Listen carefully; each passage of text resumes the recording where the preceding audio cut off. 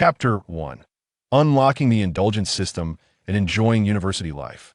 In Jiangshan University, within the confines of the male dormitory building 7, room 510, it was already 8 o'clock in the morning.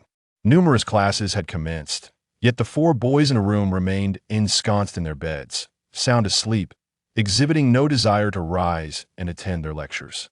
Perhaps this was an essential rite of passage for every university student. Skipping the early morning class, after enduring 3 arduous years in high school, the newfound freedom of university life made it nearly miraculous for anyone to resist the temptation to indulge. Suddenly, one of the boys jolted awake, sitting upright in bed. The unexpected voice in his head and the luminous screen before him startled Su-Bai into full alertness. Indulgence System has been successfully bound. This system aims to assist the host in enjoying a life of unrestrained freedom. Any indulgent behavior will be rewarded by the system. Furthermore, all indulgent expenditures will receive a random cashback ranging from 2 to 10 times. Note, the system operates with integrity. All earnings are of legitimate origin. Wow, is this the legendary indulgence system? Su-Bai exclaimed in delight. He then pondered whether his current act of oversleeping and skipping class could be classified as indulgence. As this thought materialized, the system chimed once more, ding, detected that the host has overslept and skipped class. Reward, cash 1,000 yuan. He hastily glanced at the SMS notification on his phone. Construction Bank, your account, ending in 8577, has received a deposit of 1,000 yuan, balance 2,200 yuan. For details on popular financial products, please click. His account, which had only held the 1,200 yuan allowance his aunt had sent him the day prior, had now doubled in an instant. A wave of indulgent thoughts washed over Su-Bai as he contemplated testing the system's credibility. He quickly dressed and dashed to the cafeteria, ordering an extravagant breakfast: spicy hot pot, fried chicken, braised duck legs, snail noodles. Such greasy fare, so early in the day, must surely qualify as indulgence, he mused. Ding! Detected that the host has overindulged in breakfast. Expenditure 43 yuan, triggering 10x cashback, 430 yuan. The bank notification chimed again on his phone. Su-Bai, come out breakfast. A voice called out to him. Turning to the direction of the sound, he saw his counselor, Xia Lin. Though she was referred to as a counselor, she had just graduated from her undergraduate program and was now pursuing her master's degree in the same field, working part-time as a counselor. Su-Bai greeted her politely. Good morning, Counselor Xia. You're having quite a feast this early. Be careful not to upset your stomach, Xia Lin advised kindly. It's fine, I'm planning to hit the gym later, so I need the energy. Understood. Enjoy your meal. I have to get back to work. Bye. Goodbye, Counselor Xia. After a brief exchange, Xia Lin left to attend to her duties. She recalled that Su-Bai's class had a political theory lesson that morning, meaning he had skipped class. Although she recognized this, she chose not to mention it. In this day and age, skipping class was quite normal for university students, provided they could maintain their performance by the end of the term. That, if one were to be honest, Xia Lin herself had skipped her fair share of classes back in her day. Her management style was relatively relaxed, and being a beautiful and amiable senior, she had earned the students' praise since the semester began. As for Su-Bai, his claim of going to the gym was merely a facade. Engaging in fitness required a level of discipline that was fundamentally at odds with the indulgence system. After a delightful meal, Su-Bai returned to his dormitory and powered on his computer. His roommates were still deep in slumber, and playing games at such a time could disturb their rest. So he opted to binge-watch a web series instead. He had accumulated a plethora of shows he wished to watch, both domestic and international, and now was the perfect opportunity. After indulging for a while, the system's notification chimed once more, ding, detected that the host is watching a show during prime study time. Such indulgence. Reward, 2,000 yuan. Paid entertainment. How delightful. Su-Bai lost himself in the narrative as time flowed serenely by, soon reaching the hour of 9. Only then did his roommates begin to stir, some preparing for their second class of the morning. As the freshman semester had just begun, most students still held some semblance of pride and chose not to skip classes that were somewhat significant. Of course, some attended merely for the chance to see their beloved crush. Wang Haoran, the roommate in the adjacent bed, had no classes scheduled. He got up, opened his laptop, and launched a certain anime game.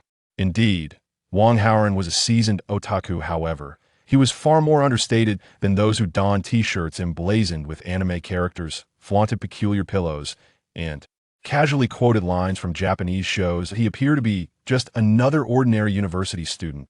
In his leisure time, he enjoyed quietly watching anime and playing games without spending a dime. He had a pleasant disposition, embodying the harmless type. Over the past month since the semester began, Subai had formed the best rapport with Wang Haoren among his roommates. The other two roommates, unfortunately, were less agreeable, often flaunting their wealth and engaging in outrageous antics that left the more sensible pair exasperated. As Subai noticed his roommates starting to awaken, he closed the web series. After tiring of the show, he decided to play some games. Logging into League of Legends, he was immediately bombarded by promotional ads for skins. Ordinarily, Subai would dismiss such advertisements without a second thought. As cosmetic items held no relevance for him, he was a student with a limited budget. He could make do with the complimentary skins provided. However, now that he had unlocked the Indulgence System, Subai's perspective shifted. If he were to purchase numerous game skins in one go, would that not also be considered indulgence? Upon receiving confirmation from the system, he selected a plethora of skins he had long desired, but had suppressed his urge to buy due to financial constraints. His bank card now boasted a total of 4,630 yuan that he aimed to spend as much as possible, for the system rewarded immediate cashback. The greater the expenditure, the more generous the return. The Supreme Punch, Soul Lotus, and a limited-time return of championship skin sheet bought them all. Ultimately, his total expenditure amounted to 4,396 yuan. Oddly enough, the figure felt rather auspicious. Ding! Detected that the host has indulged in purchasing game skins, triggering 5x cashback, 21,980 yuan. His bank balance soared to over 22,000 yuan. The speed at which he was accumulating wealth was astounding, Subai mused. Jiangxing University, a prestigious institution on the National 985 list, offered a popular computer science program. Graduates from their program often secured high-paying jobs in the tech industry, with monthly salaries rarely exceeding 22,000 yuan. Moreover, this was merely the income from one leisurely morning's escapade. With his principal amount increasing, Subai could now indulge in even more extravagant expenditures. Wealth would accumulate like a snowball, growing ever faster. Not to mention, the system indicated that with further indulgent actions, the rewards would extend beyond mere cash to luxury cars, high-end watches, villas, and even more. Extraordinary hidden features. Was this the life of a true tycoon? It seemed both divine and extravagant. Subai reveled in his excitement for a moment, but soon regained his composure, as he possessed a strong psychological fortitude. Setting aside thoughts of profit, he decided to immerse himself in the experience of his newly acquired skins in their dormitory. The layout was such that the beds were raised above desks. Wang Haoren, having stood up to stretch, inadvertently caught sight of Subai's gaming interface and was taken aback. Whoa, where did you buy so many skins, by Gu? This must total over 1,000. Yeah, I just spent a little over 4,000. Wang Haoren stared in disbelief. What on earth was happening? Subai had always been a free-to-play player, just like him. How had he suddenly transformed into a spendthrift? Subai chuckled. I confess I'm actually a rich second generation. Wait, why did you say also? Wang Haoren suddenly realized, damn, so I'm the only poor one in our dorm. Before Subai could respond, Wang Haoren grinned and scratched his head. Well, that's fine. It's actually quite good to know that you have such means. It makes sense now otherwise. Those two in our dorm are so extraordinary that they skew my perception of wealthy people. That Subai merely smiled and remained silent. Encountering foolish individuals in university dormitories is quite commonplace, especially in a nation of 14 billion people. After all, how can the diversity of the human gene pool be demonstrated without encountering a few oddities? Brother Bai, you have no idea. Last night, while you were away, Chu Mingzhi and Shui Tao got into another argument, said one of his roommates. Why? Subai inquired. It's about a woman, of course. Chu Mingzhi has a crush on a girl, and Shui Tao insists she's just pretending to be virtuous, claiming she's no different from other girls behind the scenes.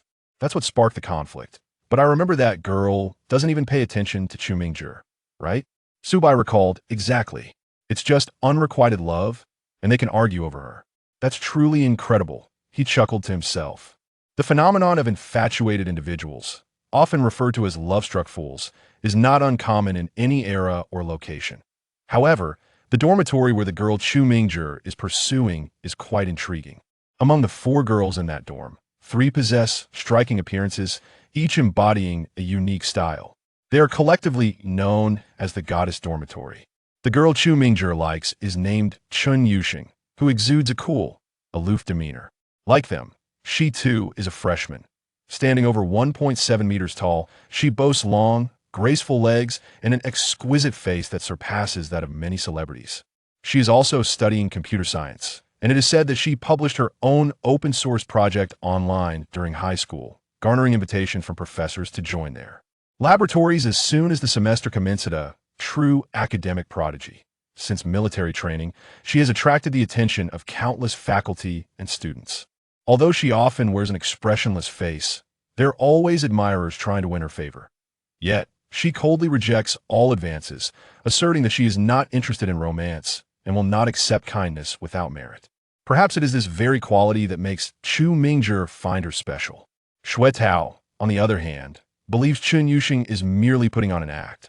This line of thinking is quite normal. Everyone has a side that remains hidden. Su Bai, however, is indifferent to the conflicts among his roommates, simply enjoying the amusement. He soon redirected his attention back to gaming. He played a match as top lane Vayne, and then another as mid lane Yasuo. The results were dismal, a combined score of 117. Is it just me, or is the silver tier in this game excessively brutal? This is unacceptable. I need to hire a booster. Without hesitation, Su Bai opened a gaming companion app. Selecting League of Legends as the game, he sorted the options by price, from highest to lowest. Opting for an exorbitantly priced companion was a form of indulgence. Upon closer inspection, he noticed that the most expensive companions were predominantly professional or former professional players. He quickly dismissed them, as they were all male, which held little appeal for him. What would be the point of hiring a male companion to play games with him? It would be far more meaningful to duo with Wang Haoran, both of them silver players embarking on their adventures. Su Bai decisively filtered the search to female companions only. The results were a delightful array of stunning, influencer-style photographs. After browsing through the selection, Su Bai settled on a companion with the ID Yuxia. Unlike others, she did not post any misleading photos. Instead, she provided a voice introduction. Her voice was enchanting, conveying a youthful quality, yet possessing an aura of sophistication that stirred the imagination. Regrettably, the young lady stated in her introduction that she did not engage in anything inappropriate, focusing solely on gaming. Her rate was 200 yuan per hour, nearing the fees of regular professional players. This raised a question: what justified her exorbitant fees? The answer was simple. Her rank was that of a grandmaster in the Korean server. Chapter 2. Monthly subscription for beautiful companions. Generous cashback. It is well known that highly skilled female gaming companions are among the rarest resources in the industry. The comments at the bottom of the page were overwhelmingly positive, praising her unparalleled skills and ability to carry players to victory, although her demeanor was noted to be somewhat aloof, with only the most basic polite exchanges. Overall, the price seemed reasonable to Su Bai. He had no qualms as long as her voice was pleasant and she could assist him. That was all he required. His ultimate goal was simply indulgence. Fortunately, Yuxia was online, so Su Bai initiated a private chat and posed a rather enigmatic question. Hello, may I inquire if you offer a monthly subscription for your services? It's just that I'm looking for a long-term companion, someone with a pleasant voice who can carry me in games. Your profile perfectly matches my needs. Oh, what are the specifics? Billing by the month, with a maximum of 2 hours per day. The exact gaming schedule can be negotiated. Sounds good, Su Bai smiled faintly. Prior to initiating the chat, he had reviewed Yuxi's order history. An average of 2 hours per day should be manageable for her. At 200 yuan per hour, that amounts to 400 yuan for 2 hours, totaling 12,000 yuan for the month. Transfer. What's this? This is the payment for the upcoming month. Shouldn't we try it out first? No need for a trial, I trust you. Let's play a game first. What if you don't like it? Trust me, I will enjoy it. Regardless, I won't be requesting a refund. This amount is trivial for me. Oh, transfer accepted. At that moment, Su Bai's system chimed. Ding! Monthly subscription for a beautiful gaming companion detected. Expenditure of 12,000 yuan. Triggering triple cashback. Reward 36,000 yuan. Subtracting the payment cost, he effectively earned 24,000 yuan. With a sense of satisfaction, Su Bai logged into the game and added Yuxia as a friend. They connected through the companion app's voice feature. Hello, her cool, elegant voice was exactly as he expected. Hello, shall we start rank matches? Subai suggested. She was indeed quite aloof, but that was fine as long as she could carry him. Subai found her icy tone strangely appealing. Then, they entered the ranked matchmaking interface, where he encountered an embarrassing issue. Yushi's account rank was Platinum 2. According to the rules, Silver tier players can team up with those in Iron, Bronze, Silver, and Gold ranks. Platinum is a tier above Gold, which meant it was evident that Yushi's account was merely a secondary one for providing companionship. However, they still could not queue together. Is this world ever going to be fair? Silver players have their dignity too. Perhaps sensing the awkwardness, silence enveloped the voice chat. After a few seconds, Yushia suddenly remarked, I just remembered, I have a Gold secondary account. Please hold on while I switch. Go ahead. 2 minutes later, Subai added her Gold account. This one can queue together. I didn't realize your rank was so low. Sorry, did I offend you? I'm not very good with words. If I upset you, feel free to let me know. It's fine, I have a good mindset.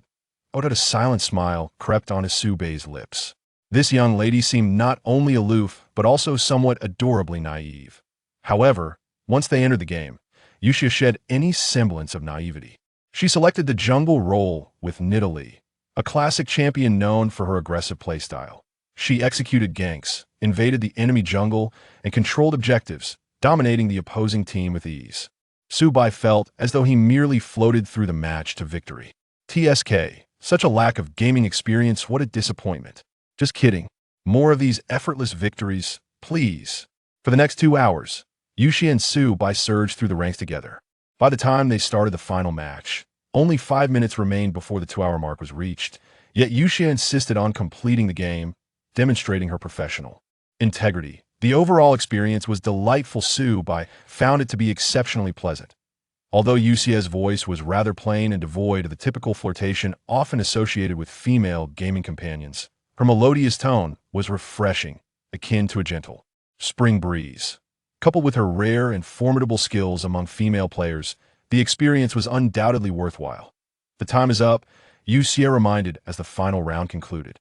It was enjoyable today, let's continue tomorrow, and I will reach out to you then.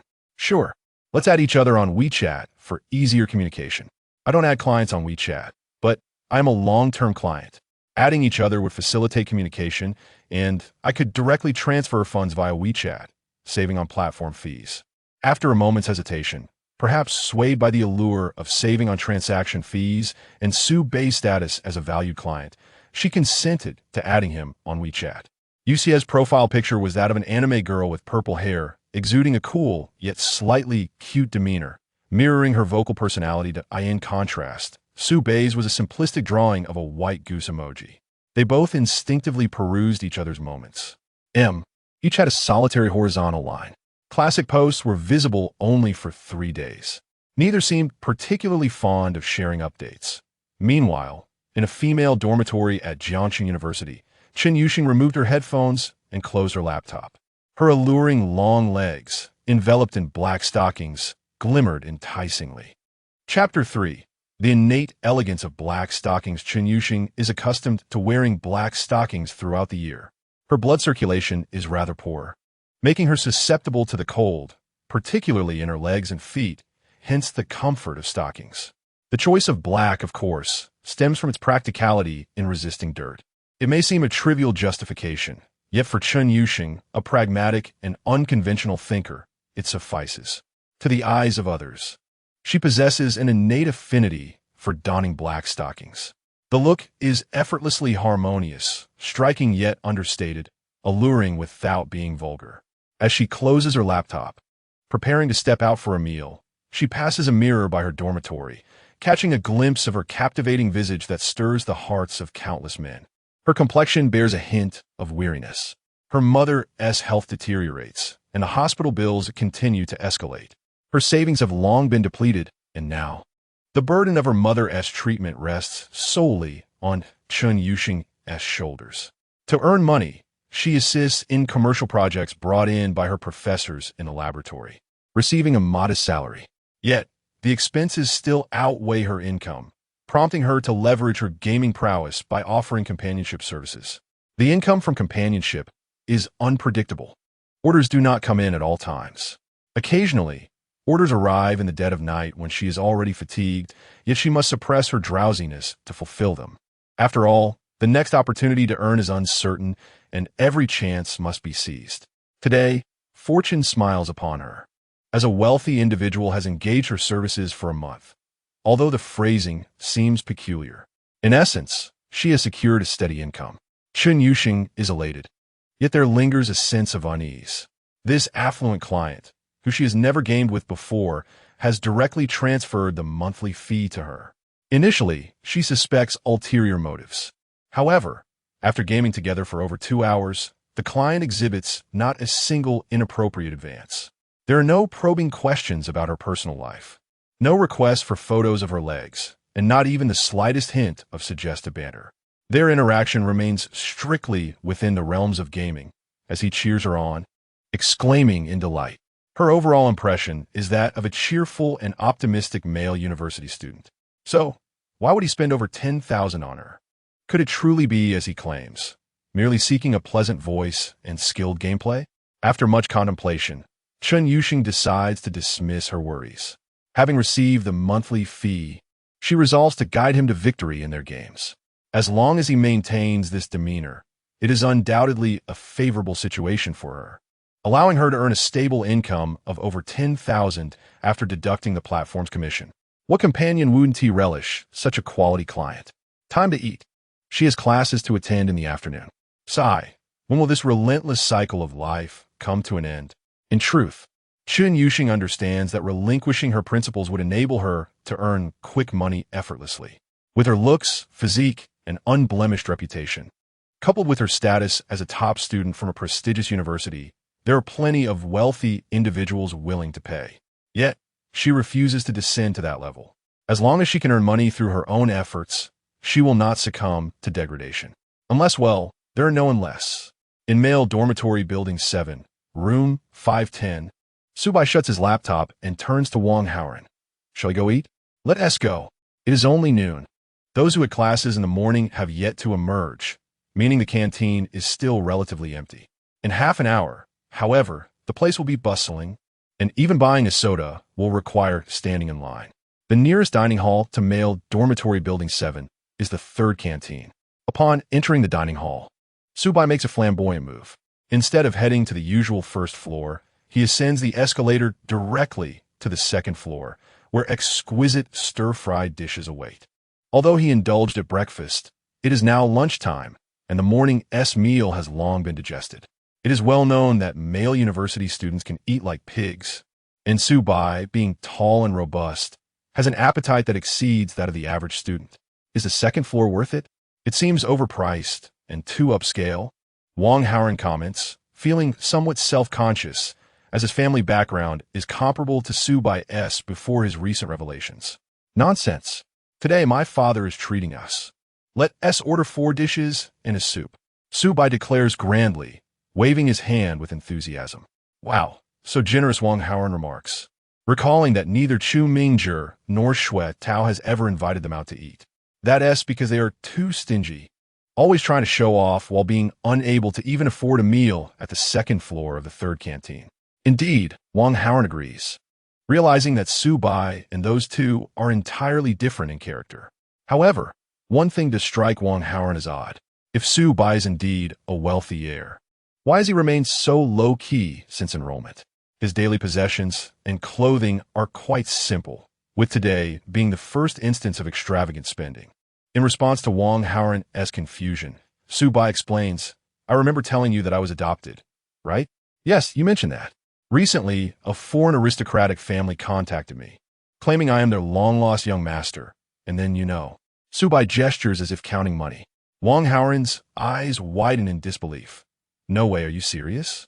This isn't some TikTok skit, is it? I'm serious, no joke. Of course, keep it under wraps. I prefer to remain low-key. Got it. Wang Haoran expresses envy for a moment, but quickly reconciles with the situation. Such fortuitous happenings are purely a matter of fate. Subai is simply lucky, and as his friend, he can bask in the glow of this good fortune. At the dining table, the two order a hearty meal of 4 dishes, braised fish, cumin lamb, chicken stew with mushrooms, and shrimp with chives, complemented by a carrot and corn rib soup. These are all familiar home-style dishes, yet they far surpass the unpalatable offerings of the first-floor canteen.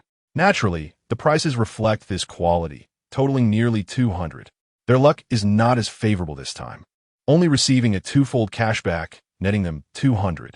However, this is still acceptable, as their previous cashback had been exceedingly generous, raising Su Bai's expectations. In the afternoon, they plan to explore more indulgent spending opportunities. Su Bai and Wang Haoran relish their meal, patting their full bellies as they return to the dormitory. Upon entering, they find Chu Mingzhi and Shui Tao engaged in a debate. The facts are clear. Everyone in the computer science department knows that the project personally brought in by Professor Luo is assigned to Chen Yuxing. She earns at least several thousand a month. She is certainly not short on money. Chu Mingzhi passionately defends his goddess, radiating pride as he extols Chen Yuxing's accomplishments. Why are you so proud? It's not like the professor values you. Shui Tao counters.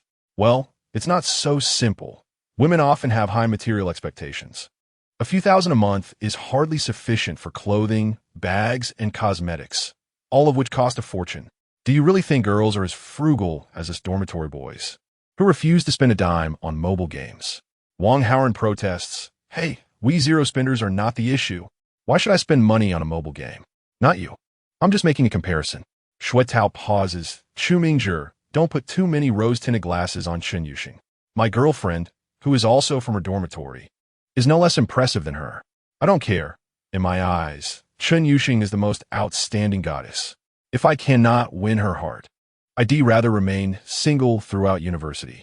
Chu Mingzhi proclaims with fervor, exuding an almost sanctified glow. Wow, you're truly clinging to a lost cause. She doesn't even acknowledge you, yet you're here, holding on to your chastity? Shui Tao scoffs. The rejections I face are merely minor setbacks on the road to success. A man of true taste ought to admire Chen Yuxing. Only those lacking in prowess would settle for less. Who are you being so sarcastic towards? Shui Tao seethed with anger. Indeed, his genuine affection lay with another within the goddess dormitory, yet her admirers were countless. Aware of his own limitations, Shui Tao reluctantly pursued the only girl of ordinary appearance, Yuan, in the dormitory. However, this so-called ordinariness was merely in comparison to her roommates. Among the broader female populace, she was undoubtedly a beauty, possessing considerable charm. It had barely been a month since the semester commenced, and several classmates had already found partners. His allure was truly exceptional. How could the insipid Chu Mingzhi dare to mock him? And as for taste, he incessantly prattled on about it, looking down on those from other locales simply because he hailed from the metropolis. Shui Tao was a local from Jiangcheng, a resident of a relocated household. His family owned 4 properties, garnering a substantial rental income each month. He received a monthly allowance of at least 10,000 yuan, and at the start of the semester, they had gifted him a brand new Magotan, a 20,000 yuan joint venture sedan. How many freshmen could boast such a vehicle? As for the quarrel between his roommates, Su Bai observed with a detached demeanor, purely a spectator. He envisioned a classic move and the infectious voice of a certain abstract streamer. He Yi versus locals. Do you know? Watching Chu Mingzhi and Shui Tao bicker endlessly, Su Bai finally interjected, urging them to take their argument to the corridor as he wished to take a nap. Su Bai, settle this for us. What do you think of Chen Yuxing? Shui Tao insisted, unwilling to relent. Yes, let Su Bai weigh in, Chu Mingzhi added, equally obstinate. Su Bai yawned lazily, not in the mood to discuss. I overindulged at lunch and feel drowsy. He covered himself with a blanket and promptly fell asleep. He had no desire to engage in their trivial disputes. Instead, he preferred to conserve his energy and contemplate how to indulge himself later in the afternoon. Chapter 4. The Apple Store. A sanctuary for cashback. Upon witnessing Su Bai's refusal to engage in critiques, Shui Tao and Chu Mingzhi momentarily conceded defeat. Their intention in seeking Su Bai's opinion was simply to assert their superiority. After all, they considered themselves the most outstanding individuals in their dormitory and even within their class. Their concern for Su Bai's perspective, despite his humble background, dressed in items from Taobao and wearing domestically produced shoes worth a mere 100 yuan, less than the cost of one of Chu Mingzhi's underwear, was perplexing. Yet, standing tall at 185 meters with striking features. Even the two affluent young men had to concede that Su Bai was undeniably the heartthrob of the class. However, his demeanor often seemed too indifferent, rendering him almost invisible in class interactions. At times, he appeared excessively aloof, as evidenced earlier when he seemed indifferent to their rivalry. When the time comes for him to pursue a romantic relationship, he might struggle to find someone as appealing as Lu Yuan. In today's world, many girls are quite pragmatic, prioritizing not just good looks, but also financial stability. For instance, Xue Tao, a local from Jiangsheng, came from a family with 4 properties and had been driving a Magotan since his freshman year, which undoubtedly facilitated his swift transition into a relationship. In contrast, Su Bai, rumored to be from a financially struggling family, likely could never afford such luxuries. As Xue Tao mused over this, he picked up his phone and joyfully chatted with his girlfriend, feeling triumphant in his relationship status, unlike his single peers. In the afternoon, Su Bai awoke from a refreshing nap. Noticing the time, he realized he had over half an hour before his university physics experiment began. He decided to take a stroll before heading to class. Jiangxing University, expansive in its layout, occupies a significant portion of the city, with several campuses. Some humorously claim that the city is essentially built around the university. Consequently, numerous commercial facilities are available on campus, including supermarkets, snack streets, cafes, and even establishments for playing murder mystery games. As Su Bai wandered along the street, he stumbled upon an Apple store. Ah, Apple, what makes it so appealing? Perhaps its exorbitantly priced devices. Intrigued, Su Bai entered the store and picked up the latest flagship phone on display, the iPhone 16 Pro Max with 1 terabyte of storage. Priced at an official rate of 13,299 yuan. Confirming the system, he realized that such an extravagant purchase was indeed a splurge for a university student. With domestic brands rising in popularity, affordable phones priced around 2,000 yuan could easily fulfill daily needs and even handle gaming competently. Nonetheless, Su Bai was determined to indulge, sacrificing his cost-effective Redmi phone for the extravagant flagship. Opting for the titanium metal color, which exuded a sense of quality, Su Bai made the purchase and held his breath, awaiting the cashback. Ding! Detected indulgent spending of 13,299 yuan, triggering 6-fold cashback. 794 yuan. Fortune smiled upon him. Su Bai quietly clenched his fist.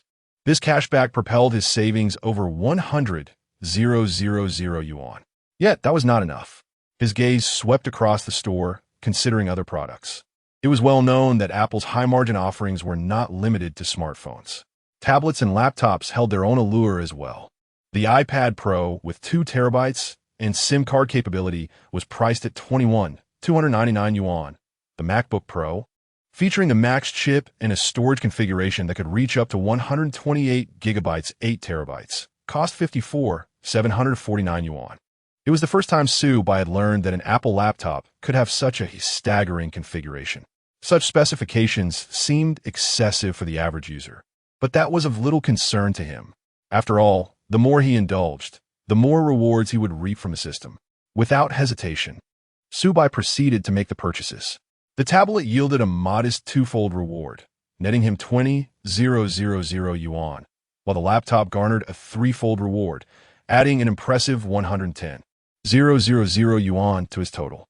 By the end of his shopping spree, his savings had soared past 200,000 yuan. This Apple store was truly a haven for accumulating rewards. Su Bai mused. Not only were the items expensive, but they were also practical for university students, aligning perfectly with the system's definition of indulgence. Having sold nearly 100,000 yuan worth of merchandise in one go, the staff members were ecstatic, gathering around Su Bai to assist him in activating his devices.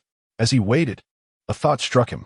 System, if I may inquire, the consequences of my indulgent behavior are solely my responsibility, correct? Dear host, that is not the case. The system will automatically alleviate any negative effects of your indulgence. For instance, if you indulge in sleeping in and neglect exercise, your health will not deteriorate. Rather, You will simply enjoy the benefits of being well-rested. Similarly, if you overeat, your body will not suffer. The system will assist in digestion, nutrient absorption, and toxin elimination. Hearing this, Subai felt a surge of happiness and pressed on. What if I skip class? Dear host, you will automatically acquire the knowledge imparted in that class. Really? So if I skip all my required classes, won't I ace the final exams? The system was indeed quite impressive. Subai's thoughts raced as he recalled the morning's ideological politics class. The teacher's lively demeanor still lingered in his mind, sharing anecdotes about recent political events and her daughter's adventures while studying in the United States. Well, skipping that class was fine by him. Useless knowledge. Be gone from my mind. At that moment, a salesperson interrupted Subai's thoughts. Excuse me, your devices have all been activated. Would you like to purchase an extended warranty? No, thank you, Subai replied decisively. If something broke, he would simply buy a new one. Who would forego rewards? All right, please add me on WeChat for any future assistance. By the way, you're a student at Jiangxing University, right? Yes. Subai found it peculiar and redirected his attention from the system to the young lady before him. She appeared to be a recent graduate. Her cheeks flushed under his gaze. Adding him on WeChat under the pretense of after-sale service might have other implications as well. Working as a salesperson in an Apple store, she had encountered many affluent customers, but few, like Subai, spent without a second thought, splurging on top-tier products in mere minutes. Coupled with his height and good looks, the salesgirl found herself quite taken by him. As a fellow Jiangxing University student, she anticipated future encounters. With a wistful gaze, she watched Subai depart, while he promptly set her WeChat to do not disturb. Although she was attractive, he felt she fell short of his standards. With his newfound god of wealth system, he was now in a position to be choosy. After a day of extravagant shopping, he arrived at the experimental building just in time for class. Honestly, why did the computer science department offer a physics experiment course? It seemed completely unrelated, but he decided not to dwell on it. In truth, he was quite curious about the experimental equipment, having attended a rather impoverished high school where the laboratory was virtually non-existent, leaving him devoid of any real hands-on experience. He signed in with the substitute teacher and took a seat in his assigned spot. I still have to wait a while before class begins. I'll play on my tablet for a bit. I must admit, the display quality of Apple devices is truly exceptional. Subai logged into a certain online marketplace to explore the latest popular desktop configurations. Just moments ago, a new idea struck him. Although Apple laptops are high-end, they are not suited for gaming. Thus, purchasing a desktop specifically for gaming seems a reasonable indulgence. He promptly selected a premium esports brand, ROG, colloquially known as the Eye of the Badger, a cherished name among countless computer enthusiasts. With all the upgrades selected, he glanced at the price, over $80,000. Not bad. This purchase could yield a profit of at least $80,000. After all, their SA guaranteed double cashback offer. Just as Subai was about to place his order, a vaguely familiar, aloof voice interrupted him. Don't buy that one. It's a trap for the unwary. Chapter 5. The black-stockinged academic overachiever's secret. Subai looked up and was momentarily taken aback. Before him stood a strikingly exquisite beauty, a tall and slender girl with long, straight black hair, dressed in a simple t-shirt and a chiffon long skirt, revealing a glimpse of her black stockings and delicate leather shoes.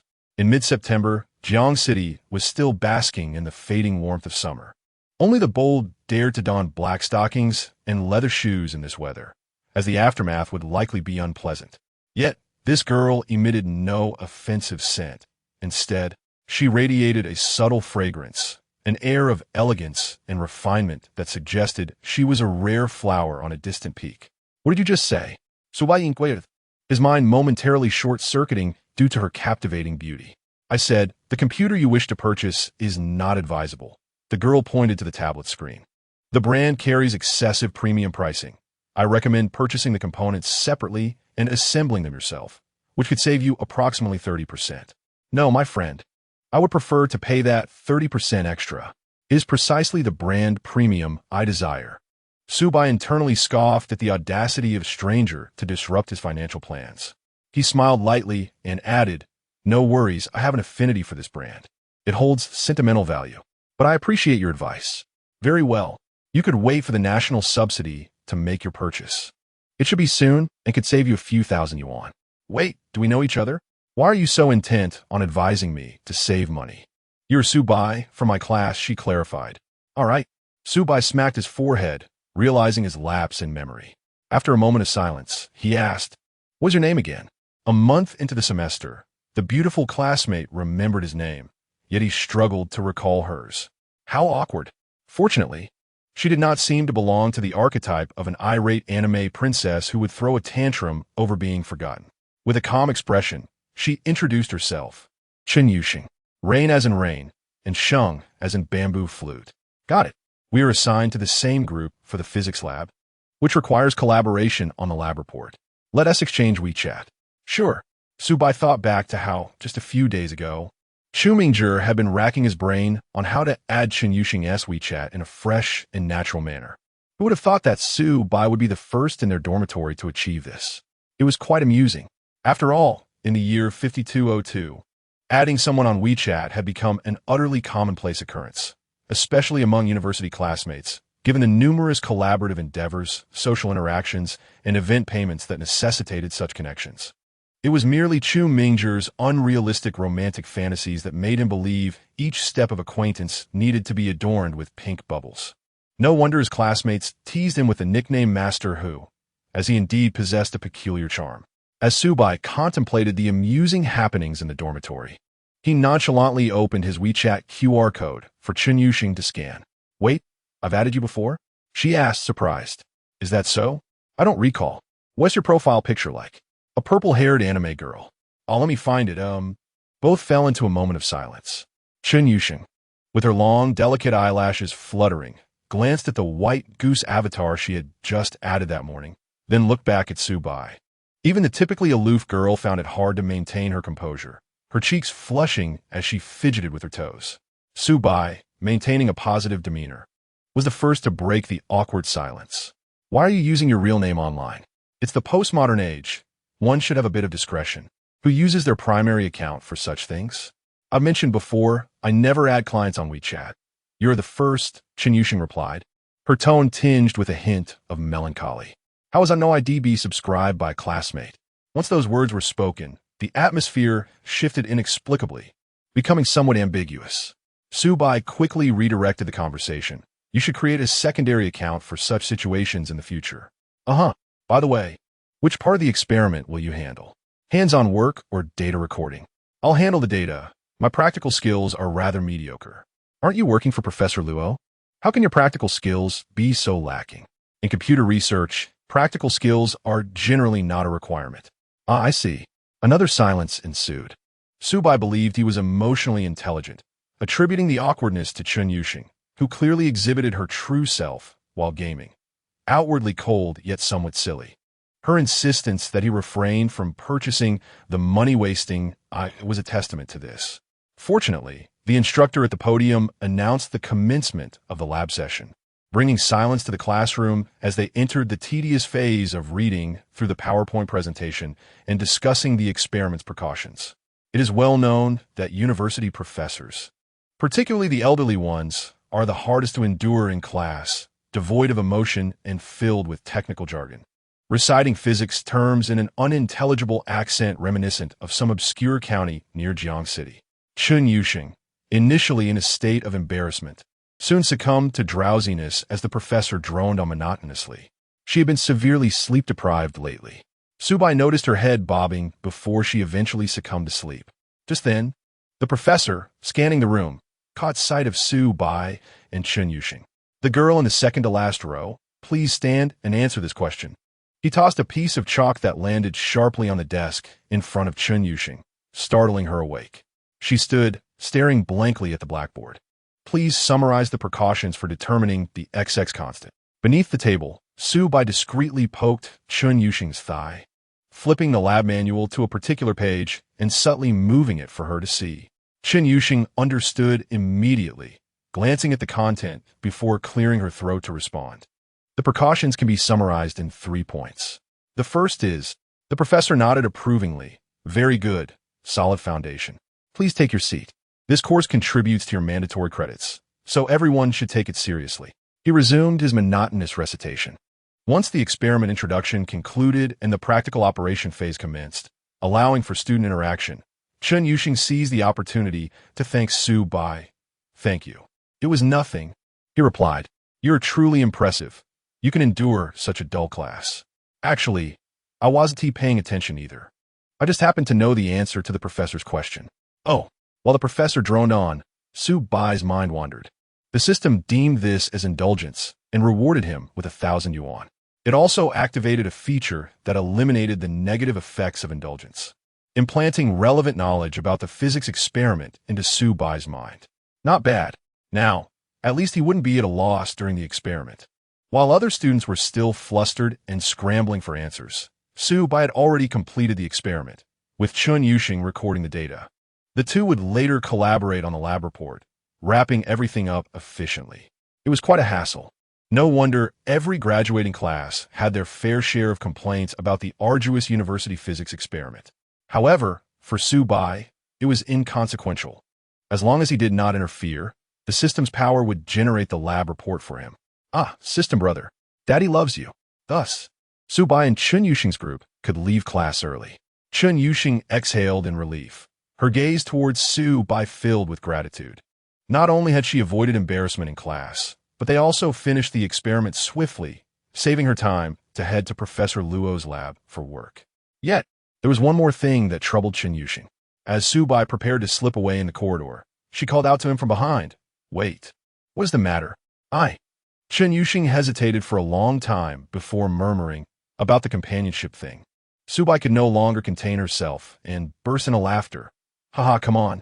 You can't possibly think I'm the kind of person who would say, 'You would want your classmates to know you are doing companionship, Miss Chun, right?' Rest assured, I'm not the type to gossip indiscriminately. I shall certainly keep your secret, as is my duty as a client." "Thank you." After a pause, Chun Yuxing, still feeling uneasy, asked, "Really?" Su Bai responded with a hint of exasperation. "Do you really need to beg me on your knees for reassurance? Please, I implore you. Don't tell anyone. I can do anything."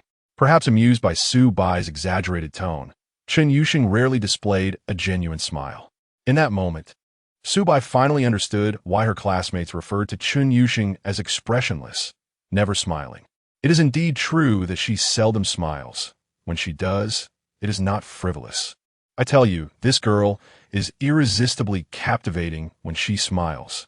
However, while Su Bai was momentarily incapacitated by her dazzling charm, Chun Yuxing keenly detected a familiar scent emanating from Su Bai. A kinship, perhaps? Chun Yuxing was not entirely certain, but her impression of Su Bai, formed from their interactions both online and offline, was quite favorable.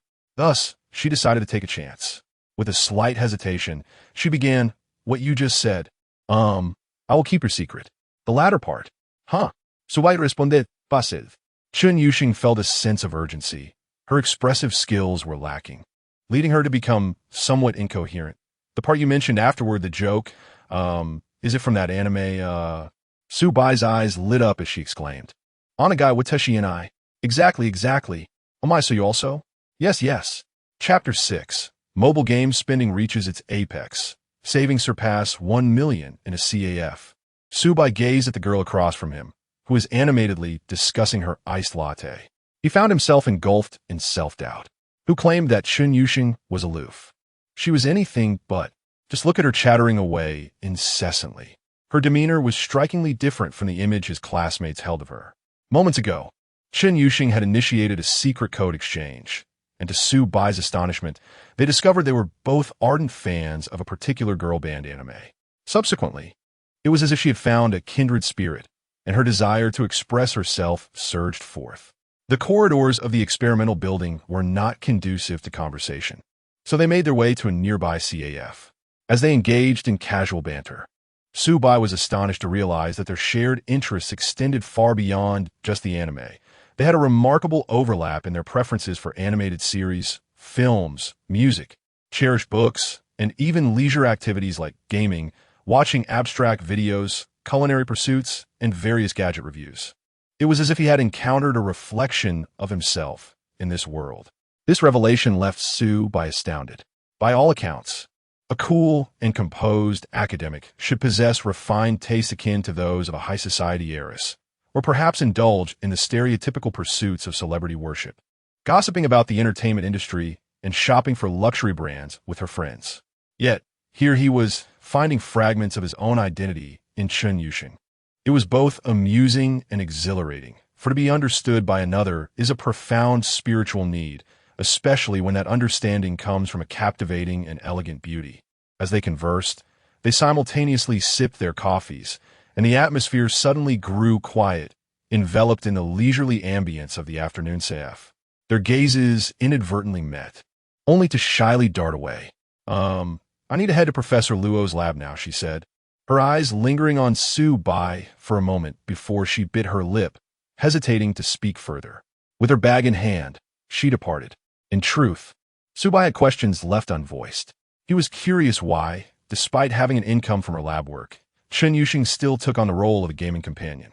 It wasn't a matter of disparaging that line of work. It just seemed that a typical university girl shouldn't need to exhaust herself like that. It appeared that Chun Yusheng was in dire need of funds. He decided to let it rest for now, as it might be a personal matter she wasn't willing to share.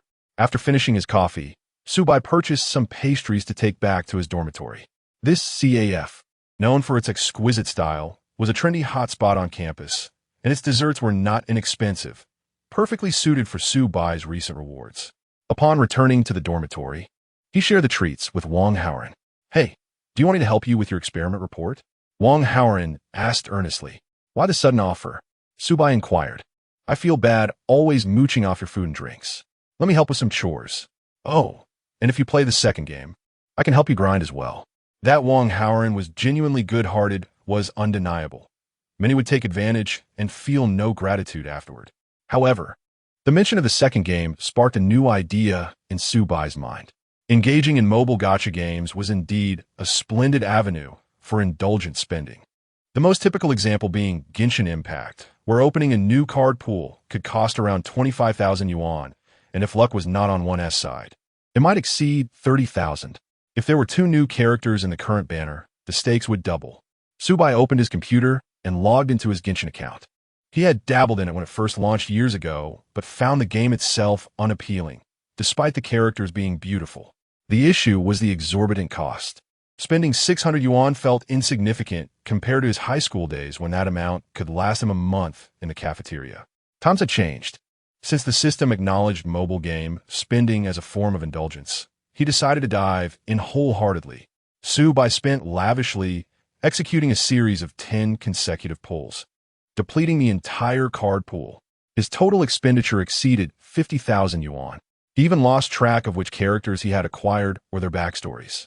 It mattered not. What was important was that the system triggered an 8-fold cashback, 400,000 yuan. Wang Haoren was left in awe. He had long heard tales of the wealthy indulging in mobile games, spending money as if it were second nature. Yet witnessing it firsthand was an entirely different experience. It felt as though he was observing 2 distinct games, one played by those who meticulously saved resources and another by those who simply splurged. Hey, does that overseas wealthy family still need a young master? Can I join? Wang Haoren jested. Forget it. This isn't a matchmaking hall, Su Bai retorted, logging out and sending his account details to Wang Haoren. After I'm done, could you help me with the game? I haven't played in ages, and I've lost track of the main storyline. Wait, aren't you going to experience the characters you just pulled? Su Bai shrugged. Experience? I've already quit. I can't be bothered with the new mechanics. Just watching you play is enough for me. Ah, if you won't mind, I would gladly call you father, Wang Haoren exclaimed, to which Su Bai laughed and sent him away, returning to his computer. Suddenly, a thought struck him. Wait, isn't there another 2 gacha games from that company? Wang Haoren's eyes lit up. Yes, indeed. Half an hour later, Wang Haoren was operating 2 windows simultaneously on his computer, managing Genshin Impact and another game, while also running a 3rd game on his phone. The fluidity of his multitasking left Su Bai astounded. Wow, you seem naturally inclined for this. He marveled. Wang Haoren humbly replied, I'm just familiar with the mechanics of these types of games. It's not too difficult. I did some grinding work during the summer, and this computer was purchased with the earnings. Impressive. Su Bai contemplated the possibility of establishing an online gaming studio. letting Wang Haoren manage it while using his own funded accounts. This way, he would be fulfilling the indulgence requirement without merely wasting money. After all, he was hiring someone for grinding rather than just paying to play. But that was a matter for another day. For now, he would have Wang Haoren handle the grinding for the 3 games. It was a mutual assistance arrangement between roommates, and, for Wang Haoren, having access to top-tier accounts would be a delightful experience. With the indulgence spending across the 3 games, Su Bai's savings had surpassed 1 million. In his view, the status of Apple as the cashback haven had been supplanted by the mobile gacha games, as devices could be used for a long time, while card pools updated within a month. For Su Bai, this represented a steady cash flow, remarkably simple and effortless. He merely needed to fund his friend to grind. After a few reminders, Su Bai instructed Wang Haoren, "Remember to inform me when the card pools update so I can invest again." "Do we need to fully indulge in every card pool?" Wang Haoren asked. "Absolutely. It must be fully indulged." This was the essence of true wealth, spending money with carefree abandon. Notably, Su Bai remained low-key, eschewing ostentation, completely devoid of the airs of the wealthy. In stark contrast, his 2 other dorm mates, local and Shanghai-born, fell woefully short. Wang Haoren couldn't help but reflect. Ding! Host's savings have exceeded 1 million. Reward: 1 luxury car lottery ticket. Please continue to strive for indulgence. A luxury car lottery ticket? Not too shabby. The urban area of Jiang City is quite expansive, and the public transportation system is not as convenient as that of first-tier cities. Having a vehicle is indeed advantageous, as taking a taxi can feel somewhat restrictive. Su Bai summoned the system to examine the details of the lottery tickets. Chapter 7. Driving a Mercedes GLE in freshman year. Senior sister envious, as the name suggests. After using the luxury car lottery ticket, the system randomly selects a luxury vehicle price between 300,000 to 3 million yuan, which will be legally and compliantly delivered to Su Bai. The more expensive the car, the lower the probability of winning, akin to the mechanics of mobile game gacha. Rare limited edition sports cars have an exceedingly low chance of being drawn. Su Bai, not particularly knowledgeable about cars, being an ordinary person, only recognizes luxury brands at the level of Mercedes, BMW, and Audi. Optimistically, he thinks that the worst he could draw would be a car worth 300,000 yuan, which is already considered a good vehicle by the general public. It would certainly suffice for daily use. After all, as a freshman, there's no need to be ostentatious. The lottery. The colorful wheel spins rapidly before gradually decelerating, ultimately stopping in a relatively narrow segment. Su Bai's heart leaps with joy. This signifies that he has at least not drawn the worst option. Congratulations, host. You have won a Mercedes GLE 450 4MATIC luxury model in black, with an official guide price of 880,000 yuan. Gazing at the holographic projection of the vehicle on the interface, Su Bai feels immense satisfaction. A black mid-sized SUV. Its appearance exudes a blend of business-like elegance, stability, and dominance, radiating a sense of luxury. Equipped with a 2.5T high-powered engine and a 48V mild hybrid system, it promises comfort during daily drives and ample power under extreme conditions. Most importantly, it offers generous space, perfect for outings with girls. Mercedes has truly come to know the illustrious Su Bai. Before long, a friend request from a man with a suit profile picture appears on Su Bai's WeChat. Manager Gua. Hello, Mr. Su. I am Gua Yuanhang, the sales manager of the Mercedes 4S dealership in Jiangxing University District. You can call me Xiao Gua. Su Paida Bai. Hello, Manager Gua. Your reserved vehicle is ready for collection at your convenience. We will assign one of our star sales representatives to assist you throughout the process. When would you like to arrange a time? Su Paida Bai. Tomorrow morning, around 9:30. I'll come right after class. Tomorrow starts with an 8 a.m. lecture. In theory, Su Bai could skip it and enjoy a leisurely morning in the dormitory, earning a system reward of 1,000 yuan and knowledge infusion. However, this is not a feasible option, as the morning class is taught by a notably stern middle-aged female instructor known as the Extinction Teacher, one of the 4 notorious professors in the computer science department. Attending her class means a high likelihood of failing and facing a re-examination. Furthermore, attendance is strictly enforced, with even short breaks requiring check-ins. Truly excessive. The good news is that among the week's classes, only Thursday mornings involve enduring the extinction teacher's torment. The other mornings either have no classes or are skip-friendly, since learning that the system would eliminate the negative effects of indulgence. Subai has devised a strategy for his 4 years of university. Mandatory classes are to be skipped, while elective classes are absolutely to be avoided. On the other end of the conversation, Manager Gui stares at the incoming message in disbelief. A student? It dawns on him that this Mr. Su, who reserved the top-tier GLE, is still a student. He hadn't noticed before while handling customer paperwork. Now, he can't help but marvel.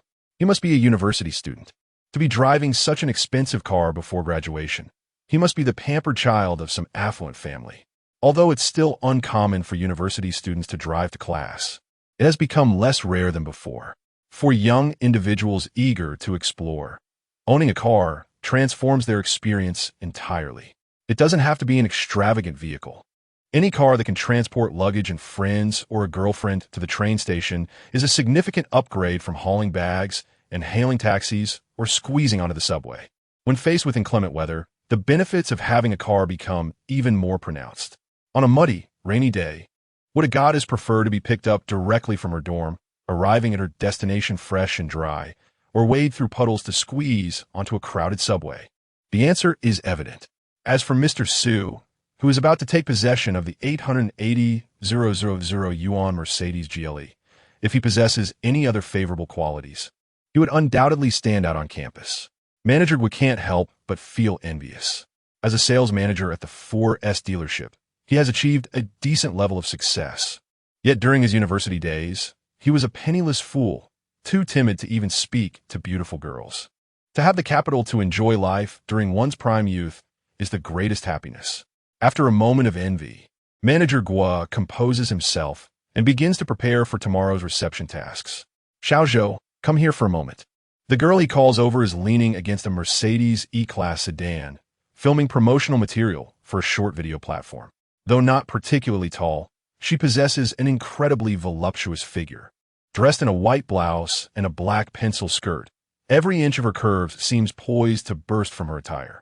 Her stunning legs are a striking contrast to the usual skinny models, appearing as a formidable weapon of allure. Her bosom, at a glance, appears to be at least a D cup. With a captivating appearance that resembles a temptress, her name is Zhou Jialu. Having just interned at this 4S dealership for a few months, she has already become the most popular sales representative. Her youthful beauty serves as a solid foundation for her popularity, but she does not solely rely on her looks to achieve results.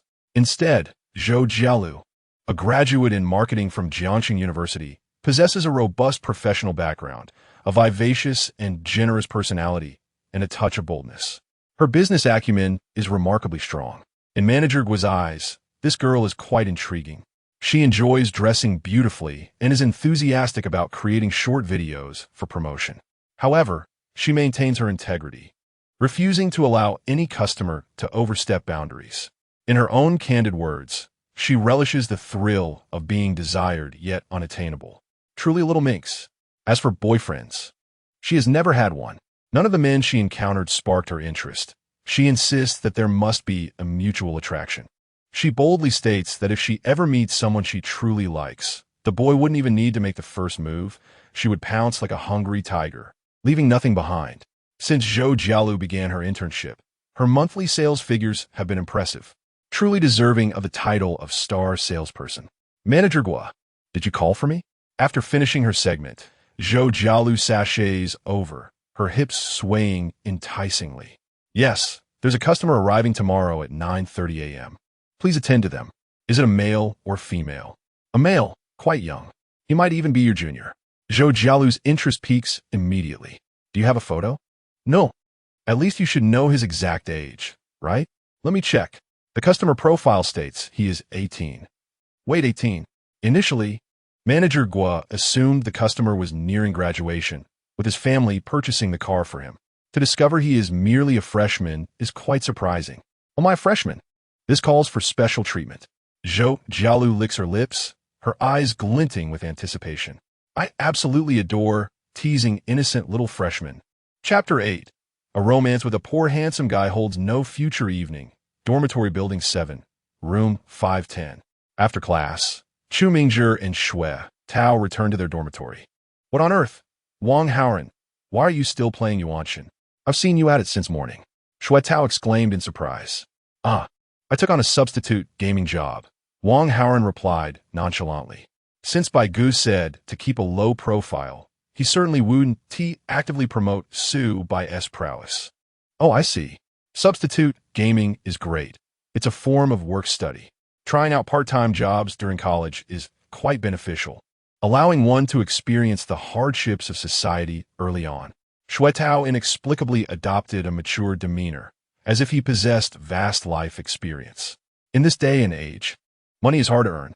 We, from 985 universities, consider ourselves the elite, only to realize after graduation that even among highly educated groups, the income from working is just average, far inferior to income generated from assets. Indeed, not as good as your four properties, Chu Mingzhi quipped sarcastically. You bastard. Chu Mingzhi retorted. In reality, when discerning quality women, they not only assess a man's wealth, but also his inherent abilities.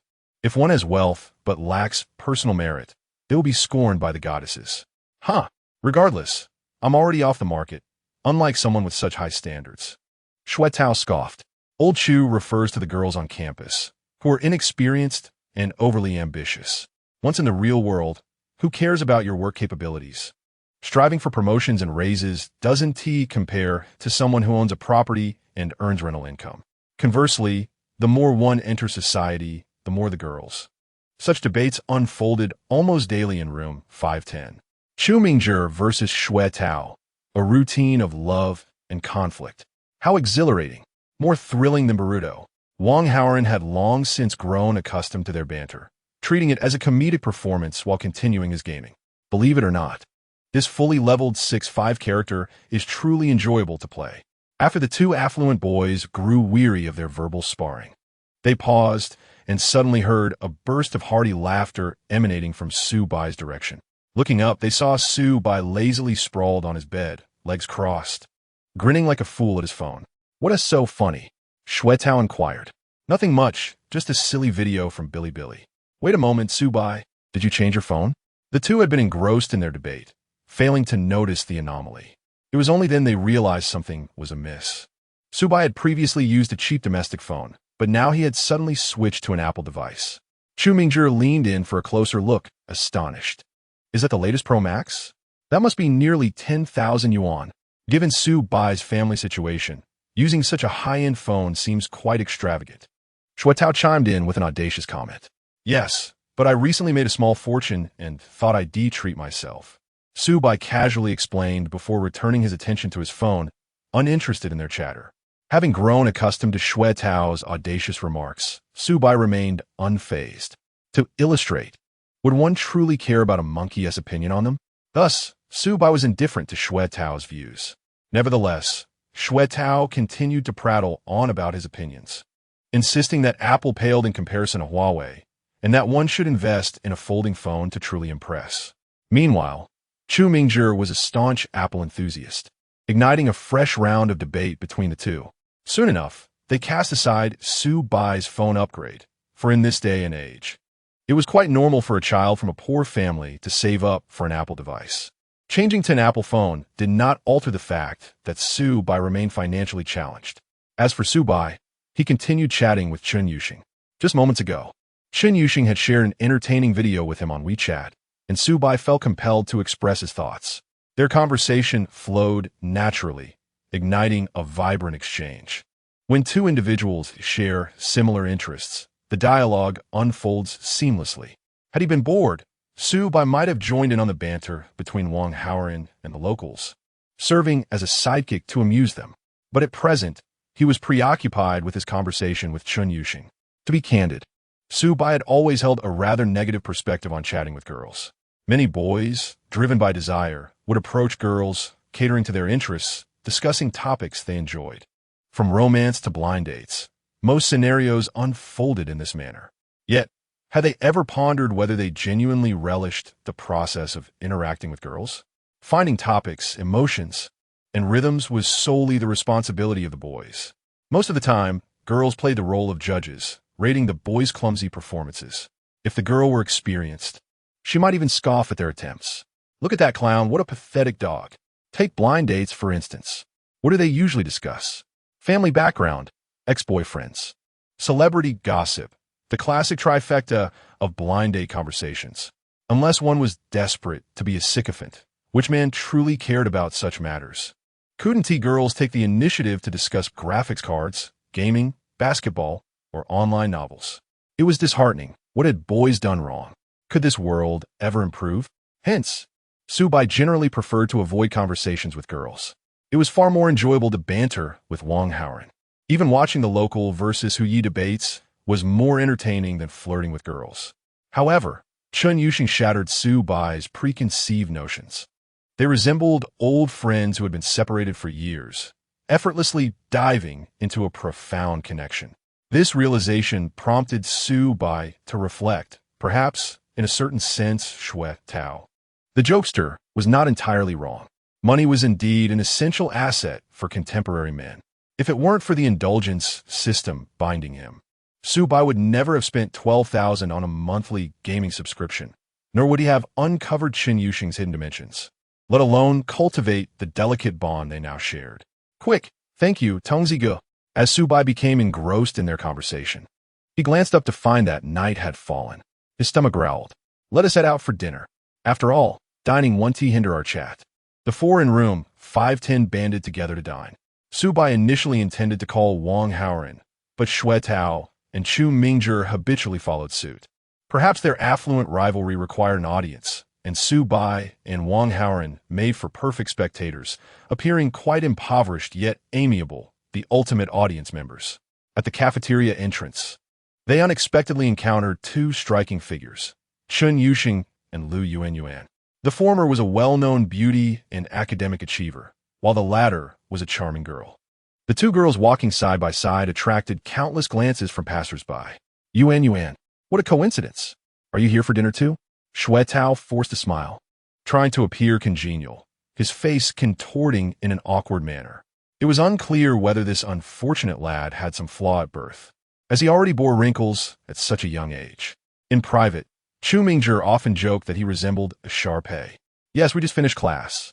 Indeed, we just wrapped up as well, haha. Xue Tao chuckled foolishly, scratching his head. He always felt nervous in front of girls, especially with both Lu Yuan and Chun Yuxing present. Deep down, he understood that compared to Chun Yuxing, Lu Yuan was insignificant. However, the girl exuded an air of aloofness, coupled with her impressive academic prowess, often looking at others with a gaze that suggested disdain, though it was merely her resting face. Xue Tao felt hopeless about pursuing her, knowing he stood little chance. His eyes couldn't help but glance at Chun Yuxing. She was truly beautiful, akin to a lotus hidden in a deep valley. Had he owned not 4 properties, but 8, perhaps he would have mustered the courage to try.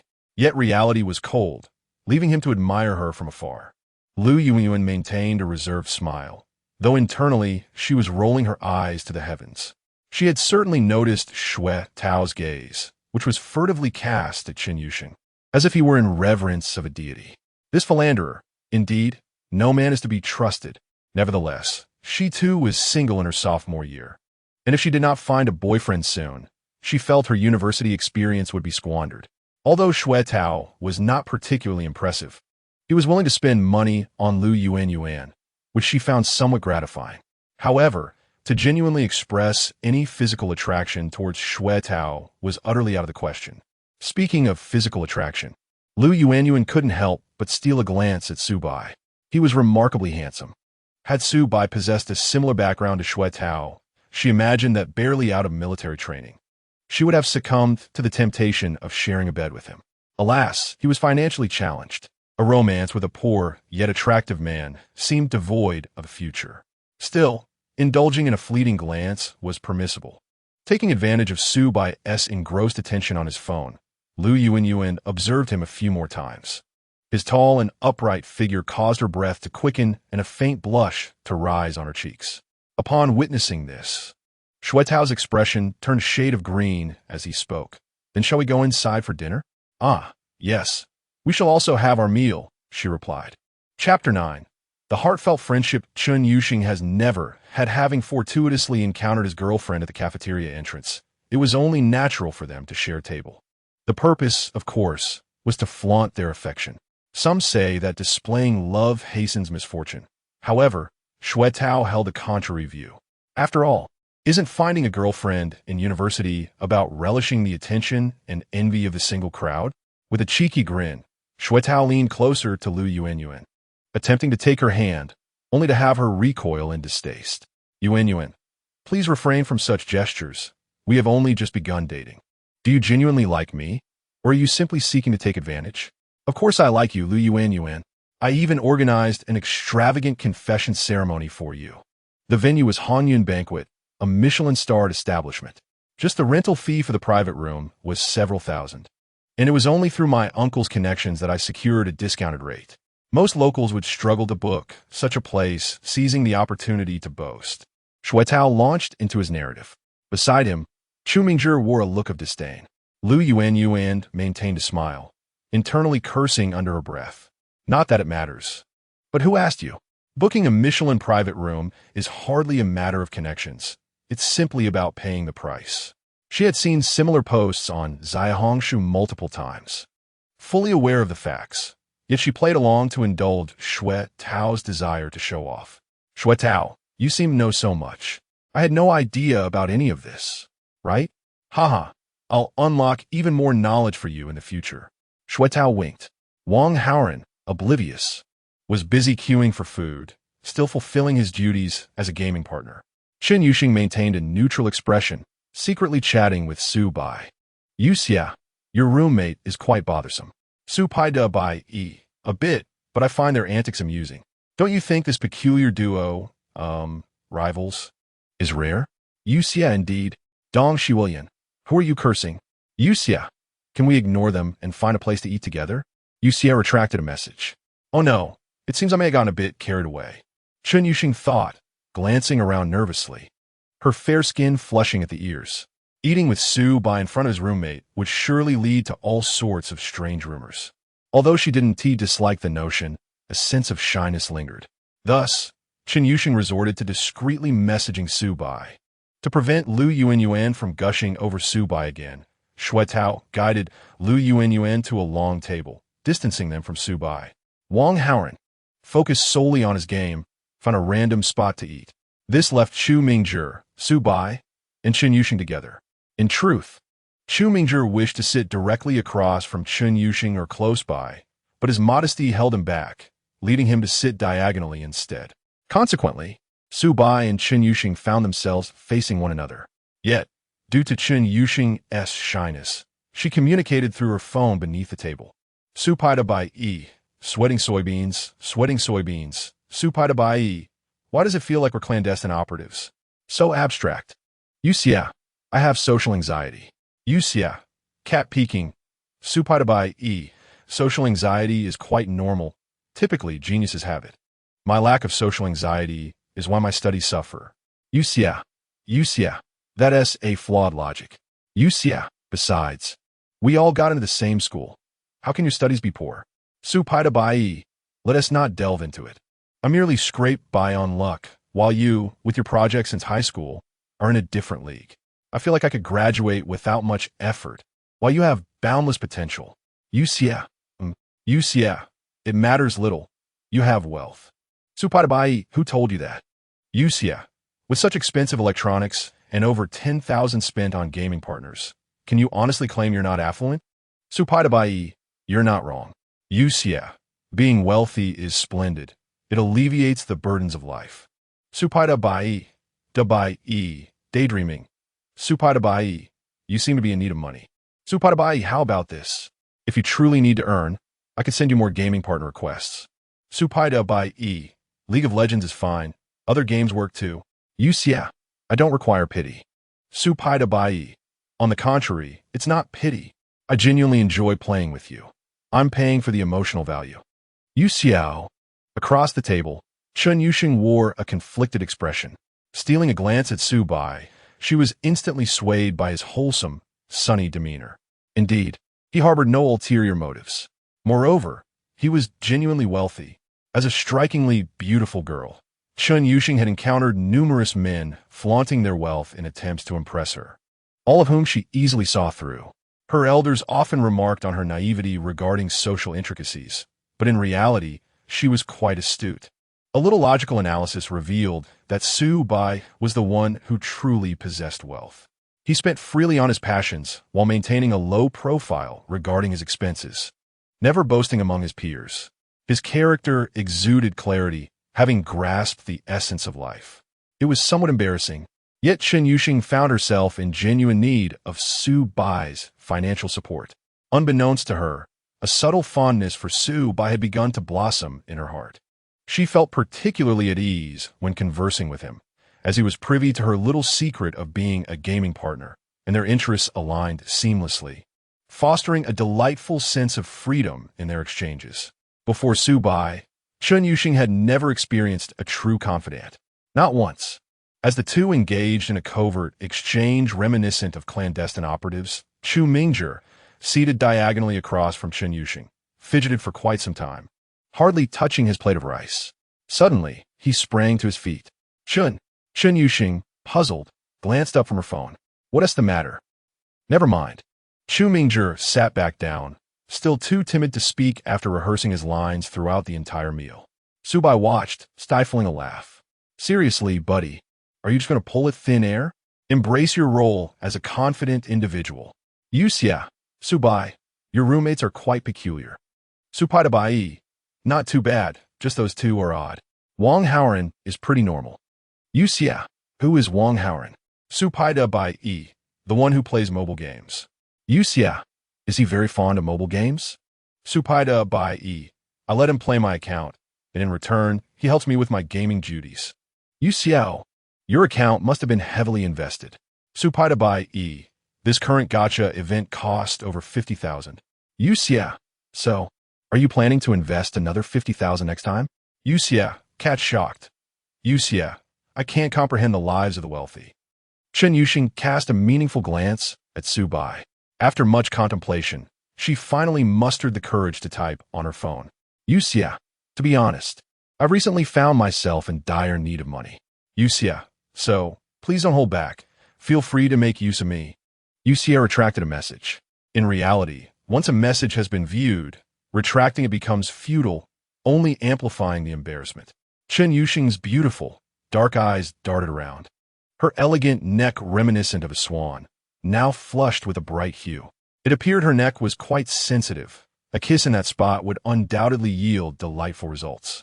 A rather inappropriate thought inexplicably popped into Su Bai's mind. Swallowing hard, I could not help but feel a slight flush of warmth. Oh, what a dreadful thought. You are truly abominable. Chapter 10.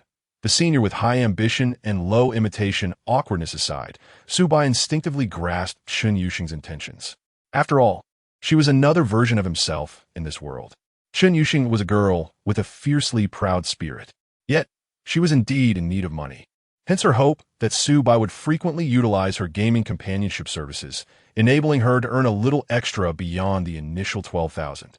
It was genuinely touching.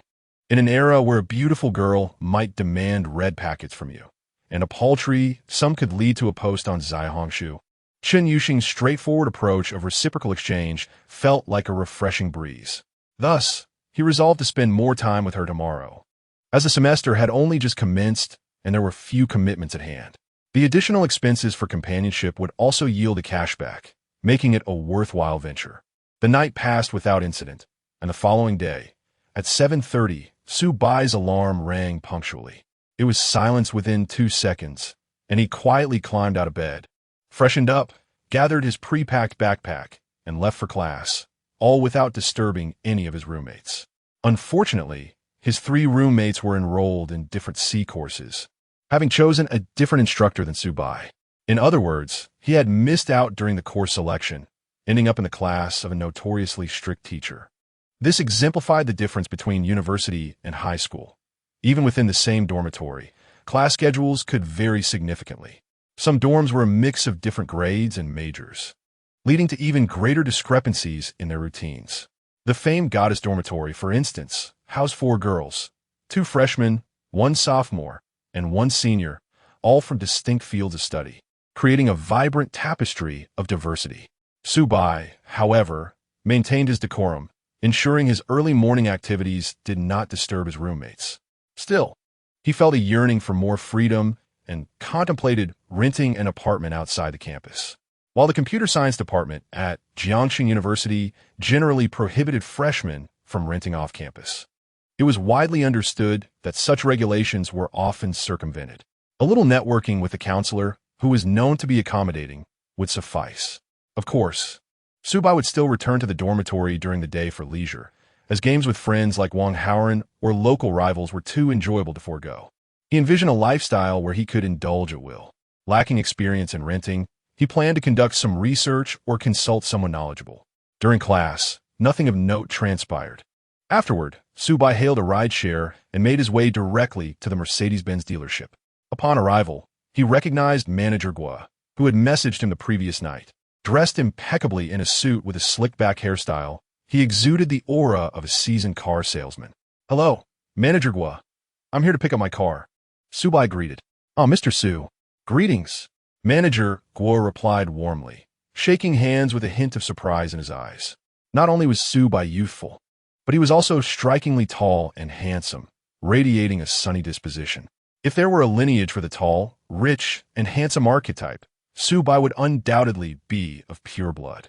The fact that he donned unremarkable attire and carried a well-worn canvas bag was overlooked by Manager Guo.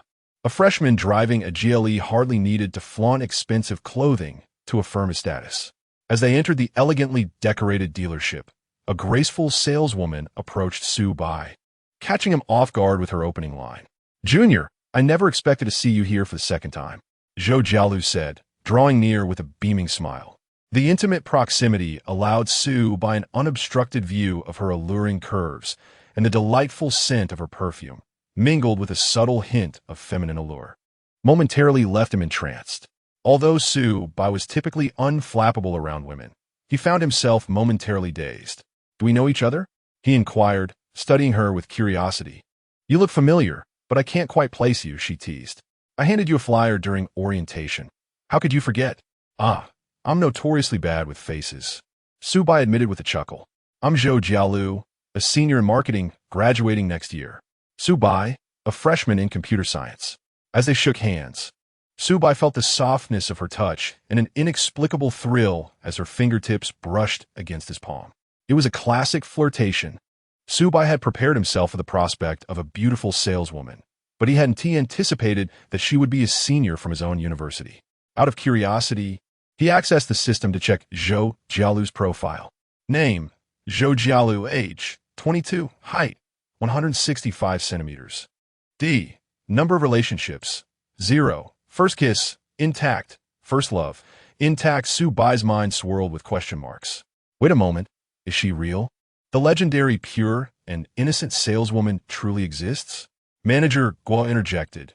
Xiao Zhou is currently our top performer and also manages our new media promotions. The short videos she models for have garnered significant attention on Douyin. Her personal account has quite a following, not to the extent of major influencers, but she certainly has a respectable presence. Upon this revelation, Subai remembered. "You're the one known as Lu Can't Wake Up, right?" "Oh, so my junior is an admirer?" Zhou Jialu laughed softly, covering her mouth. "Of course. I've been following you since high school," he confessed. It made sense why she appeared familiar yet elusive at first glance. In reality, the stunning women one encountered often did not evoke immediate associations with their online personas. Zhou Jialu couldn't quite be classified as an influencer. Her account, Lu Can't Wake Up, didn't boast a massive following. She neither promoted products nor engaged in sensational antics, instead opting for a simple sharing of her life. Yet, her charm and physique were undeniably appealing to Subai, making her one of the first beauties he followed on Douyin. It felt somewhat overwhelming. Zhou Jialu's videos had accompanied him through countless lonely nights during his arduous high school years. Clearing his throat, he reflected, such is human nature, standing before her now. Subai felt a tinge of bashfulness, but his composure remained intact. Manager Guo remarked, "This must be fate." "In that case, Let Xiaozhou handle all of Mr. Su's vehicle delivery needs. I assure you, she will complete the task with excellence. The delivery process was relatively straightforward, as everything had already been fine-tuned by professional engineers.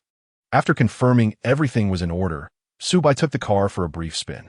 The luxurious brown interior exuded elegance, a style that might be challenging for a more impulsive youth to navigate.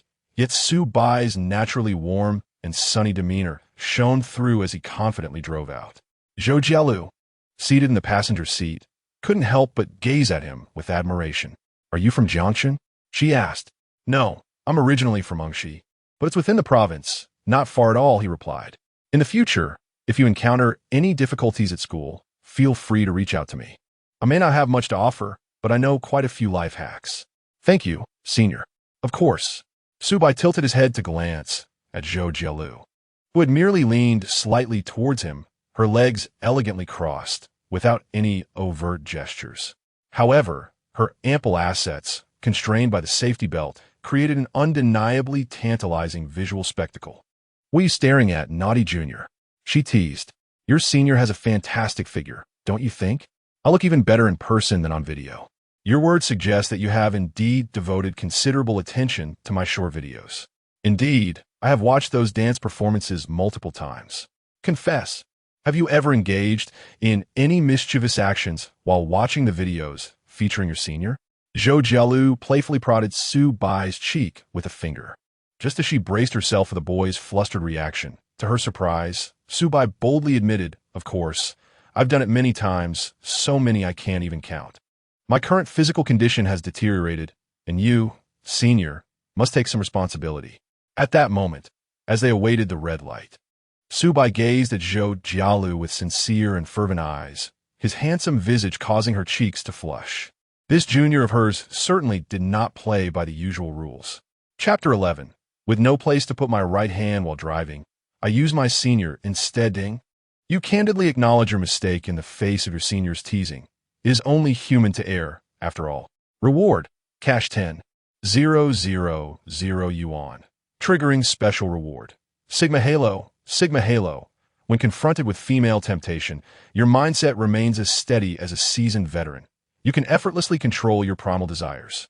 Conversely, women attempting to disrupt your mental peace will find it easier to be stirred by your emotions. Not bad. Subai silently nodded, appreciating that his brother understood him well.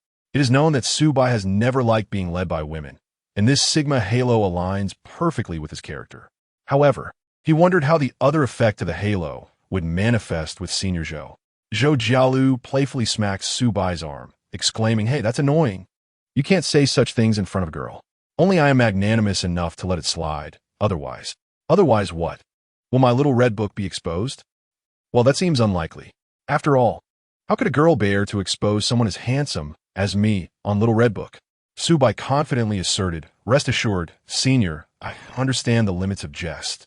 Generally, girls are quite forgiving of me. Junior, has anyone ever told you that you are quite narcissistic? No need for others to tell me. I have always known I am quite self-absorbed." "Ha ha ha, you little rascal. You are amusing." Before meeting Subai, Zhou Jialu had assumed he would be the type of a naive young boy.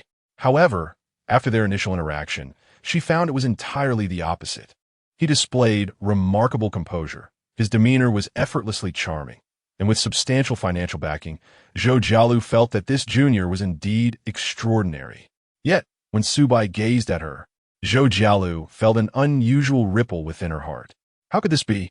She had never encountered a man who could make her heart flutter.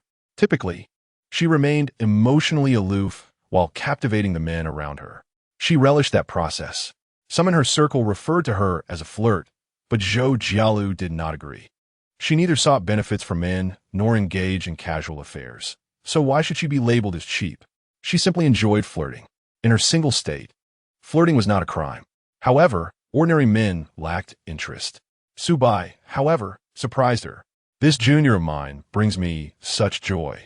He is merely a freshman, yet drives an 880,000 yuan car, possesses both charm and an intriguing personality. He is far from an ordinary junior.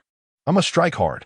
Zhou Jialu's instincts told her that Subai remained unaffected by her charms. Although he admitted to having made a mistake regarding a video of her, she figured it was merely flattery. Who could know the true circumstances? Senior, could you introduce me to this car? I'm not very knowledgeable. Of course, I am quite familiar with it. Zhou Jialu readily agreed, beginning to explain the features of the top-tier Mercedes GLE 4WD and some usage tips. Her explanation was clear, coherent, and impressively devoid of any pushy sales tactics. It seemed that Zhou Jialu could indeed become a star salesperson at this dealership, not merely relying on her looks and figure, but also possessing professional acumen. It was no surprise, considering the system revealed that Zhou Jialu had preserved her first kiss and first love. She had certainly never slept with any clients. Of course, if the opportunity arose, Su Bai would not mind being the first to achieve that milestone. He genuinely acknowledged his mistake regarding the video of her. Su Bai emphasized sincerity. The most significant feature of this car is that, despite not being bulky in size, it maximizes internal space, allowing for ample room for interaction when you eventually date a girl. At this point, Zhou Jialu paused, casting a suggestive glance at Su Bai, her eyes shimmering. Su Bai inquired, for example, what kind of interaction? Zhou Jialu smiled silently, removing her high heels and placing her leg, clad in sheer stockings, across Su Bai's lap. Look, Junior, this car features an electronic gear shift design, meaning there is no traditional gear lever on the center console, saving space and facilitating various fun interactions. Su Bai glanced down. Unlike the overly slender legs many pursued, Zhou Jialu's legs were ample and well-proportioned, each curve inviting exploration. The car sound insulation was excellent. In the serene space, the gentle sound of the fabric of her stockings could be distinctly heard. Zhou Jialu's heart raced. This was indeed the first time she had engaged in such intimate contact with a man. She had never acted so boldly before. Su Bai's allure had captivated her, igniting a desire to witness the shy demeanor of her junior. When she placed her leg on him, her inner tension was more intense than during an important exam. Zhou Jialu anticipated Su Bai would turn crimson. However, the reality was quite the opposite. Su Bai remained unfazed, instead gripping Zhou Jialu's calf. Junior, you? Zhou Jialu's calves were particularly adorable, plump yet not excessive. Su Bai looked at her with a knowing smile. I learned manual transmission at driving school, and I'm used to shifting gears. This car lacks one, so let us have my senior fill the void. Oh, Su Bai's hand. A tingling sensation coursed through her, prompting a peculiar reaction. She attempted to withdraw her leg, but his grasp was firm. What immense strength! Her alluring face betrayed a mix of panic and shyness. She had intended to provoke her junior's heartstrings, but found herself caught in his charm instead.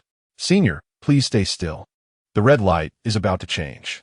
If you keep moving, it will distract me while driving. You rascal, it's clearly you. Safety is paramount, Senior. Be good. Seeing Su Bai's unwavering grip, Zhou Jialu, realizing her inability to escape, reluctantly complied. Thus, Su Bai unlocked the skill of driving with one hand, taking the opportunity to thoroughly appreciate the exquisite model of her legs.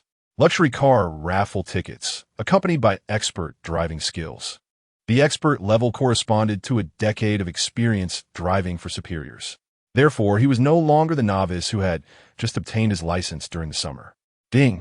The host seizes the opportunity to savor the exquisite model of legs in 3 dimensions, comprehending the beauty of human curves. Reward, cash 20,000 yuan. While maintaining his hold on Zhou Jialu, he drove around the vicinity of the dealership, deliberately taking extra laps.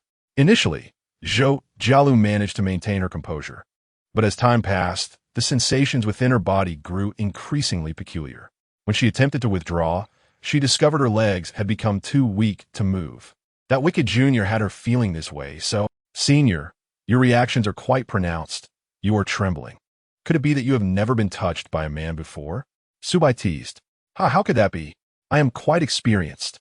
Just not in the best state today. Yes, not in the best state. Still pretending to be tough? Su Bai found Zhou Jialu rather endearing. Other girls would eagerly feign innocence, while she boldly asserted her supposed experience to appear mature, all the while being a pure-hearted girl. All right, no more jokes. Senior, please sit properly. We must return to the dealership. The GLE returned to the parking space in front of the dealership. The technician responsible for maintenance awaited eagerly, greeting them warmly and inquiring if Su-bai had encountered any issues during the test drive. No problem. We can sign the contract now. Zhou Jialu excused herself to the restroom. The peculiar state she found herself in, combined with the fact that she had just gone for a test drive with Su-bai, inevitably sparked gossip among the staff at the dealership. Could it be that the ever-unapproachable Zhou Jialu has finally been won over by this charming young man? It seems entirely plausible. After all, he is youthful, handsome, and affluent, a veritable prince in the dreams of many salespeople.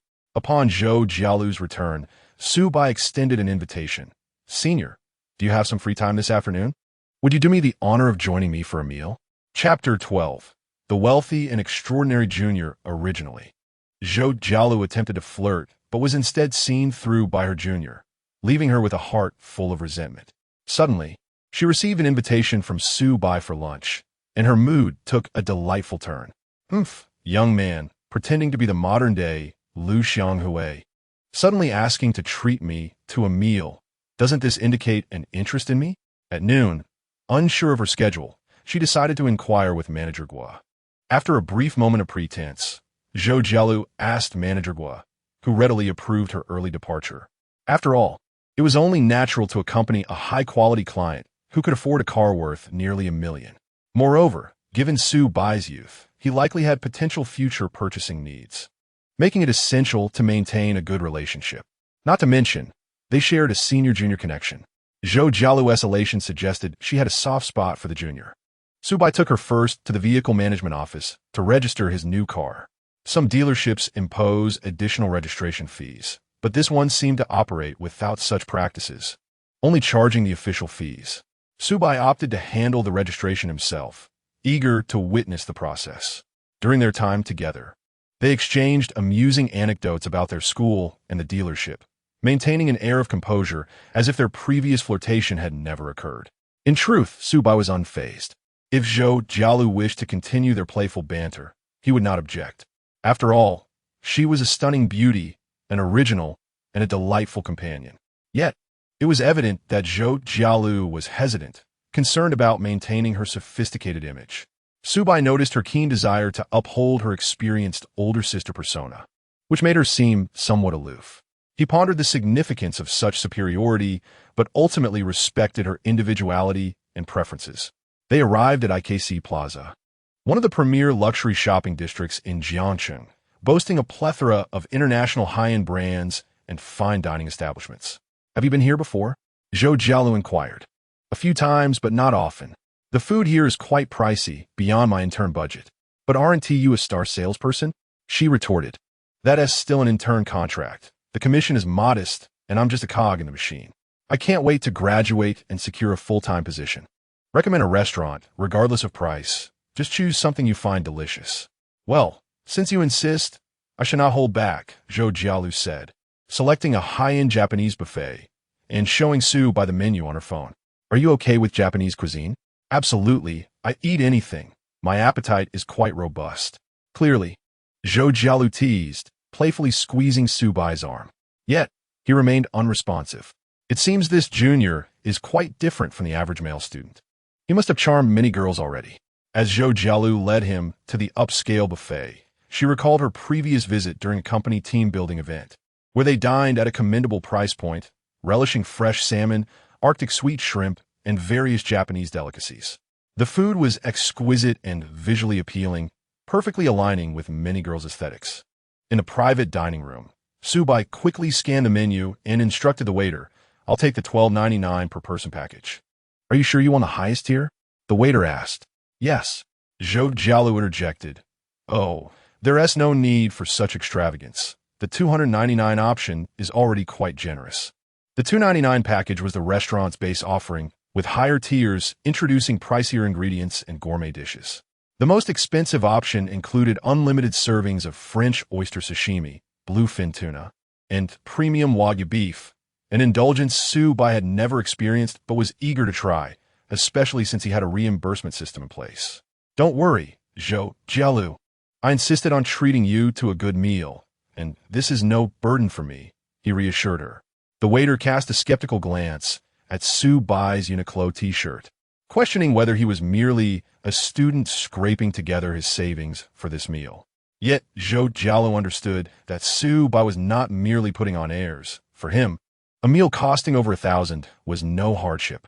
The GLE was a commendable vehicle for a young person, particularly given that he had purchased the top configuration. The choice of vehicle specs often reflects a buyer's financial standing. Many prefer to skip comfort features that aren't immediately visible. True extravagance is exhibited by those who opt for top-tier configurations without hesitation, a trait Su Bai embodied with his nonchalant demeanor during the car inspection. Zhou Jialu recalled her previous experiences during orientation. How had she not noticed such a remarkable individual from the computer science department? Perhaps he simply preferred to remain under the radar. This realization softened her lingering resentment regarding Su Bai's earlier teasing. For true wealth often accompanies a maturity beyond that of the average man. Such a distinguished junior was certainly worth her effort to entice. Junior, I haven't done much for you. Your sudden invitation for such an extravagant meal leaves me feeling a bit guilty, Zhou Jialu mused, playfully extending her foot towards him beneath the table.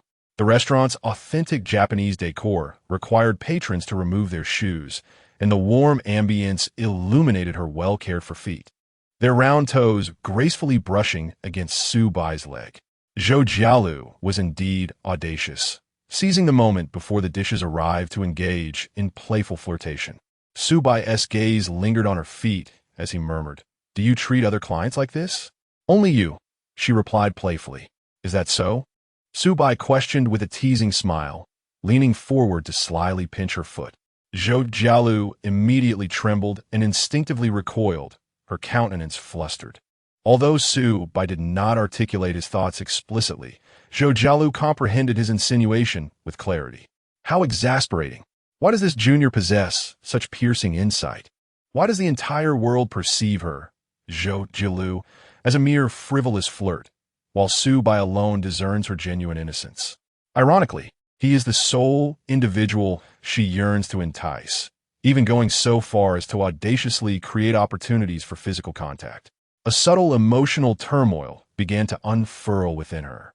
Chapter 13.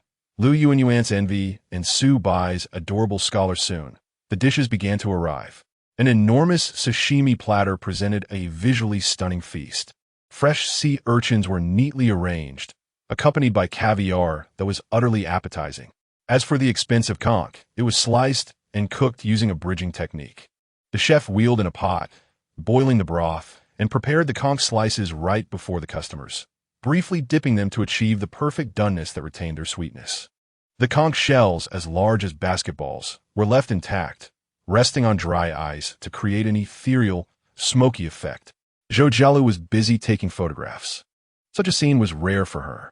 Meanwhile, Su Bai, indifferent to capturing the moment, savored his matsutake, soup served in an exquisite teapot, squeezing a hint of lemon before sipping, which was delightful and refreshing. For him, indulging in a Japanese buffet necessitated a palate cleanser, as his primary interest lay in the various seafood, sashimi, and high-quality grilled meats. Conversely, Zhou Jialu was less concerned about the ingredients and more focused on editing her photos for social media. "Senior, are your posts always this exquisite?" she inquired. "You must enjoy presenting a refined image. Who doesn't wish to showcase their glamorous side on social platforms?" Zhou Jialu sighed, acknowledging that most people seldom encounter such lavish experiences, while for her junior, it was merely an everyday occurrence. That's not entirely true. Dining like this daily might lead to skyrocketing cholesterol levels, Su Bai replied. "No witties. We're still young. With more exercise, we'll be fine. Perhaps I could help you burn off the excess nutrients?" Zhou Jialu winked playfully. Su Bai, with an air of resignation, remarked, "Senior, it seems you have a short memory. Did you not feel enough itchiness in the car just moments ago?" He feigned reaching for her leg, prompting her plead, No, we're eating. We shouldn't fool around while dining. It disrupts digestion." After a playful interlude, Zhou Jialu finally captured the perfect photos for her social media. Following her standard 9-square grid format, she posted them, and almost immediately, numerous comments flooded in. "Wow, such a massive conch. It must be quite expensive." This backdrop, Is it the Japanese restaurant at IKC Plaza? So envious. Such a lavish weekday lunch. Here I am, munching on steamed buns in the cafeteria, tears of envy streaming down my face. How did you order the most expensive set? It seems completely unworthy. Another client dinner? After entering sales, senior, you've been living the high life every day. Zhou Jialu responded to each comment thoughtfully.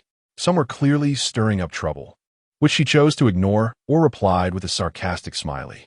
She had long grown accustomed to negative remarks and vulgar attacks, a reality she faced since her high school days when her figure had already drawn attention. Rather than retreating due to gossip, she embraced her beauty and adorned herself splendidly. Let them spread rumors. No matter how much they slander, I still have countless admirers. At that moment, her roommate Lu Yuan also commented on Zhou Jialu's post. Sister Lu, looking fabulous today. Did you land a big client? Zhou Jialu smiled gently, opting to engage in a private chat with Lu Yuan instead. In their dorm, the two first-year beauties had only recently formed a mixed-gender living arrangement, having previously shared a room. Now, amidst the new dynamics, Zhou Jialu and Lu Yuan remained closer, often sharing their daily grievances in private rather than in their dorm group. Miss Zhou from AAA Academy area. I've caught the eye of a particularly handsome younger guy who treated me to over 1,000 yuan worth of Japanese buffet. Yuan? Huh? Yuan. He treated you? Don't you usually go Dutch with clients? Miss Zhou from AAA Academy area. This one is different. He is exceptionally wealthy. Miss Zhou from AAA Academy area. Honestly, I'm quite taken. Yuan. Is Sister Lu finally ready to dive into the dating pool? I'm so excited. Which lucky guy gets to savor Sister Lu's charms?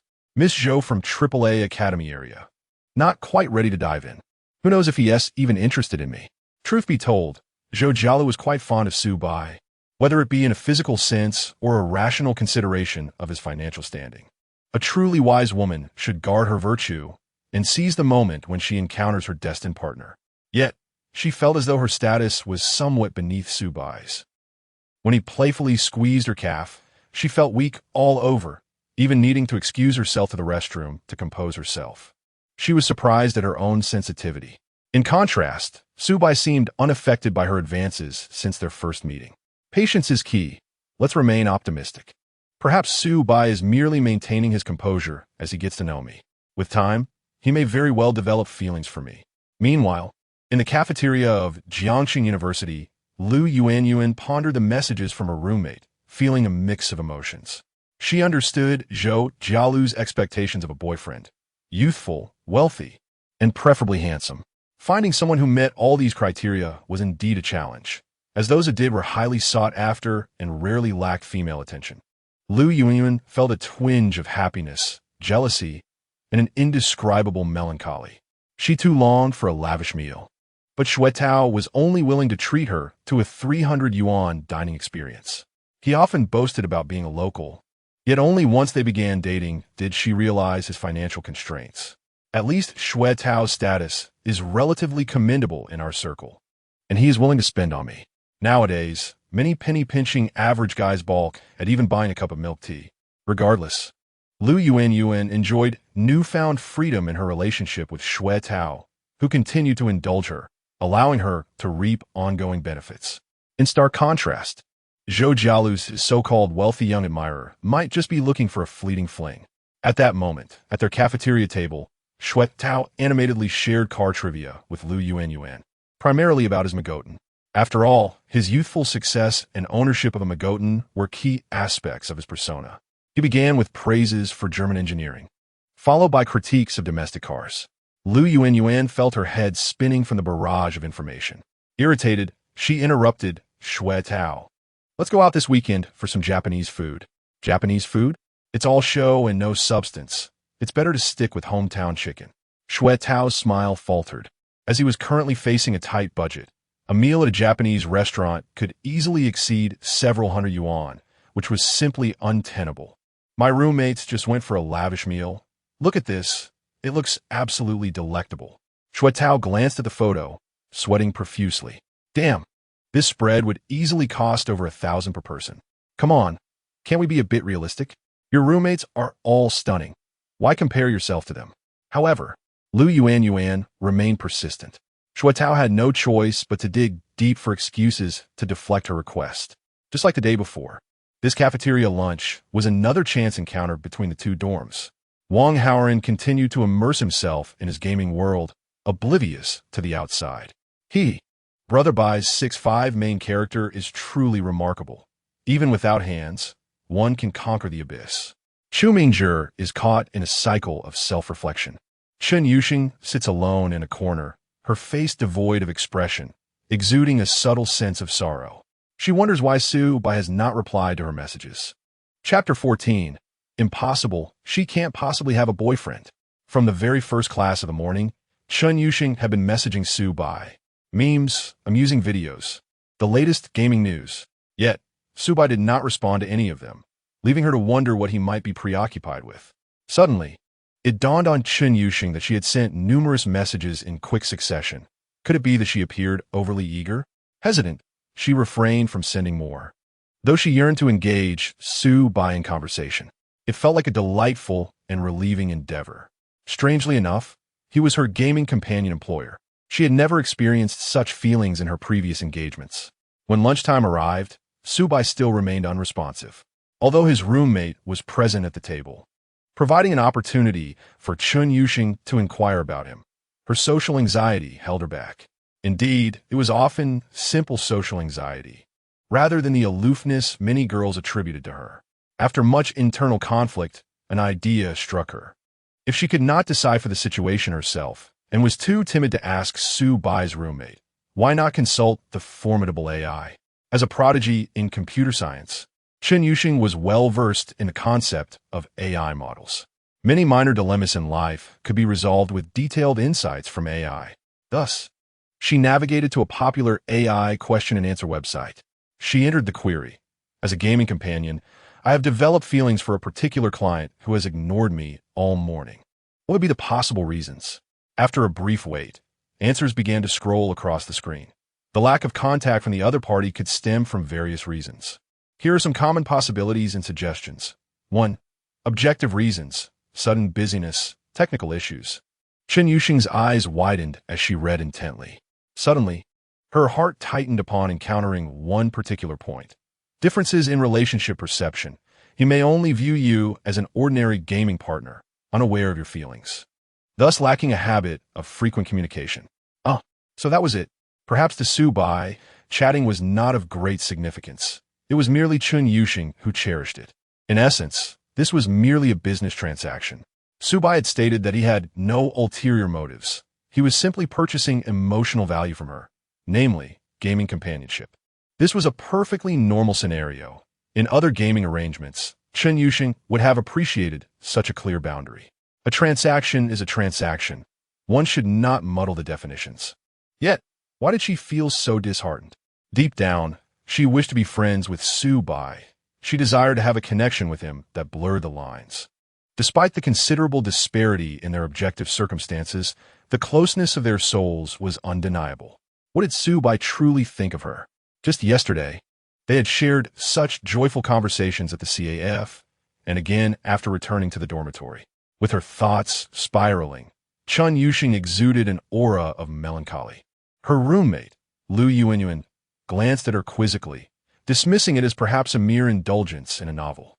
She recalled that this seemingly aloof freshman occasionally read novels. It was quite normal in this day and age to get lost in a story, be it a tale of corporate romance or a tyrannical prince's love. Wang Haoran remained silent, merely focused on gaming. Only Chu Mingzhi paid particular attention to Chen Yuxing's unusual demeanor, engaging in vivid speculation. Once the meal concluded, as the three of them returned to the dormitory, a suddenly vocal Chu Mingzhi remarked, "Has anyone noticed that Chen Yuxing seems rather strange today?" "Strange? How so?" Wang Haoran asked, momentarily diverting his attention from his phone, which he was charging. "I'm not entirely sure, but based on my years of studying the psychology of relationships, I suspect that Chen Yuxing is likely feeling neglected by someone she holds in high regard." "Really?"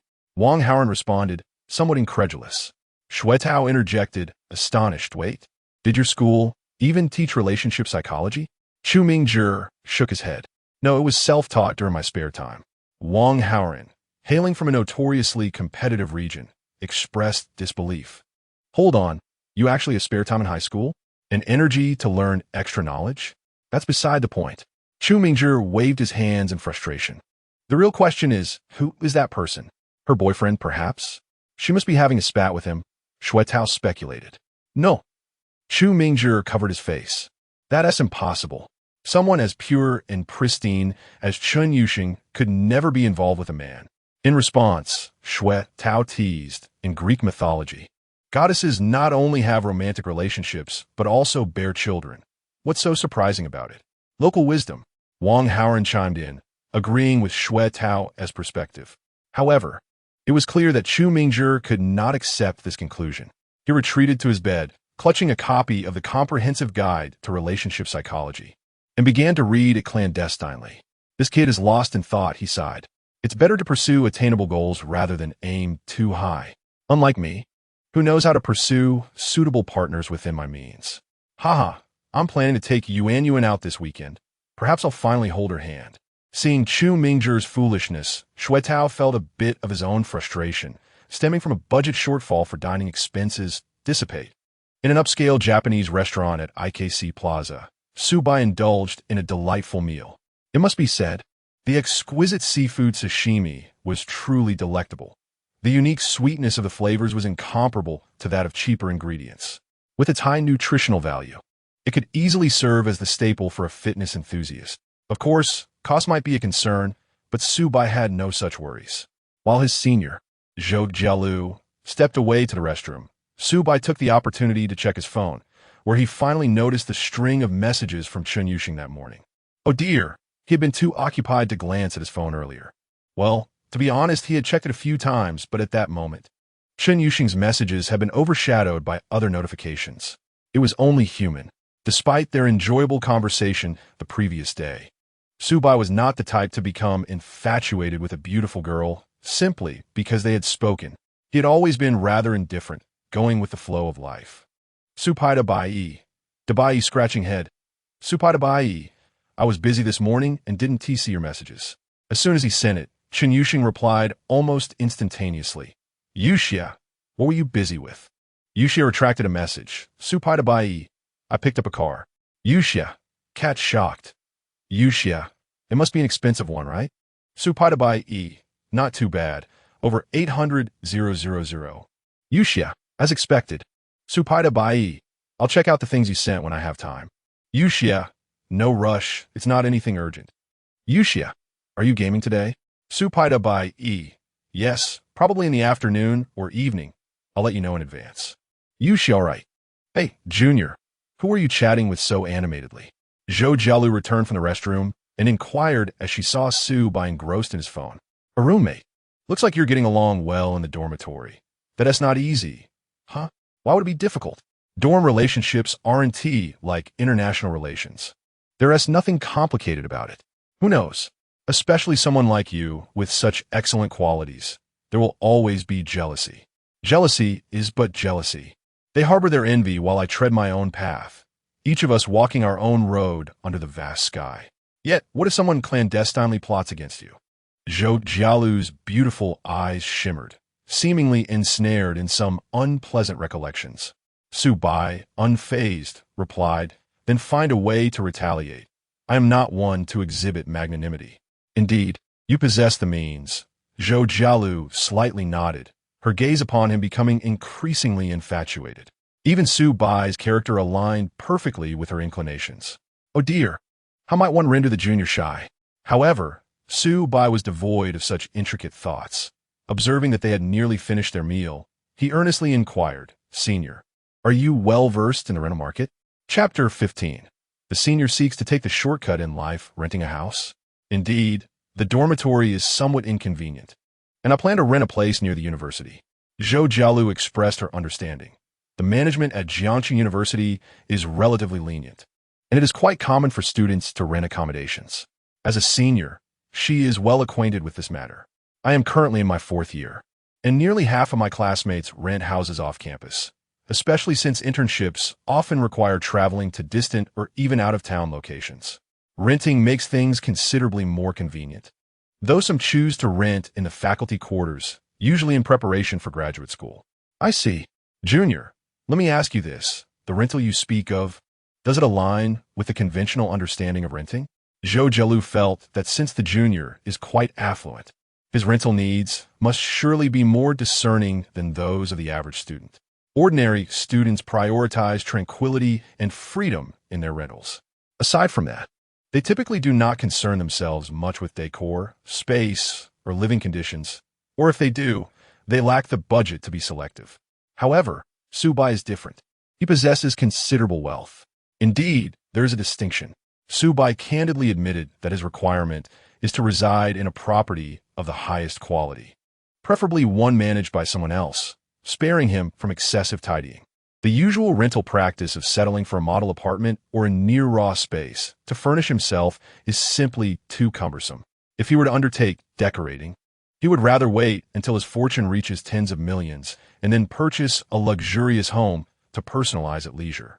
For now, he intends to rent a fine property, and the rental may even offer a cashback incentive.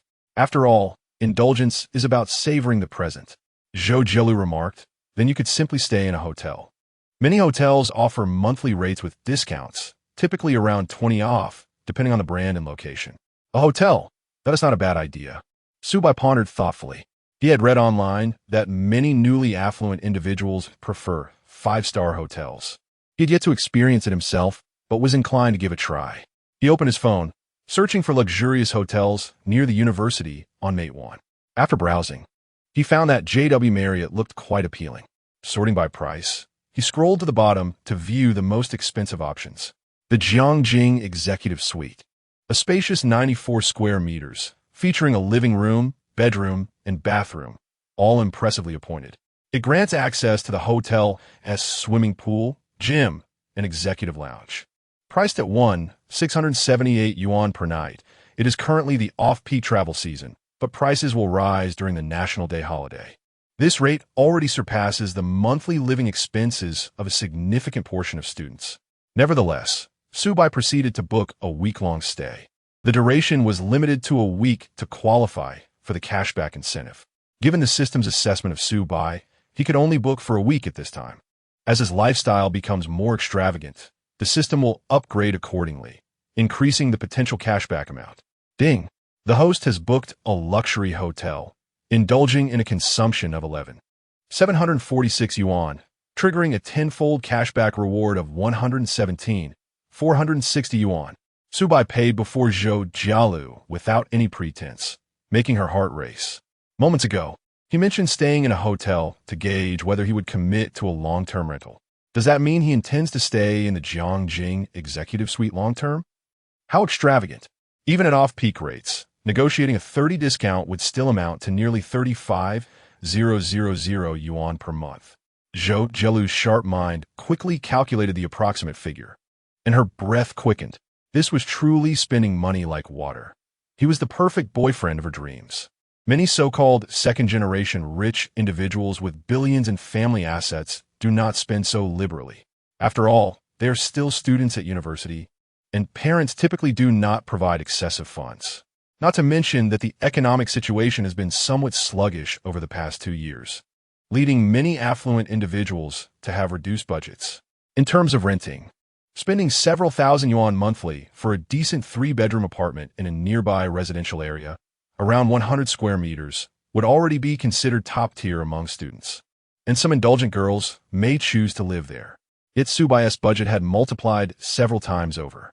There's a certain beauty in these figures. Imagine being his girlfriend, enjoying nightly stays in a Marriott suite overlooking the river, sipping wine in the executive lounge while gazing at the night view of Jiangxin. Then, one could take a dip in the pool, return to the room, and luxuriate in a grand bathtub. The only cost, simply sharing a bed with Subai. Or rather, this could hardly be considered a cost, as Subai's attractiveness and physique are commendable. While he may not be a male celebrity, he certainly qualifies as a charming class heartthrob. Typically, individuals of this wealth either possess unremarkable looks or are burdened with a middle-aged paunch. The thought alone is distasteful. Dating Subai, however, brings none of these concerns.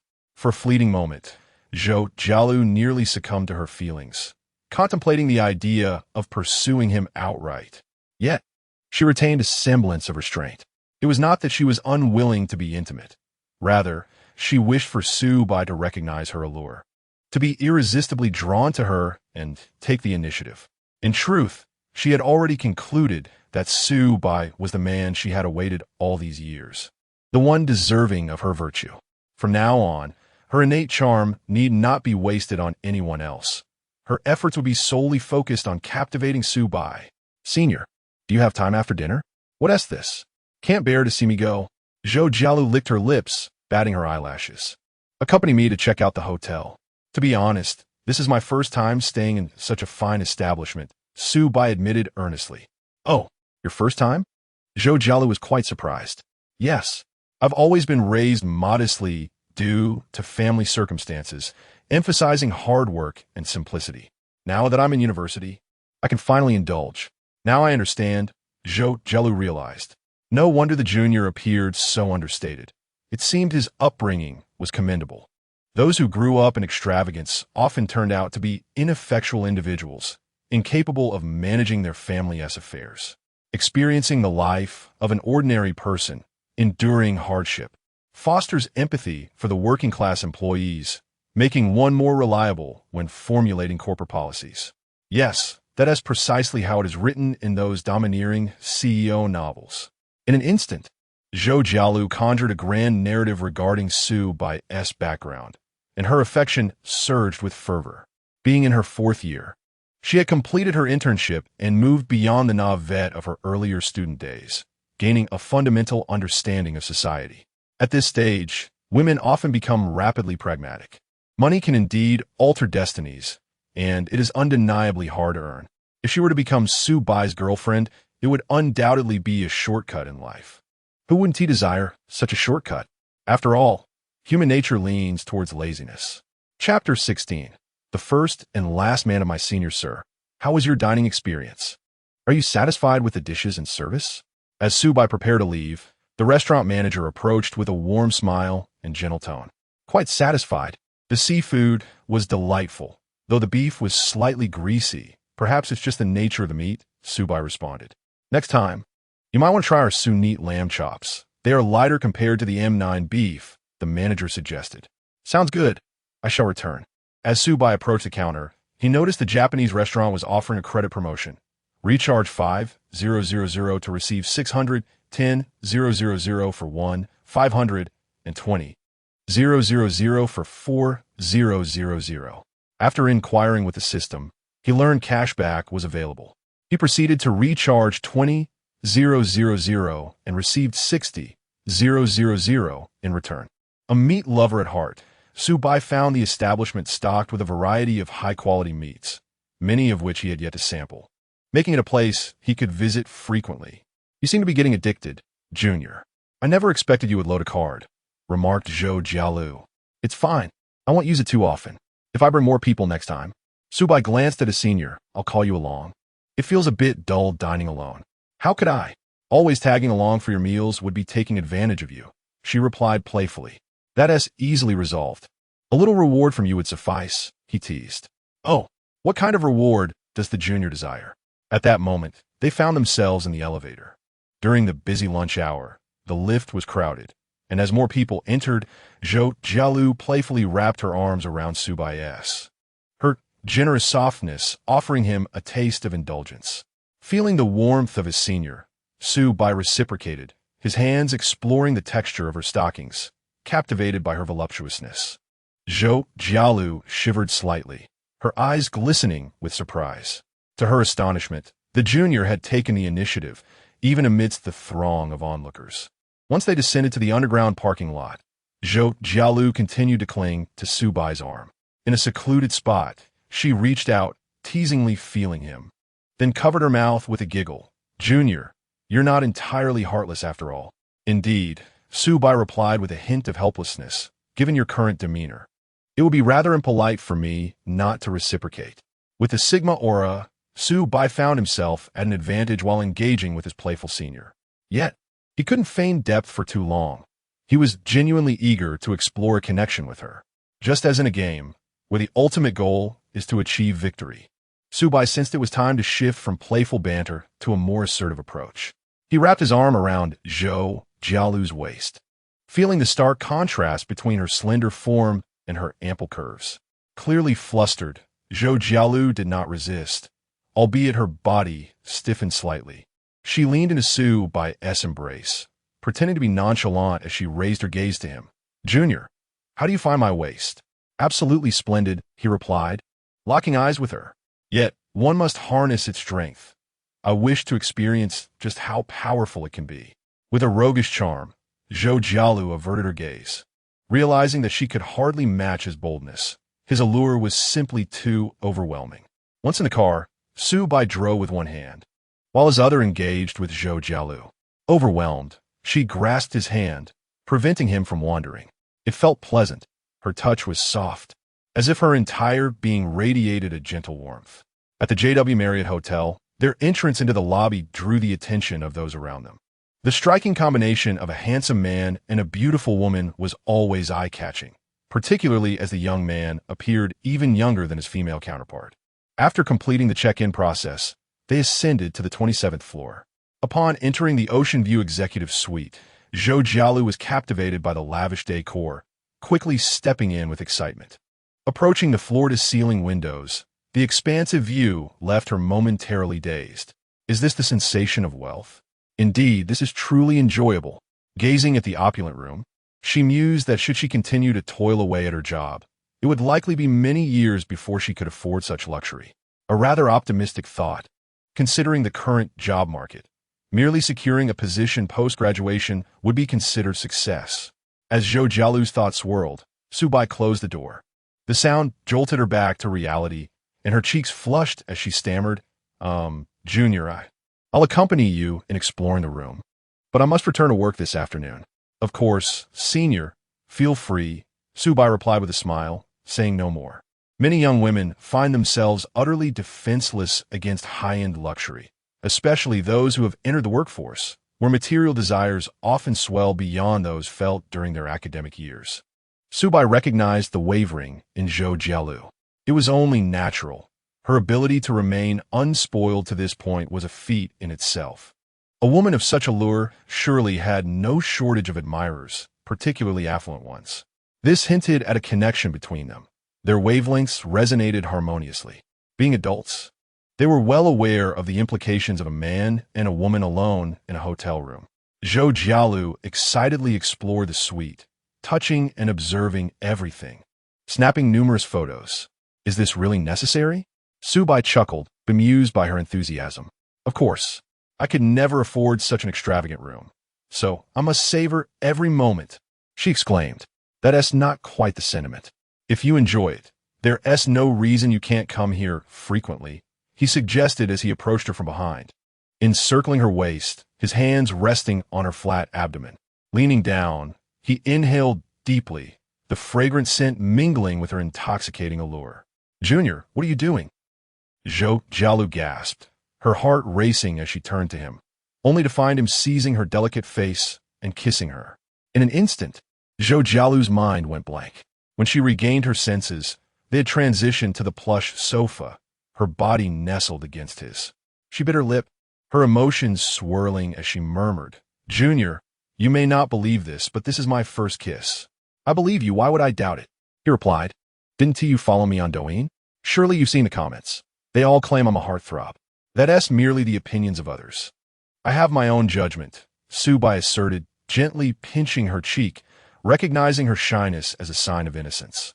A wave of delight surged through Zhou Jialu, akin to sweet syrup flooding her heart. She buried her face in his chest, whispering, "Indeed, Junior, you are my first man, and you shall be my last." Chapter 17. The innocent senior who learned to guard her affections at the dawn of love not yet. Dear friend, how can we leap from the first man to the last so swiftly? Just a kiss, and already it feels as if we might fast forward to a lifetime together. Subai could hardly suppress a chuckle. "What are you laughing at, you cheeky junior?" Zhou Jialu playfully swatted him, her touch gentle and harmless. "Oh, my dear senior, you are so innocent. It's evident you possess not a shred of experience." "Oomph. At this juncture, Zhou Jialu no longer shied away from confessing her feelings. This was a serious matter. Many men place great importance on their partner's past. She was uncertain whether Su Bai would be concerned, but for the sake of caution, she resolved not to lie for the sake of trivial pride. I admire this side of you, senior. With that, Su Bai cupped Zhou Jialu's face once more. Let us go out for a stroll, shall we? We have no pressing engagements this afternoon. Absolutely. After lingering in the hotel room for quite some time, both felt stifled and decided to venture onto the nearby streets. In contrast to the bustling IKC Plaza where they had lunched, this area was less opulent, yet boasted a few distinctive shops. Su Bai was intrigued by a newly opened Chinese bakery. It signed promising delicacies with moderate sweetness, devoid of cloying richness, and infused with enzymes to aid digestion. After indulging in a meaty lunch, it was indeed time to digest properly. Hand in hand, Zhou Jialu radiated happiness, her face tinged with shyness. Such emotions, adorning the visage of a captivating beauty, evoked envy from passers-by. If only I had a girlfriend as alluring as her, I would willingly trade a decade of my life. But alas, to date someone as beguiling as her would only hasten my demise. I would likely perish on the spot. Indeed, perhaps remaining single is the wisest choice.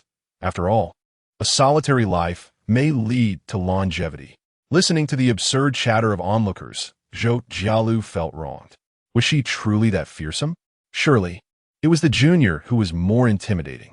Earlier in the hotel room, a mere embrace and kiss had left her breathless and dazed. Throughout, it was Su Bai who playfully teased her. Yet, she secretly relished being teased by her junior. The experience of being playfully dominated in the JW Marriott felt uniquely exhilarating. Su Bai's hands, large and slightly rough, enveloped hers, providing an immense sense of security. As she experienced the world through the lens of a girlfriend for the first time, every time she turned a glance at Su Bai, her eyes reflected a hint of surprise. Is something on my face? I just realized how tall you are. You must be 185 meters, right? Indeed. Seeing those towering celebrities on television or in short videos seemed trivial until standing beside him, where he resembled a towering edifice. That is quite normal.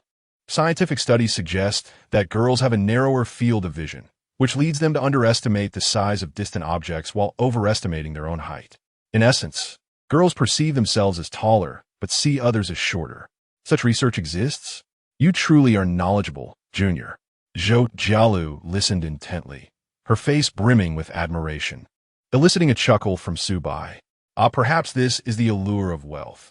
Back in high school, when I shared this with my female classmates, they became furious, accusing me of misogyny. I was left bewildered by their outrage. Indeed, the discrepancy between a superficial charm and genuine worth can be quantified. Seated in the bakery, savoring dim sum, Su Bai reviewed the critiques sent by Chun Yuxing that morning. Meanwhile, Zhou Jialu seized the opportunity to request a leave from Manager Gua at the 4S dealership. He expressed understanding and suggested that if she ever considered purchasing a car in the future, she might subtly persuade Su Bai to contemplate the Mercedes brand. What do you mean by subtly persuading him? It's all just speculation.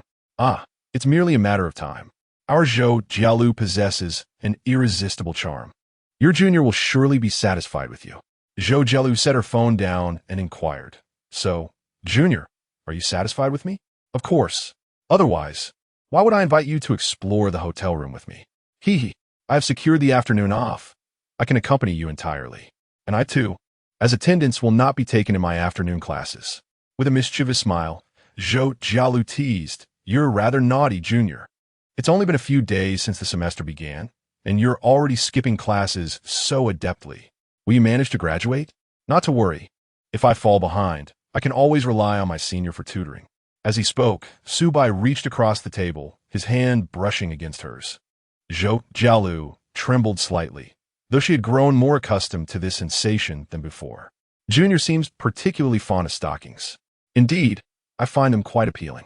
No wonder you're always so handsy. In truth, I am more inclined to explore other areas, but public settings pose certain inconveniences. How scandalous. Following Su Bai's gaze, Zhou Jialu quickly comprehended his implication, lowering her head as her cheeks flushed with warmth. A sense of pride welled within her.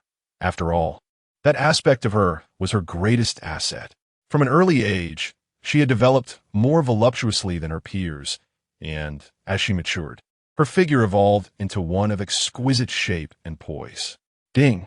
Detected S-tier goddess Zhou Jialu's affection for Su Bai has surpassed 80 points. Intimacy bond successfully established. Reward: 1 lottery draw. Currently, fulfilling Zhou Jialu's indulgent desires may also yield a 2-10x cashback for the host. Oh, Su Bai summoned the system interface. According to the system's definition of affection, 20 points signify ordinary friends, 40 points denote significant friends, 60 points indicate a romantic relationship, and exceeding 80 points reflects a profound romantic connection. Upon scanning Zhou Jialu, Su Bai discovered her affection had soared to 85 points, not far from the pinnacle of unwavering devotion. Yet, they had only known each other for a few hours. It could only be described as love at first sight, a mutual recognition. Thus, the senior was not merely the passionate figure some perceived her to be. Behind her lively disposition lay a capacity for profound love and fierce loyalty. Once she set her heart on someone, she would unreservedly commit. Admittedly, Zhou Jialu's discerning I had chosen well, immediately recognizing the worth of Su Bai, who would undoubtedly live up to her expectations. The Chinese bakery indeed proved delightful, and Su Bai purchased several items for Zhou Jialu to share with her roommates. At this moment, he remained unaware that Zhou Jialu's dormitory was renowned as the Goddess Dormitory. Among its 4 members, he was only familiar with Lu Yuan and Chen Yuxing. As Lu was the girlfriend of Xue Tao, and Chu Mingzhi frequently mentioned Chen, Zhou Jialu refrained from broaching this topic, knowing her roommates were her equals in beauty. Thus, she preferred to keep Su Bai away from their scrutiny. Though their romance had only just begun, Zhou Jialu had already developed a protective instinct over her affections. Chapter 18. These limited editions, I want them all. After strolling along the street for a few moments, Su Bai suddenly caught sight of the LV store. The brand renowned for its luxury. It is indeed a prestigious name in the eyes of many young women. Su Bai knew little about luxury goods. Before attending university, his life revolved around studying, gaming, and watching absurd videos. This is likely the case for many boys of his generation, forming the foundation of the diligent working populace. However, such men are often perceived as dull or even uninteresting in the eyes of women. The only reason Su Bai had a slight understanding of the LV brand was due to his idle time in middle school, where he was captivated by the novels of Guo Jingming that his deskmate brought to class. The lavish descriptions of luxury goods left a profound impression on his young mind. The simplicity of the LV name and logo made it memorable. Furthermore, a girl from his hometown, his childhood acquaintance who had attended school with him since kindergarten, had once rambled on during the summer about wanting to work and save money for an LV handbag. However, their friendship had abruptly ended in August for reasons unknown to Su Bai, leaving him unaffected. It was only upon seeing the LV store that this memory resurfaced. He recalled the new feature unlocked by the system moments ago. He had already tested it when buying snacks for his senior. Spending over 100 and receiving 500 back, it was indeed functional. He noticed that Zhou Jialu was also gazing at the store, her eyes sparkling at the window displays featuring mannequins adorned with exquisite items. Senior, shall we go in and take a look? Su Bai said, wrapping his arm around her slender waist, expressing his intentions openly. I'll buy you a bag. Huh? Zhou Jialu was momentarily taken aback, quickly shaking her head. No need. My current bag is quite satisfactory, and I don't have a pressing need for an LV bag where there is no demand. One must create it. Come on. Su Bai temporarily ignored her objections and pulled her inside. Welcome to LV. May I ask if you are purchasing for your girlfriend, sir? A sales associate greeted them with a polite smile, avoiding the typical condescension one might expect. Su Bai's demeanor was relaxed and confident, distinctly different from those who merely window shop without intent to purchase. Despite his modest attire, one could no longer judge a person's financial status solely based on their clothing in this era. Moreover, the woman beside him was young, beautiful, and alluring, capturing the attention of the sales associate, who was accustomed to seeing attractive women. Zhou Jialu was a natural beauty, far surpassing the artificiality of many online influencers. The mere presence of such a captivating companion implied that Su Bai must possess considerable means. Indeed, let's choose a bag for her, Su Bai declared generously. Certainly, sir. May I inquire about your preferences? It'd be helpful to know your budget as well. Our store boasts the most comprehensive selection of LV products in Jiangxing, with options available across various price ranges suitable for young ladies. What do you think? Su Bai turned to Zhou Jialu. After a moment of contemplation, she replied without pretense. If we were to buy, it's best to choose something with high resale value, like the classic monogram. It would be convenient to sell secondhand. Haha, of course. You don't need to worry about that, Junior. Indeed. Furthermore, if there happen to be any rare limited editions available, we could consider those as well. Then let us go for the limited edition. It would satisfy my collecting obsession. Su Bai had a plan and turned to the sales associate. Show us the limited editions that are currently in stock, preferably those with low market availability. As for the budget, anything within $1 million will suffice. Understood, sir. The sales associate did not take the $1 million budget seriously, but maintained a professional smile, leading them to view a selection of recently arrived rare pieces, priced from tens of thousands to over 100,000. Offering a wide range of choices to customers is essential, even if they ultimately select the least expensive option. The facade of wealth must be preserved. The sales associate thought to herself. After all, the money is coming from the man, and if he doesn't feel indulged, he might take his business elsewhere. This is the essence of being a top sales associate. She surmised that this young man would likely spend a modest sum for his girlfriend, as he appeared to be a wealthy second or third generation, likely spending parental funds, which would not be excessively high. Jiangxing is merely a standard second-tier city, unlike the affluent metropolises where wealth abounds. The so-called rich young men typically have a cash flow of around 50,000 a month, which is considered substantial for a family. Moreover, this amount encompasses all expenses, of which only a fraction might be allocated for women. The sales associate's assumptions stem from her years of experience. However, Su Bai was destined to transcend the ordinary. Leaning closer to Zhou Jialu, he whispered, "Senior, trust me. Forget about the price. Just choose what you like. Junior, I know you are generous and satisfied with me, but the rare limited editions presented are not the kind that can be acquired for just 20 or 30,000. The good ones are starting at 200,000 if it's 200,000. So be it. If you like it, that's all that matters. You know, aside from the fact that my family raised me modestly before university, they have one requirement. I must not skimp on my woman. Otherwise, it would be a disgrace to the family honor." Su Bai spoke with utmost seriousness. Zhou Jialu was taken aback, her mind racing with thoughts.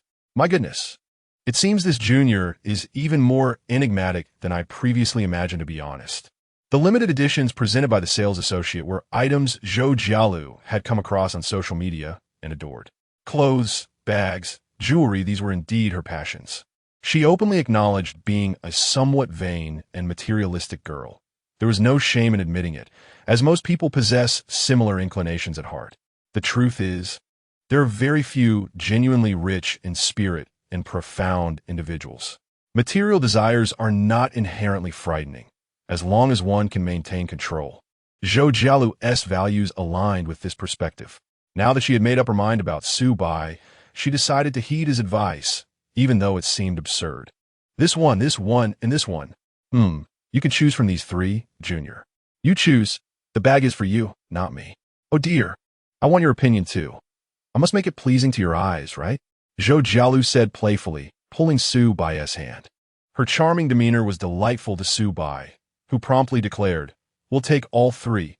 Let us swipe the card." Chapter 19. From now on, allure belongs to you, all of these, please.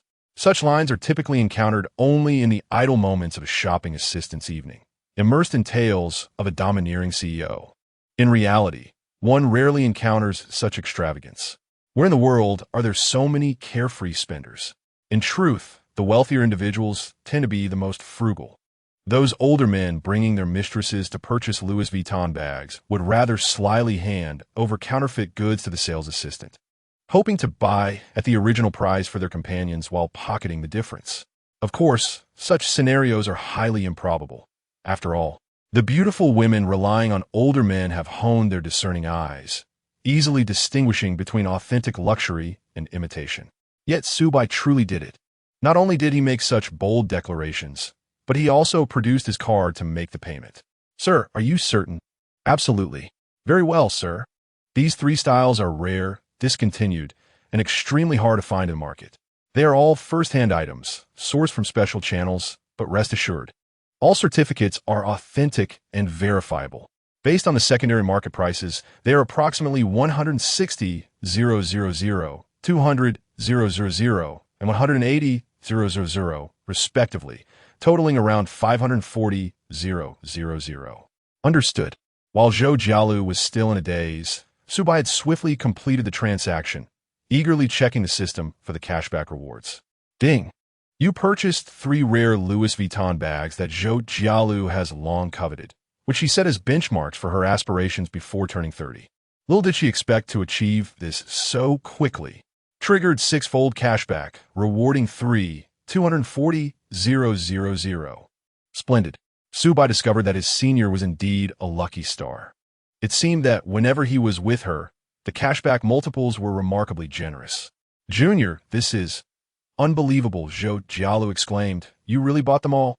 I told you, trust in my capabilities. I would never overextend myself or neglect those close to me. Those close to me. Zhou Jialu gazed at Su Bai once more, her eyes reflecting a hint of gratitude. Despite their brief acquaintance, Su Bai's unwavering trust resonated deeply within her soul. Ecstatic, she embraced Su Bai for a moment before beginning to try on the bags with the assistance of the sales staff, feeling a bit apprehensive. After all, it was her first time handling such extravagant items. Su Bai, though lacking understanding, utilized the system's item scanning feature. According to the system's appraisal, the 3 bags were indeed rare treasures with significant value in the secondary market. The first was a handbag from the collaboration with Takashi Murakami, featuring the classic monogram pattern infused with vibrant colors and artistic design, complete with a detachable shoulder strap, golden lock, and bow-shaped key pouch, a perfect blend of classic and playful style. Since Murakami had ended his collaboration with LV, this series was a limited edition and held potential for appreciation in the second-hand market. The second was a rare leather custom version of the LV capucines. Nothing more to say. The third was a hard suitcase, a style made famous by runway shows. These 3 women's bags corresponded to lively casual, elegant, and vintage styles, suitable for pairing with corresponding outfits. It was difficult to determine which was the best. Zhou Jialu found herself at a loss, thus asking Su Bai for help in choosing, never expecting him to opt for all of them. Spending $500,000 to buy bags for her seemed rather abstract. Yet, Su Bai nonchalantly turned that abstraction into reality. In truth, Su Bai was not entirely devoid of emotion. Internally, he felt a twinge of excitement.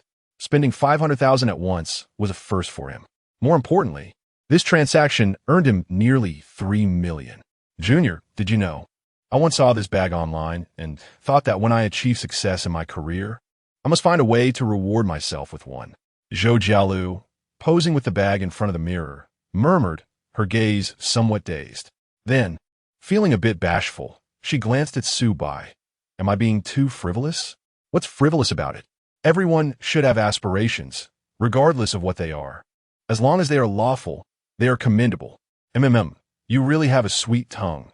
Junior, as she spoke, Zhou Jialu rose on her tiptoes, wrapping her arms around Su Bai's neck and bestowing a tender kiss. The intertwining of gentleness and allure left Su Bai utterly enchanted.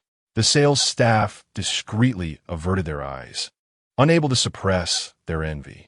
Where could one find such a lavish and charming boyfriend? If it weren't for Zhou Jialu's overwhelming beauty and presence, the shop assistants might have considered making a move. While $500,000 in cash could be produced by anyone claiming to be affluent, spending that amount on 3 bags was simply outrageous, a scene most would never witness in their lifetime. After indulging in affection for a while, Zhou Jialu eventually became aware of the many eyes upon them and blushed. Gathering her things, she hurriedly fled the store. Just as they were about to exit, Su Bai suddenly spoke again, shattering the staff's perceptions yet again. Since we're here, why not buy a few watches as well? They would perfectly complement the bags you just purchased. Wait, buddy, are you speaking Chinese? What do you mean by buying a few watches? Are you considering Casio electronic watches? The sales assistant pondered. Given Su Bai's previous spending habits, his budget might well exceed $1 million. Where did this fellow spring from? A printing press come to life? No one knew, but he certainly appeared handsome, and his demeanor was polite. Perhaps he was the scion of a prominent family. How terrifying. Does the young master need a maid? I'm available. You available? They need a maid who smiles beautifully. Have you looked in a mirror? Though she knew she should maintain composure, Zhou Jialu couldn't help but giggle. Ah, life seems to have entered a relaxed mode. No more anxiety about employment or saving money. However, she was also aware that becoming Su Bai's woman came with its own set of responsibilities. Tomorrow, I shall inform the dealership of my resignation. By the way, I have decided to cease my endeavors on Douyin, and I will expeditiously delete all my videos. Su Bai was somewhat taken aback. Senior, how resolute you are, having arranged everything so swiftly. Indeed, with my junior treating me with such kindness, I must display a bit of courage. After all, Zhou Jialu leaned closer to Su Bai's ear and placed a gentle kiss. Exuding charm as she said, "From now on, I shall only burn for you." The impact of her words was overwhelmingly potent, and even Su Bai, who possessed the Sigma aura, found it somewhat difficult to bear. Senior, I am sorry, but I must confess a transgression against you. Chapter 20. Transitioning from online to offline gaming, couple's private room. Do not worry, dear readers. The male protagonist is steadily advancing in his pursuit, and soon we shall arrive at the segment you all eagerly anticipate. It is somewhat regrettable that today he could not win over the senior. Zhou Jialu felt that they had only just met, and it was too soon. The first time should be approached with more solemnity. Perhaps this is the ceremonial sentiment that girls cherish. Su Bai concurred, for it was also his first experience. While he verbally agreed, his thoughts wandered elsewhere. The final step could be postponed. However, the other intimate pleasures must not be withheld from little Su Bai. The interface indicated that Zhou Jialu's desires in that regard were quite fervent, likely a result of 3 years of pent-up feelings during her university life. Su Bai planned to proceed gradually, employing various affectionate methods to slowly win over the senior. They had agreed that a month hence, on Zhou Jialu's birthday, she would offer herself to Su Bai. In reality, it would take just a few days, contingent upon Su Bai's finesse. Good things should be savored slowly. There was no rush. Su Bai resolved that, by that time, he would make the senior plead for him to complete the final step ahead of schedule. In his mind, a wicked yet delightful scheme began to take shape. Su Bai's passion had been ignited by her, the seemingly aloof yet pure-hearted senior, making her utterly irresistible. Zhou Jialu, being considerate, did not wish for little Su Bai to suffer. Thus, she employed her nimble hands to help fulfill his dreams. Originally, Su Bai had hoped to utilize her ample resources, but the senior, feeling bashful, suggested they try new things another time. In any case, after some time, Su Bai reclined on the sofa, exhaling a deep breath, feeling refreshed and mentally liberated. His mind drifted into contemplation about the universe, life, and the inevitable increase of entropy. Zhou Jialu returned to school, claiming she had dinner plans with her roommates. This was fortuitous, as Su Bai intended to explore other methods for cashback. Some methods were simply not suitable for engaging in alongside the senior. Among the 3 bags he purchased for Zhou Jialu, 2 were temporarily left with him, as bringing them to the dormitory felt unsafe. Only the vibrant one suitable for daily use was taken by Zhou Jialu, who remarked that carrying such an expensive bag would signal to other men that she was taken, thus deterring unwanted advances. But what if others thought that she was being kept? That is fine. There have always been rumors about me being spoiled by wealthy older men. I'm not afraid of slander. Zhou Jialu responded with a blissful expression, snuggling against Su Bai. It was indeed a stroke of luck for the senior to be pampered by her junior. As Su Bai reflected on Zhou Jialu's words, he felt a sense of satisfaction wash over him. Just as he was pondering the intricacies of life, the system chimed again. Ding! Zhou Jialu's affection level has increased. Current affection level, 90. Detected affection level has surpassed 90. Reward, 1 lottery chance. Current total, 2 lottery chances. No way is this unwavering devotion. It was unclear whether it was due to Su Bai's generous spending or Zhou Jialu's inherent innocence. or perhaps a mystical case of love at first sight. Likely, a combination of factors, for emotions are inherently complex. Regardless, it was time to indulge in the lottery. The prospect of 2 consecutive lottery chances made Su-bai rub his hands in anticipation. Wait, first a shower. Cleanliness is paramount before the draw. In larger cities, non-chain hotels in the suburbs often boast the likelihood of having bathtubs. However, the cleanliness of such tubs can be questionable. At a hotel like the Marriott, at least the bathtub would be well maintained. Relishing a delightful soak, Su-bai donned a bathrobe and offered a respectful bow towards the river, completing his ritual before clicking on the lottery draw interface. Ding! Congratulations, host! You have won 1 million in cash. Ding! Congratulations, host! You have won a primary body enhancement potion. Note: the primary body enhancement potion will restore the host body to a completely healthy state, elevating all physical fitness indicators to the excellent standards of an adult male, with original strengths further amplified. This is splendid. The preceding year of intense study during high school had left Su-bai's body in a somewhat suboptimal condition. Chronic ailments such as gastritis, cervical spondylosis, and lumbar disc herniation were commonplace among high school students. The fierce competition of the college entrance examination demanded relentless study, leading to such issues. No wonder people say that today's university students are rather fragile. Given the high school lifestyle, it was inevitable that one would emerge with a frail constitution. This enhancement potion would be just what he needed to rectify his health concerns. As for the prospect of improving his physical abilities, Su-bai was quite eager. After all, what man does not aspire to possess a robust physique? After glancing at the potion's detailed description, he summoned it forth. The small glass vial, reminiscent of a soda bottle, contained a clear, colorless liquid. He downed it in one gulp. The sweet and refreshing flavor seemed to absorb instantly. Subsequently, Su-bai lay on his bed. There were no sensations of fever, expelling dark sludge, or cracking bones. He merely drifted into slumber, awakening about an hour later to find the world around him subtly transformed. His vision and hearing had sharpened, and a vibrant energy coursed through him, something he had not felt since before high school. After being consumed by relentless studying, his body had deteriorated daily, but now he felt as though he had returned to his prime. No, he was stronger than ever before. Gazing into the mirror, admiring his significantly improved physique, Su-bai struck a few poses reminiscent of a bodybuilder. He felt thoroughly pleased. In terms of fitness metrics, he certainly lagged behind true fitness enthusiasts. But overly exaggerated muscles did not appeal to him. A more balanced and aesthetically pleasing physique was preferable. Su-bai had no desire to develop a physique akin to Arnold's, preferring to maintain a certain charm. As twilight descended outside, Su-bai's stomach began to grumble. He ordered a Western-style dinner through room service, curious to try the flavors he had never sampled before. Since he planned to drive out for a leisurely stroll later that evening, he abstained from ordering wine. The classic Western meal consisted of an appetizer, soup, and steak, accompanied by bread. The exquisite ingredients paired with subtle seasonings were not particularly remarkable. Before he could finish his meal, a message from Chun Yushing arrived. Yushi, are you gaming tonight? Su-bai to beige. Yes, I'll let you know when I'm ready. Yushi, okay. Yushi, I'll find a place outside. It's inconvenient with my roommates in the dorm. Su-bai to beige. Debeijo, Yushi, cat rolling. After considering his plans for the evening, Su-bai decided to stay at the hotel.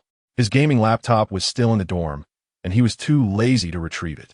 It would feel odd to play League of Legends on an Apple laptop, akin to reading web novels on a high-end e-reader with an ink screen.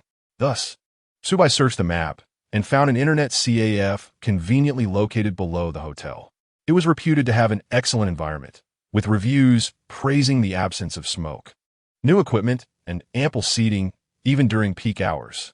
Su-bai conjectured that the CAF's distance from the main campus of Jiang University, coupled with its high prices, deterred students from frequenting it. The nearby residential area was an upscale community, further reducing the demand for internet CAFs among its residents. Perfect. He would spend the night gaming there. He wondered if the internet CAF offered any top-up promotions, hoping for a few thousand yuan in cashback.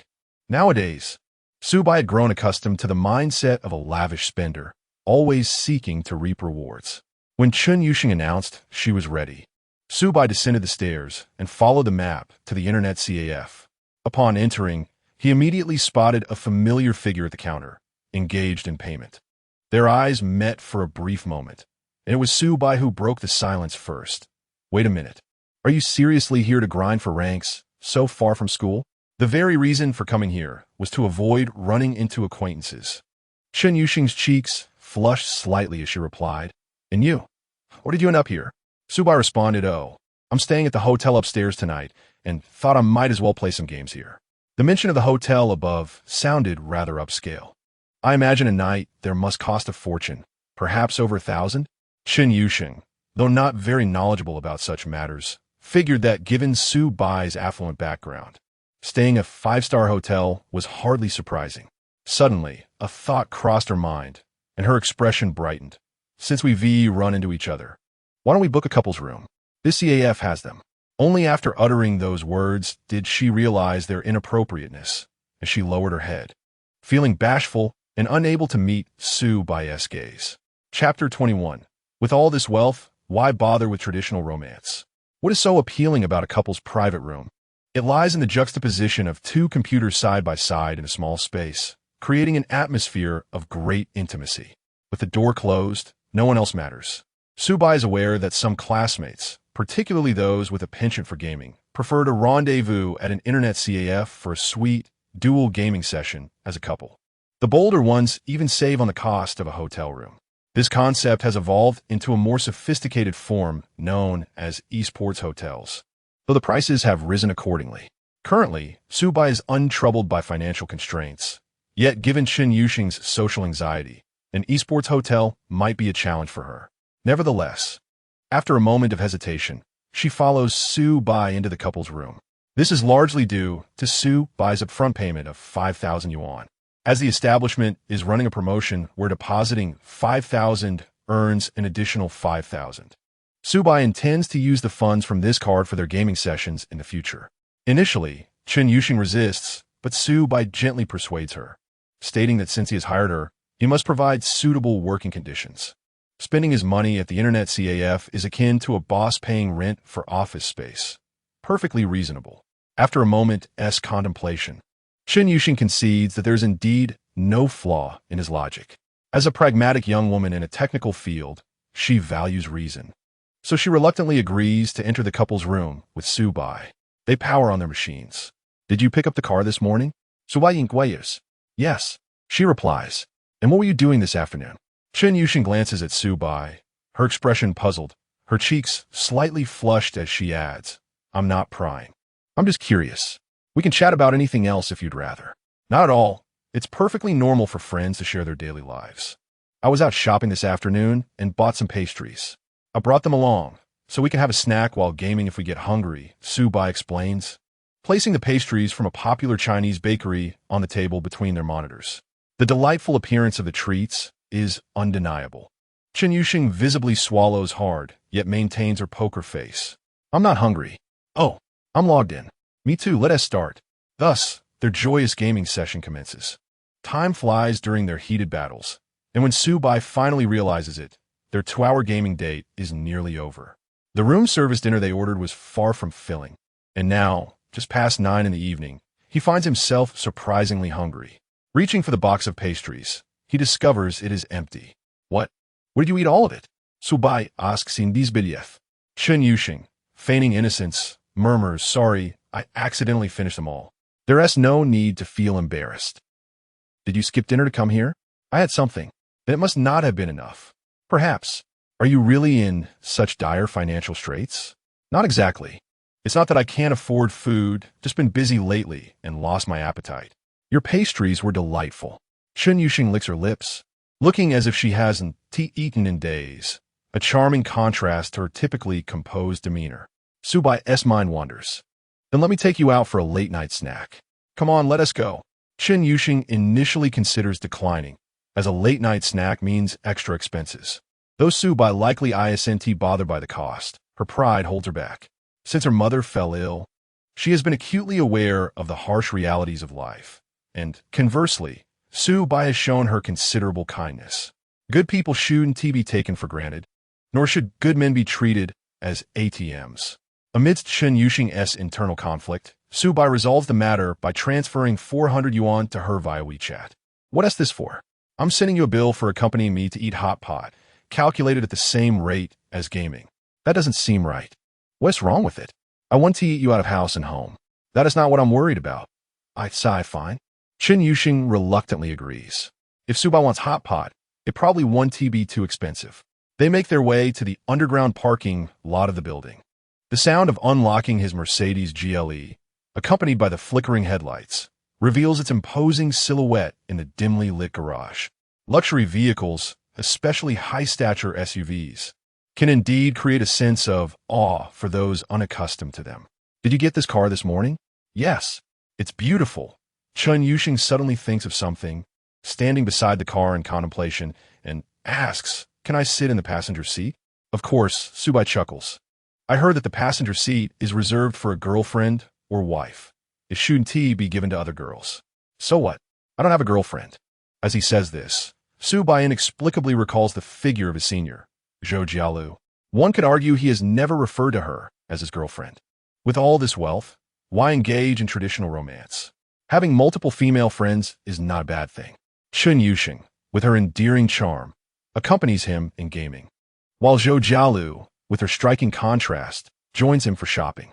Each occupies their own space, free from interference. How splendid. In matters of love, Su Bai is a staunch advocate of reform. You don't have a girlfriend? Right. So it's nothing to worry about. Chen Yuxing finally feels at ease and enters the car. Had Su Bai been in a relationship, she would certainly maintain her distance. But since he claims he isn't, a flurry of unnecessary thoughts begins to swirl in her mind. Lost in thought, the car soon arrives at the hot pot restaurant. Standing before the grand entrance, Chen Yuxing quips, "Is this really a place for hot pot? It doesn't feel like it. What does it feel like? Like one of those overpriced, bland Western restaurants." Haha, indeed. Su Bai laughs, but I checked with a friend, and this place is reputed to be excellent. They serve a unique sour soup hot pot, a specialty from the Southwest that can help improve your appetite. Oh, upon entering the restaurant, Chen Yuxing immediately catches the tantalizing aroma of sour soup hot pot. Her stomach emits a longing sigh, craving fulfillment. Feeling a bit shy, and being her first visit to such an upscale dining establishment, she lowers her head, retreating into herself. Social anxiety can be quite overwhelming. Don't worry, I'll order a lavish banquet from the menu. Everything that looks good, Su Bai assures her. High-end hot pot has become a trend initiated by the luxurious houses in Shanghai, and this wave has now reached Jiangxing. While the specific offerings may vary, such as the unique sour soup, the core elements sustaining the price remain unchanged. An upscale dining environment, impeccable service, and premium ingredients. Chapter 22. An exquisite work meal priced at 8,000 as Su Bai perused the menu. Chen Yuxing remained withdrawn, grappling with her social anxiety. It was only when several plates of seemingly extravagant seafood were served that she realized this hot pot experience was entirely different from her preconceived notion. Was such extravagance truly necessary? Besides, I desire this, and you are merely accompanying me. Why should you concern yourself with what I choose? Adjust your perspective, Chen. Observing Su Bai's feigned seriousness, Chen Yuxing understood his intent to divert her attention from the price. Reluctantly, she swallowed her apprehension and joined him in the meal. Soon, the broth arrived, its vibrant orange-red hue illuminated by the warm lighting, appearing particularly alluring. As the broth heated, the tangy and spicy aroma, infused with ginger, wafted enticingly into the air, making her mouth water. Watching Chen Yuxing's fingers twitch in anticipation, yet hesitating to indulge, Su Bai placed a plate of appetizers before her. "You should start eating. You should too. I had this seafood for lunch, so I'm not particularly hungry now. Just enjoy it." Oh, Chen Yuxing glanced at the elegant blue and white porcelain tableware. The plate was large, yet the contents were modest, a small mound of golden fried delicacies. Is this seafood? Indeed. Those are king crab legs, prepared as tempura. I thought it was pork cracklings. As she took a bite, her eyes sparkled with delight, her lips moving incessantly. Su Bai watched her with a warm smile until she became self-conscious of her enthusiasm. Yet, his expression remained gentle. "No need to pretend to be a lady around me. If you want to eat, Then eat. Only when you're full can you have the energy to keep me company. Thank you. As meat and vegetables were added to the pot, Chen Yuxing gradually loosened up, her mindset shifting to a more carefree attitude. After all, having already finished Su Bai's dessert, her foodie nature was laid bare. There was no longer a need for pretense. Furthermore, the peculiar interests she and Su Bai shared, seldom revealed to others, converged at this moment. Enjoying a hot pot together seemed perfectly acceptable. After all, he was genuinely affluent, so taking advantage of him lightened her psychological burden. Girls are inherently beings of strong moral sensibility, often reluctant to endure feelings of guilt. Even if they cannot reciprocate kindness, they will concoct justifiable excuses to soothe their conscience. This is not criticism. It is simply human nature. The meal lasted an hour and a half, during which both were satiated and engaged in a spirited discussion about a recently published niche detective comic. When the waiter brought the dishes, he overheard the attractive young couple discussing crime scenes and escape routes, his face reflecting a mixture of admiration and awe as he discreetly retreated. "Let me drive you back to school." After the meal, Su Bai suggested as they approached his luxurious Mercedes GLE, disregarding her response and motioning for her to enter the vehicle. Chen Yuxing bit her lip and acquiesced. She had thoroughly enjoyed the meal, her stomach full, and now a wave of lethargy washed over her at the thought of squeezing onto the subway and walking back to campus. In this moment, faced with a spacious, comfortable, and opulent car, and the reassuring presence of Su Bai, the scales of her indecision tilted effortlessly. "Tomorrow's Friday. I have quite a few classes to attend during the day, so I'll probably just game at night," Su Bai remarked. "All right, I'll come by in the evening," Chen Yuxing replied with a nod. "What do you want for a late-night snack?" "Don't rush to answer. Just think it over and send me a message on WeChat. I'll make the reservation in advance." Looking on the bright side, according to Su Bai's definition, this late-night snack could be considered a work meal. Chen Yuxing silently mused about how delightful this work experience was. In the Internet CAF, the computers were equipped with high specifications, boasting a 4070s graphics card, far superior to her own 3060 laptop. Not to mention the exquisite late-night snack. She had seen the bill. The meal, including service charges, amounted to over 8,000. What an outrageous sum. However, considering that the minimum charge for this private room was already 3,800, it seemed reasonable. Given Su Bai's spending habits, he would surely not skimp on the experience. Speaking of which, Su Bai's spending habits were quite enigmatic. Wearing shoes priced at a little over 100 while indulging in an $8,000 hot pot gave off an air of nonchalance, as if he were untethered by societal constraints. This carefree approach, to some extent, influenced Chen Yuxing, making her feel at ease in his company. It was a rare, enjoyable time. Su Bai drove to a small entrance on the west side of Jiangxing University. The area was quiet, making it reasonable to drop off the socially anxious Chen Yuxing there. And it was conveniently close to the girls' dormitory. As she stepped out, Chen Yuxing glanced back with a hint of reluctance.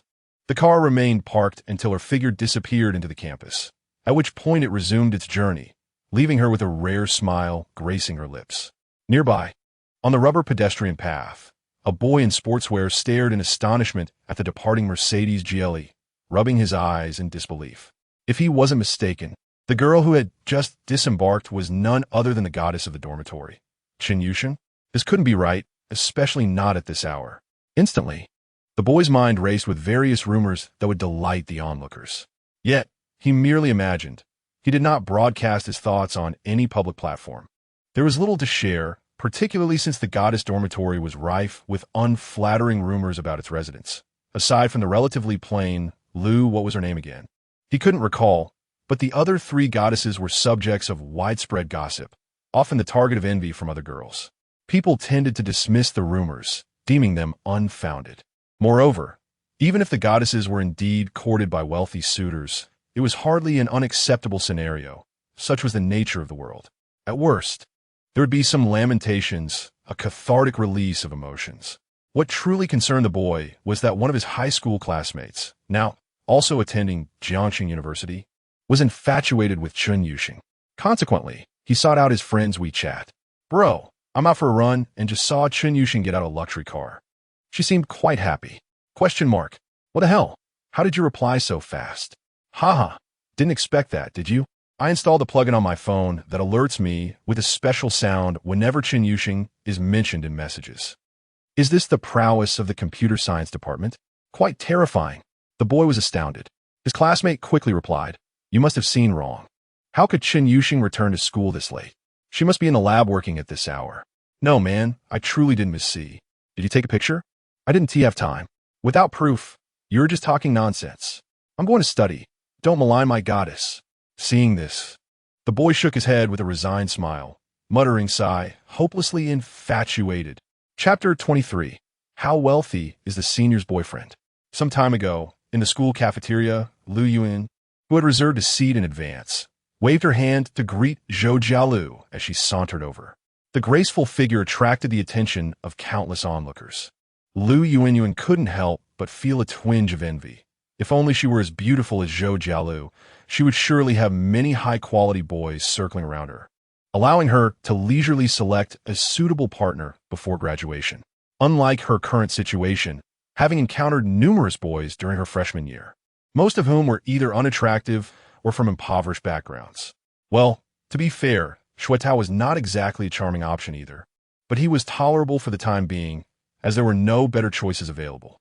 Lu Yuan believed that a girl's youth is fleeting, and one must seize the time to enjoy it while simultaneously seeking something better, a strategy she deemed the optimal solution. Xuetao was merely her chosen temporary stepping stone. However, it appeared that Zhou Jialu didn't even require a stepping stone. She claimed never to have met someone she truly liked. It seemed that stunning beauties had lofty standards. As Lu Yuan pondered this, Zhou Jialu gradually approached, allowing Lu Yuan to catch sight of the colorful bag she carried. Vibrant yet not gaudy, it exuded a unique artistic flair that complemented Zhou Jialu's lively and warm disposition. "Wow, senior, is that a new bag? It's beautiful," Lu Yuan exclaimed. Zhou Jialu blushed at the compliment, revealing it was a gift from her boyfriend. Lu Yuan's eyes widened in shock. "Wait, are you serious? Just a moment ago, I was wondering why you weren't dating anyone, and now I find out you have a boyfriend?" It was indeed true what the elders said. Jiangsheng had an air of intrigue. "Is it true? When did you get a boyfriend? This is quite sudden." I think it's sudden too. Let us sit down first. I'll grab some food, and we can talk," Zhou Jialu replied. "Okay, I'll be waiting for your update." Lu Yuan nodded obediently, her face brimming with curiosity. Whoever had caught Zhou Jialu's attention and so swiftly progressed to a romantic relationship must be an extraordinary man. Before long, Zhou Jialu returned with a plate of greens, having opted not to buy rice after a filling seafood lunch with Subai, although she took pride in her curvaceous figure. She was mindful not to become overly plump. "Senior, I have to ask, your boyfriend must be quite wealthy, right?" Lu Yuan's question was very much in line with her character. During their late-night chats in the dormitory, she had often mentioned her desire to find a rich boyfriend. In her view, financial stability was the core value of a man. As long as he was affluent, she could overlook other qualities such as looks, character, or education. Zhou Jialu shyly nodded, acknowledging that this admission might come across as materialistic. However, given that she was flaunting a Takashi Murakami collaboration bag, she secretly relished the chance to show off. "I knew it. That bag must be from LV, and it looks expensive. I think I've seen it before. Let me look it up." Lu Yuan feverishly tapped on her phone. Suddenly, she gasped, covering her mouth in disbelief. "Oh my heavens, senior. Isn't that the super expensive limited edition? It's been discontinued, and the resale value exceeds 150,000 yuan. Wow, this is the first time I've ever seen such an expensive bag in real life." "Calm down, Yuan. Don't scare the other students," Zhou Jialu said with a nonchalant expression, secretly enjoying the moment. "He does have considerable financial means. We just confirmed our relationship today, and he mentioned wanting to buy me this bag. I didn't want it, but he said that carrying it would deter other suitors." "That makes sense."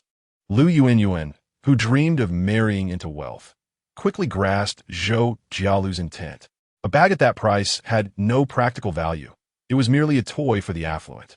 Yet, given Zhou Jialu's previous modest spending habits, donning a 160,000 yuan bag would certainly lead others to believe she had a remarkably successful boyfriend. But, senior, being so open about it, won't some envious people speak ill of you, suggesting you're dating an older rich man? Wuwu's concerns reflected the views of the general public.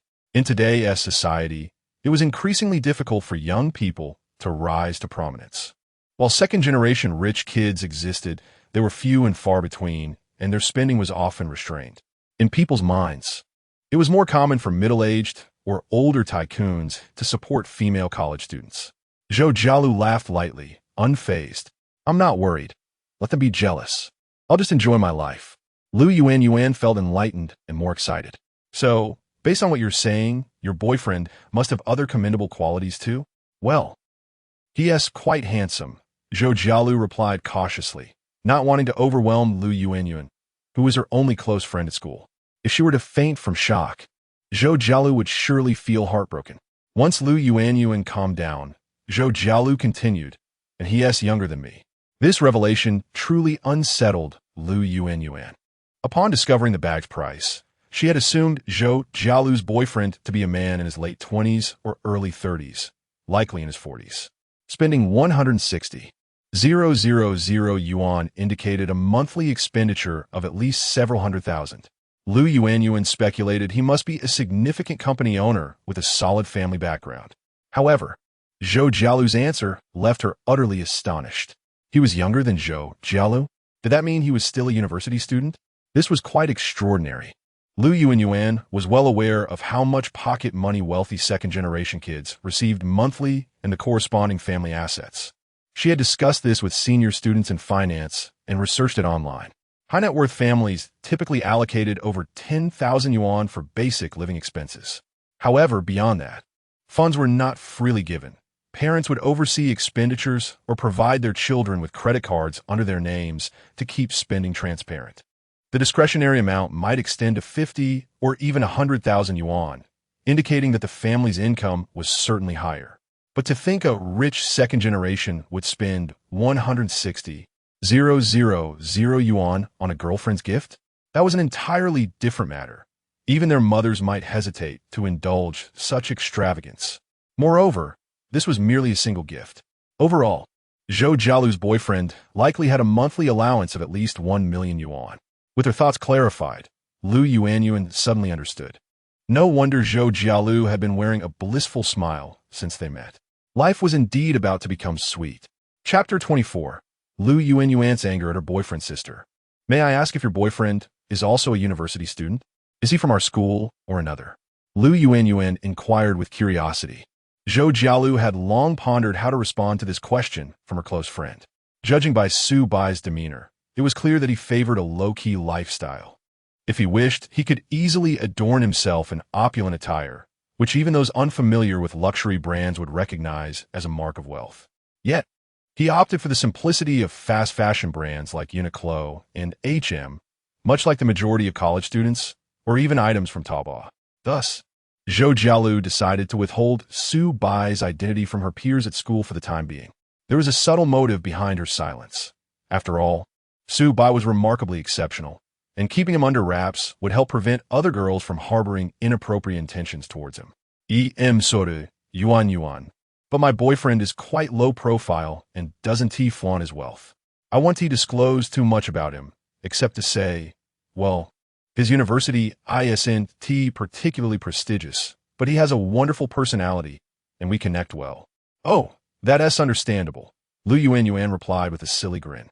If I were dating someone exceptionally outstanding, I'd probably want to keep him to myself as well. Come on, eat a few bites before your food gets cold. I got so caught up chatting with you that I nearly forgot to eat. With that, Yuan suddenly felt her stomach growl and promptly began to eat. Zhou Jialu even took out a trendy snack to share.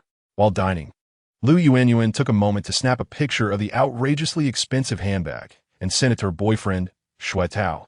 The senior in the dormitory is in a relationship, and her boyfriend gifted her a stunning handbag. Sigh, when will I ever get to use something of that caliber? Though Zhou Jialu mentioned not introducing her boyfriend to her friends, her intent was to subtly convey the message that she was already taken. Therefore, Lu Yuan's message to her boyfriend aligned perfectly with her senior's wishes. At that moment, in the boys' dormitory, Building 7, Room 510, Chu Mingzhi was fiddling with his phone connected to his computer. "Hey buddy, why are you still working so diligently after class? What code are you writing?" Shuetao couldn't help but ask. "Damn, it's only the beginning of our freshman year. Is someone already feeling the pressure to compete?" Chu Mingzhi smiled slightly. "I created a small plugin to remind me to keep an eye on Chun Yuxing. Aren't you already constantly monitoring your goddess? If someone mentions Chun Yuxing in a group chat or private message, or if there's S-related content in their moments, the plugin will trigger a special alert sound." Chu Mingzhi stated earnestly. Timely information is crucial. Sometimes, seizing the right moment can lead to capturing the heart of the goddess. You're just avoiding the harsh realities. Shuetao rolled his eyes. "You're taking this too far," he scoffed. "For most guys, it's just a mild obsession. But you, Chu Mingzhi, are starting to resemble a performance artist. Opportunities are fleeting," he insisted. "In college, wooing girls is fairly simple. If you're willing to spend money and provide some conveniences, it becomes much easier. For instance, having a car is a significant advantage.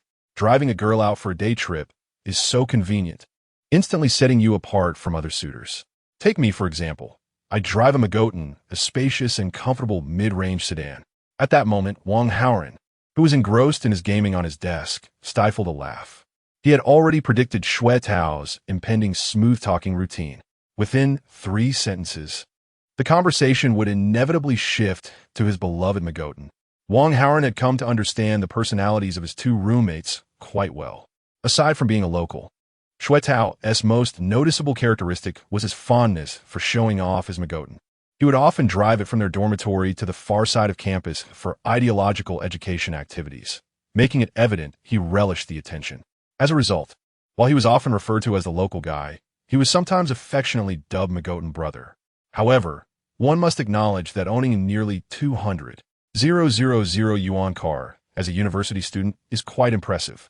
The costs of purchasing, maintaining, and parking in the city can be substantial, making it unaffordable for many ordinary families.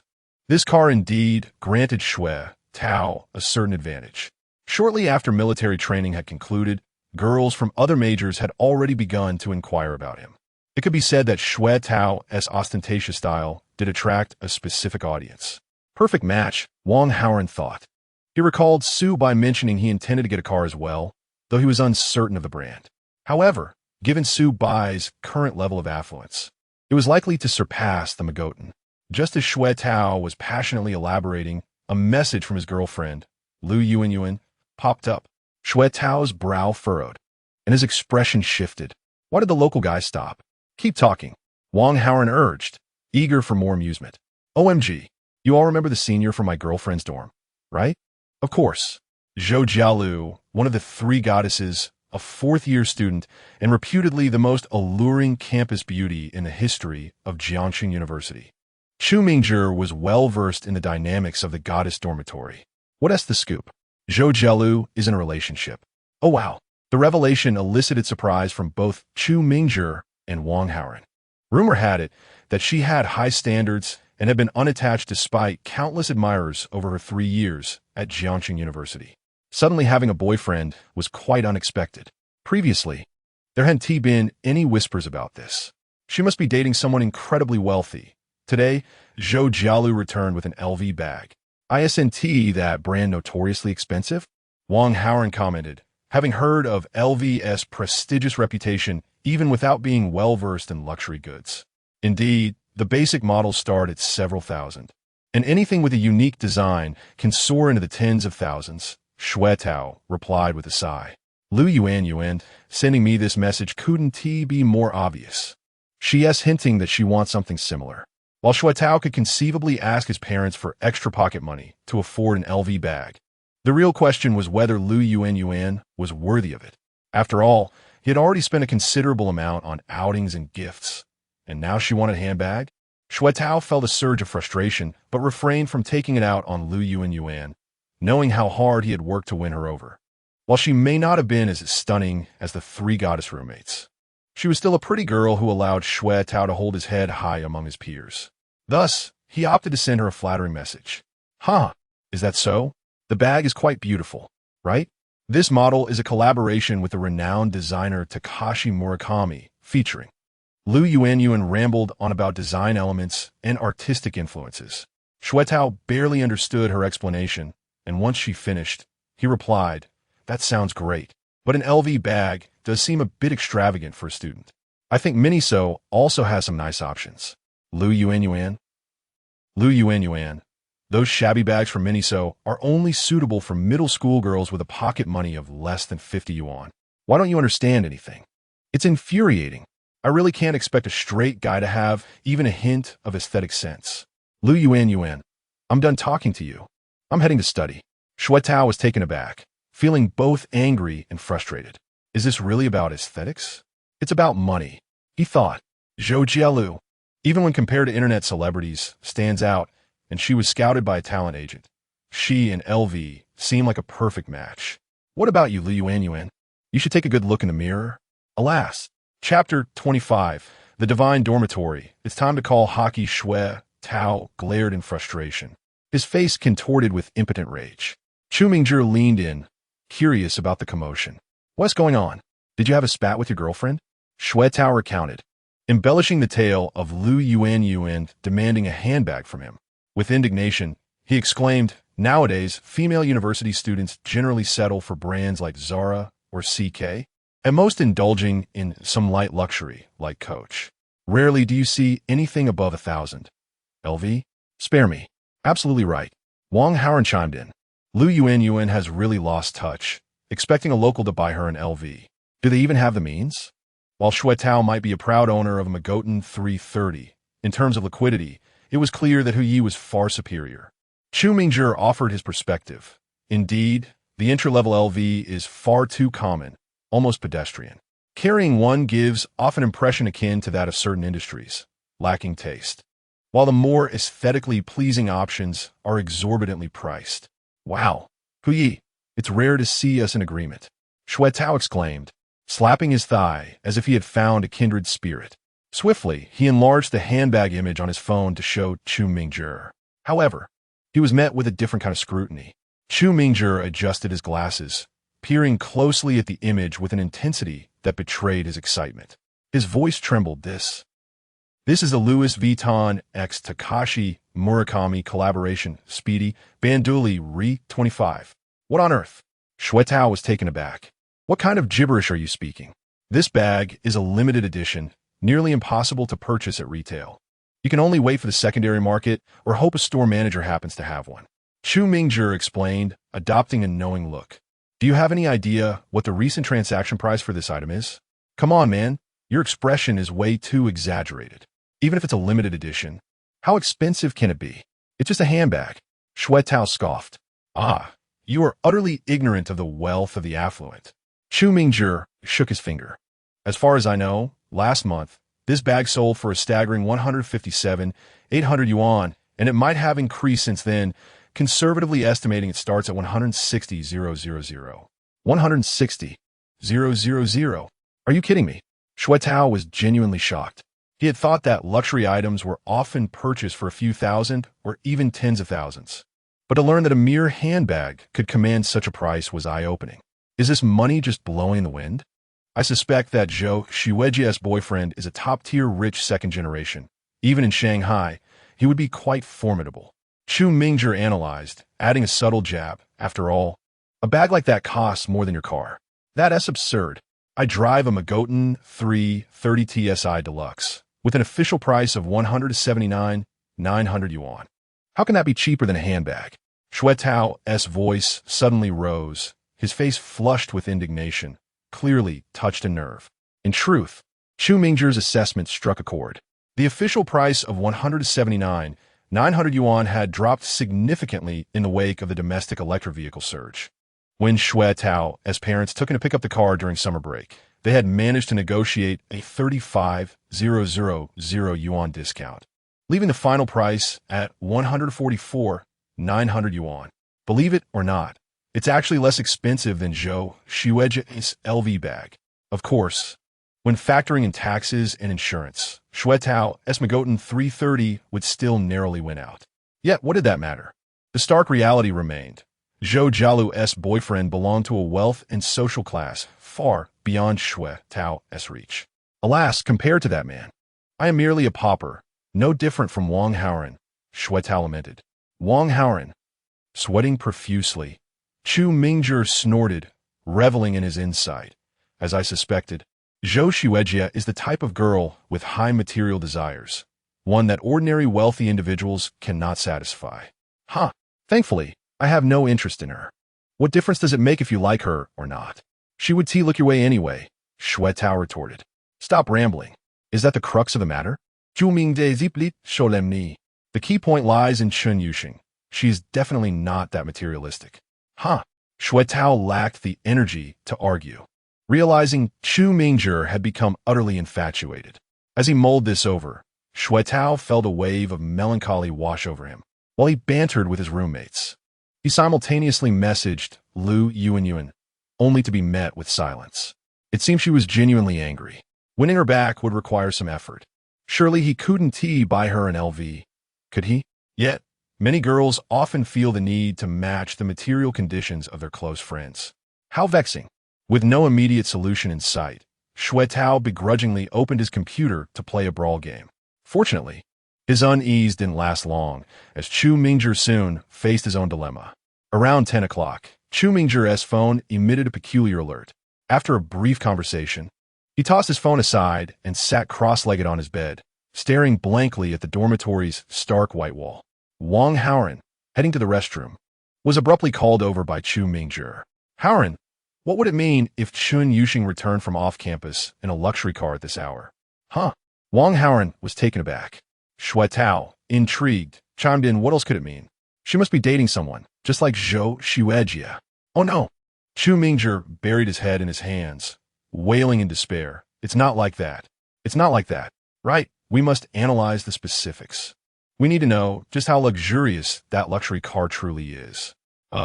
Is there a standard for this? Wang Haoran asked, puzzled. If it's merely a 34C entry-level luxury vehicle, she could have just taken a rideshare. Seriously? Huyi, how do you manage to comfort yourself so well? Shui Tao chuckled. Do you actually believe that? Chu Mingjie replied coldly. It's not about belief. It's about my faith in Chen's noble and proud character. Shui Tao was left speechless. Kid, you're unbeatable. Noble and proud? Wake up. High school is over. Wang Haoran suppressed laughter, relishing in the drama. How fortunate we are in dorm 510. To have both Hockey Shui and Hockey Chu. What a combination. Then, there came a sudden knock at the door. Wang Haoran opened it to reveal a well-proportioned woman in athletic wear. It was their counselor, Xiaolin. Good evening, everyone. Xiaolin greeted with a warm smile. I just finished jogging on the field and thought I'd check in on you. Where is Su Bai? Is he not here? Chapter 26. The sleepless night of Xiaolin due to Su Bai's physique. Su Bai is yet to return. Perhaps he is out playing basketball. I shall inquire. Wang Haoran replied nonchalantly before messaging Su Bai to inform him that the counselor had come to check the dormitory. His intuition suggested that Su Bai would likely be spending the night away. Typically, there was no need to report to the counselor, but alas, Su Bai's luck had run out, coinciding with Director Xiao's patrol of the male dormitory. Xiaolin entered the room, instinctively inhaling deeply. The dormitory exuded the distinct aroma characteristic of male residences, neither overwhelmingly foul nor particularly pleasant. The space was somewhat disheveled, littered with scattered personal belongings. Underwear and socks dangled from the bed railings. As a graduate student and a senior, she had encountered such scenarios during her undergraduate years while assisting the student council with dorm inspections. Thus her demeanor remained unflustered. In contrast, Shui Tao and Chu Mingjie appeared exceedingly bashful. After all, Xiaolin was quite a beauty, surpassing Shui Tao's girlfriend, Lu Yuan. In allure, though not at the pinnacle of beauty, she was undoubtedly a goddess in her own right. Clad in form-fitting athletic wear, a light sheen of perspiration graced her skin from a recent jog. Her deep brown hair, tied into a high ponytail, revealed her elongated, fair neck and aesthetically pleasing, slightly rosy ears. Shui Tao and Chu Mingjie found themselves hesitant to gaze upon her. Curiously, it was Wang Haoran, typically more reserved, who felt little discomfort. To him, women in the real world were all quite similar, far less intriguing than those from the realm of fantasy. Your hygiene is acceptable. Xiaolin advised Shui Tao and Chu Mingzhi. Make sure to tidy up regularly, especially the trash, as neglect can foster bacteria and lead to illness. Understood, Director Xia.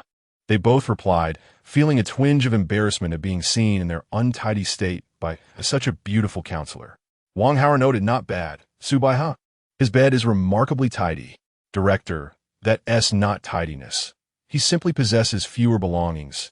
Chu Mingzhi interjected, eager to defend himself. My space may appear chaotic, but it's merely due to the abundance of items. Men's skincare products, English literature, a capsule coffee machine, and a ukulele. Oh, by the way, Director, can you play the ukulele? I do not play. Xiaolin shot an incredulous glance at Chu Mingzhi. Why was he suddenly listing these trivialities? He seemed like one of those socially awkward individuals trying to impress during a blind date. Don't let Su Bai's clean desk fool you. He is not much different from us. Shui Tao chimed in, perhaps inspired by Chu Mingzhi's remarks. All my dirty clothes need to be taken home to wash on the weekend. My family's washing machine does a much better job, especially since I have a car. A Magotan 330, making it quite convenient for locals to drive home. Oh, Xiaolin replied dismissively, mentally critiquing, who asked you? She couldn't help but lament that Shui Tao and Chu Mingzhi were indeed, just as her classmates had described, excessively showy. It was undeniable that their family backgrounds were quite affluent within the student body of Jiangxing University. However, they were still so young, parading about without a hint of humility, not the type of wealthy scions who flaunted money indiscriminately. All right, there's nothing else. When Su Bai returns, please remind him not to come back too late. Xiaolin stated before departing from the 510 dormitory. The group exhaled in relief. Phew, the counselor has quite a commanding presence. Although her temperament is amiable, she exudes an air of sharp competence. Chu Mingzhi pondered aloud. I heard Director Xia was heavily involved in student activities during her undergraduate years and excelled academically. She indeed possesses a leader's aura. Shui Tao, struck by a whimsical thought, suggested how impressive it would be to date Director Xia, considering she is merely 4 years our senior. Quite fitting, don't you think? Fitting. Chu Mingzhi scoffed. She is the epitome of an accomplished woman. How could she possibly be interested in a mere upstart? Damn it, are you mocking me? Just as a new round of banter between the locals and the newcomers commenced, Xiaolin, having finished inspecting other dorms, exited the building. After some contemplation, she decided to call Su Bai, feeling the need to give him a gentle reminder. After all, she had encountered him earlier in the cafeteria, where he mentioned skipping class for exercise. His late return now suggested he might be somewhat rebellious. In truth, students with rebellious tendencies were easily identifiable. For instance, in the 510 dormitory, the others exhibited varying degrees of trepidation in the presence of a counselor, while Su Bai remained unflustered and self-assured.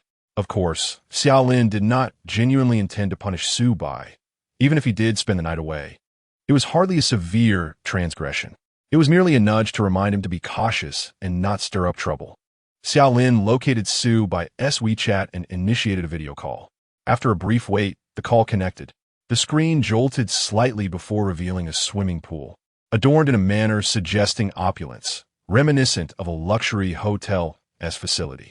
Then, the view shifted to Su Bai, clad only in swim trunks, showcasing his tall, athletic physique. Director, is there something you need from me? Not particularly. I just visited the male dormitory and noticed you weren't there, so I wanted to check on you. Oh, I'm staying at a hotel tonight. I was swimming and didn't see your message. My apologies, Su Bai replied with a smile. I meant to let you know, but got caught up in the fun. He held up his room key in front of the camera. It's fine. Just take care of yourself and stay safe. Xiaolin quickly ended the call. Her hand instinctively pressed against her chest as her breath quickened, her ample bosom rising and falling. That young man possessed an extraordinary physique.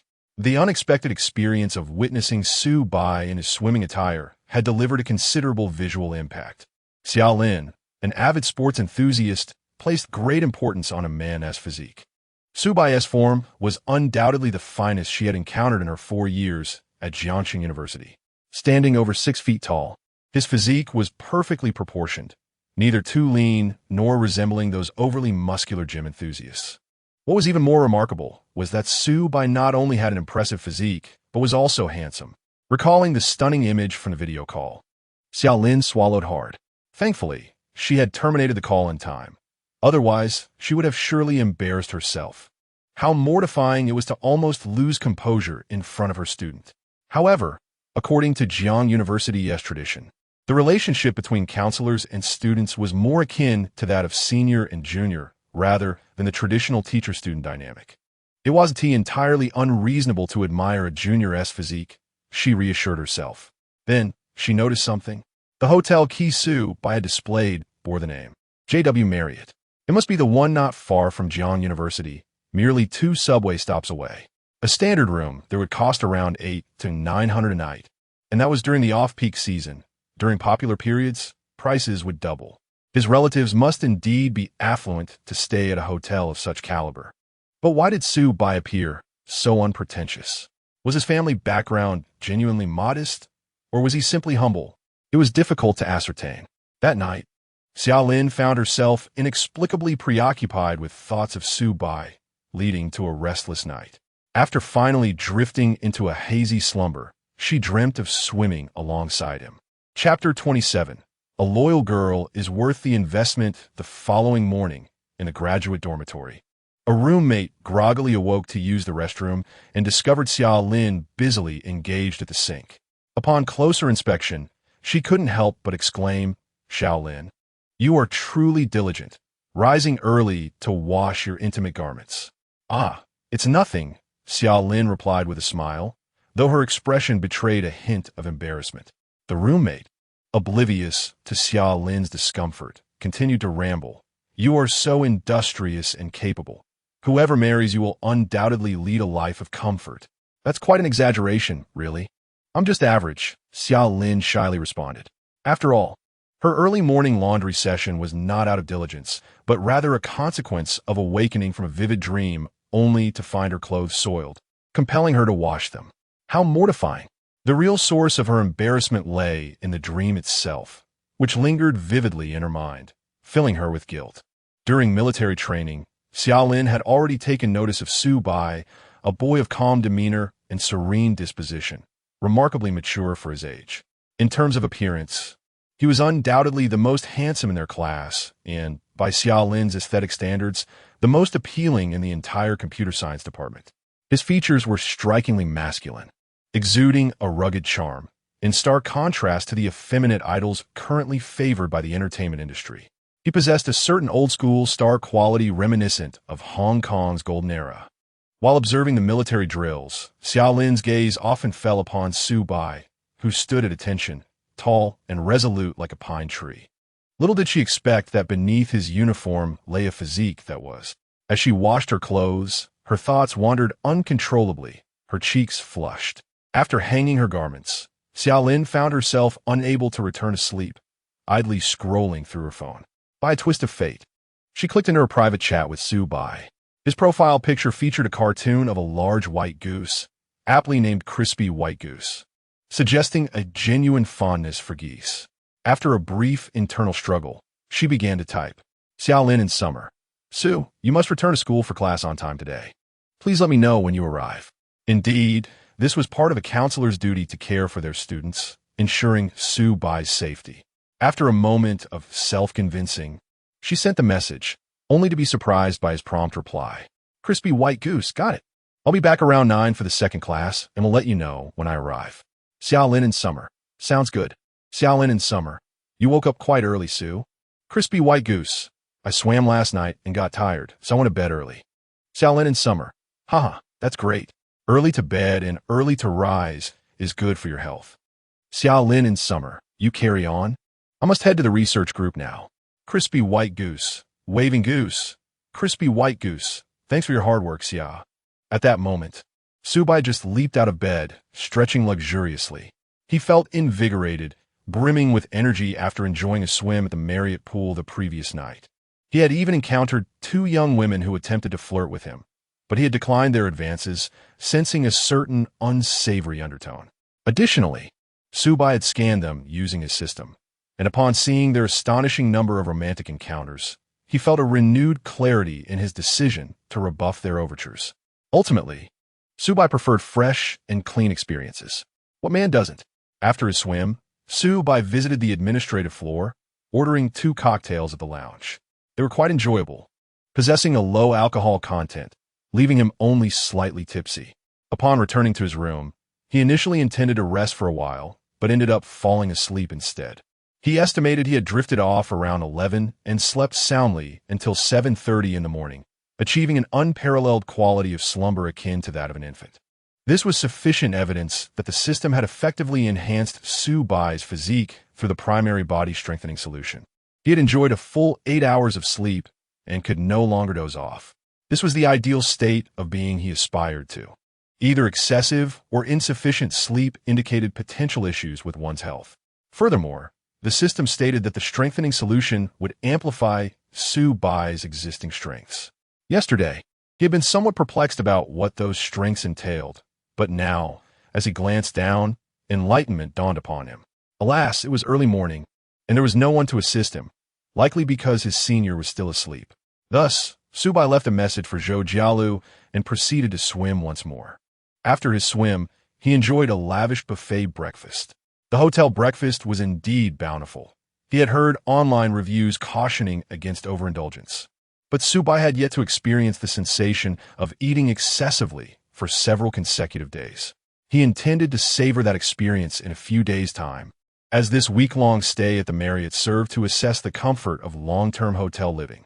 Moreover, he aimed to utilize this time to spend, earn cashback, and accumulate funds, thus broadening his options for future accommodations. While having breakfast, Zhou Jialu replied to his message, stating her intention to resign from the 4S dealership and come to the hotel to see Subai. Crispy white goose. I'll come pick you up then. When do you think you'll finalize everything? Jialu, very soon. Resigning as an intern isn't that complicated, especially since I informed the manager last night, and all the necessary paperwork is prepared. Crispy white goose. Thumbs up goose. Crispy white goose. Your decisiveness is impressive, senior. Jialu, oh, I just didn't want to delay and give you too much to think about. After all, in luxury car sales, once you're in a relationship, continuing feels inappropriate. Crispy white goose, quite true. Jialu, hee, I'm quite devoted. From now on, my tenderness belongs solely to you, Junior. Indeed, a girl as devoted as Zhou Jialu is a rarity in this era. Admittedly, her loyalty stemmed primarily from Subai's wealth and his willingness to spend on her without hesitation. Yet, many girls, even when entangled with affluent men, remain restless, seeking to leverage such connections to ascend to a higher social echelon. Some even engage in relationships with wealthy suitors, enjoying their material support while simultaneously lamenting the mundanity of their lives, straying with other men. Do not be deceived into thinking wealthy individuals are immune to infidelity. Some gold diggers possess a truly deplorable character, lacking a sense of service and gratitude. No matter how well treated, they can always find excuses to justify their disloyalty. In stark contrast, Zhou Jialu, through both Subai's observations and the system's assessments, proved to be genuinely pure-hearted. Only those girls who remain loyal and consistently provide emotional support will earn Subai's investment. By 8 o'clock, Subai was ready, driving his Mercedes GLE to the 4S dealership he had visited the previous day. This time, however, his objectives and mindset were entirely different. Chapter 28. Purchasing a car for the senior sister, the frugal and home-loving senior sister at the Mercedes-Benz 4S store. As Zhou Jialu, who was about to resign, was surrounded by several female colleagues, the tranquil morning atmosphere of the store was filled with their hushed gossip as they inquired about her boyfriend's situation. Each of them wore an expression of genuine concern. After all, who among the saleswomen here hadn't fantasized about being whisked away by a wealthy suitor? Embarking on a life of luxury without the need to work? The nature of the job often led to such aspirations, especially since many of these women had once enjoyed innocent campus romances before graduation, only to find their ideals transformed under the weight of reality. It wasn't that they no longer cared for their college sweethearts. Rather, their desires had swelled, seeking more than just emotional sustenance, but demanding higher material standards. In school, with government subsidies for meals and housing, their expenses were minimal. But once they entered the workforce, they realized that even renting a modest apartment could be a significant financial burden. In Jiangcheng, the situation was still manageable, but in larger cities, a room in the suburbs could easily start at $1,000 or $2,000 a month. Not to mention the subsequent expenses of buying a house, a car, or raising children, each a considerable financial obligation. Thus, the news that Zhou Jialu's boyfriend was still a student elicited envy from her colleagues. She had both youth and financial security. "Is that Subai truly as tall and handsome as you say?" asked Feng Liyun, a heavily made-up saleswoman who had missed work the previous day and thus had met Subai before Zhou Jialu joined. Feng Liyun had been responsible for shooting promotional videos for social media, a position now taken over by Zhou Jialu. There was little she could do. Zhou Jialu was undeniably more attractive in every regard. Truth be told, Feng Liyun felt a sense of joy at Zhou Jialu's success in capturing the affections of a wealthy young man. If this girl were to become a permanent fixture at the store, it would truly be a tragedy for her. She couldn't imagine how long she would be overshadowed. Feng Liyun had always hoped that some affluent gentleman would take her away, but she had envisioned a middle-aged, somewhat unrefined man to achieve that balance in her heart. Indeed, I happened to be on duty yesterday and couldn't take my eyes off him for quite a while. I just thought he was good-looking, nothing more, right, Jialu? You won't be upset, will you? One of the saleswomen joked. Not at all. It's not illegal to admire a handsome man. Zhou Jialu replied with a playful smile. Go ahead and look. It's not like you can have him anyway. Oh, it seems our Jialu has already had her fill. How much did you indulge last night? Are you satisfied? Stop it. In public, really the girls teased as they bantered. At that moment, Subai, tall and striking, strode into the 4S store, instantly silencing the chatter of the girls, his presence commanding their attention. It was a common occurrence. When an attractive man approached, groups of chatting women would suddenly quiet, stealing glances until he was out of sight, after which they would excitedly resume their conversations. Good morning, everyone. Subai greeted casually before moving closer to Zhou Jialu, enveloping her in a hug and placing a gentle kiss on her forehead. Zhou Jialu, taken aback, reciprocated with a light kiss on his cheek, prompting cheers from the other girls. Oh my, is someone spreading dog food so early in the morning? How embarrassing. Jialu, you might as well just end my single life. The jealousy is overwhelming. Subai exchanged a few pleasantries with the girls before turning to Zhou Jialu. Have you completed your resignation procedures? Yep, everything's done. I can leave with you at any time. Zhou Jialu replied, her hand clasped in his, her face radiating sweetness. Meeting Subai had indeed been a stroke of luck for her. Subai nodded, taking out his phone to call Manager Gua. Manager Gua, I intend to help Jialu choose a car. Since she resigned, I'll need your assistance to complete the process. Not a problem at all. Who would complain about a sale? Manager Gua waved his hands dismissively. Is it really necessary for you to buy me a car? I don't think I need one. It seems like a waste, Zhou Jialu remarked, though her expression betrayed her surprise and delight. Of course we need to buy one. There will be times when you need your own transportation. Jiangcheng is quite large. Having a car is convenient, Subai insisted, since they had established a close relationship. Allowing her to indulge in spending would yield returns. Okay, then if you really think it's necessary, I'll accept one, but please don't buy anything too extravagant. It would be excessive, Zhou Jialu conceded. Her emotional intelligence was commendable. If she were a greedy woman, she would certainly aim for the most expensive option, unconcerned about the cost since it wasn't her money. However, Zhou Jialu thought differently. If the car she drove was pricier than Subai's, it would feel awkward and inconsiderate. She didn't even need something exorbitant. Anything comparable would feel inappropriate. What level are you at to drive the same caliber of car as your junior? Zhou Jialu understood her place clearly. She was Subai's woman, and it was only right to lower her stance. The more she was cherished by him, the more self-aware she had to be. Unlike the spoiled women often depicted in dramas or romance novels. After a brief contemplation, she quickly made her choice. Having worked in sales for a while, she was well acquainted with the Mercedes-Benz product line. The entry-level C260L would suffice.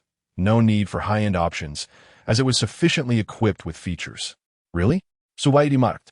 Feeling that the cashback on this model wasn't significant enough. Why not consider the E-Class? It appears more appealing. No. The E-Class is nearly 500,000 after the price reduction. That's unnecessary. If it weren't for worrying about losing face in front of you, I'd be perfectly fine driving a 30,000 yuan car. It's just a means of transportation. Zhou Jialu playfully stuck out her tongue, her innocent demeanor radiating charm and allure. Unable to resist, Su Bai pinched her cheek. Senior sister, you are quite frugal. Of course, I'm yours now. It's only right that I help you save money. She replied cheerfully. Manager Guo maintained a professional smile while internally scoffing. For heaven's sake, just finalize the purchase and leave already. Must you indulge in such sweet talk? The envy of single folks is unbearable. Despite his complaints, the process of acquiring the car was swift as the C260L, a classic entry-level luxury vehicle from Mercedes-Benz, was readily available. Furthermore, since Su Bai was paying in full, there was no need to navigate loan processes. Once the insurance was settled, they were nearly done. By 9 o'clock, Su Bai and Zhou Jialu were already on the road, heading toward the JW Marriott Hotel. Watching the two brand-new cars exit the 4S store with elegance, Feng Liyun felt a pang of longing. He was undeniably handsome. The moment she laid eyes on Su Bai, her heart fluttered, and she wished to seize the opportunity to flirt. Yet, she lacked the confidence to do so in front of Zhou Jialu. Oh well, who could blame Jialu for her luck and beauty? I'm so envious. Chapter 29. Why does Su Bai deserve to sit beside her? As an automobile saleswoman, Zhou Jialu is quite adept at driving. The two vehicles parked side by side in the underground garage of the JW Marriott, forming a rather perfect match. The C260L exudes elegance, while the GLE radiates dominance. Su Bai, embracing Zhou Jialu, gazed at the two cars with immense satisfaction. His senior sister spent a total of 280,000 yuan on this vehicle and won an 8-fold cashback of 240,000 yuan. Indeed, his senior sister is his lucky star. It seems that whenever Su Bai finds himself in a situation requiring substantial expenditures and cashback opportunities, he must bring Zhou Jialu along. Should the senior sister use a temporary license plate first, or will she accompany you to register it this morning? Don't you have a mandatory class? Yes, but I could easily take a leave. No need for that. There's no rush. You go to class first. I can just stay at the hotel, play on my phone, watch dramas, and 1 TB board. Zhou Jialu began to show her obedient side again. Her level of service awareness far surpasses that of those socialites who only know how to create chaos. Su Bai nodded in satisfaction and leaned close to Zhou Jialu's ear, saying, "Then let us head upstairs. Senior sister, help me unwind a bit, and I'll prepare to return to school." "MHM," Zhou Jialu softly replied, casting a glance at Su Bai, who was already brimming with eagerness. "Oh dear, the junior's talent is simply extraordinary. On his birthday, I truly fear being unable to get out of bed due to his vigor. However, for a woman, such a dilemma is indeed a delightful one." After some time spent helping Su Bai relax, Zhou Jialu faintly sensed that his prowess had inexplicably intensified compared to the previous day, which only fueled her anticipation. At this rate, even if the junior has patience, she might not be able to wait until his birthday and might find herself unable to resist taking a step further with him. Alas, if it comes to that, I shall simply go with the flow. Gradually, Zhou Jialu relaxed her mental constraints. Driving back to school, Su Bai found a parking space in the outdoor public parking lot of Jiangxi University's Southern District. Many faculty and staff parked here, including a few students who own cars, such as local resident Shui Tao. The dormitory area is situated to the north, while the classrooms are to the west, making it a 10-minute walk from the parking lot. Shared bicycles are available, so it's no bother. Thanks to the enhanced physical capabilities from the body-strengthening liquid, he pedaled the bicycle at full speed, successfully arriving at the advanced mathematics classroom before class began. Upon entering, Su Bai glanced towards the back of the classroom and, as expected, found his 3 roommates occupying the last 2 rows. Regrettably, they had not saved him a seat. It is well known that the last two rows in large lecture halls are considered prime real estate. The farther one sits from the teacher, the more comfortable it becomes. Wang Haoren also spotted Su Bai and made a classic gesture reminiscent of a famous basketball player, raising his hands in a gesture of helplessness. He messaged him on WeChat. Wang Haoren, today feasting on the agile mushrooms of the mountains. Silly son, when we arrived there were only 3 seats left. You're on your own. Wang Haoren, today feasting on the agile mushrooms of the mountains. Yongchong toffee de Ben Dan. Crispy white goose. Da Bai, erasing middle finger. Su Bai surveyed the entire classroom and noticed that only the front row had available seats. However, sitting in the front row would mean becoming an interaction target for the old professor, subjected to his relentless questioning. He certainly wished to avoid such a fate. Suddenly, Su Bai joyfully discovered an empty seat in the middle section of the classroom. Upon closer inspection, he realized it was none other than Chen Yuxing. In the spacious tiered classroom, the seats were closely arranged, and with the wall on Chen Yuxing's right and an empty seat on her left. It was quite a peculiar sight amidst the fully occupied seats nearby. Su Bai could surmise the reason behind this phenomenon: the imposing aura of the aloof. Scholarly beauty can be intimidating. This advanced mathematics class is primarily attended by freshmen who are generally still in the delicate transition from high school, often too shy to sit next to Chen Yuxing. Moreover, Chen Yuxing had no female companions. At that moment, Chen Yuxing also noticed Su Bai, her lips curling into a delighted smile, which she quickly masked with a serious expression, not daring to reveal her excitement too openly. However, her actions conveyed her intentions. She unfolded the adjacent chair and waved at Su Bai. Oh my! This gesture sparked a wave of hushed murmurs. A few classmates, who had been observing Chen Yuxing, were taken aback to see her actively inviting a male student who had just entered the classroom to sit beside her. They were immediately unsettled. What is happening? Isn't Chen Yuxing supposed to be completely absorbed in her studies, indifferent to the outside world? Isn't she uninterested in males, solely focused on her research? How could she possibly invite a boy to sit with her? No, this is impossible. I must have misread the situation. Yet the reality dealt a blow to their disbelief. Su Bai effortlessly took a seat next to Chen Yuxing. Following this, she leaned close to him and whispered, "From now on, you can sit with me in this class. There's usually no one beside me." What a splendid idea.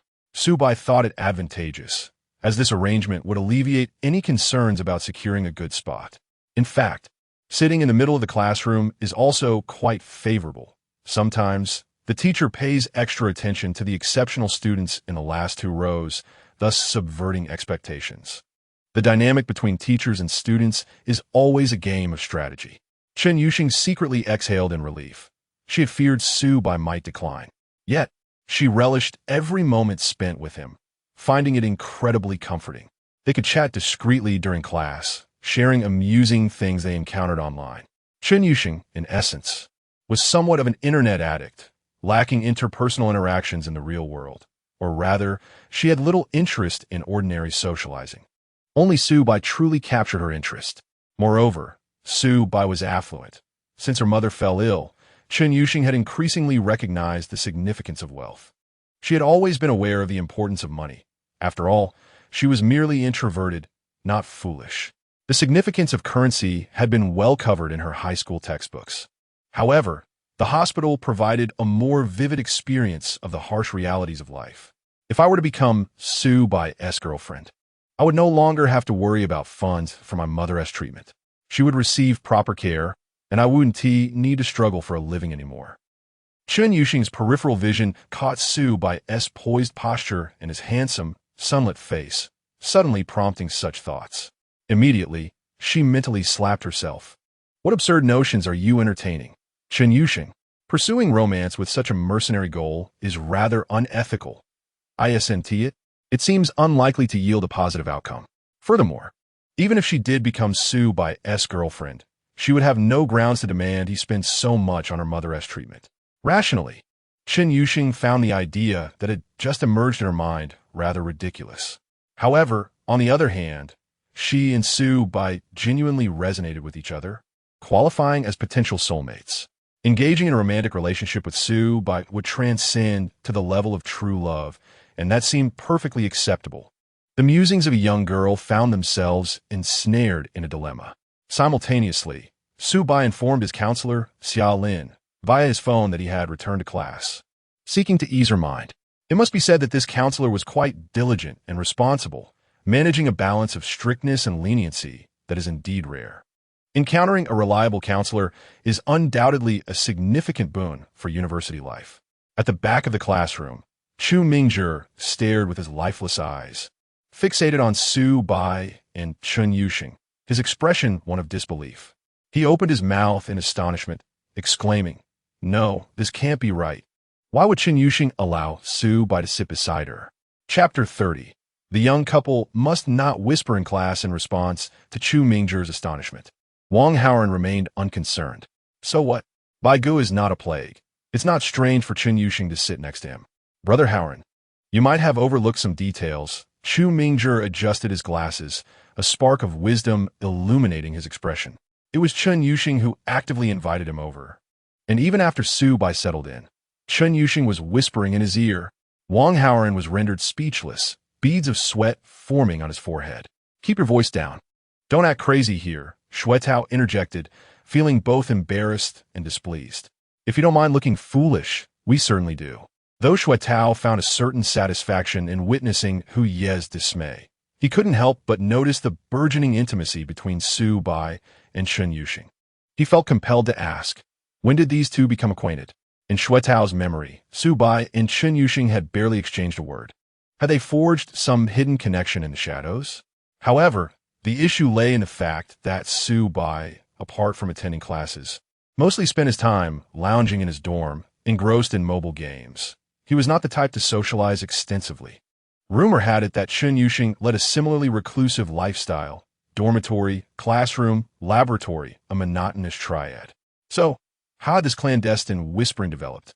To be candid, Xuetao felt a pang of jealousy. Chun Yuxing, a stunning and exceptional girl, was the sole child of a local demolition household, making her a prime candidate for any suitor. Yet, Chun Yuxing was so outstanding that Xuetao dared not even dream of pursuing her. He had heard no whispers of her being close to any boy. Yet, it seemed that Su Bai had made the swiftest progress. This was difficult for him to accept. Admittedly, Su Bai was quite handsome, but there were plenty of attractive candidates vying for Chun Yuxing's attention. Moreover, Su Bai's financial situation was rather dire. To put it bluntly, he likely qualified for social assistance. Xuetao, on the other hand, had a monthly allowance exceeding 10,000, drove a Magotan in his freshman year, and owned 4 properties in the area. What was the underlying issue? Though Xuetao had a penchant for showing off, he still possessed some intelligence. After all, one doesn't gain admission to Jiangxing University without a modicum of brains. After a prolonged contemplation, he suddenly experienced a moment of clarity. Wang Haoren. Could it be that Su Bai and Chun Yuxing met through gaming? Huh. Wang Haoren, engrossed in his mobile game, looked bewildered. You're asking me? Yes. Don't you usually play with Su Bai? Not all the time. He plays ranked matches on his own more often. I mostly indulge in anime games. Wang Haoren replied with a shy smile, his meaning quite clear. Don't ask me. I have no idea. Well, that's truly peculiar. In the midst of the classroom, Chun Yuxing remained oblivious, or perhaps indifferent, to the murmurs around her. Her thoughts were solely occupied with Su Bai. Throughout the mathematics lecture, she was consumed by a singular dilemma. She was certain she liked Su Bai, but did he feel the same? If she were to pursue him, would he view her as a gold digger? In matters of romance, Chun Yuxing was utterly inexperienced. She had never even entertained the thought of falling in love. She had always been diligent, focusing on her studies, tinkering with computers, climbing ranks in gaming, watching abstract videos on Bilibili, and engaging in discussions on forums. Perhaps her interests were too niche for a girl, as she had never formed close friendships. Whenever boys approached her, they did so with ulterior motives, and she always rejected them sternly, which cultivated her aloof persona. It wasn't until that day in the CAF, when she and Su Bai conversed at length, that she was pleasantly surprised to discover a kindred spirit in him. This was what they called love at first sight. However, for a realistic standpoint, was she truly worthy of being in a relationship with Su Bai? Her father had abandoned the family, and her mother was seriously ill in the hospital. Her home was fragmented. Sheng Sheng, are you free this afternoon? I want to send you a gaming companion request. Su Bai's voice interrupted her thoughts. Chen Yuxing paused, her expression shifting abruptly. What did you just call me? I think Xing Xing sounds nicer. If you don't like it, there is nothing I dislike. You can call me whatever you wish. Really? Well, after all, we're not exactly strangers, are we? Right? I believe we are soulmates. Chen Yuxing felt the definition was too ambiguous, yet lacked the energy to counter it. She tacitly accepted it. What kind of companion work are we talking about? Help me buy a computer. We discussed this before. You mentioned you were well acquainted with the computer market near the school's south gate and could secure prices lower than online retailers. Yes, so assist me in assembling a gaming computer with a budget that surpasses the value of a certain extravagant piece of machinery. Recalling this made Chen Yuxing realize that it was her suggestion concerning Su Bai's computer purchase that had sparked their first conversation. In other words, their acquaintance had begun with her initiating a chat. She was taken aback. This was quite peculiar, given her social anxiety. Perhaps this was fate at play. All right, no problem. Chen Yuxing agreed readily. The payment will be at the rate of 200 per hour. Due to the sensitive nature of their conversation, which was a secret shared only between Su Bai and Chen Yuxing, she felt slightly bashful and moved closer to him, their proximity nearing an intimate whisper. Ahem. The teacher at the podium could no longer tolerate the distraction. The couple by the window, please be mindful of your conduct. Do not whisper during class. Curious gazes from their classmates turned toward them. Chen Yuxing's face flushed crimson, her mind blank as she lowered her gaze to her fingers, silent as a statue. The color from her neck to her ears was a vivid red, utterly enchanting. As for Su Bai, he grinned and offered an apology. Understood, teacher. I acknowledge my mistake. His unabashed demeanor was refreshing. One could describe him as sunny, while others might label him shameless. Perhaps it was precisely his lack of embarrassment that attracted Chen Yuxing. Many classmates shared similar thoughts. The scene before them felt entirely fitting for a couple, handsome and beautiful. Even after the teacher's admonition, Chen Yuxing did not distance herself from Su Bai. Instead, once the moment passed, they resumed their whispers. At the back of the classroom, Chu Mingzhi suddenly struggled to his feet, clutching his chest and stumbling toward the exit. Brother, what's wrong? Wang Howard inquired. I need some fresh air. My heart aches. I can hardly breathe. Chu Mingzhi gasped. Chapter 31. Chen Yuxing's affection surpassati. Subai conceive sabor de idea. To prevent a potential incident, Wang Howard gallantly accompanied Chu Mingzhi to the infirmary. His demeanor clearly indicated that he was affected by the intimate behavior between Su Bai and Chen Yuxing. If left unchecked, it could lead to trouble. The young man was physically fine, merely suffering from a weak spleen and stomach, and was advised to refrain from staying up late. In the university clinic, the doctor smiled warmly as he put away his stethoscope and withdrew his hand from taking Chu Mingzhi's pulse. He added, less late-night adventures. Chu Mingde. Just to be safe, let us do a routine blood test. If you're still unwell, I'll prescribe some moxibustion therapy. If all is well, we'll be on our way. Wang Howard was puzzled. Doctor, are you practicing traditional Chinese medicine or Western medicine? It didn't matter. The important thing was that Wuwuwu was not seriously injured, which was a relief. Sitting on the bench outside the emergency room, Chu Mingzhi appeared vacant-eyed. Suddenly, he muttered, why does Chen Yuxing treat Su Bai with such warmth? Well, matters of the heart are unpredictable. Don't dwell on it too much. Wang Howard offered some comfort, but his thoughts were entirely different. He understood Bai Ji's hidden capabilities. Wealthy, kind-hearted, and handsome, he was clearly a perfect match for Chen Yuxing. At the southern gate of Jiangxing University, the computer market was evidently in decline. In an era of flourishing self-media, everyone was aware that unscrupulous merchants would exploit the unwary. Half the customers were novices, while the other half were seasoned veterans. Terms like i9, level CPUs, military-grade motherboards, and server-grade memory were tossed around. Yet they were essentially electronic waste assembled to resemble high-end computers, deceiving the uninformed. A computer costing 600 yuan could be sold for 5,600, yielding a heart-wrenching profit. Today, anyone who regularly watched educational videos would typically avoid being swindled in such places. However, Chen Yuxing was an exception. She possessed a profound understanding of both hardware and software principles as well as market prices. Having assisted Professor Luo with procurement, she was adept at securing bargains, effectively bypassing various middlemen to obtain prices even lower than those found online. No wonder Professor Luo praised this new student to everyone. She was indeed impressive, capable of coding, managing procurement, and possessing a straightforward character, entirely devoid of greed. Subai even suspected that Professor Luo might be exploiting her talents. Thus, Subai did not need to think. He simply followed Chen Yuxing, admiring her bargaining skills. Undoubtedly, Chen Yuxing was socially anxious, yet she exhibited a decisive demeanor when it came to her preferred field of study. Occasionally, she would turn to Subai to inquire about his needs and negotiate with the computer parts vendor accordingly. Before long, they had compiled an entire configuration. They gathered the parts at a store that frequently collaborated with Professor Luo's laboratory for assembly and testing. Hey Xiao Chun, this computer doesn't look like it's for laboratory use. With all those RGB lights, Professor Luo might think you're gaming in a lab, remarked the kindly shop owner, munching on sunflower seeds. It's for gaming, Chen Yuxing replied, glancing at Subai. The affection in her eyes did not go unnoticed by the shop owner, who merely chuckled and appraised Subai. Not bad. This young man looks sharp. If he can afford a computer worth tens of thousands, his family must be doing well. Oblivious to the shop owner's scrutiny, Subai remained focused on Chen Yuxing assembling the machine. She was quite skilled, certainly more adept than him. Why do you keep looking at me? She asked playfully. Watching you assemble the computer is fascinating. Honestly, before I met you, I never imagined I would assemble a computer with a girl. It's quite cool. Enough chatter. Come help me. The two collaborated to disassemble the partition and tighten screws, their fingers inevitably brushing against each other, an atmosphere of burgeoning intimacy enveloping them.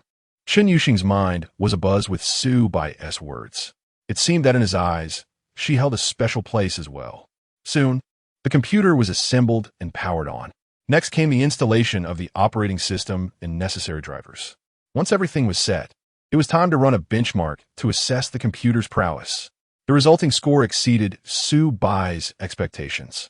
Why is it so high? He inquired, puzzled.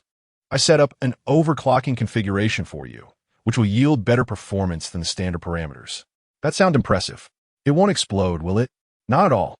The power supply and cooling systems are more than sufficient. After all, your budget was ample, and I sourced only the best components. Chen Yuxing exuded confidence. Previously, Subai had considered purchasing a gaming rig that would cost around 70 to 80,000, but Chen Yuxing deemed it unworthy. The configuration she assembled totaled a staggering 100,000, yet it undeniably boasted superior performance. Its aesthetic was stunning, embodying the beauty of technology, truly a dream gaming rig for any man. After paying, Subai procured a cardboard box lined with protective foam to carry the computer to his vehicle. The heavy desktop tower felt weightless on his shoulder. He then lifted a top-tier monitor, along with all the peripherals like the keyboard and headset, completing the ensemble. In total, he spent over 100,000, anticipating a cashback of around 500,000. Where now? Chen Yuxing asked. It can't be the dormitory. The power supply there won't suffice for this setup. Of course not. I'm currently staying at a hotel nearby. I'll take it there, and once I find a long-term place, I'll move it again.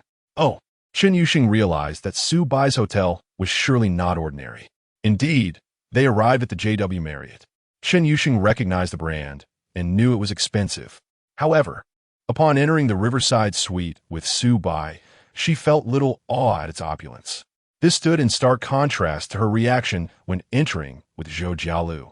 After all, Chen Yuxing had no interest in luxurious material possessions. Her concerns lay elsewhere.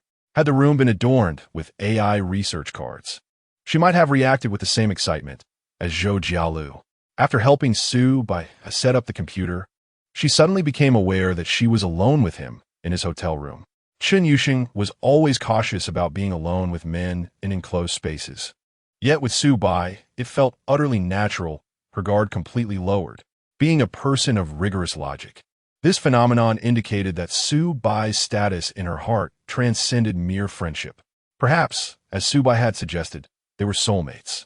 Alas, she had, irreversibly, fallen for him. Chen Yuxing mused sorrowfully. Ding, ding. Detected S-level goddess, Chen Yuxing's affection for Su Bai has surpassed 80 points. Intimate relationship binding successful. Reward: 1 lottery draw. Now, spending on Chen Yuxing will satisfy her indulgent desires and can yield a 2 to 10 times cash back for the host. Oh, this has also exceeded 80 points? Su Bai was not surprised. He genuinely felt a spark with Chen Yuxing. However, given her strong sense of pride and the hidden complexities of her background, he knew he must tread carefully and proceed gradually.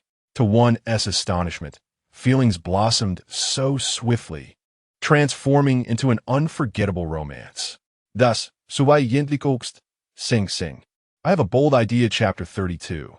The girl's shyness surpasses 1,000 words. What are you going to do? Chen Yuxing instantly felt a surge of anxiety. Instinctively, she took a half step back, clutching the sides of her chiffon dress, presenting a pitiful demeanor. If Su Bai were to make an unreasonable request, it might not be entirely out of the question to consider it. Peculiar and audacious thoughts flickered in the girl's mind. However, in the next moment, Su Bai uttered words that caught Chen Yuxing entirely off guard. How about upgrading your equipment as well? This way, you'll be more comfortable when gaming with me in the dormitory. Is this what boldness entails? What's wrong? It's nothing. Chen Yuxing inexplicably felt a twinge of annoyance, biting her lip, appearing rather foolish. She was upset with herself for having such thoughts. Su Bai was clearly very serious. So, what do you think? Open Jingdong and choose a computer. It's certainly unsuitable to have a desktop in the dorm due to power limits, and you also need portability. Don't say you don't need it. As I mentioned, I'm merely trying to satisfy my emotional needs. Just think about it. If you're lagging while playing games with me, wouldn't that be annoying? That logic is indeed sound. Yet Chen Yuxing's dilemma did not lie in that aspect. Observing Su Bai's earnest intent to help her choose a computer, she couldn't suppress her thoughts and blurted out, Su Bai, don't you dislike gaming with me in a couple's room? Huh? Su Bai was taken aback. What does this have to do with a couple's room? Then, if you're getting me a new computer, doesn't that imply you prefer me to play in the dorm rather than meet offline? What a remarkable misunderstanding. Su Bai Chekil. You don't always have time to come play with me in person, so this providing you with good equipment to use anytime, anywhere. Your current computer has quality control issues, and the after-sales service doesn't offer replacements. Sometimes it inexplicably lags, which you mentioned before. Wait, do you mean to say that you actually prefer gaming together in a couple's room? Su Bai's lips curled into a knowing smile. Witnessing this made Chen Yuxing feel uncomfortable, and she hastily declared, I have something to attend to. I'll take my leave, and fled the JW Marriott's Riverview suite in a fluster. Oh my, that charming? Chen Yuxing's bashful demeanor is a sight to behold. The girl's shyness transcends all words. This statement resonated deeply with Su Bai through his interactions with Chen Yuxing. Junior, I'm back. By 6 in the evening, the graceful Zhou Jialu reappeared before Su Bai. It had not been long since Chen Yuxing's hasty exit. Zhou Jialu had gone back to school to attend a class for a subject she had previously failed, which she was forced to retake in her senior year. Some professors are quite strict with students who are residing courses, making attendance necessary. Su Bai cleverly utilized this time gap to prevent any chance meeting between Chen Yuxing and Zhou Jialu. A stroke of timing. Although it appeared skillful, it was mostly luck. Su Bai was unaware that the two were roommates, as Zhou Jialu had never mentioned her roommate to him. His knowledge of the goddess dormitory was limited to Lu Yuan and Chen Yuxing. Noticing a new, impressively extravagant computer in the suite, Zhou Jialu curiously inquired, Junior, did you go buy a computer this afternoon? Yes, I assembled one that I'm quite satisfied with. It must be delightful for gaming. Unfortunately, I'm not very good at games. If you don't mind, you could teach me. Upon seeing Su Bai, Zhou Jialu clung to him like a parasitic creature, thoroughly enjoying teasing him and relishing the sight of him losing composure due to her charm. Su Bai keenly sensed this. It seemed that the senior had always sought recognition for her allure, yet she was inherently a conservative and self-respecting woman. Hence, some would say she was a bit of firebrand. However, now her quest for affirmation was firmly focused solely on Su Bai. The sense of happiness was palpable. Thus, Subai indulged in the senior's attention, reclining comfortably on the sofa while opening a beverage from the hotel room's fridge. Zhou Jialu examined the elegant Evian water in its glass bottle, a staple in various artistic works depicting lavish lifestyles. Each 330 milliliters gift pack bottle was priced at 200 yuan. As for the taste, it was indeed pleasant, but was it truly worth the price? That's debatable. After enough of that, the two descended to find a nearby Cantonese restaurant for dinner.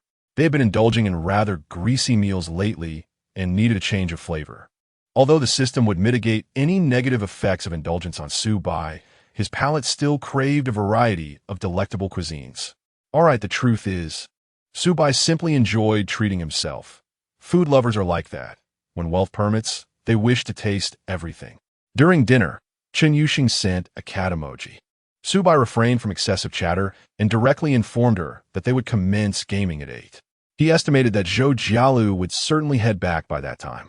Sure enough, before it was even 7:30, Zhou Jialu announced her intention to return to the dorm to chat with her friends and excused herself. Primarily, she feared that lingering too long would lead to laziness and an unintended evening with the junior. After a bath, Subai logged on precisely at 8.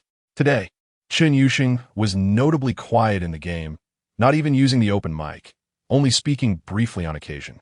Clearly, she was still in a withdrawn state. This was entirely normal. According to the system, Chen Yuxing had completely developed feelings for Subai, for a girl with her temperament. An infatuation would inevitably lead to a significant emotional upheaval. All she needed was some time. As the saying goes, good things come to those who wait. Subai Yinyun liked Chen Yuxing. After 2 hours of gaming, just as he logged off, Chen Yuxing messaged him on WeChat. Yuxia, are you angry? No. Yuxia, oh. Yuxia, I'm not angry either. Yuxia, well, I wasn't too angry at all today. I just had a sore throat, so I spoke less. Supi Dabai, understood, Dabai, cheers, Supi Dabai, I placed an order for the ROG Gun God 8 Plus for you. Sent to the nearest Sanyao Express station to your building. It should arrive tomorrow morning. Remember to pick it up when you get the message. Ayuxi, Yuxia, thank you. It must be said that their aesthetic tastes were indeed in sync. Although Chen Yuxing often claimed that the ROG brand was overpriced, the very laptop Subai had just purchased was one she had long coveted during the summer. However, its top configuration cost over 30,000 yuan. There was no need to waste money like that. She should save it for her mother's medical treatment instead. Subai truly treated her exceptionally well. Coupled with his playful teasing earlier that afternoon, it was evident that Subai understood Chen Yuxing's feelings. Why did he have a hint of a scoundrelesque charm? But still, she truly liked him. Chen Yuxing silently lamented as she snuggled into bed, chatting with Subai on her phone. At that moment, the goddess dormitory was unusually complete with all 4 members present. In addition to the 2 goddesses entangled with Subai and Lu Yuan, who had her own ties with Subai, the 4th member was Jiang Qiuran from the broadcasting and hosting department. Chapter 33. Is the Subai you mentioned the same one? Jiang Qiuran may not be particularly tall, yet she possesses a face so exquisitely beautiful that it evokes a protective instinct in any man. Having practiced dance since childhood, her demeanor exudes a certain enchanting grace. Her petite and delicate figure, complemented by modest curves, is undeniably alluring. Thus, she transcends the archetype of a mere innocent goddess, embodying the contemporary ideal of pure allure. With a youthful, pale, and slender visage, her classmates often resort to similar descriptors when discussing Jiang Qiuran. A vibrant smile perpetually graces her face, and her every expression radiates youthful exuberance, reminiscent of a charming character from Japanese anime. In fact, among the 3 deities residing in the goddess dormitory, Jiang Qiuran has the most admirers. Chen Yuxing is too frosty, while Zhou Jialu possesses an overwhelming allure that is difficult to navigate. Only Jiang Qiuran seems approachable. Even the most ordinary boys cannot help but fantasize about the possibility that Jiang, the campus flower, might uncover the beauty within them and ignite a spark of connection. At this moment, Jiang Qiuran has just concluded a club activity. Ordinarily, the clubs at Jiangshan University initiate recruitment only after the National Day holiday. Yet as an art student, Jiang Qiran managed to sneak into the anime club alongside her senior from the broadcasting and hosting department, primarily engaging in amateur voice acting, where she has gained considerable popularity. Oh dear, I'm so tired. What is that delightful aroma? Clad in a JK uniform and pleated skirt, she stepped inside, immediately enveloped by the rich scent of food. Yuan exclaimed, "The senior has brought back food again. Come share with us." Wow, the senior is so kind. Just yesterday she brought us snacks. Yes, this time it's fried delicacies made with special healthy oil, so you won't gain weight easily, Zhou Jialu added, her tone laced with a hint of pride. After all, just like yesterday's treats, these goodies hail from a trendy local eatery in Jiangxing, not exactly within the budget of an average student. Now, she considers herself quite fortunate, receiving a monthly allowance of 100,000 yuan, with Su Bai showering her with various luxurious items. Frequently, she brings small snacks to bribe her roommates and foster good relationships, as jealousy is a natural human emotion that, if allowed to fester, can breed malice. Those with high emotional intelligence adeptly transform such negativity into something inconspicuous. Well then, I shan't hold back. Thank you, senior. Jiang Qiran, though tempted, is cautious about maintaining her figure and typically refrains from indulgence at night. However, the treat Zhou Jialu brought is just right for her. To her surprise, despite the low-fat preparation, the flavor is quite delightful. She has long desired to try this, but the restaurant is located far from Jiangxing University in a bustling commercial district, and it is notoriously expensive. For instance, fried mushrooms, an otherwise commonplace ingredient, sell for merely a few yuan elsewhere, yet this establishment charges 58. Reflecting on her impression of Zhou Jialu since she enrolled, Jiang Qiran notes that her senior has usually been quite frugal. It seems she has suddenly adopted a new style. Deep in thought, Jiang Qiran's face betrays no emotion. Occasionally, some girls disparage her, labeling the new campus flower as a green tea type. However, the majority of her classmates find her to be quite amiable, as Jiang Qiran does not dangle any boy along. In reality, it is merely that Jiang Qiran possesses a profound depth of thought, disinterested in the typical antics of a green tea girl. She is not an ordinary green tea. Her ambitions stretch far and wide. Thus, until she encounters a man truly worthy of pursuit, Jiang Qiran must maintain her persona, a pure, alluring, two-dimensional beauty. At this juncture, Yuan, brimming with curiosity, exclaimed, "Qiran, let me tell you, our senior Zhou has found her ideal partner." The senior is actually in a relationship. Jiang Qiran responded in astonishment. Yes, she met someone quite special. It was love at first sight, Yuan continued. Speaking of love at first sight, Chun Yusheng, reclining on her bed, couldn't help but glance over. What a coincidence. She too had experienced love at first sight recently. It appears that luck is in the air for the dormitory dwellers. Qiran, look, this LV bag was a gift from Jialu's boyfriend, Yuan remarked. Wow, it's stunning. It must be quite pricey. Jiang Qiran feigned innocence, appearing utterly unaware of luxury goods, perfectly aligning with her carefully crafted persona. Meanwhile, her inner self was screaming in excitement. The Louis Vuitton x Takashi Murakami collaboration Speedy Banduli Re 25.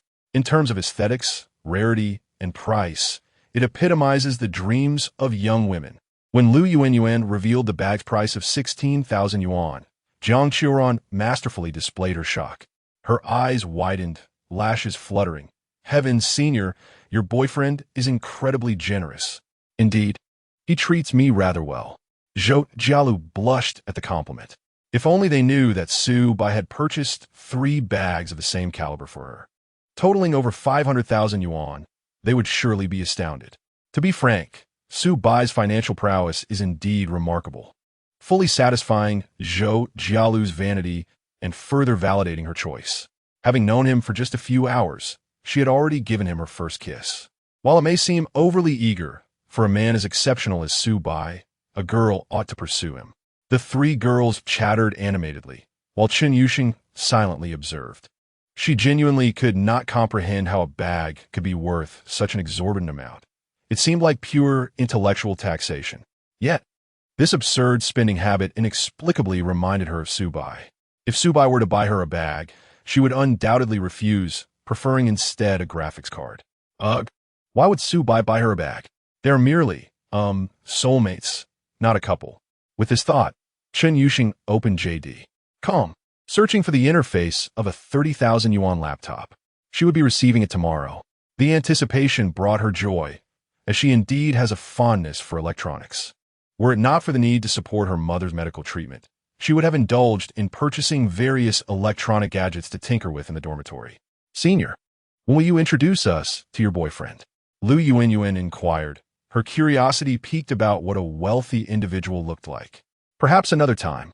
We are still in the early stages, and he is quite low-key, disliking ostentation. Oh, I see. The senior fears that with so many beautiful girls in our dormitory, we might compete with her for her boyfriend. What nonsense. Don't say such things. Zhou Jialu blushed. Jiang Qiran teased. Rest assured, senior, we're all good friends. We would never compete with you. Exactly. Senior, you are underestimating us. Lu Yuan chuckled. I already have a boyfriend, and Qiran isn't planning on dating just yet. As for Yuxing, she has Subai. Me? Chen Yuxing was momentarily taken aback by her roommate's comment, quickly denying it. I am not.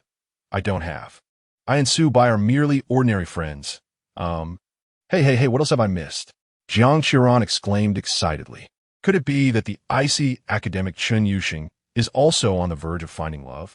Today, she had sat next to a boy in class. A first in history, as I heard from the computer science department. Oh, it seems there's something brewing. No, there's not. Don't listen to their wild speculation. Chen Yuxing retorted awkwardly, then buried herself under the covers, retreating into silence. At this moment, Zhou Jialu's expression subtly shifted, as she feigned nonchalance and inquired, which Subai are you referring to? Chapter 34. The senior is jealous. Subai is just a freshman. In the same class as Yu Sheng, Lu Yuan remarked, oblivious to the unusual demeanor of Zhou Jialu.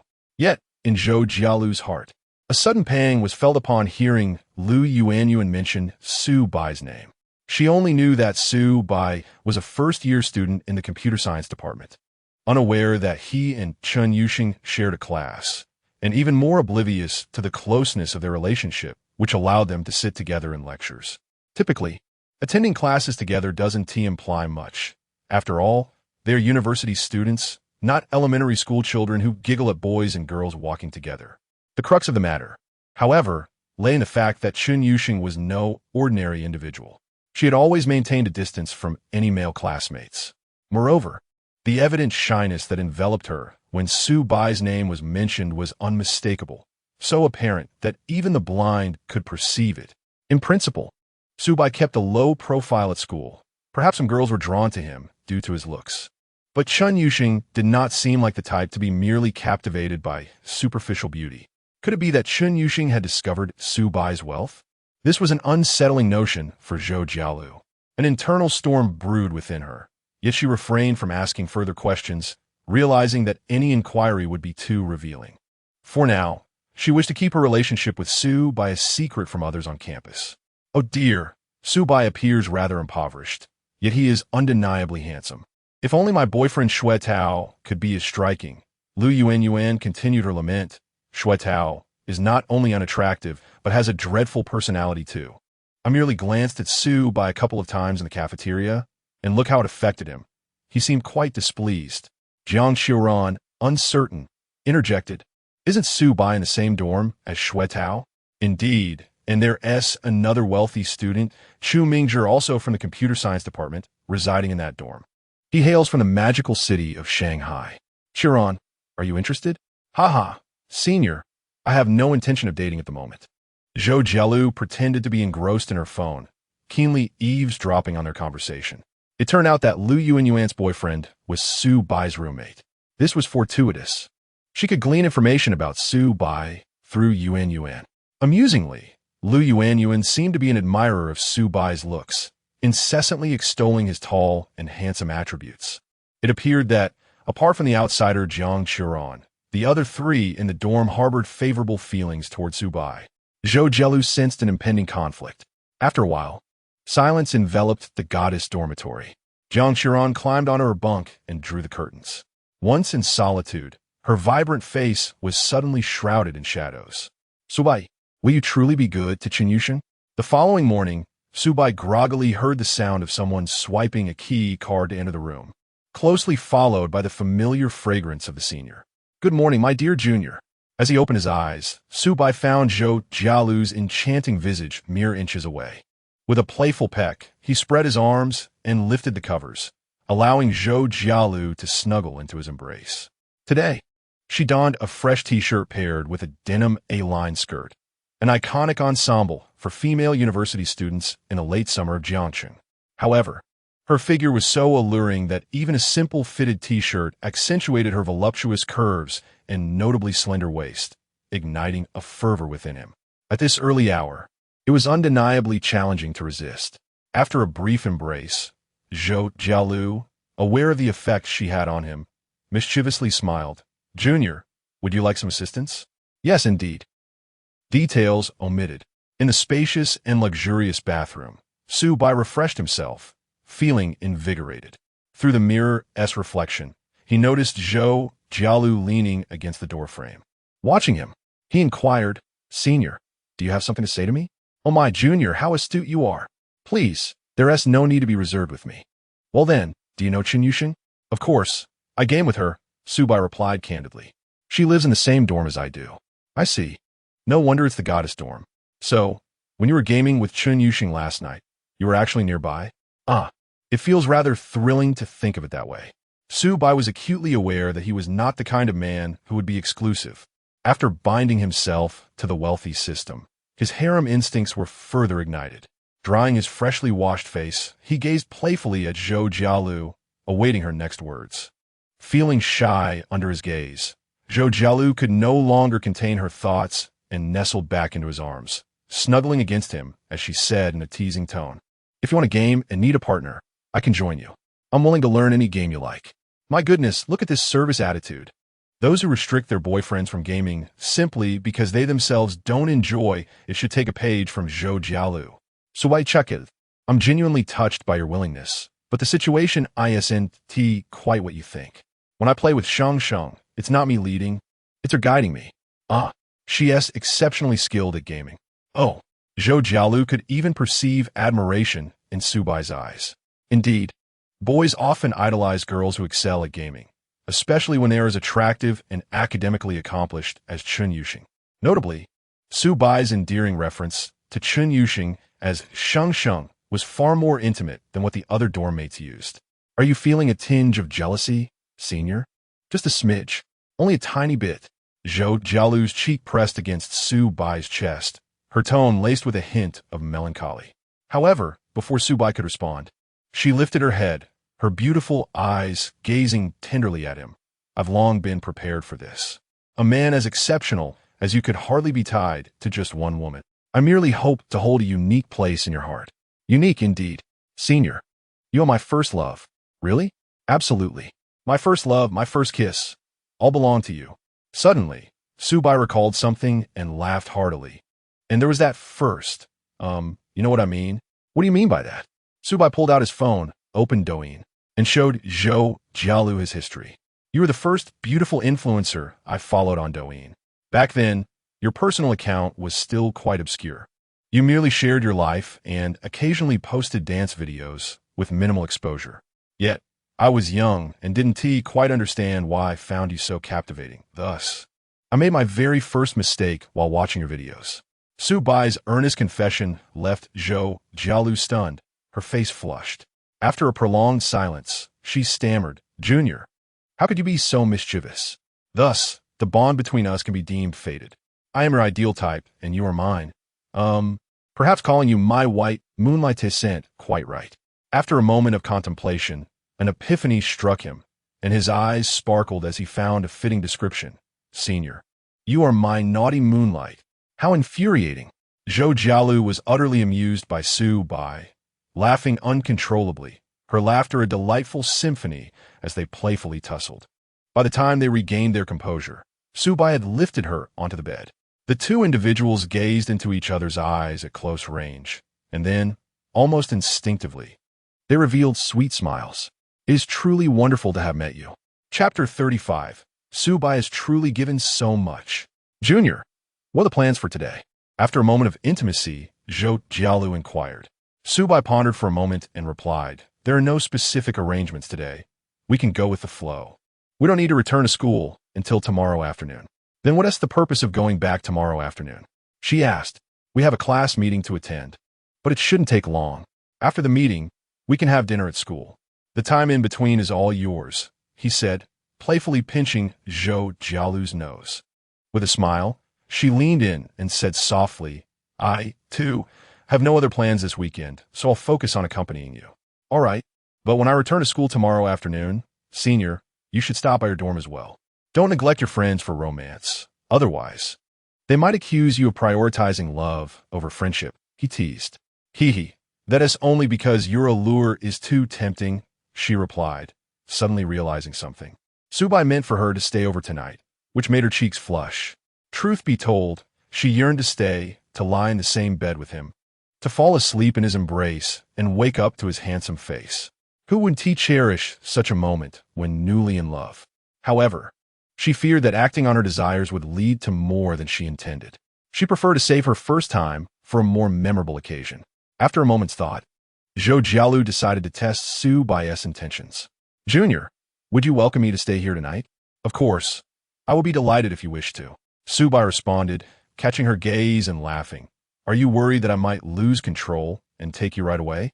Well, I must admit, I do have a slight desire to. She gazed dreamily. If you can't resist, it's fine to indulge. No, we must prepare properly to give you an unforgettable first experience, Subai asserted decisively. Zhou Jialu was a rare gem, loyal and considerate. It deserved to be celebrated in style. Moreover, he planned to create a grand atmosphere, infusing their time with rituals and extravagant gestures, maximizing the experience. Yet, seeing her dazed expression, it was clear she was struggling to suppress her feelings. Thus, Subai proposed, the first time is akin to a battle. And before the official engagement, there can be rehearsals, such as familiarizing ourselves with each other's bodies and honing our skills. Not just yours, but mine as well. Huh? The innocent Zhou Jialu was momentarily bewildered.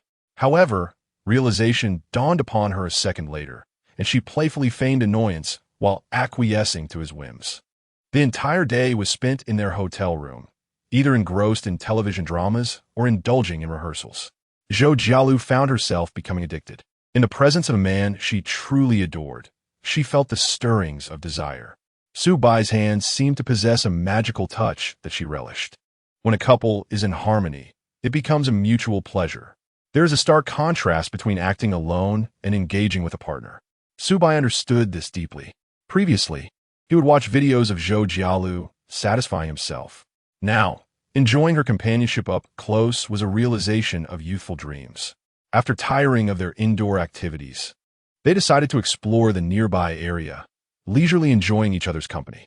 During their evening stroll post-dinner, Subai led Zhou Jialu into a Chanel boutique.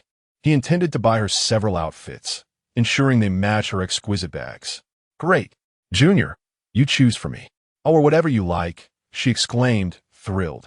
For her, shopping for clothes was far more engaging than for bags, as it offered endless possibilities for combinations.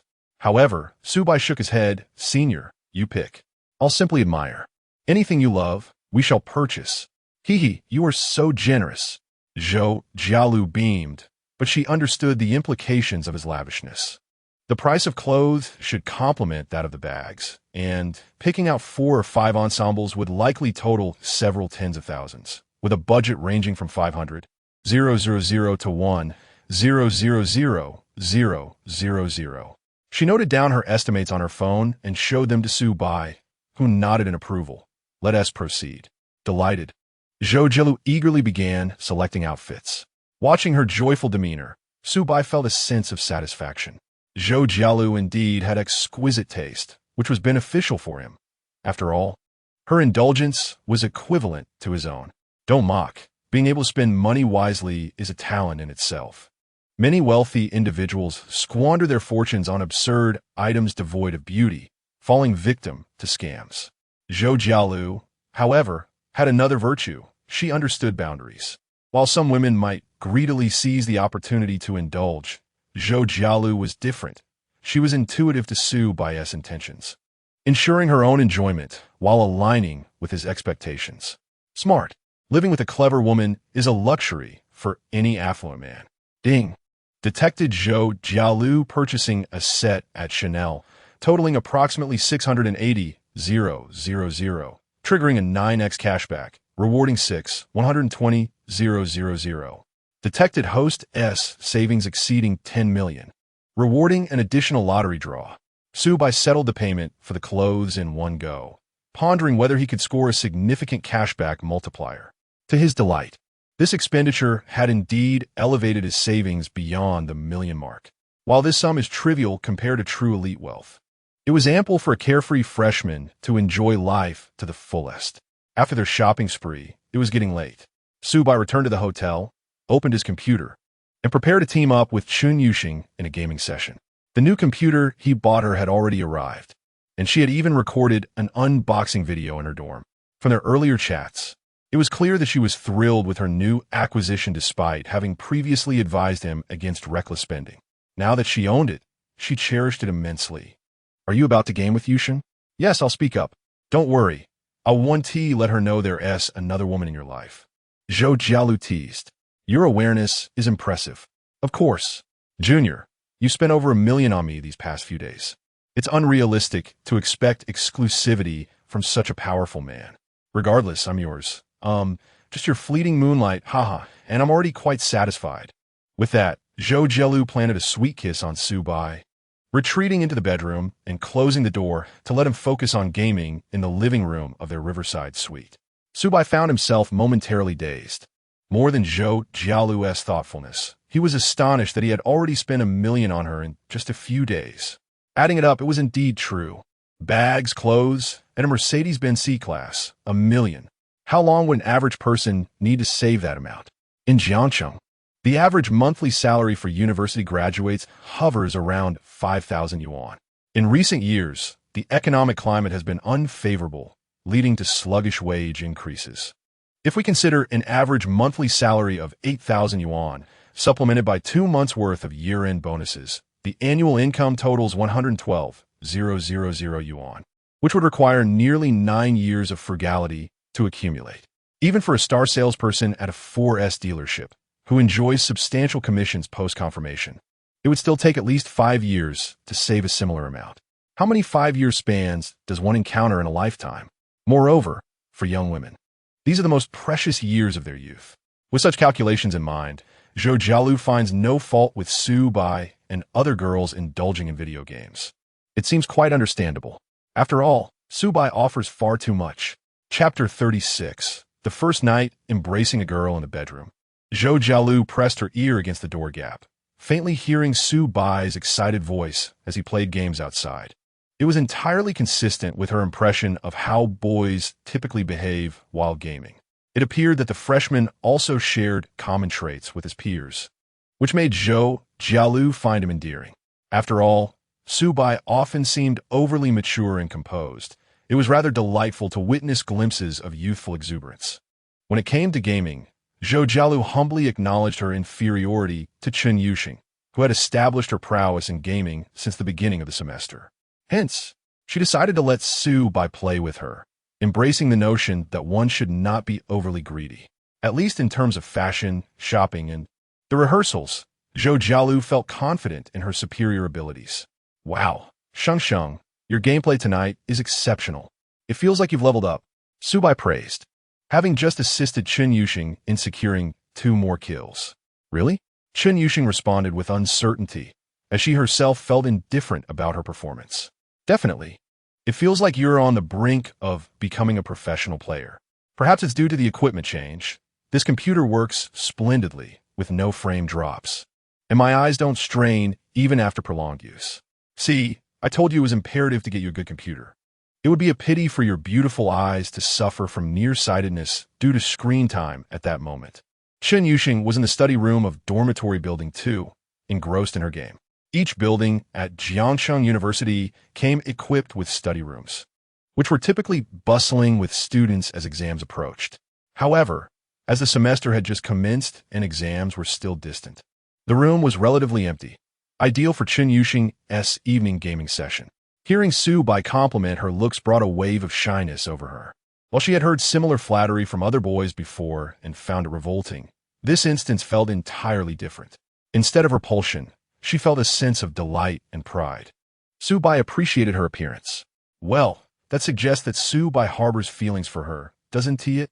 Upon reflection, Chen Yuxing considered Su Bai's financial generosity as a means of purchasing emotional value, yet she pondered whether there was more to it than that. A hint of flirtation, perhaps. The idea of becoming a couple with Su Bai intrigued her. After 3 hours of gaming as companions, just before logging off, Chen Yuxing abruptly proposed, Su Bai, "Can I call you something other than Su Bai?" "Sure, what do you wish to call me?" Su Bai responded, slightly perplexed. "I'll call you Big White Goose."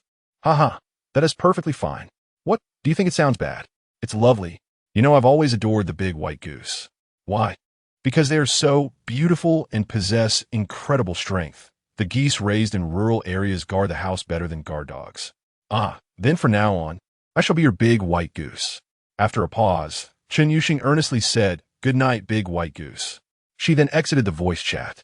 Su Bai stood momentarily in surprise before shaking his head with a smile. "Huh, Sheng, you're quite the character." As the other half of his world, Su Bai easily deciphered Chen Yuxing's line of thought. The unique nickname indicated an elevation in their intimacy. Since he called her Sheng, it was only fitting that she refrained from addressing him by his ordinary name. For Chen Yuxing, this felt like a proactive hint. For someone with mild social anxiety, this was a considerable show of initiative. In a pleasant mood, Su Bai took a shower and emerged wrapped in a towel. Entering the bedroom to find Zhou Jialu reclining against the headboard, engrossed in her phone. She had already changed into her pajamas, a purple, strapless nightgown that exuded allure. The semi-transparent design was tantalizingly suggestive, accentuating Zhou Jialu's curvaceous figure, captivating Su Bai's gaze. Even more mesmerizing was Zhou Jialu's seemingly premeditated pose on the bed, her sultry eyes playfully blinking at Su Bai. He stood frozen for a moment before candidly exclaiming, "Senior, you look stunning." "Oh dear, what are you saying?" How embarrassing. Zhou Jialu, unable to maintain her composure, quickly dove under the covers. The earlier act of seduction had consumed much of her courage, and she began to feel shy again. This was particularly intensified by Su Bai's bare upper body, only concealed by a towel around his waist, radiating a potent masculine allure. The shock this scene delivered to Zhou Jialu was as profound as her nightgown's effect on Su Bai. However, Su Bai had no intention of letting her escape. With agility, he dove under the covers and initiated a new round of their playful antics. Beep.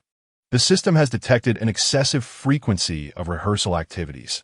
This is truly indulgent. Even for a first romantic endeavor, such behavior is excessive, granting an additional lottery opportunity. Looking at the system panel, Su Bai noted he had accumulated 3 lottery chances.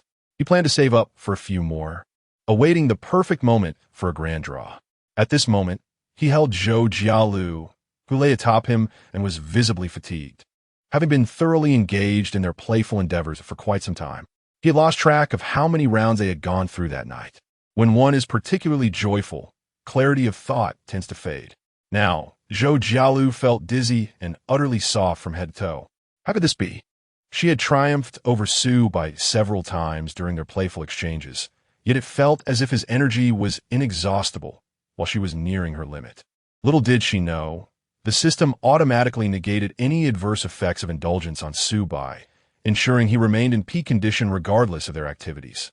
Zhou Jialu, breathless and utterly surrendered, soon sensed Su Bai's renewed vigor. Amid her surprise, a sense of inexplicable pride blossomed within her. The junior truly adores her. Senior, are you aware of Chen Yuxing's financial situation? Su Bai suddenly inquired. I haven't discussed it with her, but as her roommate, I've observed enough to form some conjectures. She seems to be in need of money. Indeed, only those of us who share the same dormitory can subtly sense this. She rarely expresses it outwardly. What might be the reason for her financial struggles? I'm not entirely sure, but we suspect it could be due to a family member's serious illness or perhaps debts. I see.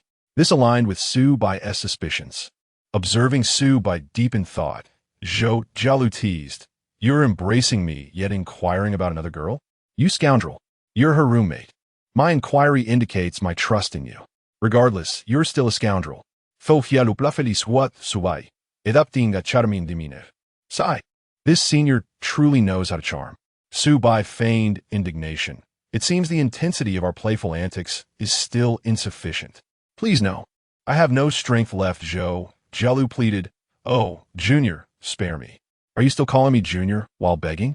Zhou Jialu adjusted her emotions and shyly called out.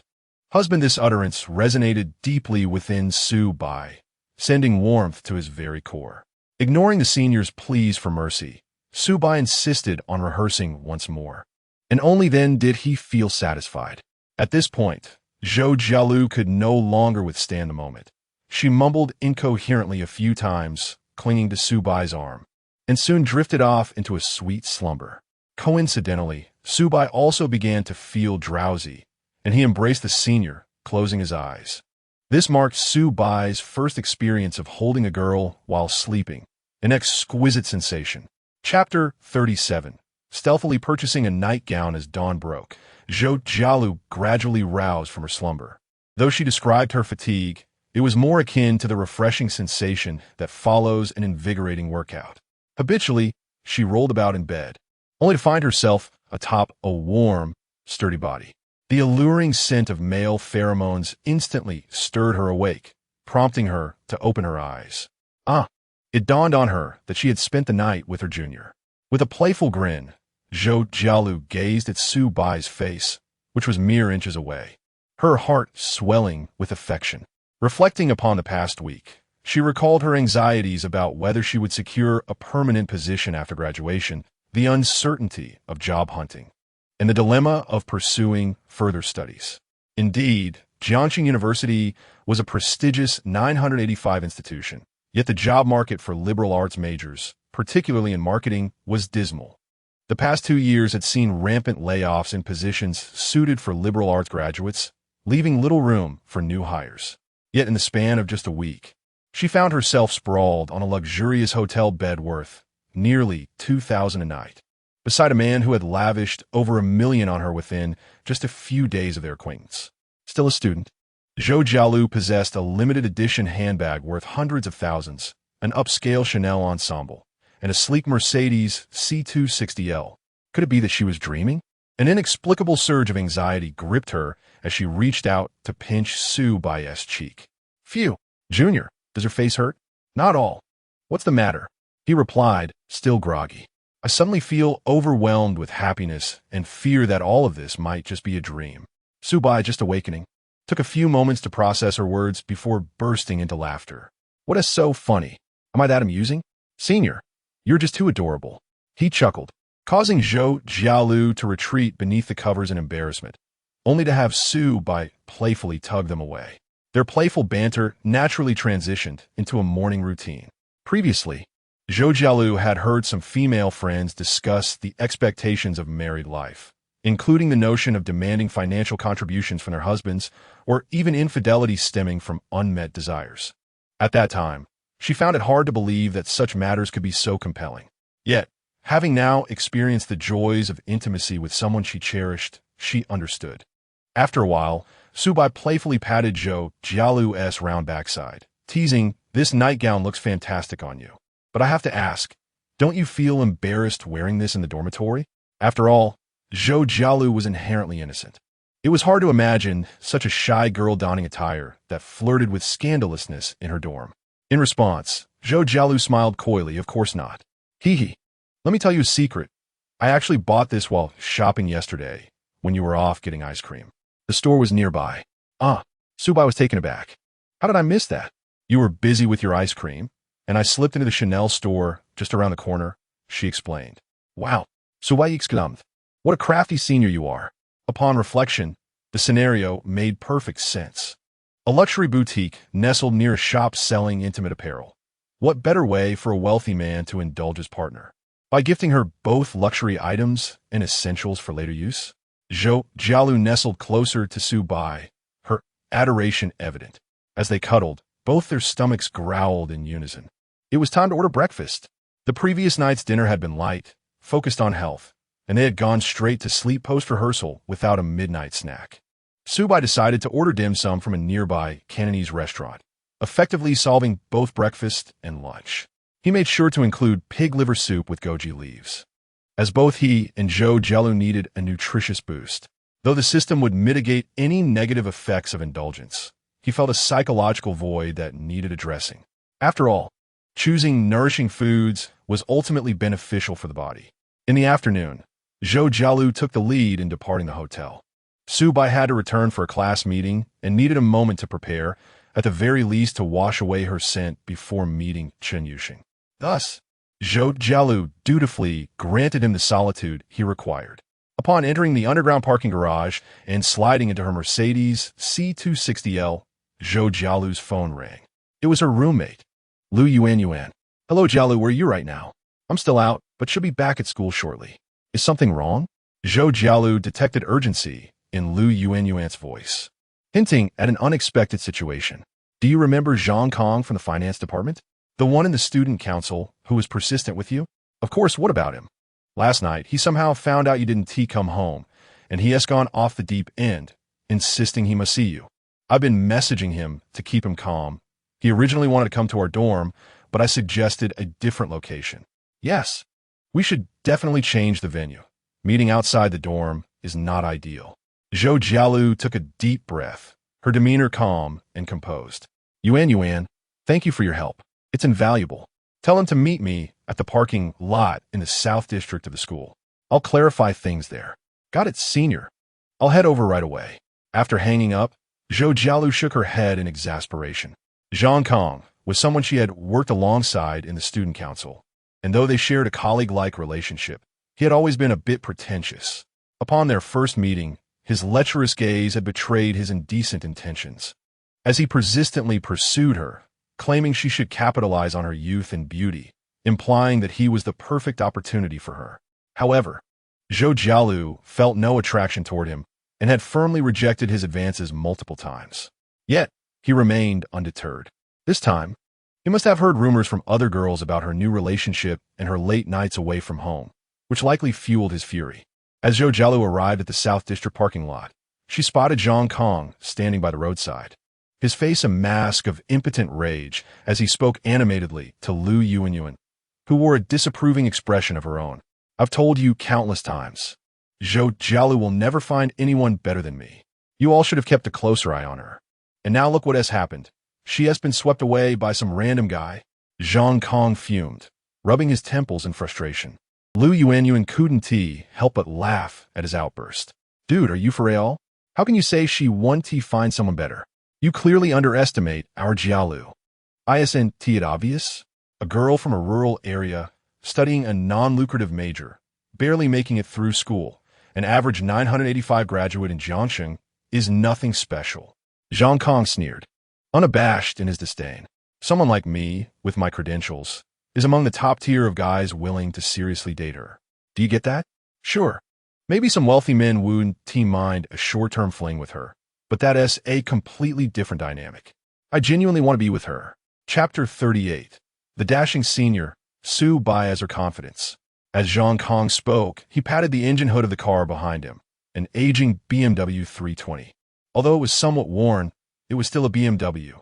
His father's company boasted a valuation in the hundreds of millions, with operations throughout the province. Upon graduation, he had the luxury of driving a BMW and the means to purchase a wedding home outright. With such advantages, what grounds did Zhou Jialu have for dissatisfaction? After all, there were no rules stipulating that a senior must have an affinity for him. Lu Yuan rolled her eyes, thinking Zhang Kong was rather deluded, his ambitions not significantly loftier than those of Xue Tao. She sighed, contemplating that Zhou Jialu might have momentarily succumbed to the allure of a handsome stranger. However, once she entered the workforce and faced the harsh realities of life, she would surely realize the folly of her choices and the importance of preserving her most precious first experiences. While Zhang Kong continued his incessant chatter, a sleek, brand-new Mercedes C260L glided effortlessly into the adjacent parking space. Although parked slightly askew, the maneuver was executed with a certain grace. The car door swung open, and Zhou Jialu emerged, her high heels clicking against the pavement, clutching a pack of tissues gifted by the dealership, which she flung towards Zhang Kong with a flick of her wrist. Smack! The tissues struck Zhang Kong squarely in the face, the angular cardboard causing him to yelp in pain. What kind of fool are you? Who I choose to be with and who I give my first to is none of your business. Zhou Jialu strode confidently towards him, pointing an accusatory finger at his nose. You're nothing more than a stray dog on the street. I usually ignore your barking, but now you've crossed the line. Try to disrupt my life? Scram! Zhang Kong shrank back under her fierce gaze. After all, a woman who could maintain her integrity in a sales position at a dealership, without ever being taken advantage of, must possess a fiery spirit. Softness was reserved for a husband, while dealing with scoundrels required a firm hand. Stunned by Zhou Jialu's commanding presence, Zhang Kong took a moment to collect himself, incredulous. Zhou Jialu, do you dare hit me? It's you I'm striking. Consider this a lesson. From now on, keep your distance. If you dare to bother me again, I'll retaliate. Huh. You're just a poor rural kid from another province. Who gave you the audacity to act out? Do you think I can't pull some strings to make your graduation a nightmare? Seeing that Zhou Jialu showed him no mercy, Zhang Kang's composure shattered, and he resorted to cold threats. Yet Zhou Jialu remained unfazed, her laughter echoing with disdain. Who do you think you are? Just because you have a little money doesn't make you important. Driving a second-hand BMW doesn't elevate your status. You really believe you're someone of significance? With that, she lifted her LV handbag, brandishing it before him. Your car wouldn't even fetch enough to buy this bag. Zhang Kang's smirk faltered as he recognized the handbag. It was the same one a charming girl had mentioned at a bar last month, and he had accompanied her to the LV counter to admire it. His initial thought was that it must be a counterfeit. However, glancing at Zhou Jialu's ensemble, adorned in a full set of exquisite Chanel, he felt a sinking sensation. Could it be that Zhou Jialu's boyfriend was, in fact, a man of considerable means? Zhou Jialu then pointed at the Mercedes behind her. This car, too, was a gift from my boyfriend. Huh, a car for you? I believe it's registered under the company's name. Merely lent to you. Zhang Kong retorted defiantly. Don't believe me? Allow me to enlighten you on how real wealthy men woo women. Zhou Jialu retrieved the title deed from the car, where her name was emblazoned in bold letters. When she slapped the document against Zhang Kong's face, his expression darkened. In that moment, disbelief washed over him. A car worth 300,000 purchased without hesitation. Zhou Jialu, who had previously been single, must not have been dating for long. The car, the clothing, the bag, this entire ensemble must have cost her a fortune. It was no wonder she attracted such attention. If Zhang Kong dared to spend his parents' money in such a manner, he would likely face dire consequences. His countenance shifted rapidly, a tumult of defeat and jealousy swirling within him. Clenching his teeth, he spat, Zhou Jialu, I knew it. You're nothing but a gold digger, ignoring me solely because I lack wealth. And what of it? Zhou Jialu shot back, completely unfazed by his vitriol. I am indeed materialistic, but I am loyal to my husband, never straying or playing games. Meanwhile, you, Zhang Kong, think I'm unaware of your flirtations with your student council subordinates and your escapades at bars? You are the real charlatan here. Never show your face in front of me again. I have no interest in you. Your prideful BMW pales in comparison to the car my husband casually bought for me.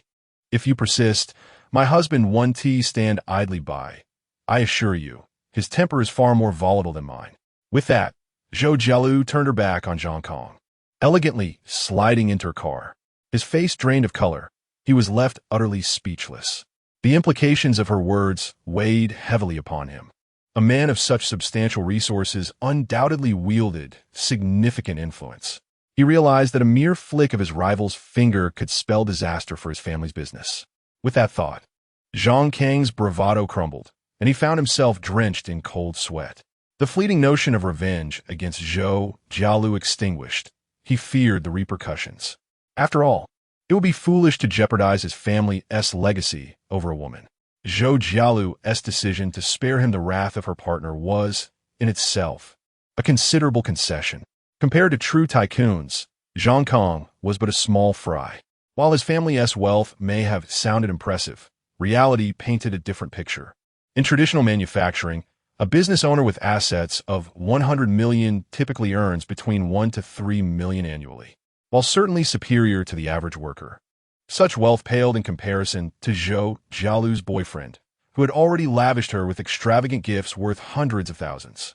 Zhang Kong had once believed he was among the most desirable suitors for Zhou Jialu, only to find himself utterly mistaken. Meanwhile, Lu Yuan followed closely behind, sliding into Zhou Jialu's car. As the vehicle glided smoothly away from the campus, Zhou Jialu exhaled deeply, regaining her usual vibrant demeanor. Apologies for the spectacle, dear Junior. Tonight, dinner is on me. Let's explore some of the delightful eateries near the school. Choose anything you fancy. Thank you, Senior. Lu Yuan beamed, then her expression turned to admiration. You were so impressive just now. If I had been harassed by someone like Zhang Kong, I wouldn't have known how to respond. Indeed, he could be quite bothersome. Just because he has a bit of money and holds a position in the student council, he thinks he can curry favor with the teachers. But any ordinary girl without support would find it quite troubling. Zhou Jialu analyzed, and a look of happiness spread across her face. Fortunately, I have an extraordinary boyfriend. He's my source of confidence. Chapter 39. How to secure a lifetime bond with Sue by Zhou Jialu's words may seem somewhat superficial, yet they ring true. In navigating through society, money serves as your foundation. Why did Zhang Kang's expression reveal fear as he departed? It was undoubtedly due to the financial strength exhibited by Zhou Jialu's boyfriend, which instilled trepidation in him. In truth, Zhou Jialu herself was unaware of Su Bai's family background. However, it was evident that it far surpassed that of Zhang Kong and his ilk. Since receiving a phone call from Lu Yuan, Zhou Jialu had meticulously devised a plan to address the day's matters. This time, she was determined to intimidate Zhang Kong thoroughly, eliminating any possibility of future disturbances. Otherwise, Zhou Jialu would find herself exasperated, as would Su Bai. Any displeasure directed at her from Su Bai would inevitably diminish her standing in his eyes. This standing primarily pertained to her social conduct. Wealthy individuals are not oblivious. They place great importance on a woman's emotional intelligence. Zhou Jialu aspired to forge an everlasting bond with Su Bai, to bask in a life of luxury by his side. One must ponder, if she could not independently resolve even the harassment from someone like Zhang Kong, what right did she have to enjoy Su Bai's affection for an extended period? Despite Zhou Jialu possessing an exquisite appearance and figure, mere beauty is hardly a scarce commodity in this world. What is genuinely rare, however, is someone like Su Bai, youthful, affluent, and strikingly handsome. Fortunately, the situation was swiftly and effectively resolved.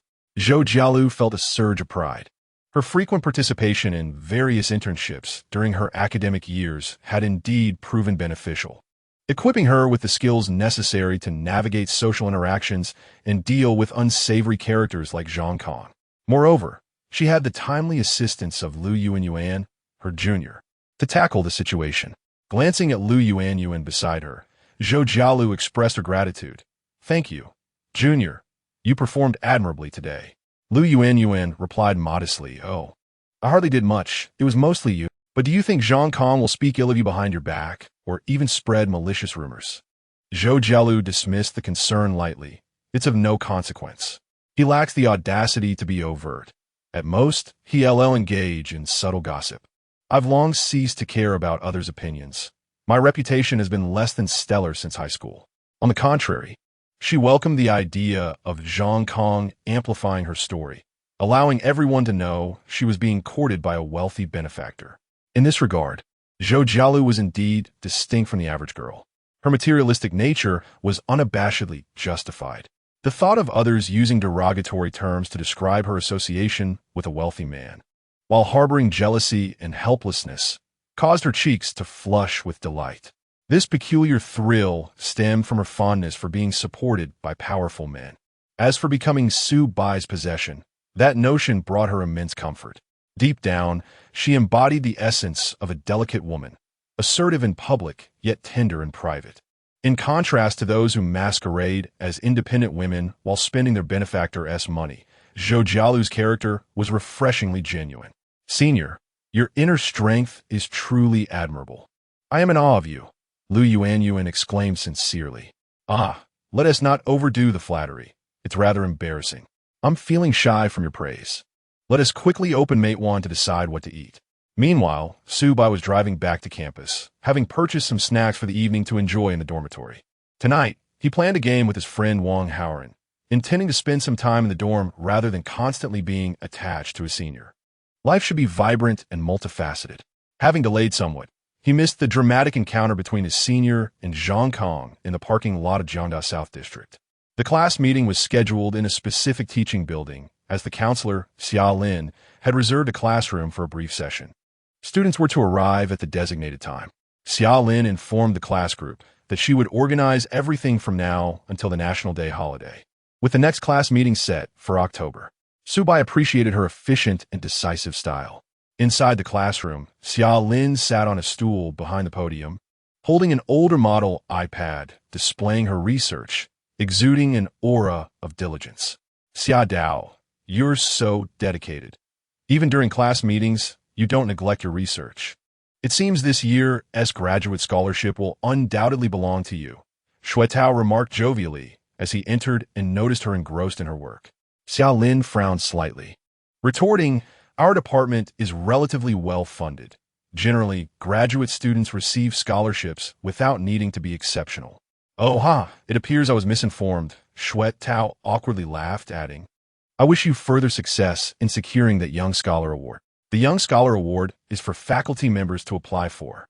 It has nothing to do with me, Xia Lin responded, bemused and exasperated. Stop digressing. Please take your seat. Of course, teacher. After 2 failed attempts at flattery, Shuetao felt a bit sheepish but complied, moving to the back of the classroom. Meanwhile, Wang Howren had already engaged in 3 gaming sessions, which was quite impressive. The previous day, a new card pool had been introduced in a game, prompting Wang Howren to inform Subai, who promptly invested a significant amount of money into it. It's incredible how he treats money so casually. Indeed, being Subai's proxy gamer was the right choice. It's far more enjoyable than playing on his own account. Chu Mingjie, adorned with high-end in-ear headphones, was absorbed in classical music, appearing utterly entranced. Shuetao observed his roommates and shook his head, noting their immaturity and lack of social awareness. Currently, the counselor was unfamiliar with the students in the class, and Shuetao planned to use this opportunity to impress Xia Lin, hoping to secure a position in the youth league next semester. This was part of his broader strategy as a mature local. Aiming to enrich his college experience beyond just a role in the youth league, he aspired to engage with the student council, various clubs, and exchange associations. Life must be vibrant. At the very least, his social media presence needed to exude a sense of fulfillment to convey an air of sophistication. Shuetao acknowledged his desire for attention, aspiring to become a prominent figure on campus to engage with even more elite women. Wuwuwu was pleasant enough, but he yearned for someone even better. As Shuetao daydreamed about a future filled with prominence, Subai entered through the front door of the classroom. Instantly, the few female students present turned their gazes toward him, sensing the palpable transformation in his demeanor. Chapter 40.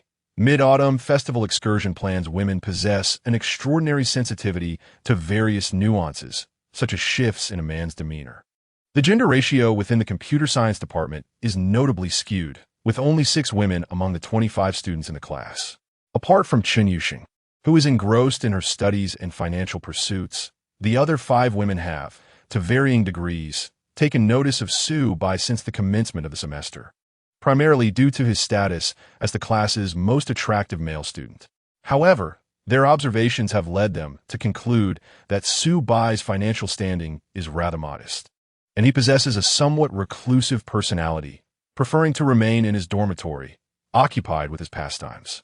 Consequently, the women's interest in him has waned. As female university students generally aspire to a vibrant and fulfilling lifestyle, which is typically facilitated by men of considerable means. Nevertheless, in recent days, Subai's presence in class has been marked by an indefinable aura, a sense of self-assurance, or perhaps a grounded poise. Chen Yuxing glanced at Subai, contemplating sitting beside him, but the 6 women in the class were seated together, and she hesitated to stand out. Good afternoon, Director Xia. Yes, good afternoon. Xiaolin scrutinized Su Bai, her gaze inexplicably lingering on his physique, causing a dryness in her throat. For 3 consecutive days, Su Bai had been residing off campus, sending her brief video clips each night to confirm his presence at the hotel, a form of reassurance. While this seemed innocuous, Su Bai, whether intentionally or due to a lack of fastidiousness, included certain elements in his videos. He was often seen at the swimming pool, fresh from a shower, or in the executive lounge, clad in a bathrobe that subtly revealed his robust chest muscles. In essence, the scenes were luxurious and upscale, complementing his remarkable physique. These nightly videos left Xiaolin sleepless and dreaming of Su Bai, envisioning her student in her dreams for several nights in a row, which she deemed inappropriate. Now, face to face with Su Bai, Xiaolin recalled those fragmented and surreal dreamscapes, her cheeks flushed with a blush. Adding to her discomfiture, Su Bai was wearing a fitted athletic t-shirt that accentuated his broad shoulders and erect posture, imbuing him with a particularly virile aura. Xiaolin found herself drawn to observe him, yet simultaneously felt a sense of guilt, creating a conflict within her. Ding! Detecting an increase in Xiaolin's favorability. Current favorability, 51. Su Bai had discovered the information regarding Counselor Xiaolin's favorability 2 nights prior, immediately after sending her a self-portrait video as a safety report. Since then, her favorability had been gradually increasing. The same phenomenon occurred again the following night, leading Su Bai to speculate whether Director Xia harbored romantic feelings for him. Before leaving that day, Su Bai reviewed his chat history with Xiaolin, identifying a pattern.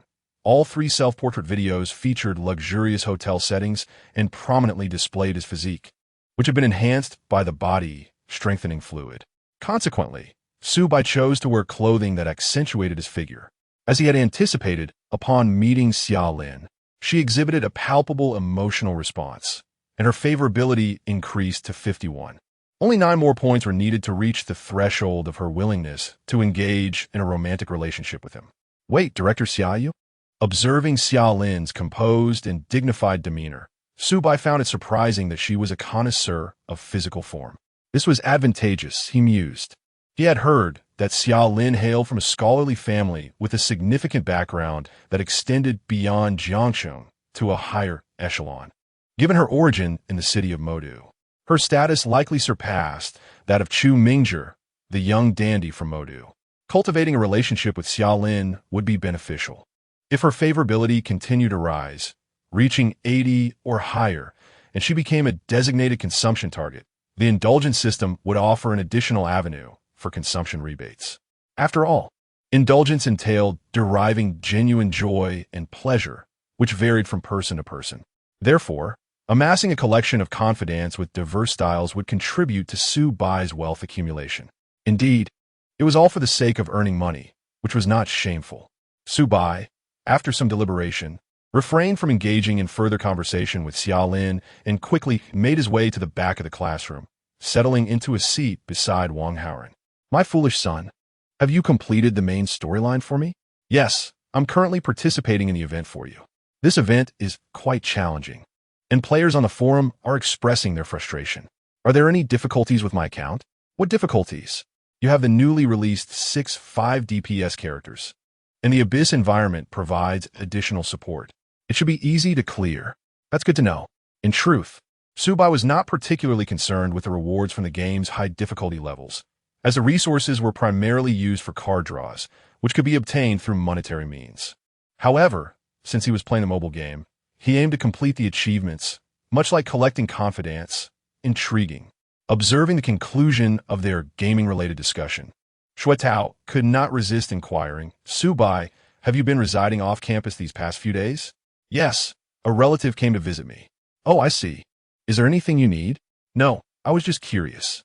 Frankly, Shuetao had found Su Bai to be rather enigmatic lately, with his acquisition of an Apple phone and his overnight absences. Additionally, he had befriended Chen Yuxing. It seemed that the entire computer science department was aware of Su Bai and Chen Yuxing playing League of Legends together. Given the scarcity of women in the department, the male students harbored a repressed desire for romance. Chen Yuxing, with her unparalleled beauty, was like a radiant diamond in the department, attracting numerous admirers, including Chu Mingzhi. Chu Mingzhi had exhausted every conceivable method to approach her, sophisticated, unconventional, and even extravagant. For instance, a wealthy individual had reserved a table at a nearby Western restaurant, ordering a meal costing over 2,000 to invite Chen Yuxing. To avoid making her uncomfortable, he even stated on WeChat that she could bring her roommates, and he himself would not be present. It was truly remarkable. However, Chen Yuxing completely ignored him. In contrast, Su Bai and Chen Yuxing were engaged in a close relationship, which naturally aroused envy. So what's it like playing games with the goddess Chen? It must be exhausting, as beautiful girls tend to be unskilled and demanding, Shui Tao probed. I find it quite enjoyable. She's not unskilled, Su Bai replied honestly. At that moment, Chu Mingzhi removed his headphones, his face contorted with a resentful expression. Su Bai, I know you're in the silver division, and silver players are known for their uninhibited love of freedom. But promise me that when you play with her, you'll take care of her and let her win a little, okay? I'll try my best. Su Bai was at a loss for words. Apparently, no one in the class was aware that Chen Yuxing was a challenger in the Korean server. Observing Chu Mingzhi's constipated expression, Su Bai found it difficult to comment. It seemed that he had been influenced by melodramatic literature. Fortunately, Xiaolin soon announced the commencement of the class meeting. After addressing a few minor matters, Director Xia initiated a discussion on the most important item on the agenda for the day. During the upcoming Mid-Autumn Festival holiday, the university is organizing a freshman autumn excursion vlog event. Students who remain on campus during the Mid-Autumn Festival can choose to form groups with other students and explore the areas surrounding Jiangshan, filming and editing their experiences into a vlog. The university's Youth League Committee will then collect and evaluate the vlogs, awarding cash prizes to the winners and granting credit for quality practice. Chapter 41. The Academic Overachiever's Companion. 3 days and 2 nights what? Earning money while traveling during the Mid-Autumn Festival, and even earning credits? Upon hearing this, the students instantly became electrified. The previously dull class meeting that had lulled them to fatigue suddenly invigorated them all. There are numerous attractions near Jiang City, and many had already planned to enjoy their time off. After all, the holiday for Mid-Autumn Festival coinciding with the weekend grants them a mere 3-day break.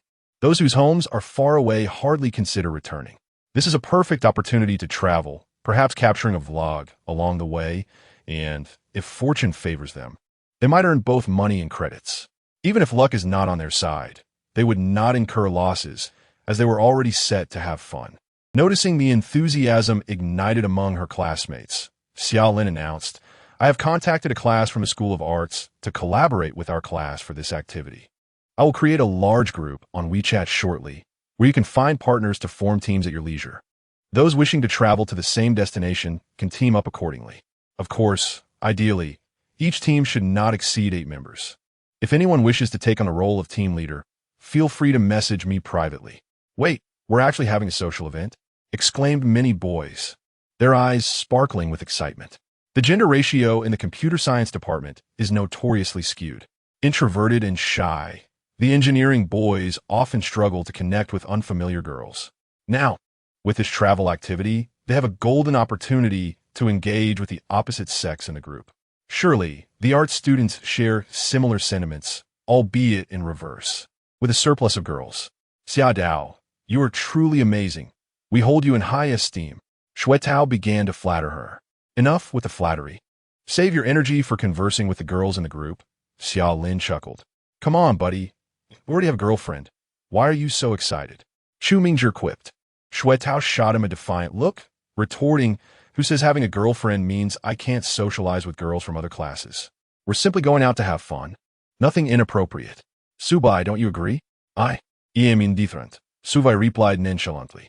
He was open to the idea of participating in the activity, curious to see if any of the art students were worth getting to know, ideally those of an S-level charm who could potentially provide him with a return on investment. If this event did not materialize, he would simply invite Chen Yuxing or a senior to celebrate the Mid-Autumn Festival, as a wealthy man seldom experiences loneliness. Shui Tao's idea was not without merit. He simply wondered if the arts girls would pay him any mind given their often high material expectations. What is the point of the arts girls? They are quite materialistic and not particularly bright, Chu Mingzhi asserted, promoting his own taste. A short while later, Xiaolin set up the group for the social event.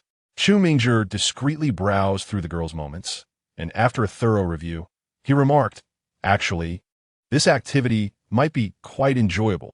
"Oh, so you're interested now, huh, Master Hu?" Shui Tao teased. "Incorrect. I merely noticed that some of the girls have quite refined tastes. For instance, this one, she uses Sennheiser headphones. Girls who understand Sennheiser tend to possess good taste. Ordinary girls merely buy Apple products mindlessly.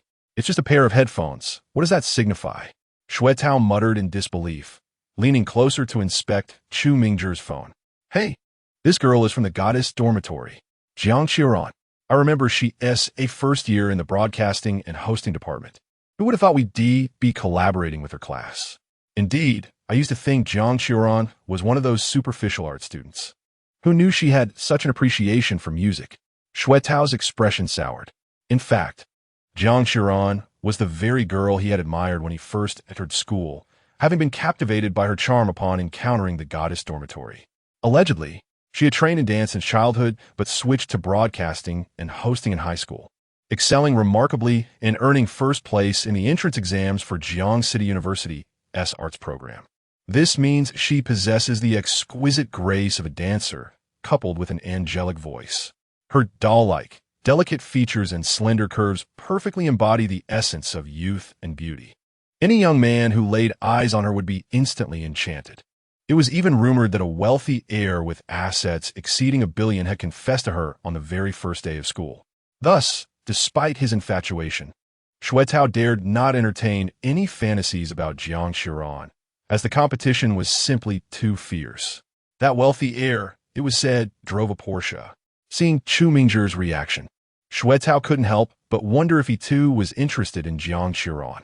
The thought nagged at him. It was entirely plausible. After all, Chen Yuxing had been getting closer to Su Bai lately, perhaps prompting Chu Mingzhi to shift his focus. Upon hearing the name, Jiang Xiran, a meaningful smile crept across Su Bai's lips, though he refrained from engaging in Shui Tao and Chu Mingzhi's discussion. At school, he had to pretend not to know Jiang Xiran, as it was an unspoken agreement between them. The class meeting had effectively concluded, yet many remained, engrossed in the social group, with the boys eager to showcase themselves. Therefore, a considerable number of students lingered in the classroom. Shui Tao and Chu Mingzhi transformed into titans of group chat banter, with the clash between Master Hu and the locals extending from the dormitory into the social group. Before long, keywords such as local force-set house, first year driving a Magotan, executive family from Shanghai, and scholarly lineage inundated the chat. The atmosphere was vibrant and cheerful. Su Bai couldn't be bothered to change his group nickname. He was going with the flow. "Rain stops. Big white goose, are you going?" A message from Chen Yuxing came through. It was succinct, yet Su Bai understood its implications. The excursion was voluntary. Not wanting to attend was perfectly acceptable. Initially, he thought Chen Yuxing, with her introverted nature, would certainly decline. Yet now, she was suddenly messaging him privately, her underlying intentions becoming evident. "Flaky big white goose. I want to go. Will you accompany me?" Flaky big white goose. Transfer 15,000 yuan. Rain stops? Rain stops. Why are you transferring me money again? Flaky big white goose. I thought you wouldn't enjoy traveling, but I genuinely want to go with you. So this is the fee for companionship, akin to a play date. Rain stops. Why is it so expensive? Flaky big white goose. I assure you, I'm not deceiving you. This is the market rate. If you search for Sanya companion travel, 3 days and 2 nights will roughly be this price. Rain stops. Cat with a skeptical expression. Chen Yuxing searched and, upon discovering the results, felt her eyelids twitching, her breath quickening. What kind of companionship was this? It seemed rather unorthodox. Rain stops. Cat feeling scared. Rain stops. The kind of companionship you're referring to includes such services, but Flaky big white goose. I would never ask you to engage in such matters. Rest assured. Rain stops. However, a companion without such services wouldn't cost nearly as much, would it? Rain stops. Big white goose, I can't accept this money. It's too much. Ah, this naive and clever academic is quite astute. Subai merely needed to apply his skills of logical persuasion. Flaky big white goose, but in my view, the emotional value you provide is equivalent to what a Sanya companion offers to their clients. I genuinely enjoy your company. Flaky big white goose, please accept it. You know my spending habits are not conventional. The rain has ceased. However, I believe that. I do not require your opinion. I only desire my own. Very well then. The cat rolls playfully. Chapter 42. Forming a travel group. Inviting Jiang Qiran in the front row of the classroom. Chen Yuxing clutched her phone, her expression a mixture of hesitation and excitement. The shimmering waves in her cold, alluring eyes betrayed her true feelings, which were filled with anticipation. Su Bai's metaphor about a travel companion in Sanya stirred a vivid imagination within Chen Yuxing. Rather than feeling repulsed, she found herself eagerly awaiting the possibility of some flirtation during the upcoming journey.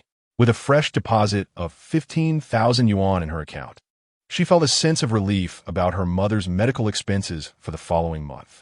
This meant that Chen Yuxing could afford to reduce her visits to the laboratory and take some time to rest. Working in the lab was quite exploitative. Those in the know understood the reality. Professors received hefty sums for corporate projects, yet the portion allocated to students was minimal. Taking advantage of undergraduates who lacked alternative income sources, they mercilessly drove down wages. Some overly competitive students even volunteered to work for professors, even at a loss to themselves. Under the influence of these eager students, Professor Luo's laboratory required a minimum number of hours logged each week before providing any compensation. It was akin to a regular job. Chen Yuxing found herself at a loss for words regarding these individuals. However, despite her frustration, she had no bargaining power in front of the professor. Although she was a gifted student, she was still a freshman in the early stages of her development, facing various limitations. In contrast, the value of working for Su Bai was extraordinarily appealing. This allure clearly included Su Bai's ulterior motives towards her. Yet, Chen Yuxing harbored her own secret desires for Su Bai as well. She had made up her mind. She would no longer work in Professor Luo's lab next month. Instead of spending her free time there, she would prefer to attend to Su Bai, utilizing the saved hours to write code for her personal projects. It would be both enjoyable and relaxing. Thus, during this trip, Chen Yuxing resolved to subtly express her feelings to Su Bai. For someone with social anxiety, like her, this was quite a challenge. However, they would be spending 2 or 3 days together, and mustering the courage to seize the right moment seemed feasible. Worst-case scenario, she could simply embrace him and steal a kiss. Moreover, her long legs and black stockings should appeal to men, right? Lost in a whirlwind of strange fantasies, Chen Yuxing clutched her phone tightly, her slender, fair neck tinged with a lovely blush. At the podium, Xia Lin observed this entire scene unfold. With her beautiful eyes blinking, her curiosity regarding the gossip piqued. She had recently heard whispers among students about Su Bai and Chen Yuxing. In Xia Lin's eyes, these two students were quite a match. Yet, as she recalled the little videos Su Bai had sent her and witnessed Chen Yuxing's expression, reminiscent of a girl in love, a wave of jealousy washed over her. Suddenly, she was startled into awareness, followed by a deep sense of shame. Su Bai was merely following protocol to check in for safety as a counselor. How could she misinterpret it? Embarrassed, Xia Lin finally spoke up. Students, feel free to discuss among yourselves. If there is nothing else, I'll take my leave. Thank you. Counselor Xia. Goodbye. As the counselor exited the classroom, Chen Yuxing found her clarity restored. She glanced around and realized that the number of students had dwindled. Promptly, she approached the back of the classroom, standing before Su Bai. Chen Yuxing tugged at Su Bai's shirt and whispered, "Let's go register." Chu Mingzhi's expression shifted rapidly, a kaleidoscope of emotions crossing his face. His trembling hand instinctively reached for his chest. Wang Haoran, engrossed in his game, sensed something amiss and quickly looked up at Chu Mingzhi. Oh no, is this guy about to faint again? Just as Wang Haoran braced himself to escort Chu Mingzhi to the infirmary, Su Bai puzzledly inquired, "Register for what?" "To register with Counselor Xia for the trip. I'm in your group." "Oh, I can handle that with her. You don't need to worry." Chen Yuxing paused, gathering her courage to speak. I'm really looking forward to traveling with you. With that, she shyly covered her face and hurried away. The surrounding boys shot daggers at Su Bai. Damn it. If I had known, I should have left with Counselor Xia. They exchanged incredulous glances, astonished that Su Bai had indeed struck up a connection with Chen Yuxing. Initially dismissing it as mere rumor, they were taken aback to see Chen, the goddess, showing such initiative. What was the reason? Su Bai, while handsome, was otherwise unremarkable in every aspect. Several suitors who were better looking than him had already courted Chen Yuxing. They were the real high-status, affluent types. Why were they losing to Su Bai? Chen Yuxing's words to Su Bai would undoubtedly circulate among their classmates, sparking a considerable uproar. Meanwhile, Chu Mingzhi finally managed to breathe normally. At first, upon hearing Chen Yuxing mention registration, he thought she meant for marriage with Su Bai. It turned out to be for a travel activity. What a relief. Su Bai, I think we should maintain unity among our dorm mates. How about we keep our room 510 together with Chen Yuxing and add a few from the art college? Chu Mingzhi proposed. I have no objections. But are you truly okay with this? Su Bai questioned, skeptical that if Chu Mingzhi were to witness any flirtatious interactions between him and Chen Yuxing, it might lead to disaster. No problem, Chu Mingzhi declared resolutely. Let me witness your sweet moments with Chen Yuxing. It will help me move on as well. Sigh. I've nearly come to terms with reality. Now I believe Jiang Xiran is more my type. After all, she buys Sennheiser headphones and has a taste for music. Wait. Puyi, can you show some backbone? Xue Tao interjected, displeased. What do you mean by backbone? I'm just adapting to the situation and responding accordingly. Besides, Chen Yuxing is already with Su Bai, while Jiang Xiran is still single without any romantic interests. So naturally, I'll pursue such a pure-hearted girl. Truly admirable, huye. Your ideals of pure love are commendable, Su Bai mused. In truth, it's a good thing. If young people lack ideals of pure love, they can't all be morally corrupt, can they? By the way, since Chen Yuxing and Jiang Xiran are roommates, we can ask Chen Yuxing to invite Jiang Xiran to join our group. Chu Mingzhi gazed at Su Bai with fervent eyes. Su Bai, you will help me, right? That depends on Shengxing's feelings. How intimate. What level have you two reached? Chu Mingzhi exclaimed, clutching his head in disbelief. Xue Tao, however, wore a grim expression, pondering a different angle. Damn it. Are we really going to let Chu Mingzhi pursue Jiang Xiran? What if it actually works out? It's not impossible. I've heard Jiang Xiran comes from a poorer area in the province and might be eager for a household registration in the metropolis. Plus, with Chu Mingzhi's artsy persona, he might just win her over unexpectedly. At that moment, a strong sense of crisis surged within Xue Tao. Thus, he decided to join this endeavor. Wang Haoran, seeing this, thought, well, I guess I'll join too. Chapter 43. What? Su Bai actually bought a car? Logically speaking, for a bona fide homebody like me, participating in such optional outings would typically be a choice best avoided. However, it must be noted that this excursion could potentially count towards practical credits. Moreover, since it's an opportunity to enjoy some leisure time, the prospect of dining and socializing with Brother Bai is indeed enticing. Who would pass up a chance to enjoy a free meal? Besides, it wouldn't hinder my gaming. I could simply bring along a couple of portable chargers. Thus, our travel party quickly expanded to 5 members. The quartet from Dormitory 7, room 510, plus Chen Yuxing. The matter of who would lead the group sparked quite a heated debate between Xue Tao and Chu Mingzhi, both convinced of their own suitability for the role. Their dispute began in the cafeteria and continued all the way back to the dormitory. Eventually, by 8:30 in the evening, they managed to settle the matter, albeit through an amusing twist of fate. In the social group, Chu Mingzhi and Xue Tao boasted that their travel team had grown to 5 members, 4 boys and Chen Yuxing, while calling for a few more girls to join. Chu Mingzhi took the opportunity to highlight his extensive travel experiences, having visited over a dozen countries since elementary school, accompanied by numerous photographs. To be fair, his photography skills were quite commendable. Indeed, he possessed a certain taste that attracted several girls from the art academy to join him in discussions about travel and photography. After all, being able to travel abroad from a young age suggests a well-off background, and possessing photography skills implies a sense of adventure. which easily piques the interest of many young women. Regrettably, the quality of these girls left much to be desired. As Chu Mingzhi scrolled through their social media profiles, he couldn't help but grimace at their appearances, which featured unflattering selfies taken in the subway or with a phone. Wasn't there supposed to be a standard of beauty for students in broadcasting? He was taken aback by the reality. Is it really that exaggerated? Wang Haoran, feeling bored, leaned in for a look, only to find that they weren't entirely unappealing. They seemed presentable after makeup and editing, but I shudder to think what they look like in person. I see, he mused. I find all women in the real world to look quite similar.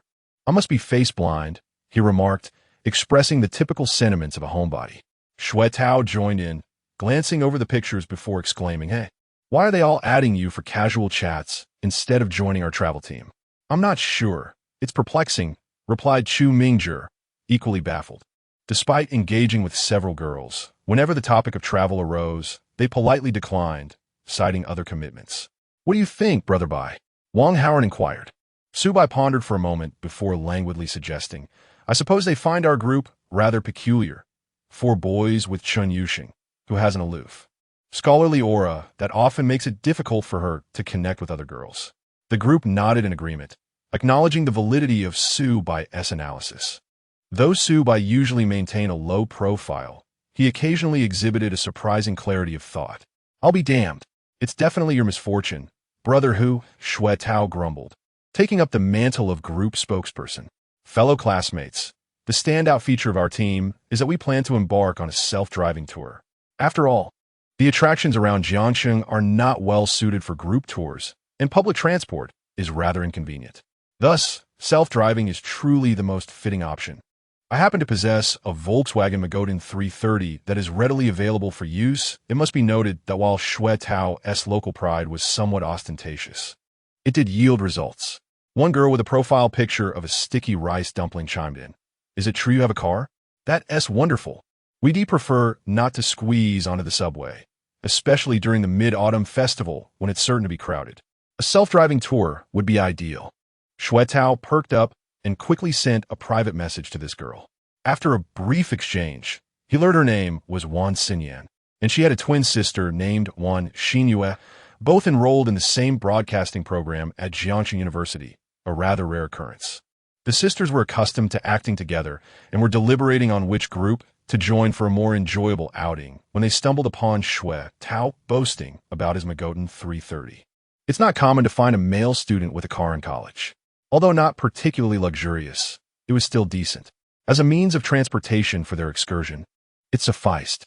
Thus, Wan Xinyan accepted Shui Tao's friend request. After a brief exchange, she found him quite enthusiastic, albeit somewhat lacking in intellect. Lack of intelligence can be advantageous, she thought. However, Wan Xinyan soon posed a concern. "If we join, that would make it 4 boys and 3 girls. Can we fit in one car?" Shui Tao, having anticipated this, replied, "Not a problem. I plan to rent another vehicle. One of our roommates also drives, so he can take the wheel. 2 cars for 7 people will be quite manageable."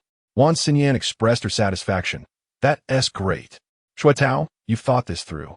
Most boys aren't as mature as you." Flattered by her compliment, Shui Tao became giddy, grinning foolishly to himself. "Do you think these twins might both fall for me?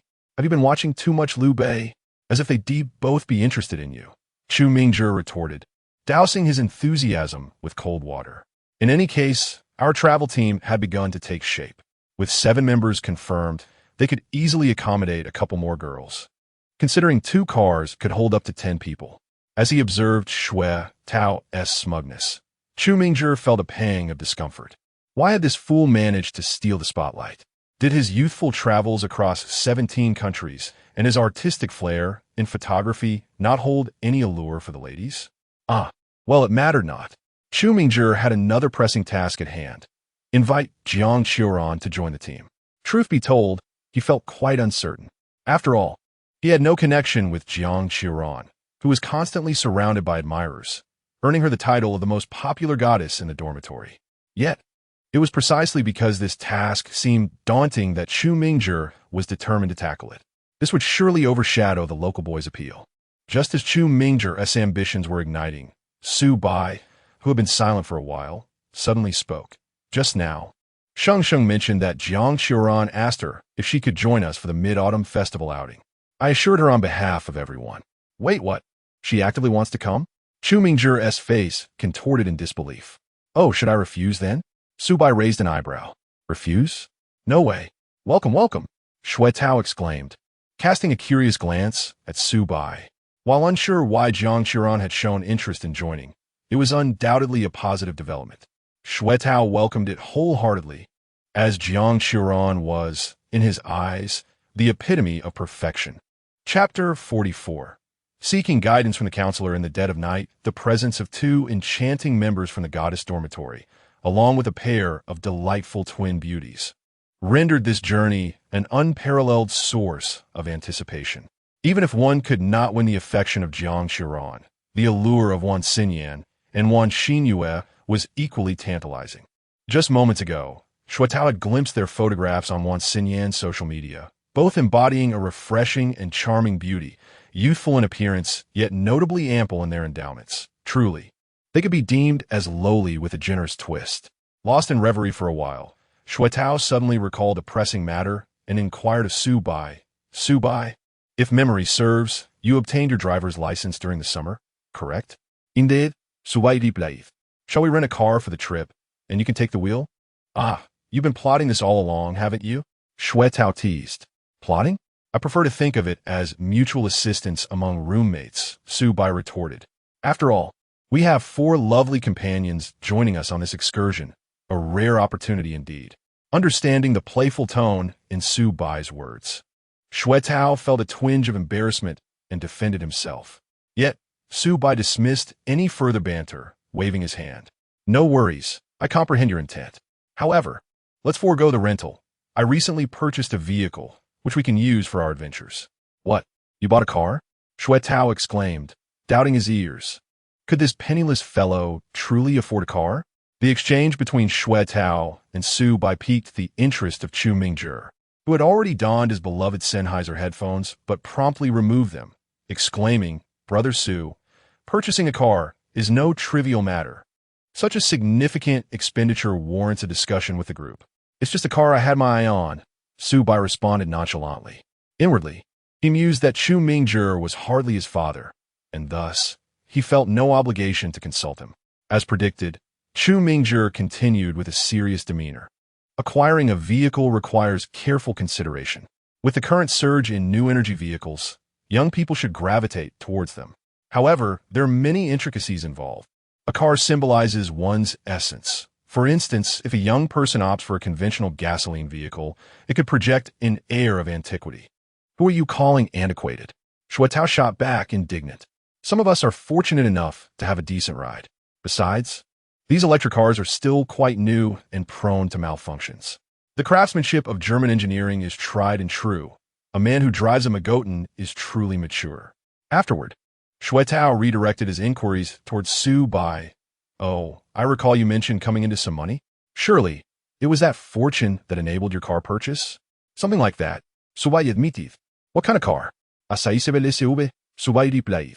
Ah, that's quite commendable. Given that you're courting the goddess Chun, having a vehicle is indeed convenient.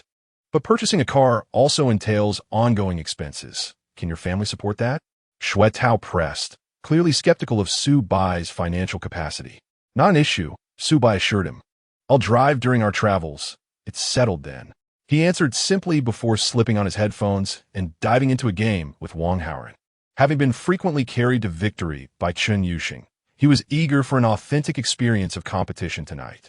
Feeling overlooked, Shui Tao retreated with a sense of indignation, pondering the implications of Su Bai's newfound wealth. Had he won the lottery or stumbled upon a lucrative foreign investment that skyrocketed overnight? Shui Tao was not well-versed in financial matters, but he could not shake the feeling that Su Bai's financial situation had indeed improved. First, he had upgraded to an iPhone Pro Max, and now he had acquired a vehicle. This realization instilled a subtle sense of crisis within Shui Tao. In their dormitory and throughout their class, he had long been the unrivaled standout, alongside Chu Mingzhi. Now that Su Bai had a car too, it diluted his unique standing. Nevertheless, Shui Tao quickly rationalized that, Given Su Bai's frugal nature, he likely purchased a cost-effective domestic SUV, perhaps from brands like Chery, Great Wall, or Chang'an. In contrast, his own Magotan 330 was a legitimate joint venture B-class vehicle, entirely different in stature.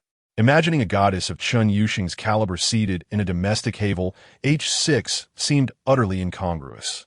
Xuetao surmised that Su Bai and Chun Yuxing were still in the early stages of flirtation, far from a committed relationship. Perhaps, upon sensing Su Bai's financial constraints, Chun Yuxing might gradually lose interest. With this thought, Xuetao found his equilibrium restored. The prospect of Su Bai and Chun Yuxing becoming an item was an unsettling notion. Why should such a stunning goddess be drawn to Su Bai? This fellow was merely slightly handsome. Apart from that, he was an entirely mediocre individual. Ding! The host has neglected his professional assignments, immersing himself in the summoner's rift, truly indulgent. Reward: 1,000 cash. Su Bai and Wang Haoran engaged in fierce competition, yet ultimately found themselves losing points. No matter, Sheng Sheng will help me regain them, he thought. Before retiring for the night, Su Bai went to freshen up, with Wang Haoran tagging along. Seizing the opportunity to ask, "Brother Bai, why is Jiang Qiran joining us on this trip? I recall you mentioning that her relationship with Chun Yuxing is rather lukewarm. Is that so? I'm not privy to the intricacies of their relationship." Until today, he had been unaware that Jiang Qiran was a member of the goddess dormitory. According to their agreement, upon entering university, Su Bai and Jiang Qiran had opted to act as strangers. To maintain the ruse, he had even deleted their QQ and WeChat contacts, severing all ties. They had grown up as childhood friends, neighbors in their hometown, yet he had no insight into Jiang Qiran's current thoughts. However, Su Bai harbored no lingering feelings for her. The separation was a clean break. Initially, he felt a twinge of sadness, but it quickly faded. In hindsight, Su Bai's forgetfulness was indeed thorough. He was even too indifferent to inquire about which dormitory Jiang Qiran resided in. I embrace oblivion. Alas, such was Su Bai's nature, an inherently indifferent man. Recently, he had been simultaneously pursuing a senior while engaging in playful banter with Sheng Sheng, feeling no guilt for his actions. To him, it seemed entirely natural. Su Bai mused aloud to Wang Haoran. Perhaps Jiang Qiran also has a mediocre social circle. Those delicate and refined girls may appear to have numerous superficial friends, yet they're often easily isolated by various cliques. Ah, is that so? I'm utterly perplexed by the dynamics among women. Their relationships seem so intricate. Not to worry. It's a trip after all. The more, the merrier. We shall eat, play, and enjoy ourselves without hindrance. Indeed, Su Bai climbed onto the metal bunk bed in their dormitory, lying back to scroll through his phone, finding a surprising sense of comfort, more so than in a hotel. This prompted a moment of introspection. Was he truly the type to feel uncomfortable in luxurious surroundings? That seemed unlikely. Deep down, Su Bai yearned for a life of extravagance. What man doesn't aspire to be remarkable, to flaunt his success? Not to mention the thrill of treating a senior at a luxury goods store. Basking in the adoration of the staff as he spent generously, those moments felt exhilarating. Yet, there was an inexplicable discomfort associated with hotel stays. This conundrum seemed to delve into philosophical territory. After much contemplation, Su Bai resolved to seek the counsel of another. His choice of discussion partner was rather unconventional. He opted for his counselor, Xia Lin. The system panel indicated that Xia Lin's fondness for Su Bai had surpassed 50, establishing a solid foundation for their discourse. After all, it is unlikely that any counselor would engage with a student on peculiar philosophical quandaries without a degree of affinity. Moreover, it was commonly said that Xia Lin was a paragon of beauty and wealth, hailing from a family of considerable means. Based on Su Bai's observations, her demeanor and the items she utilized exuded an air of luxury, coupled with a refined taste that surpassed even that of the most discerning individuals. Her style was far removed from the ostentatiousness typically associated with local affluent individuals. Thus, among the young women available for discussion, Xia Lin was the most fitting candidate for this particular topic. I am grappling with a perplexity and would like to discuss it with someone. Do you have a moment to spare? Xia Tian Delin. I am available. Please share what perplexes you. Su Pai De Bai E. Logically speaking, residing in a luxurious hotel is a dream for many. However, after trying for a few days, I find myself somewhat weary of it. It is, after all, a nearly 2,000 per night riverside suite. Xia Tian Delin. Chapter 45. Sending a selfie to Director Xia, Luxurious Service Apartments, Graduate Student Dormitory. Xiaolin glanced at the message from Su Bai on her phone, unable to suppress a smile. Is this even a coherent statement? Are you tired of staying in luxurious hotels? Ordinary people can hardly afford such amenities. However, considering Xiaolin's background, Su Bai's remark, though seemingly absurd, was not entirely baseless. From a young age, Xiaolin had accompanied her parents to five-star hotels costing over 1,000 a night, and she had experienced even pricier accommodations. There was a time when her mother returned to her hometown while her father was on a business trip during that summer vacation. They stayed at the Hilton for half a month. Xiaolin had quite the authority to comment on Su Bai's grievances. Recently captivated by Su Bai's physique, she pondered deeply and typed, though hotels are luxurious, they remain hotels, lacking a sense of home, and prolonged stays can lead to a certain superficiality. That makes sense, Su Bai replied. So, in that case, long-term living must lean towards traditional rentals. Yet, hotels provide the convenience of staff assistance, which is an unparalleled advantage compared to renting. Xiaolin countered. Are you suggesting that you plan to move off campus, Su Bai? She inquired. Indeed, I am considering it, and I wanted to inform Director Xia first. He replied. Such a good student you are. Thumbs up. Xiaolin responded. By the way, is there a possibility of a more upscale rental option that combines the services of a hotel? Su Bai asked. Such options do exist in the market, but they tend to be quite expensive, often beyond the reach of typical students, she informed him. Do I seem like an ordinary student to you? Su Bai deep followed by a series of images showcasing his abs, taken casually while he was in the bathroom. The enhancement liquid given by his buddy was indeed impressive, sculpting a physique that rivaled male models. Why do you send photos at the slightest disagreement? Save them for your girlfriend. Don't go wild with your counselor. Xiaolin teased. I'm merely considering your preferences. You didn't seem to mind the last set I sent, Su Bai retorted. If you dislike it, I won't send any more. To be honest, your physique is indeed commendable, Su Bai. You've certainly put in a lot of effort, haven't you? Xiaolin, an avid sports enthusiast, was genuinely interested in maintaining a good figure. After discussing fitness for a while, they returned to the main topic, the kind of living arrangement you mentioned, which combines the essence of renting with hotel services, is known as serviced apartments, Xiaolin explained. This concept originated from a foreign business model and has gained immense popularity in recent years within the country, particularly among high-end business individuals. May I inquire about your budget? Su Bai? She asked. Su Bai calculated, realizing he had over 10 million in savings. The system had indicated that for indulgent rental expenses, he could prepay up to a year. Thus, a monthly rent not exceeding 1 million would suffice. Less than $1 million a month, he stated. Are you looking to reside in a palace with that budget? Xiaolin replied in disbelief. Palaces are out of the question. I've heard that places like palaces, castles, or ancient towns have poor internet, and I enjoy gaming too much, Su Bai explained. Wait a moment. I'll find you some links to reputable serviced apartments with branches in Jiangsheng, Xiaolin said, her curiosity piqued. Shortly, she sent a few webpage links. After browsing through them, Su Bai felt quite satisfied.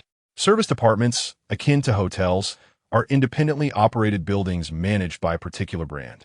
The decor and design resemble upscale residential flats, complete with kitchens, bathrooms, walk-in closets, and parking spaces, much like living in a purchased home. However, one need not worry about renovations, as they offer round-the-clock concierge services, cleaning, repairs, and even meal requests. Additionally, serviced apartments come equipped with private gyms, swimming pools, Western and Chinese restaurants, lounges, media rooms, bars, and some even boast outrageous amenities like golf courses and racetracks. Naturally, the pricing is not comparable to the 2,000 or 3,000 yuan monthly rentals of ordinary apartments. The entry-level units start from a larger size, with nightly rates surpassing Su Bai's stay in a luxurious Marriott suite. For larger units, prices begin at 3,000 a night. amounting to a monthly cost of at least 100,000 yuan. While contracts are typically monthly, discounts apply for longer commitments, and paying for an entire year upfront yields even more savings. Regardless, even with discounts, this is a rental method unimaginable to the average working individual. For Su Bai, financial concerns were negligible. The key was the quality of living, luxurious yet homely. After reviewing the links Xia Lin provided, Su Bai realized this was akin to renting an upscale, centrally located flat with an array of thoughtful services. Choosing a top-tier service department for a year could yield substantial returns. Once his savings grew further, he could seek a mansion in Jiangsheng and gradually renovate it according to his preferences, eventually moving in once the renovations were complete. Thank you, Director Xia. This information has been incredibly useful, Su Bai texted. I believe the Scott brand looks promising. Although it may be pricier, it has a branch very close to the school, adjacent to the river, offering both excellent location and views. Your taste is commendable, Su Bai. If budget is not a concern, this establishment is indeed perfect for students. Xia Lin concurred. I'm planning to check it out tomorrow. Will you be available to accompany me, Director Xia? Su Bai asked, extending the invitation to his counselor. How bold of him to invite her to view apartments. Xia Lin felt a bit flustered, yet her mood quickly shifted to a playful amusement. Being a girl from a wealthy family, she was accustomed to various societal interactions.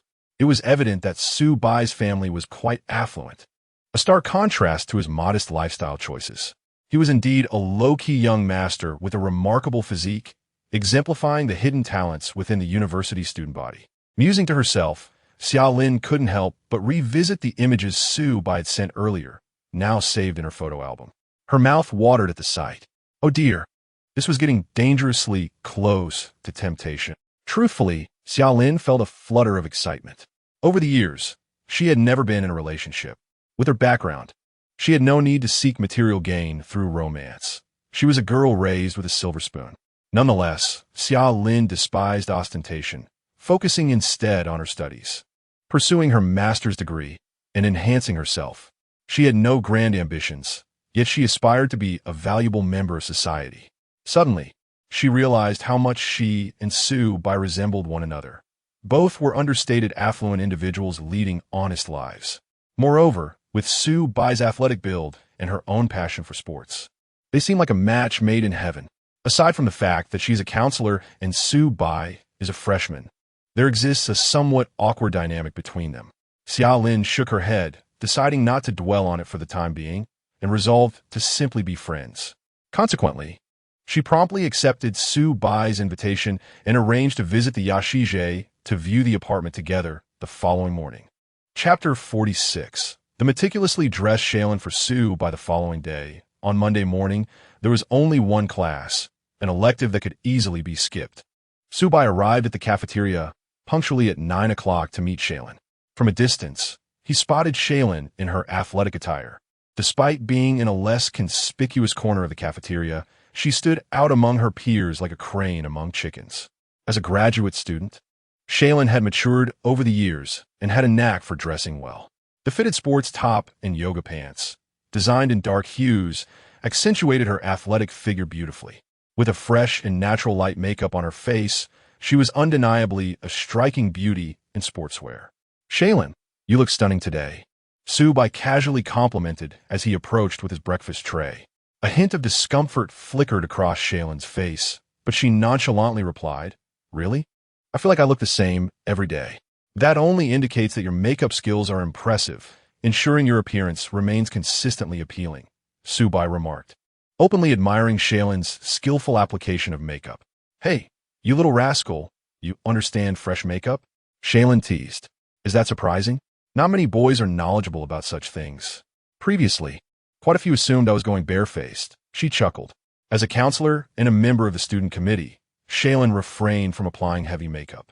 Nevertheless, like any girl, she cherished beauty, favoring a fresh and everyday look.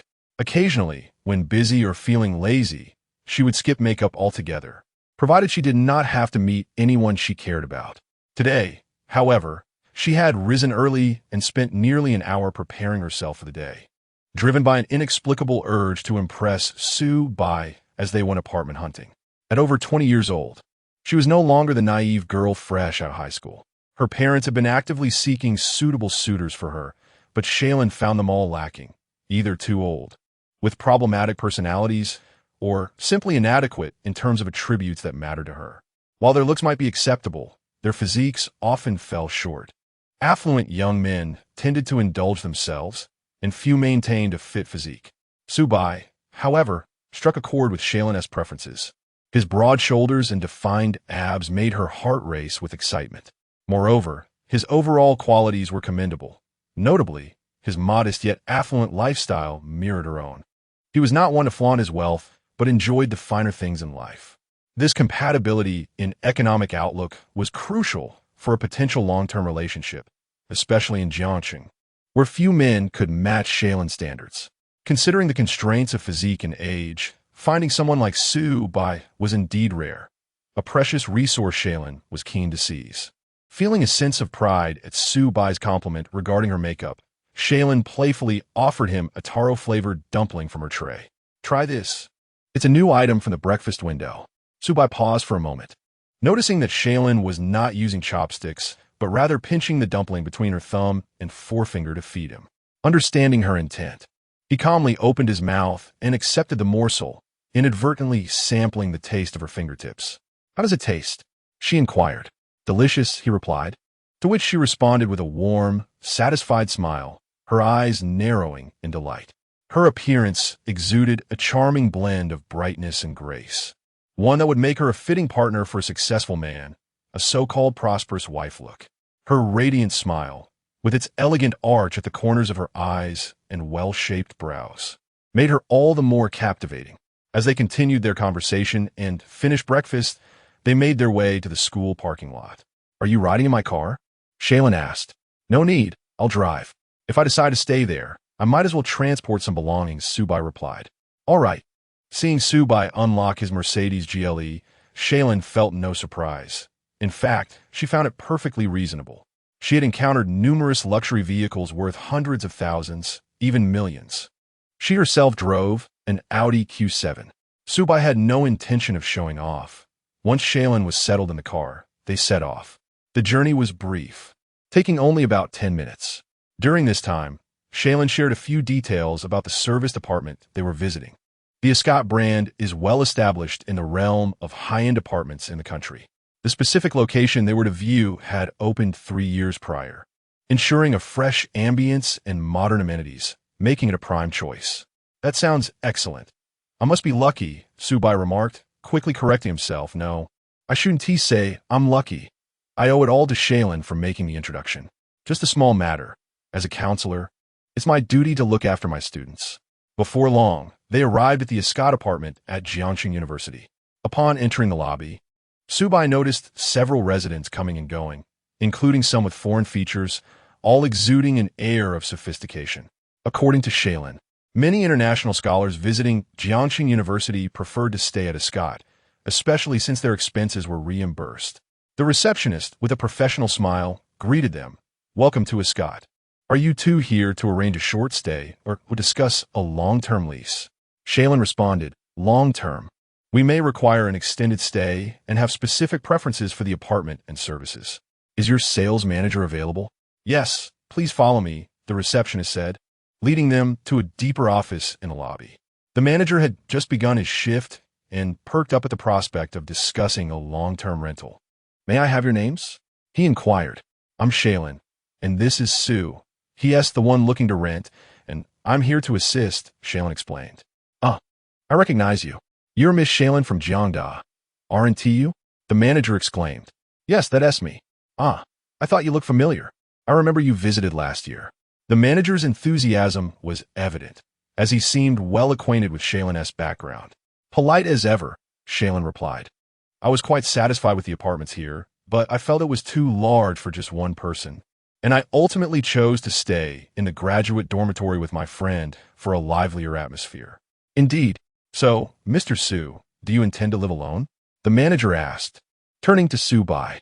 "Essentially, but I will often have a companion over," Subai clarified before stating his requirements. "I am looking for the largest and most luxurious apartment available, with the best accompanying amenities. Price is not an issue. My budget is up to $1 million a month. The manager was momentarily taken aback. Chapter 47. Only a cad can evoke the conquest urge of a wealthy woman. It is indeed a rare request. There are two types of residents at the Yasi Pavilion. The first consists of genuine affluent individuals who, due to personal preferences or business affairs, find themselves in Jiangsheng for several months. They are usually meticulous with their budgets, wealthy but unwilling to squander money. After all, they are all elites of society who know how to calculate expenses. Engaging in price discussions with such clientele can be quite exhausting. The second type comprises those on corporate accounts, such as the visiting scholars that Xia Lin explained to Su Bai.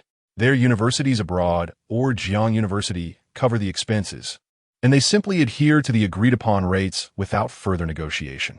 These clients are convenient, but they often opt for the most economical room types while demanding various additional perks, resulting in minimal profit. These two categories essentially account for 99% of the clientele for high-end service departments.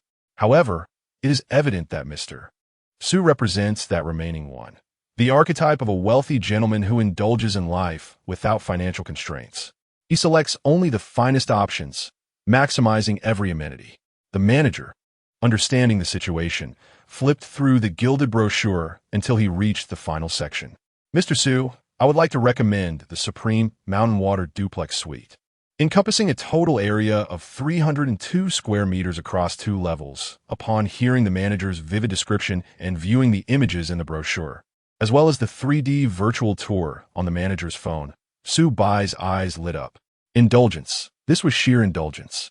Initially, Su Bai had merely anticipated renting the best flat. He never expected the high-end apartment to offer a duplex option.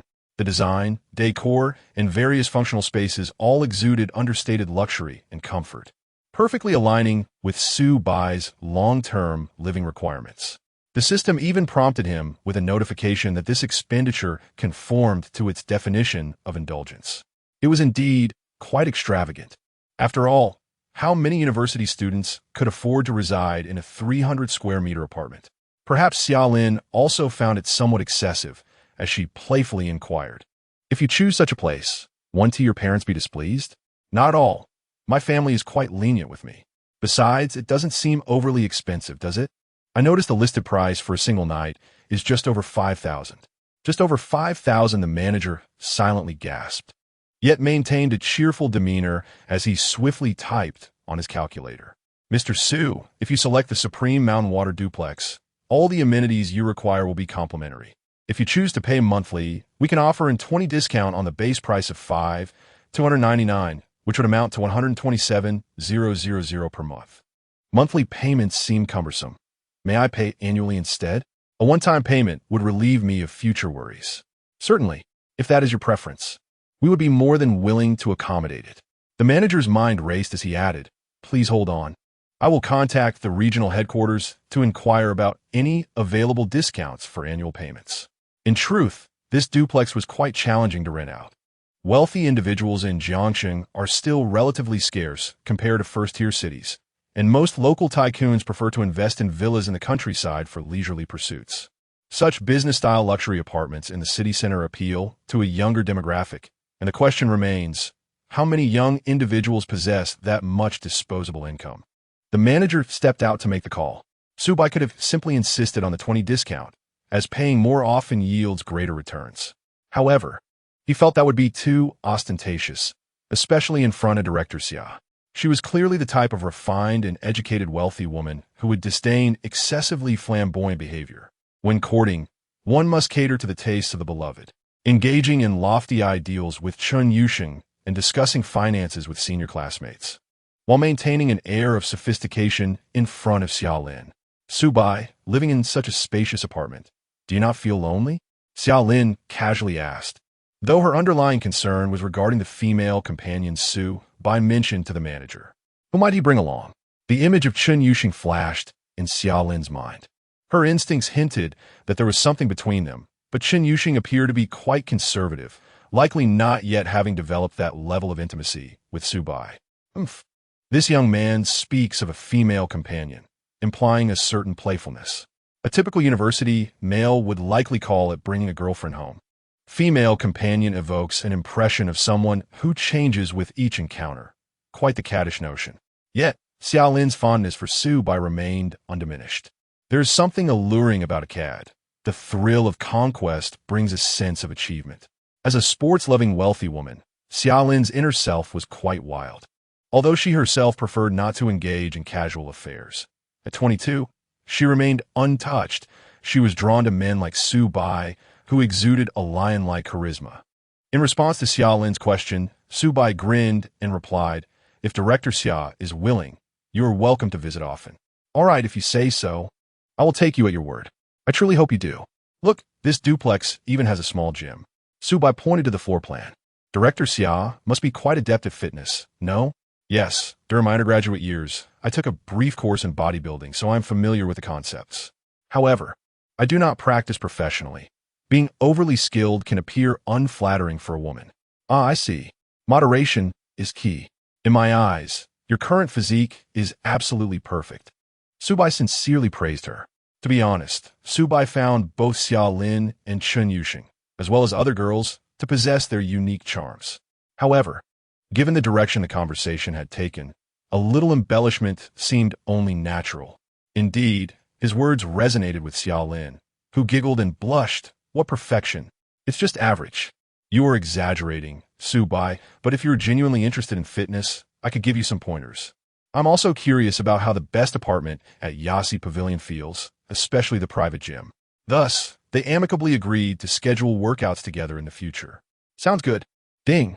Detected an increase in Xiaolin's current favorability, 65.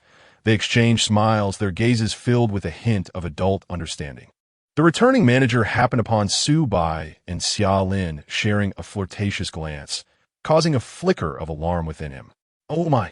The young lady from the Xia family seems to have an extraordinary relationship with this young man." The manager refrained from inquiring about the nature of their connection, recognizing that some questions are best left unasked.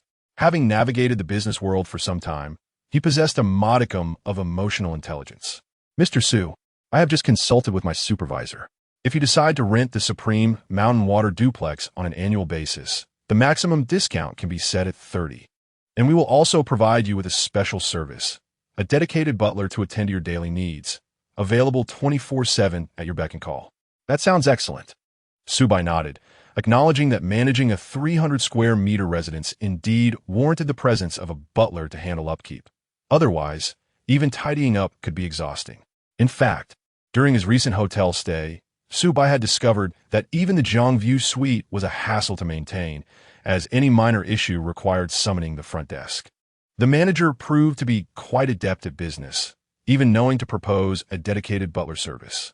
Thus, after the manager escorted Su-bai for an on-site inspection of the apartment, Su-bai decisively swiped his card for payment. Chapter 48. Special Attribute Points. Audemars Piguet Royal Oak Ding. Payment successful. The retail price of the Supreme Mountain Water Duplex apartment is 5,299, totaling 1,335,348 yuan. The manager, exercising his discretion, graciously rounded it down, resulting in a final payment of 1.33 million. Celebrities who spend the entire year in hotels reportedly incur expenses of merely several hundred thousand. The accommodation chosen by Su-bai is nearly double the price that celebrities enjoy. The manager, seasoned in the world of business, has undoubtedly witnessed countless substantial transactions during annual corporate receptions. Yet he had never encountered a young university student like Su-bai, who, without batting an eye, swiped over 1 million. It was truly unprecedented. What particularly moved the manager was Su-bai's calm and composed demeanor. What kind of illustrious family could nurture an 18-year-old boy with such poise? In actuality, it was the system that instilled confidence in Su-bai. Ding! Detected that the host has indulged in consumption. Long-term rental of the Supreme Mountain Water Duplex, 1-year term. Expenditure, 1.33 million yuan. Triggering tenfold cashback, 13.3 million yuan. Su-bai felt a surge of joy, having drawn the maximum multiplier for cashback, instantly elevating his savings to over 20 million. With continued indulgence, he might soon consider acquiring a grand villa.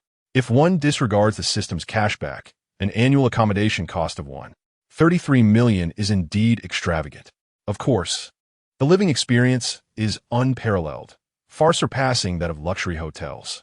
Not only is the apartment high-end and sophisticated, but its design is also homely enough to ensure a restful slumber, complemented by the integrated leisure and entertainment facilities of the Escott Square. After settling the payment, Subai meticulously toured the kitchen and bathroom of the duplex. Having lost his parents at a young age, he was raised by the aunt from the neighboring house. Yes, that aunt, the mother of Jiang Chiron. With her busy work schedule, Subai often found himself cooking at home, honing his culinary skills to an admirable proficiency, even developing a passion for cooking.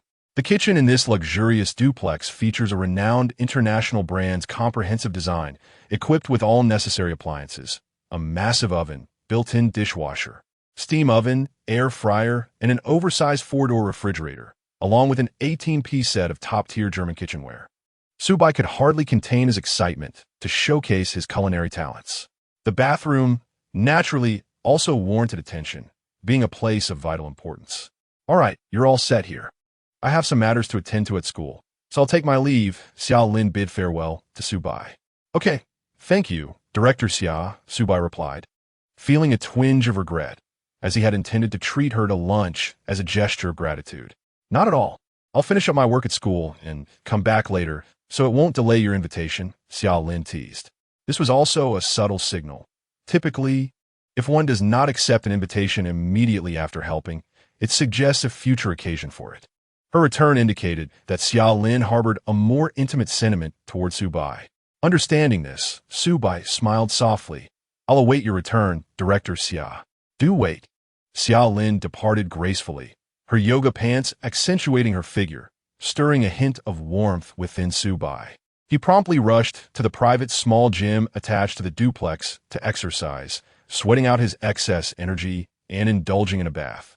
Honestly, ever since binding to the rich system, Subai had grown increasingly fond of soaking in baths, finding it profoundly soothing and perfectly aligned with a life of indulgence. Reclining in the spacious bathtub that could comfortably accommodate 3, Subai accessed the system interface. Over the past few days, he had accumulated 3 chances for a lottery draw. Now, in this moment of solitude, he decided to engage in the draw. Lottery. Triple draw. Drawing rewards for you. Congratulations. You have won 1 million yuan in cash. Congratulations. You have won 3 special attribute points. Congratulations. You have won a watch. Audemars Piguet Royal Oak Offshore Series AP15500ST in stainless steel with a blue dial, valued at 615,000 yuan.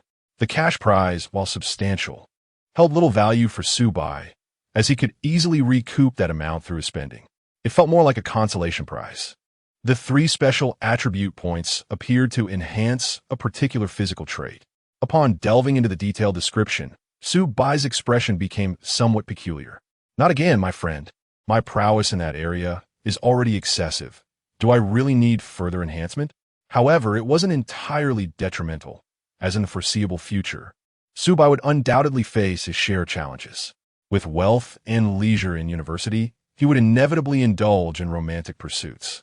A boost in this regard could only serve to better prepare him for the more fervent encounters ahead. The final reward, the watch, was indeed splendid. The Audemars Piguet Royal Oak series is reputed to be a high-end model that requires a reservation, a hassle to procure. Subai had been contemplating purchasing a fine watch for himself, and the system had conveniently arranged it for him, which felt remarkably considerate. He clicked to view the image, a silver stainless steel octagonal bezel, an integrated bracelet, housing a self-manufactured movement, embodying both athleticism and luxury. A quintessential sports watch. It suits those who seek exquisite craftsmanship and distinctive design. With a price tag exceeding 60,000, it would certainly make a statement. The casual sporty style aligns perfectly with Subai's everyday attire.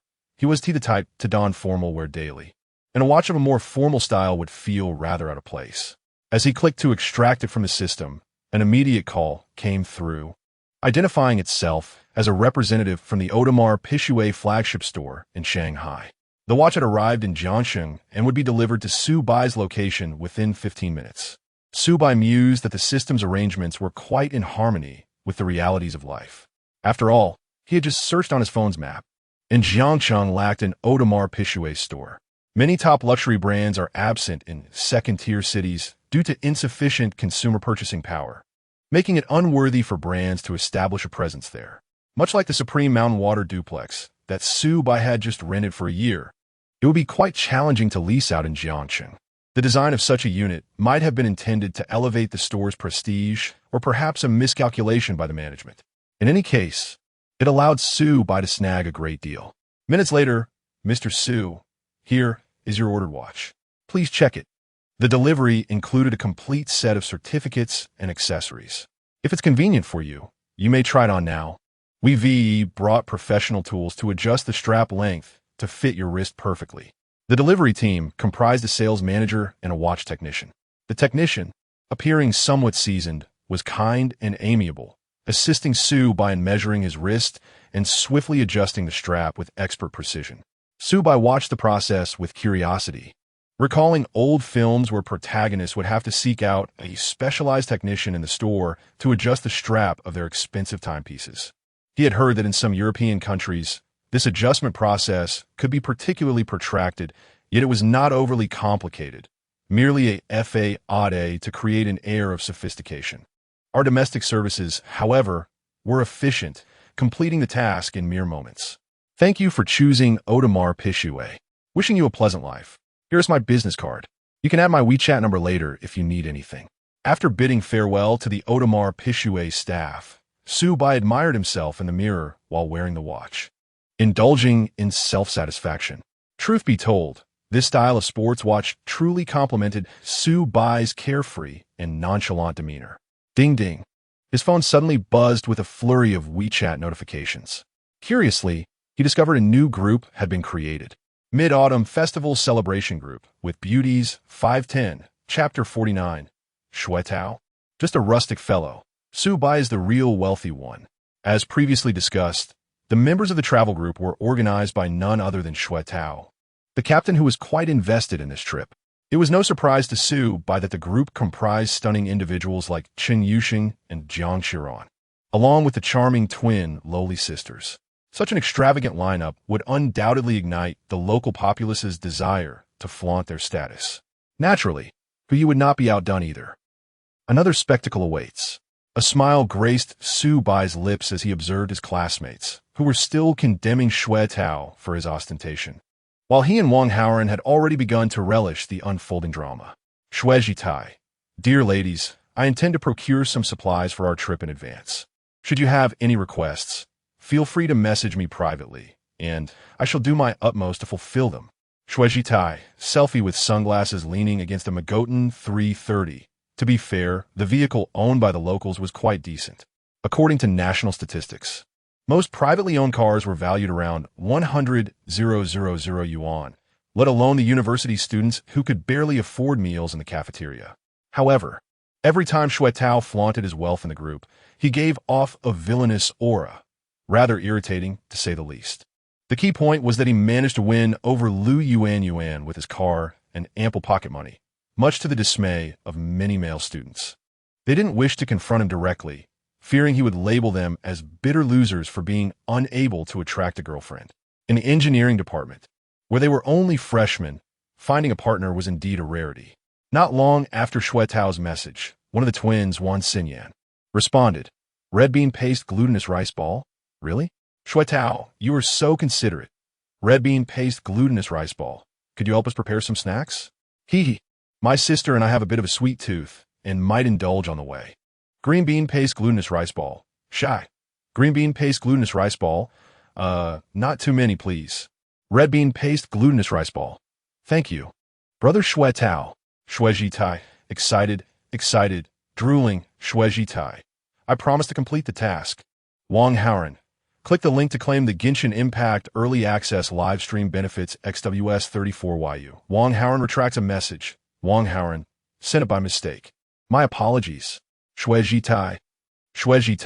Playing Genshin Impact. Nose picking. Snow in Hokkaido. Sennheiser Autumn Product Review Episode 2, Shueji Tai. Kuyi. Why are you posting your headphone reviews again? No one cares.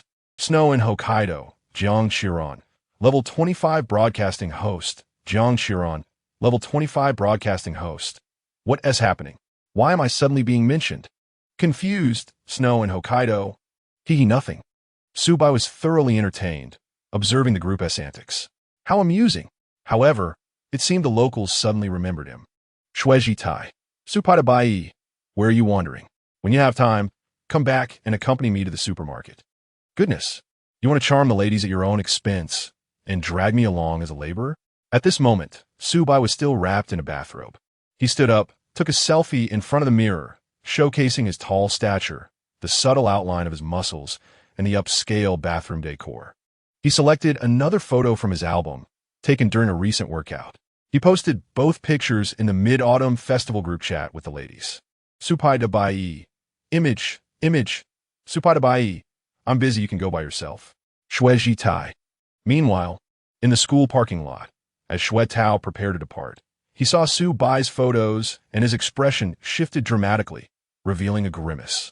His initial inquiry had merely been a casual remark, aimed at reinforcing his image as the commanding leader of the group. When it comes to wooing, projecting oneself as a small group leader fosters a sense of authority that can easily captivate the ladies. Of course, having Su Bai assist him in carrying supplies from the supermarket would be ideal. After all, Xue Tao had no intention of shopping at the campus convenience store, which offered limited items. He preferred a trip to Walmart for a grand shopping spree, acquiring imported snacks and beverages that the ladies would undoubtedly appreciate. Then, Subai sent 2 selfies. It appeared to be from a luxurious hotel. No, the background seemed somewhat different. Xue Tao could not decipher it. This uncertainty stirred anxiety within him. How could Subai venture to places even he could not comprehend? According to Subai, he had recently come into some fortune, prompting him to indulge in material pleasures. Clearly, he was showing off in the group, likely motivated by the presence of several beautiful women, contradicting his usual low-key demeanor. Xue Tao sneered, finding Su Bai's actions rather childish. The 4 campus beauties in the group were well-versed in the ways of the world. Modern girls were no longer as easily deceived as before. Merely booking a stay at a Hilton would not guarantee success. Such clumsy tactics were bound to fail. However, what Xue Tao did not anticipate was that, in a classroom at that moment, a pair of adorable twin sisters sat together at the back, feigning attentiveness while secretly engaging in the group chat. Their appearances were nearly identical, yet their personalities were starkly different. One was quiet and shy, while the other was lively and spirited. Wow, says, look at this Subai. He actually lives in the Escot. Wan Xinyan exclaimed suddenly. Her sister, Wan Xinyue, inquired softly. Escot? What is that? It's a very expensive, long-term rental apartment, complete with concierge services. Those who reside there are typically wealthy individuals, or at least high-level professionals. Subai is just like us, a freshman, so his family must be quite affluent. How do you know so much? Wan Xinyue asked, puzzled by her sister's certainty. How could one deduce so much from a single photograph? Regardless, all Wan Xinyue could ascertain was that Subai was tall and handsome, the kind of person who would turn heads on the street. Simple. His bathrobe has the Escot logo, and in the other photo, taken during his workout, you can vaguely see the exterior, which must be the Escot by the riverside, Wan Xinyan replied, her face radiating intelligence as she pinpointed the location of the Escot on her phone map. Wan Xinyue was left in awe. Yin, I think you would make a great detective. Of course, I'm quite clever, Wan Xinyan proclaimed proudly.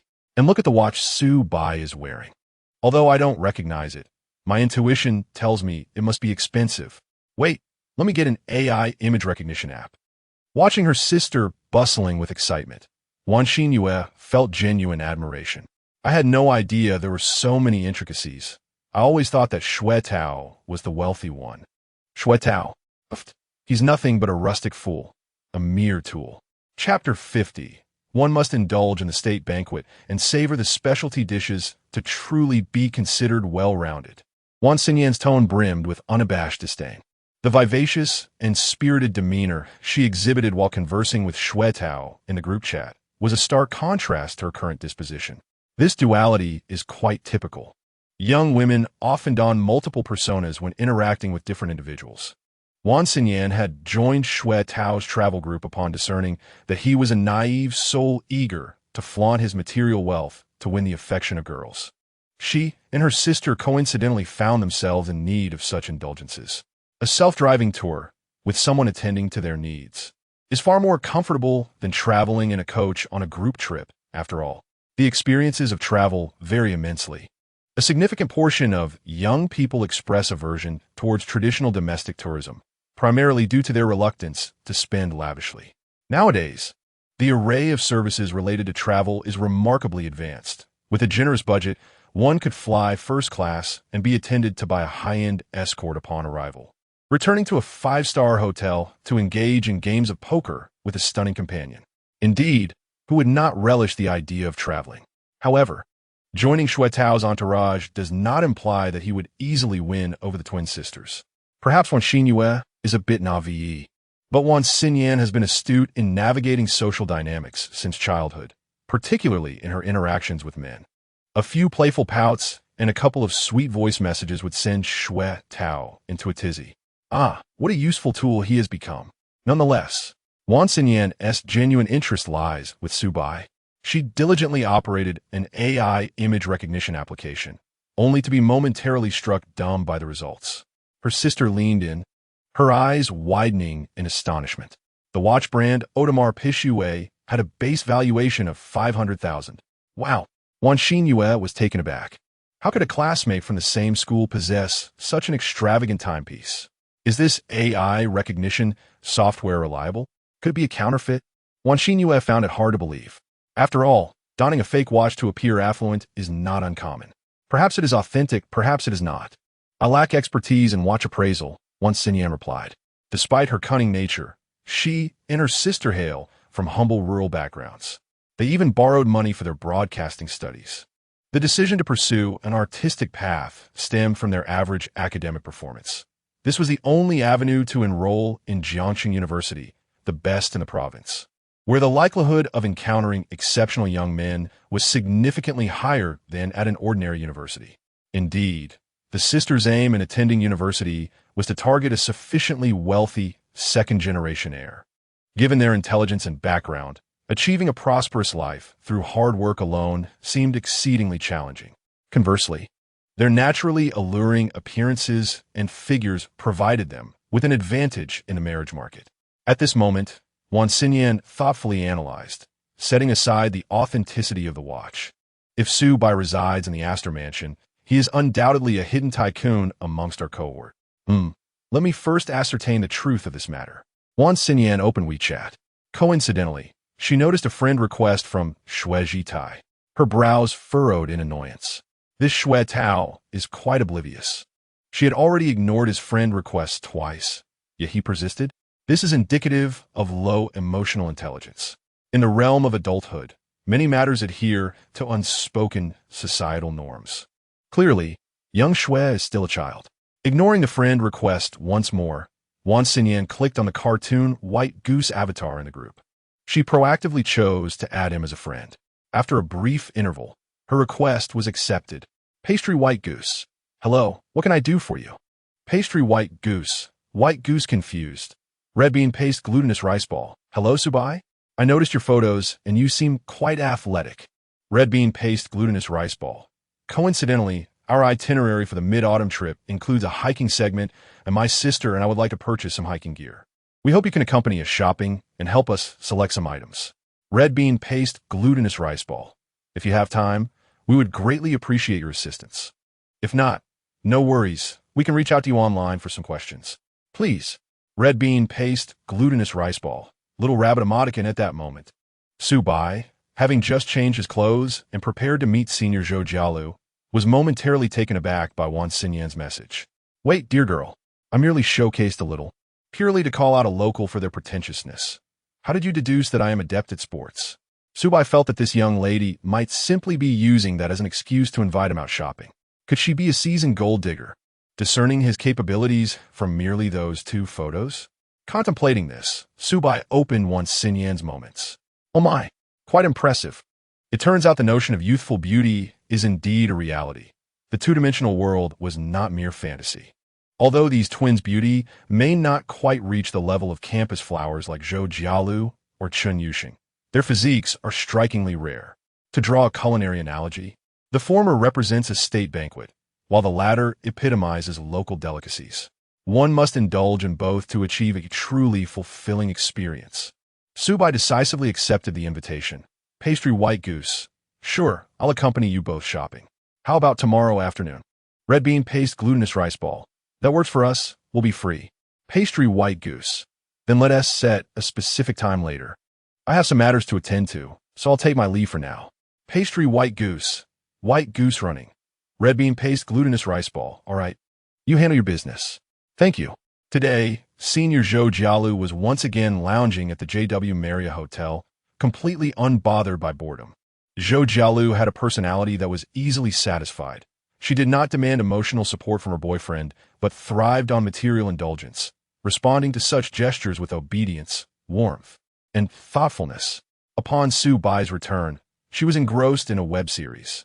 Hearing the door open, Zhou Jialu immediately perked up, her full bosom quivering with excitement as she rushed to Su Bai, only to suddenly display a bashful demeanor as she lowered her head, wrapping her arms around his waist and nuzzling her nose against his chest.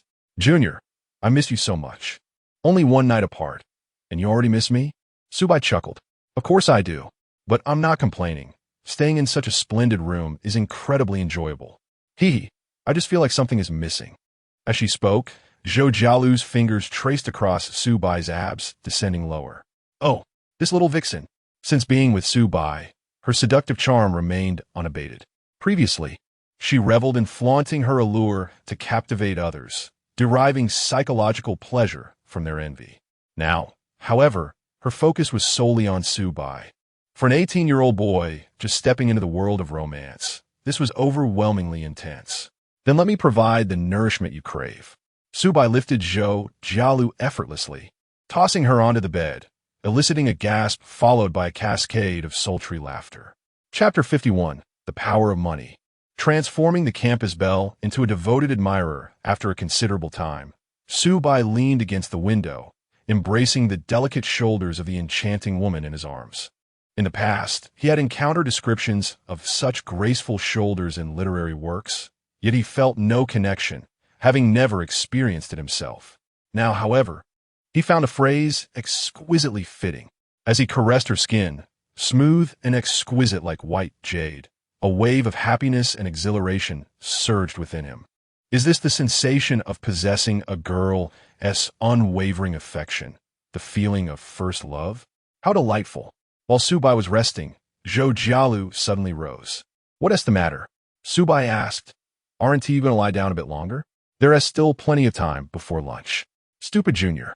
You've messed up my makeup. I need to fix it quickly, or else if I'm hungry and rush out, I want to have time, Zhou Jialu huffed, casting a charming glare at Su Bai. With that, she swayed her hips and headed to the bathroom. Su Bai couldn't help but reminisce about the earlier moments they shared. Their rehearsal had been fervent, and in a moment of enthusiasm, Su Bai had urged his senior to employ her most formidable assets for a new tactical practice. After all, it was a shame not to make full use of such excellent resources. In the past, while daydreaming over Zhou Jialu's Douyin videos, he had imagined many similar scenarios. Although Zhou Jialu had initially declined him softly, she ultimately yielded after a brief show of modesty. What would she do? She simply adored her junior. Observing Su Bai's discomfort, Zhou Jialu felt it was her duty to bring him joy. This was her greatest advantage as Su Bai's woman. Perhaps due to it being their first time employing this tactical rehearsal, Su Bai, in the heat of their sparring, failed to grasp the key points and prematurely concluded their practice. Caught off guard, Zhou Jialu had to face the consequences, resulting in her makeup being smudged. After approximately half an hour, Zhou Jialu returned, having restored her appearance, and settled back at the edge of the bed.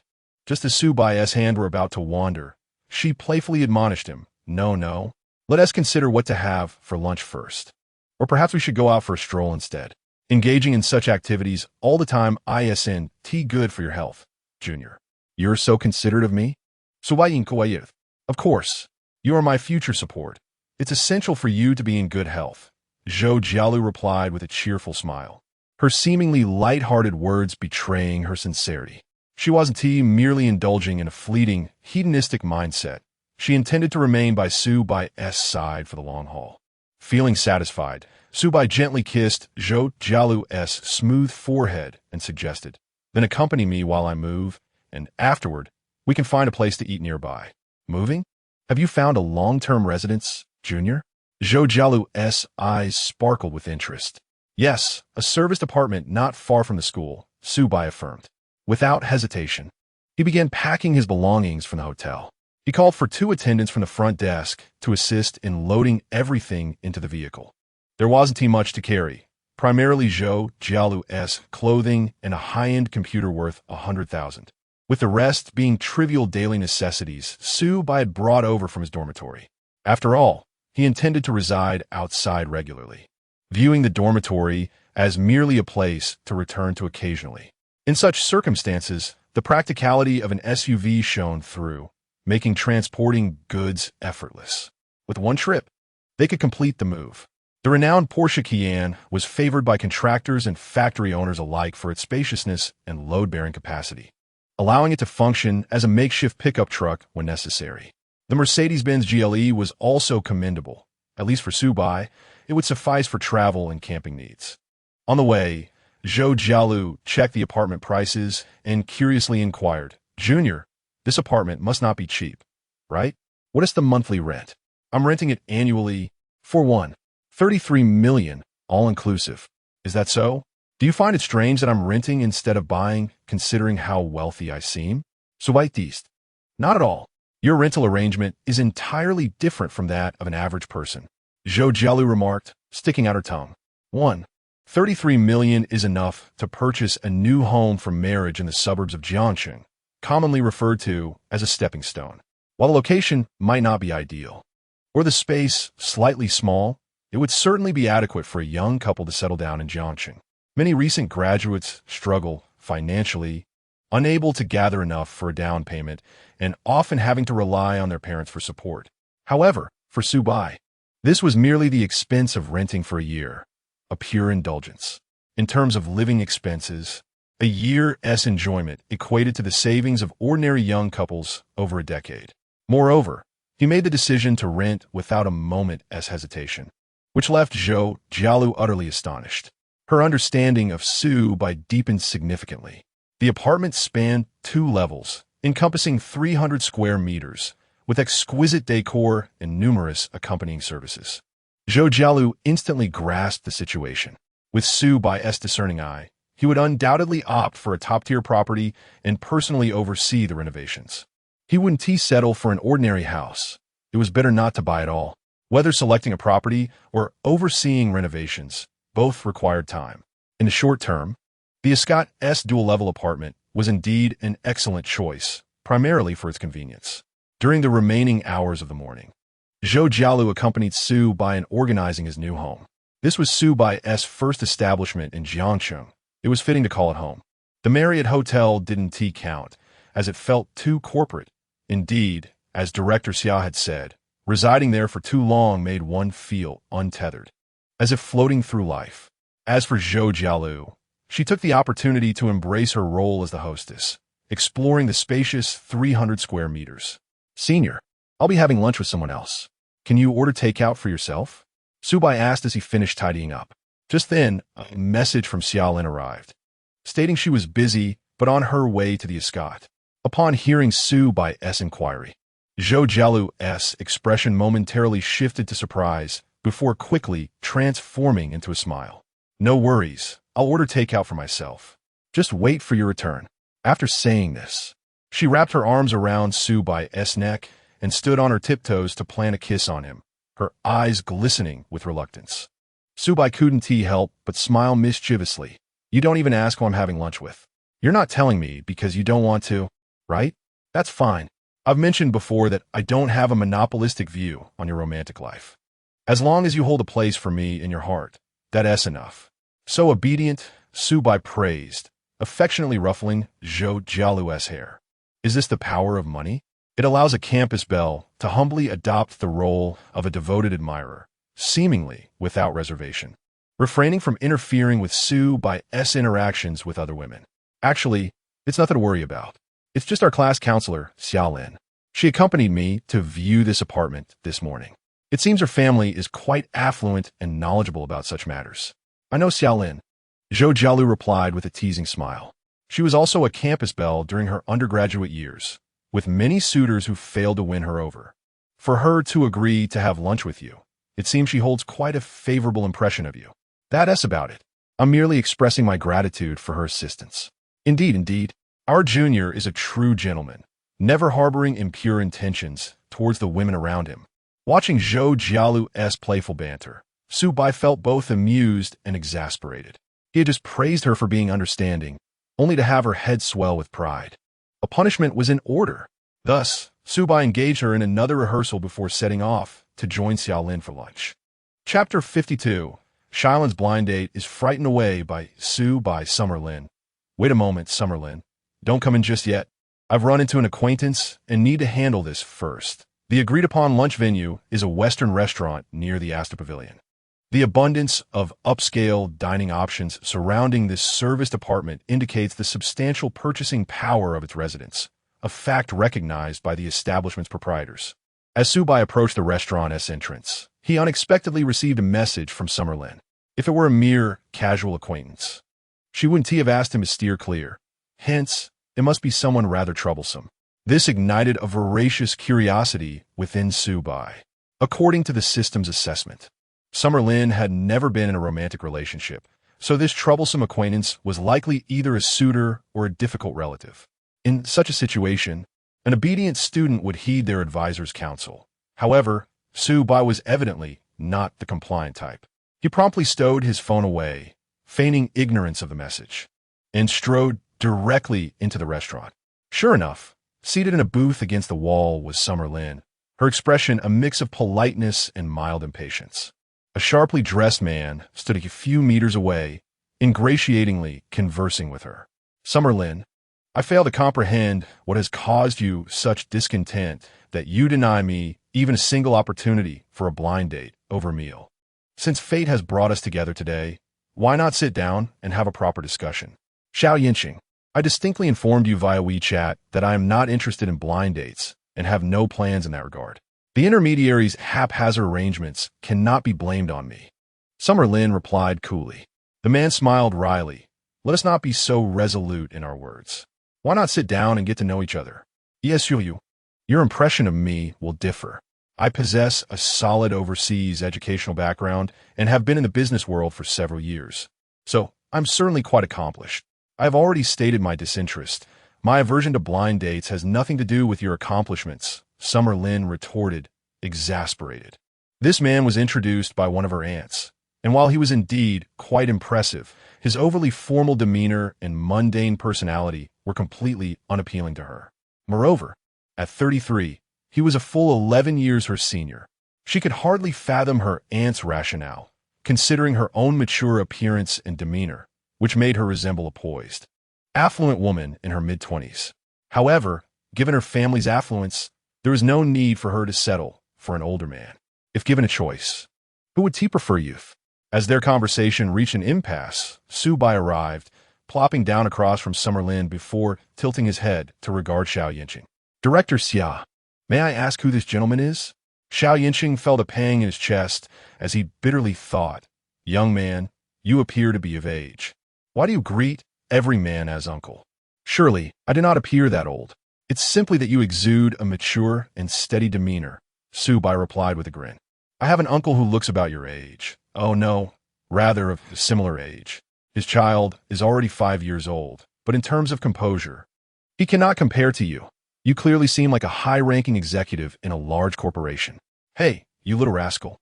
Xiao Yinqing's irritation eased slightly as he turned to Summerlin, inquiring, is this young man your relative?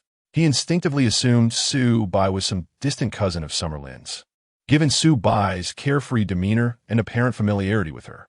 Generally, unfamiliar men would often feel intimidated in her presence, as she possessed the refined air of a well-bred lady, rich in scholarly elegance, which most men found daunting.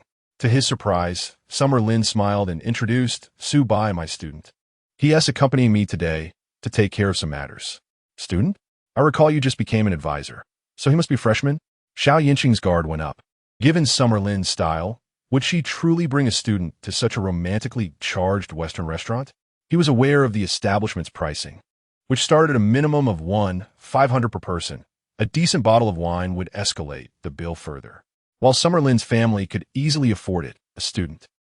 Could it suggest an inappropriate relationship? The thought crossed Xiao Yinqing's mind that Su Bai could very well be a kept man by Summer Lin. Indeed, I just started school not long ago, and I am grateful for Director Xiao's guidance.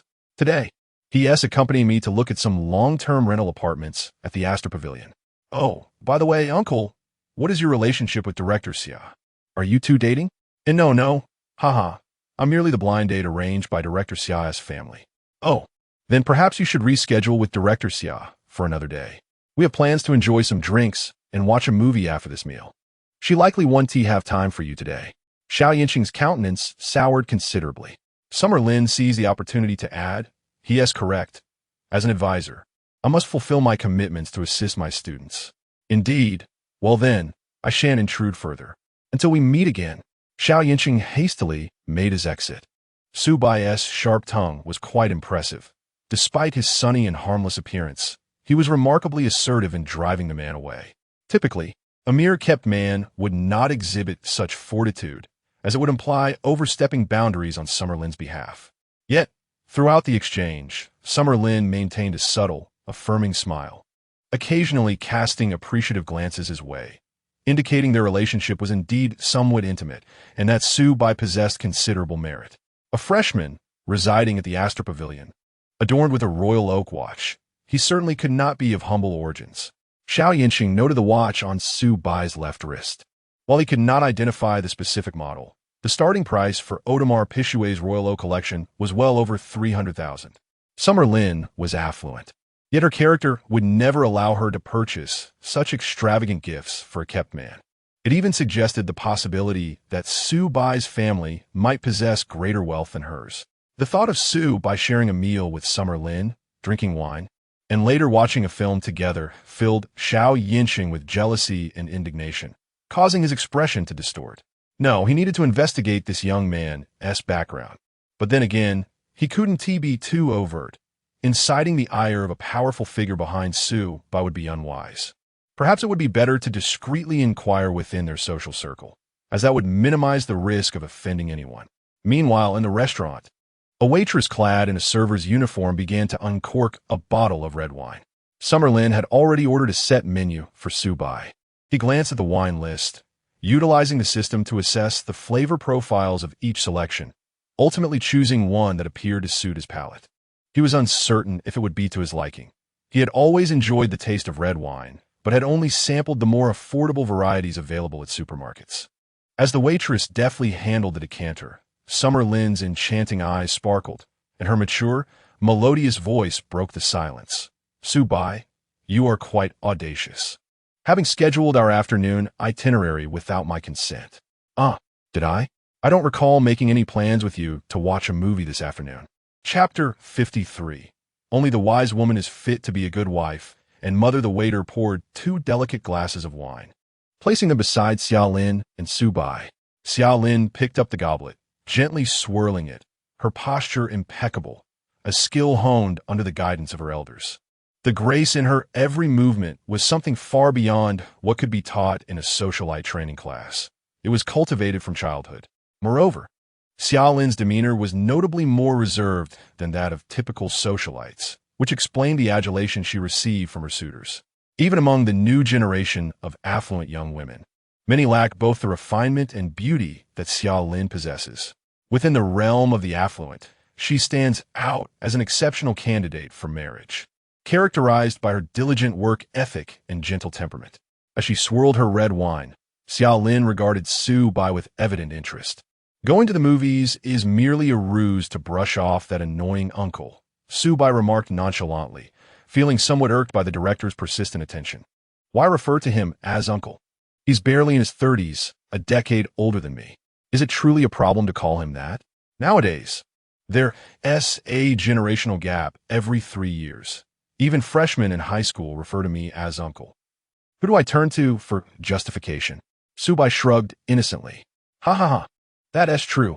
Xiaolin laughed, amused by Subai's wit. She found in him a rare sense of relaxation, not the pretentious kind often displayed by the bourgeoisie, but a genuine, carefree spirit. Living alongside someone like him would surely be a joy. The appetizers soon arrived, a molecular gastronomy salad. This culinary art involves inducing unique physical and chemical changes in ingredients, deconstructing and reconstructing their characteristics. For instance, there were foamy potatoes and lychees that resembled caviar. Occasionally indulging in such novelty was quite delightful. Nevertheless, the restaurant excelled in its meat dishes. Subai, with a hearty appetite for meat, had Xiaolin order lamb chops, steak, and fish fillet, accompanied by sides, ample enough for him to feast. The wine chosen for this meal was Sassicaia, hailing from Tuscany, Italy. It combined the structure of Bordeaux with the distinctive terroir of Tuscany, exhibiting aromas of black currant, cedar, and tobacco, with enhanced complexity as it aged. Subai selected the 2015 vintage, a premium choice priced at $36,000. After all, it was a meal to express gratitude to Director Xia, so splurging a bit on wine was justified. Ah, this flavor is delightful. I truly enjoy it, though I seldom treat myself to such luxury. Today, however, I shall indulge thanks to you. Xiaolin clinked glasses with Subai. It's nothing. I, too, have a craving, with Director Xia accompanying me. Savoring fine wine is a pleasure, Subai replied. If you're in good spirits, we could indeed catch a movie this afternoon. There's an art film that just premiered, which I haven't had the chance to see yet. May I interpret that as an invitation from Director Xia to watch the film together? Indeed. Will you join me? Xiaolin expressed candidly, devoid of any shyness. Her smile was refreshing, exuding a sense of spring-like warmth. Yet her athletic physique and delicate, lightly tinted skin stirred a certain excitement. If Zhou Jialu was the temptress, instantly inciting wicked thoughts, then Xiaolin embodied the archetype of a devoted wife, prompting daydreams of her in a pure white wedding gown. Subai pondered for a moment. Watching a movie sounds appealing, but I do prefer not to go to a traditional cinema. By the way, the private screening room at Yasi Pavilion allows for on-demand viewing of theatrical releases, correct? Yes, that's a perk for residents, she confirmed. Then let us venture there to see if they have the film Director Xia wishes to watch. Absolutely. With their movie plans set, both hastened their dining pace. Xiaolin felt a thrill of anticipation for this film. Her upbringing had been rather strict, preventing her from overtly pursuing or seducing men. Yet the intimacy of a private screening room provided an ideal setting for two to share a moment alone. Subai felt similarly. After successfully dismissing the bothersome suitor, Xiaolin's fondness for Subai had risen to a respectable 68 points. If she could elevate it further, surpassing 80 points, she would become one of the system's coveted cashback beneficiaries. Subai was curious if there might be more lucrative cashback opportunities tied to Xiaolin's family business. Should he invest? Their meal concluded, the bill totaled over 40,000, with 36,000 being solely for the wine. It must be said, high-end beverages indeed constituted a significant portion of such expenses. Subai paid with his card, earning triple cashback, netting him an impressive 80,000. The exhilarating sensation of indulging in lavish dining while profiting from it was unparalleled. Many wealthy individuals often find that their money does not come easily, and spending it could be a source of regret. They may feign nonchalance at the time of payment, yet internally they may not feel as liberated. In contrast, Subai's ease radiated from within. To Xiaolin, it appeared as a manifestation of his upbringing. She could not help but speculate about Subai's background. Earlier in the semester, she had perused his profile. Both of his parents were ordinary workers in a company, having passed away at a young age, leaving him in the care of a neighbor. It seemed unlikely that he possessed the means to support such a lifestyle. Xiaolin mused that the term parents might not even refer to his biological ones, as such melodramatic tales were not uncommon among the affluent. However, that was a matter for another time. Presently, Xiaolin was focused on watching the movie with Subai. She had initially planned to play tennis with a friend that afternoon, but postponed it for this film. She needed this opportunity to subtly advance their relationship into a realm of mild flirtation, carefully measured, without overstepping. The private cinema at Yasi Pavilion was nestled within the same complex as her apartment, surrounded by a man-made stream that flowed through a secluded courtyard. According to Xiaolin, the exterior design of the pavilion blended New Chinese styles. What is New Chinese? It is a fusion of traditional aesthetics with modern, often jarring elements that might leave a seasoned landscape architect aghast. I must admit, I don't quite understand, but I find it quite beautiful. The materials used for the flooring must be costly, wouldn't you say? Indeed, the flooring is marble. Judging by its quality, it's certainly superior to that of most five-star hotels, Xiaolin replied, a hint of pride in her smile. The place I recommended is undoubtedly of sufficient caliber to match your status. What status do I possess? I'm quite oblivious, Su Bai feigned ignorance, sensing Xiaolin's probing. A lie, shrouded in ambiguity, is often most effective in misleading. There was no need for Su Bai to be overt. His spending would speak volumes on his behalf. Unable to extract further information from him, Xiaolin smoothly transitioned to another topic, exhibiting remarkable grace without a hint of awkwardness. She is indeed a clever woman. Su Bai silently evaluated. Intelligence is indeed a quality that befits the ideal wife and mother. Chapter 54. The affectionate sister-in-law, Su Bai, a master of investment. In the private screening room, Su Bai was reminded of the dimly lit classrooms where music majors trained during high school. The atmosphere was serene, with soundproofing materials adorning the walls. Naturally, the decor of his old high school could not compare to this place. After communicating with the apartment staff, he learned that the film Xiaolin wished to see was available for screening, and thus, a movie commenced seamlessly. "Is this your first time watching a movie with a girl?" Xiaolin inquired casually, playing with a lock of hair that fell at her temple. "Well, sort of. If we exclude childhood friends," Su Bai replied with a gentle smile. "I had a childhood friend who lived across from my house. I remember being taken to see a film when we were quite young. It was an American blockbuster, though I've forgotten the plot. It seemed less engaging than the latest blockbuster. Children often lack the patience to appreciate films, which is why theaters are frequently filled with their chatter. That surely doesn't count. Childhood friends rarely develop into romantic interests, given their familiarity," Xiaolin remarked. Su Bai, reflecting on his past with Jiang Qiran, couldn't help but smile faintly. How peculiar that she insisted on joining their travel group when they had agreed to act as strangers in college. Forget it. Jiang Qiran has always been unpredictable, and I'm too lazy to speculate, he thought. Previously, he was disinclined to guess, but now, he found it unnecessary. The affluence of a wealthy individual should be enough for the beautiful women to ponder his intentions. All right, the opening credits are over. The movie is starting. Xiaolin nudged Su Bai's arm, signaling him to quiet down, and then focused intently on the film. To be honest, Su Bai found it challenging to appreciate art films. He preferred action-packed dramas or humorous daily life stories. However, with Xiaolin beside him, her delightful fragrance wafting through the air, he felt a sense of tranquility. The dimly lit private screening room provided an excellent level of privacy. Unlike typical cinemas, there were no surveillance cameras here. Wealthy gentlemen residing in luxurious apartments often employed this venue for dates. Yet, Xiaolin was far removed from the ordinary women of such establishments. Thus, Su Bai remained composed, stealing glances at her from time to time. Xiaolin's refined features, illuminated by the flickering screen, were captivating. After catching him staring, she tilted her head, meeting his gaze. "Why do you keep looking at me?" "Because you're beautiful," he replied. Xiaolin's bright eyes sparkled as she continued. "Su Bai, I've always wanted a close friend who could assume a younger brother role. Someone to share fun moments and deep conversations with. Alas, the boys I've met are all rather superficial. Do you find me profound in your eyes?" "Of course. You're quite exceptional. So, will you acknowledge me as your sister?" "I would be delighted to," he answered. "Then come a little closer," she said, gesturing for him to lean in. Su Bai shifted closer, feeling her sweet breath against him. "From now on, I'll call you Xiao Bai, and you can call me Linjia, or just sister will do.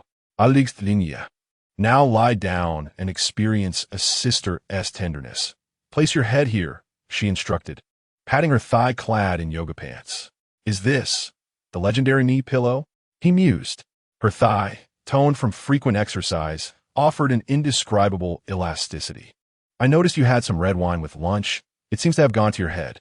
Let me give your head a little massage. Is this treatment really for me? Subai was taken aback, recognizing Xiaolin's intention to draw closer to him. After all, it was evident that she harbored feelings for him.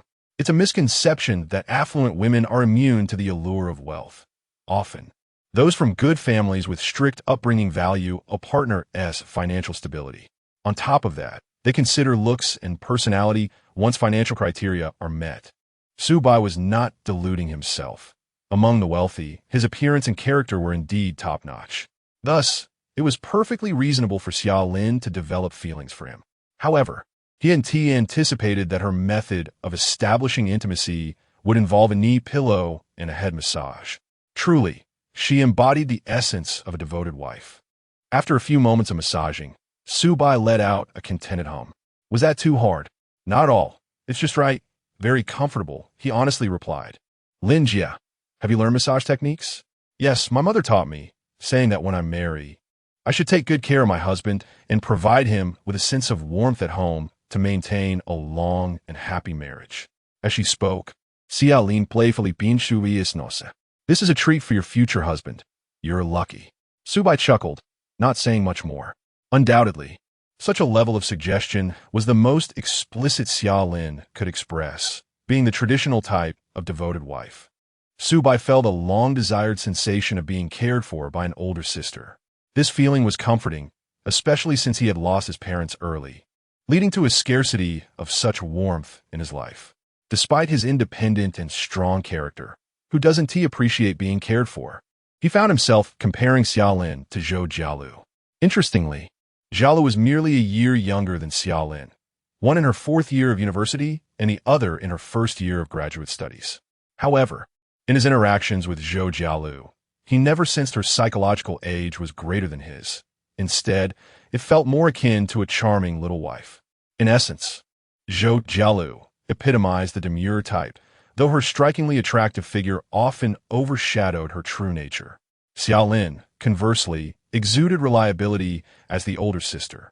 Highborn lady versus demure beauty. He mused, but didn't he matter? Eventually, they would both belong to him.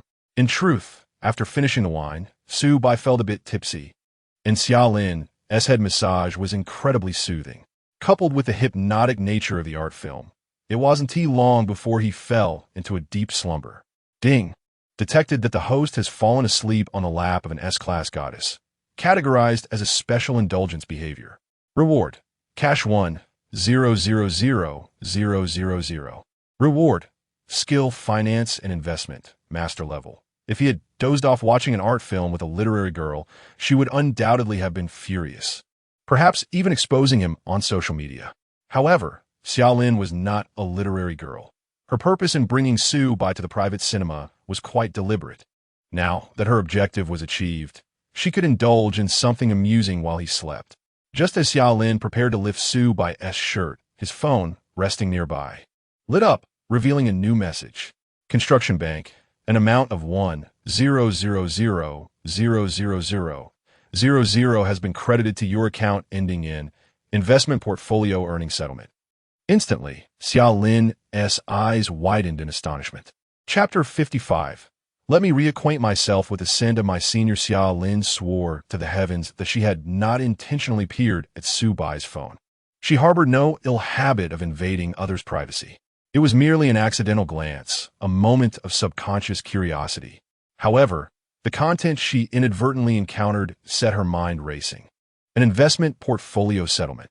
This indicated that the young man dabbled in investments, and it appeared that the scale was quite substantial.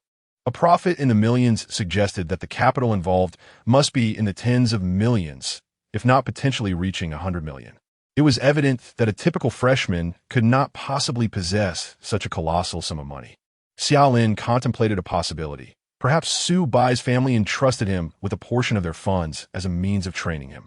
Of course, it was unlikely that he would earn profits continuously.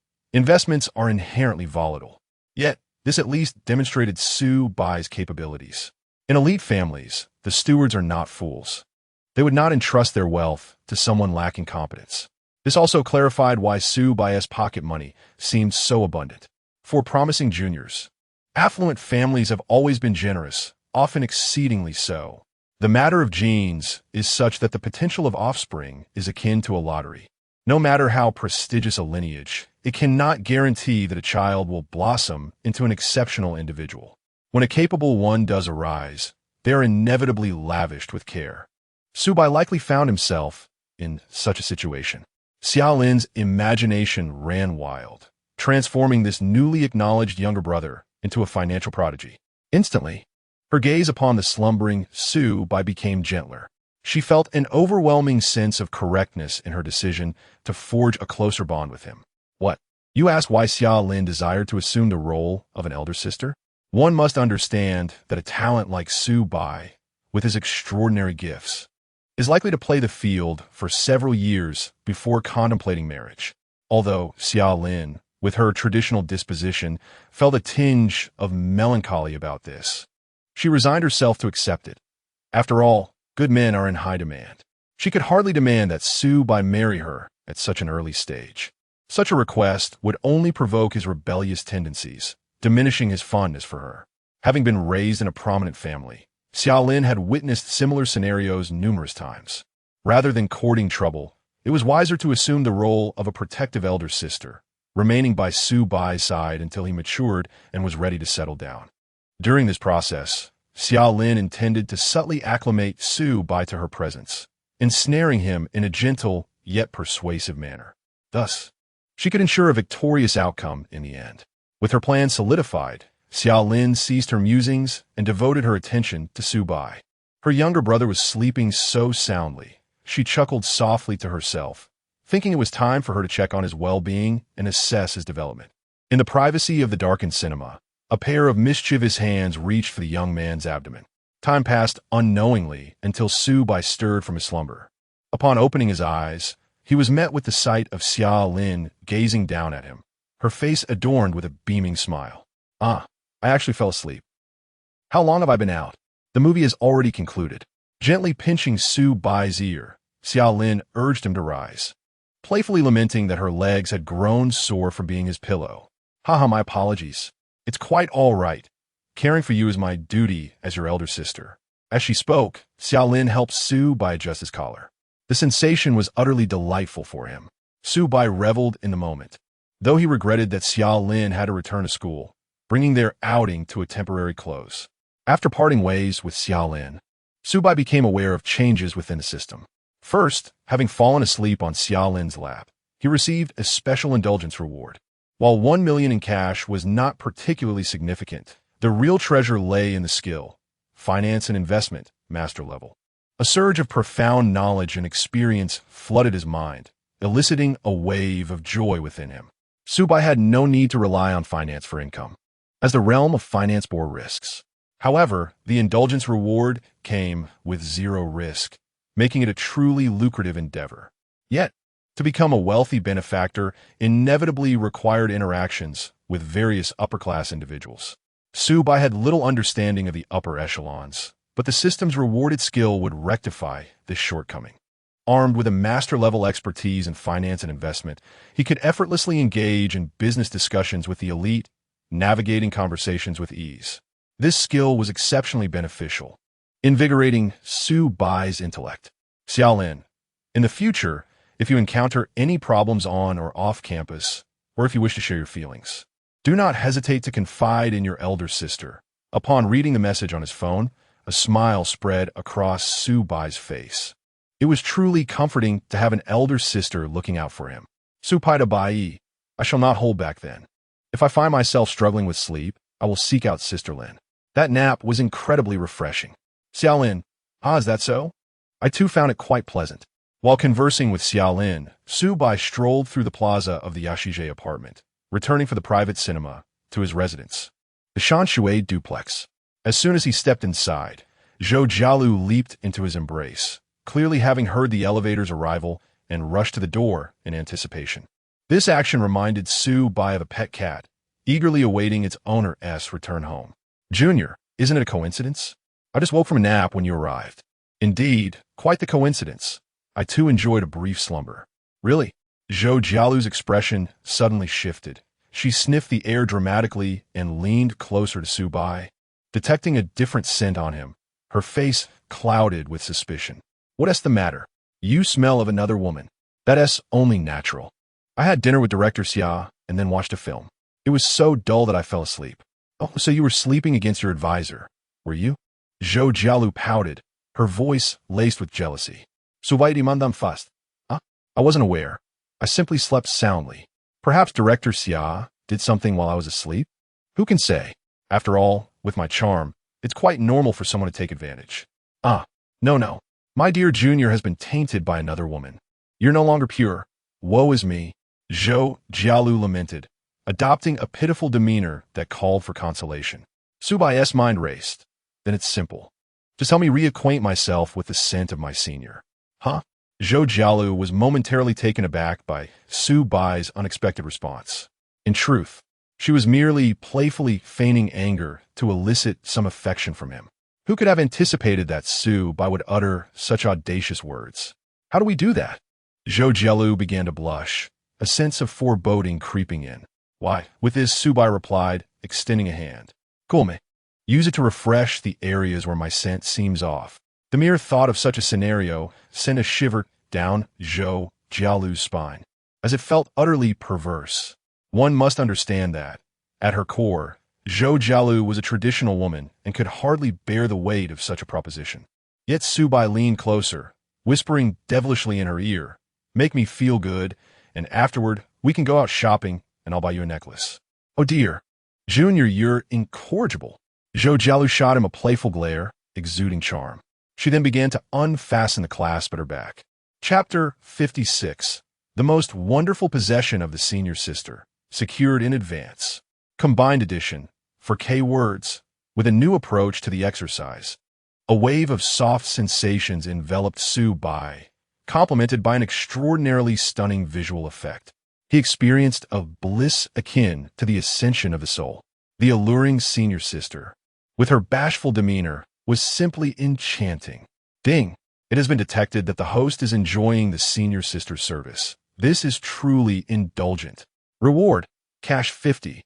000. Alert. Zhou Jialu's current emotional state has reached a critical point. Critical? Su Bai could not help but closely observe Zhou Jialu's condition. She was serving him in an incredibly tempting manner, yet she appeared even more excited than he was. A rosy hue spread across her cheeks, and beads of sweat glistened on her skin, a classic case of fragrant perspiration. Her body pressed ever closer to Su Bai. Finally, she could no longer contain herself, and leaned into Su Bai's ear, exhaling warm, fragrant breath, her voice trembling as she said, "Junior, I can no longer suppress my inner emotions. I want to give myself to you in advance." Zhou Jialu's sincere gaze, intertwined with a hint of daze, took Su Bai by surprise. Oh dear, wasn't there supposed to be some sense of ritual and romance?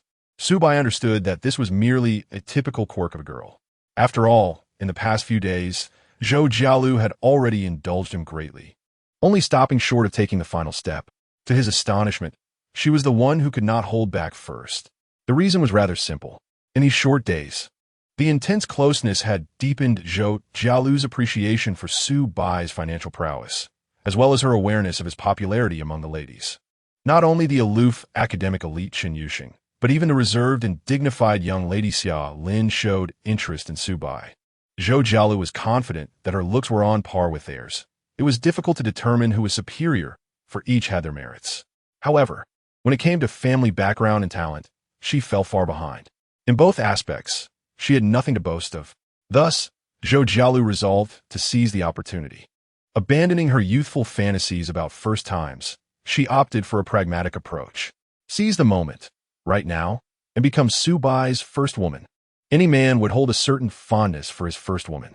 Although they had only been together for less than a week, Zhou Jialu decided to offer herself, which might seem a tad hasty. However, Su Bai's exceptional qualities rendered this decision not rash, but rather decisive. Zhou Jialu wrapped her arms around Su Bai's neck, sharing an ardent kiss, her hands tugging at his clothing. The atmosphere turned wildly intense. Junior, take me, take me. I no longer wish for any special sense of ritual. Your presence in my life is the grandest and most exquisite ceremony. As she whispered sweet nothings, Zhou Jialu pulled Su Bai into a tender abyss. Ding! Detected an increase in affection for S-class goddess Zhou Jialu 4. Current affection level, 95. Reward, 4 lottery chances. You have acquired the most precious possession of the S-class goddess for the first time. Reward, special skill, Master of Technique. Master of Technique. As a novice, you will automatically gain abundant experience in a certain aspect, and your skills will receive a significant enhancement, even surpassing the strongest male actors in history. Su Bai was overjoyed at the prospect of 4 lottery chances, and then more good news followed. This special skill, well, it was undoubtedly invaluable for the affluent. Furthermore, Su Bai already possessed a remarkably high special attribute, implying that his inherent capabilities were formidable. Coupled with the top-tier enhancement of the software, one could only imagine the strength of his prowess. Glancing at Zhou Jialu, nestled beneath the covers, Su Bai pondered, letting her rest a while before attempting to harness the newly acquired extraordinary skill. This senior sister must surely be exhausted. At that moment, Zhou Jialu had burrowed deep into the blankets, taking her time to emerge. When her emotions surged, she gazed at the junior relishing in pleasure. Her innate fiery nature ignited, and she playfully teased Su Bai in various audacious ways. They successfully exchanged each other as treasures. After several heart-stirring exercises, they completed their first official encounter. Once she calmed down, however, shyness and reason reclaimed dominance. She needed to engage in some mental preparation before facing Su Bai again.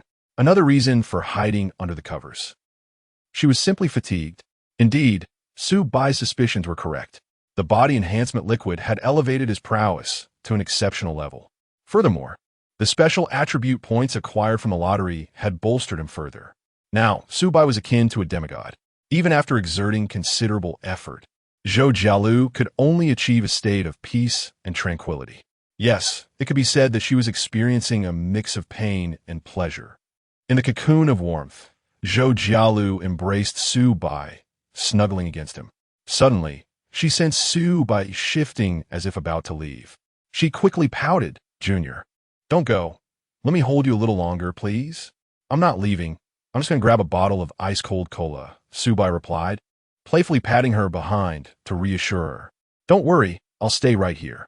I just want a can of cola for after. Oh, while others might indulge in post-coital cigarettes, Su Bai opted for cola instead. What an amusing junior. Perhaps it was this carefree and nonchalant attitude that attracted Zhou Jialu. Soon, Su Bai returned, reclining against the headboard while sipping his cola. The cool beverage slid down his throat, refreshing him. However, the refreshing feeling did not last long, as Zhou Jialu remained nestled in the blankets, wrapping her arms around his waist. Her small hands were restless, attempting to reignite the playful tension between them. Little hands of a girl who misbehaves will face punishment, Su Bai remarked, lifting the blanket and shifting from a seated position to kneeling on the bed. His posture straightened as he faced the novice temptress. In her lower position, Zhou Jialu gazed up at him, captivated by his formidable presence. She held her breath, closing her eyes, trembling with anticipation.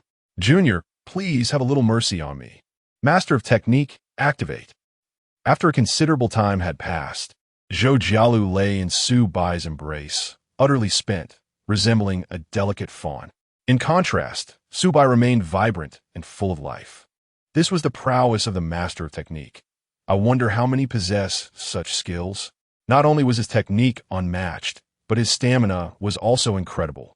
Following a triumphant first battle, Su Bai felt satisfied as he affectionately played with Zhou Jialu's hair. He glanced at the system and discovered that her affection level had risen to an impressive 97 points, granting him 2 additional lottery chances, totaling 6. Su Bai decided to save up for a total of 10 chances for a 10-draw event.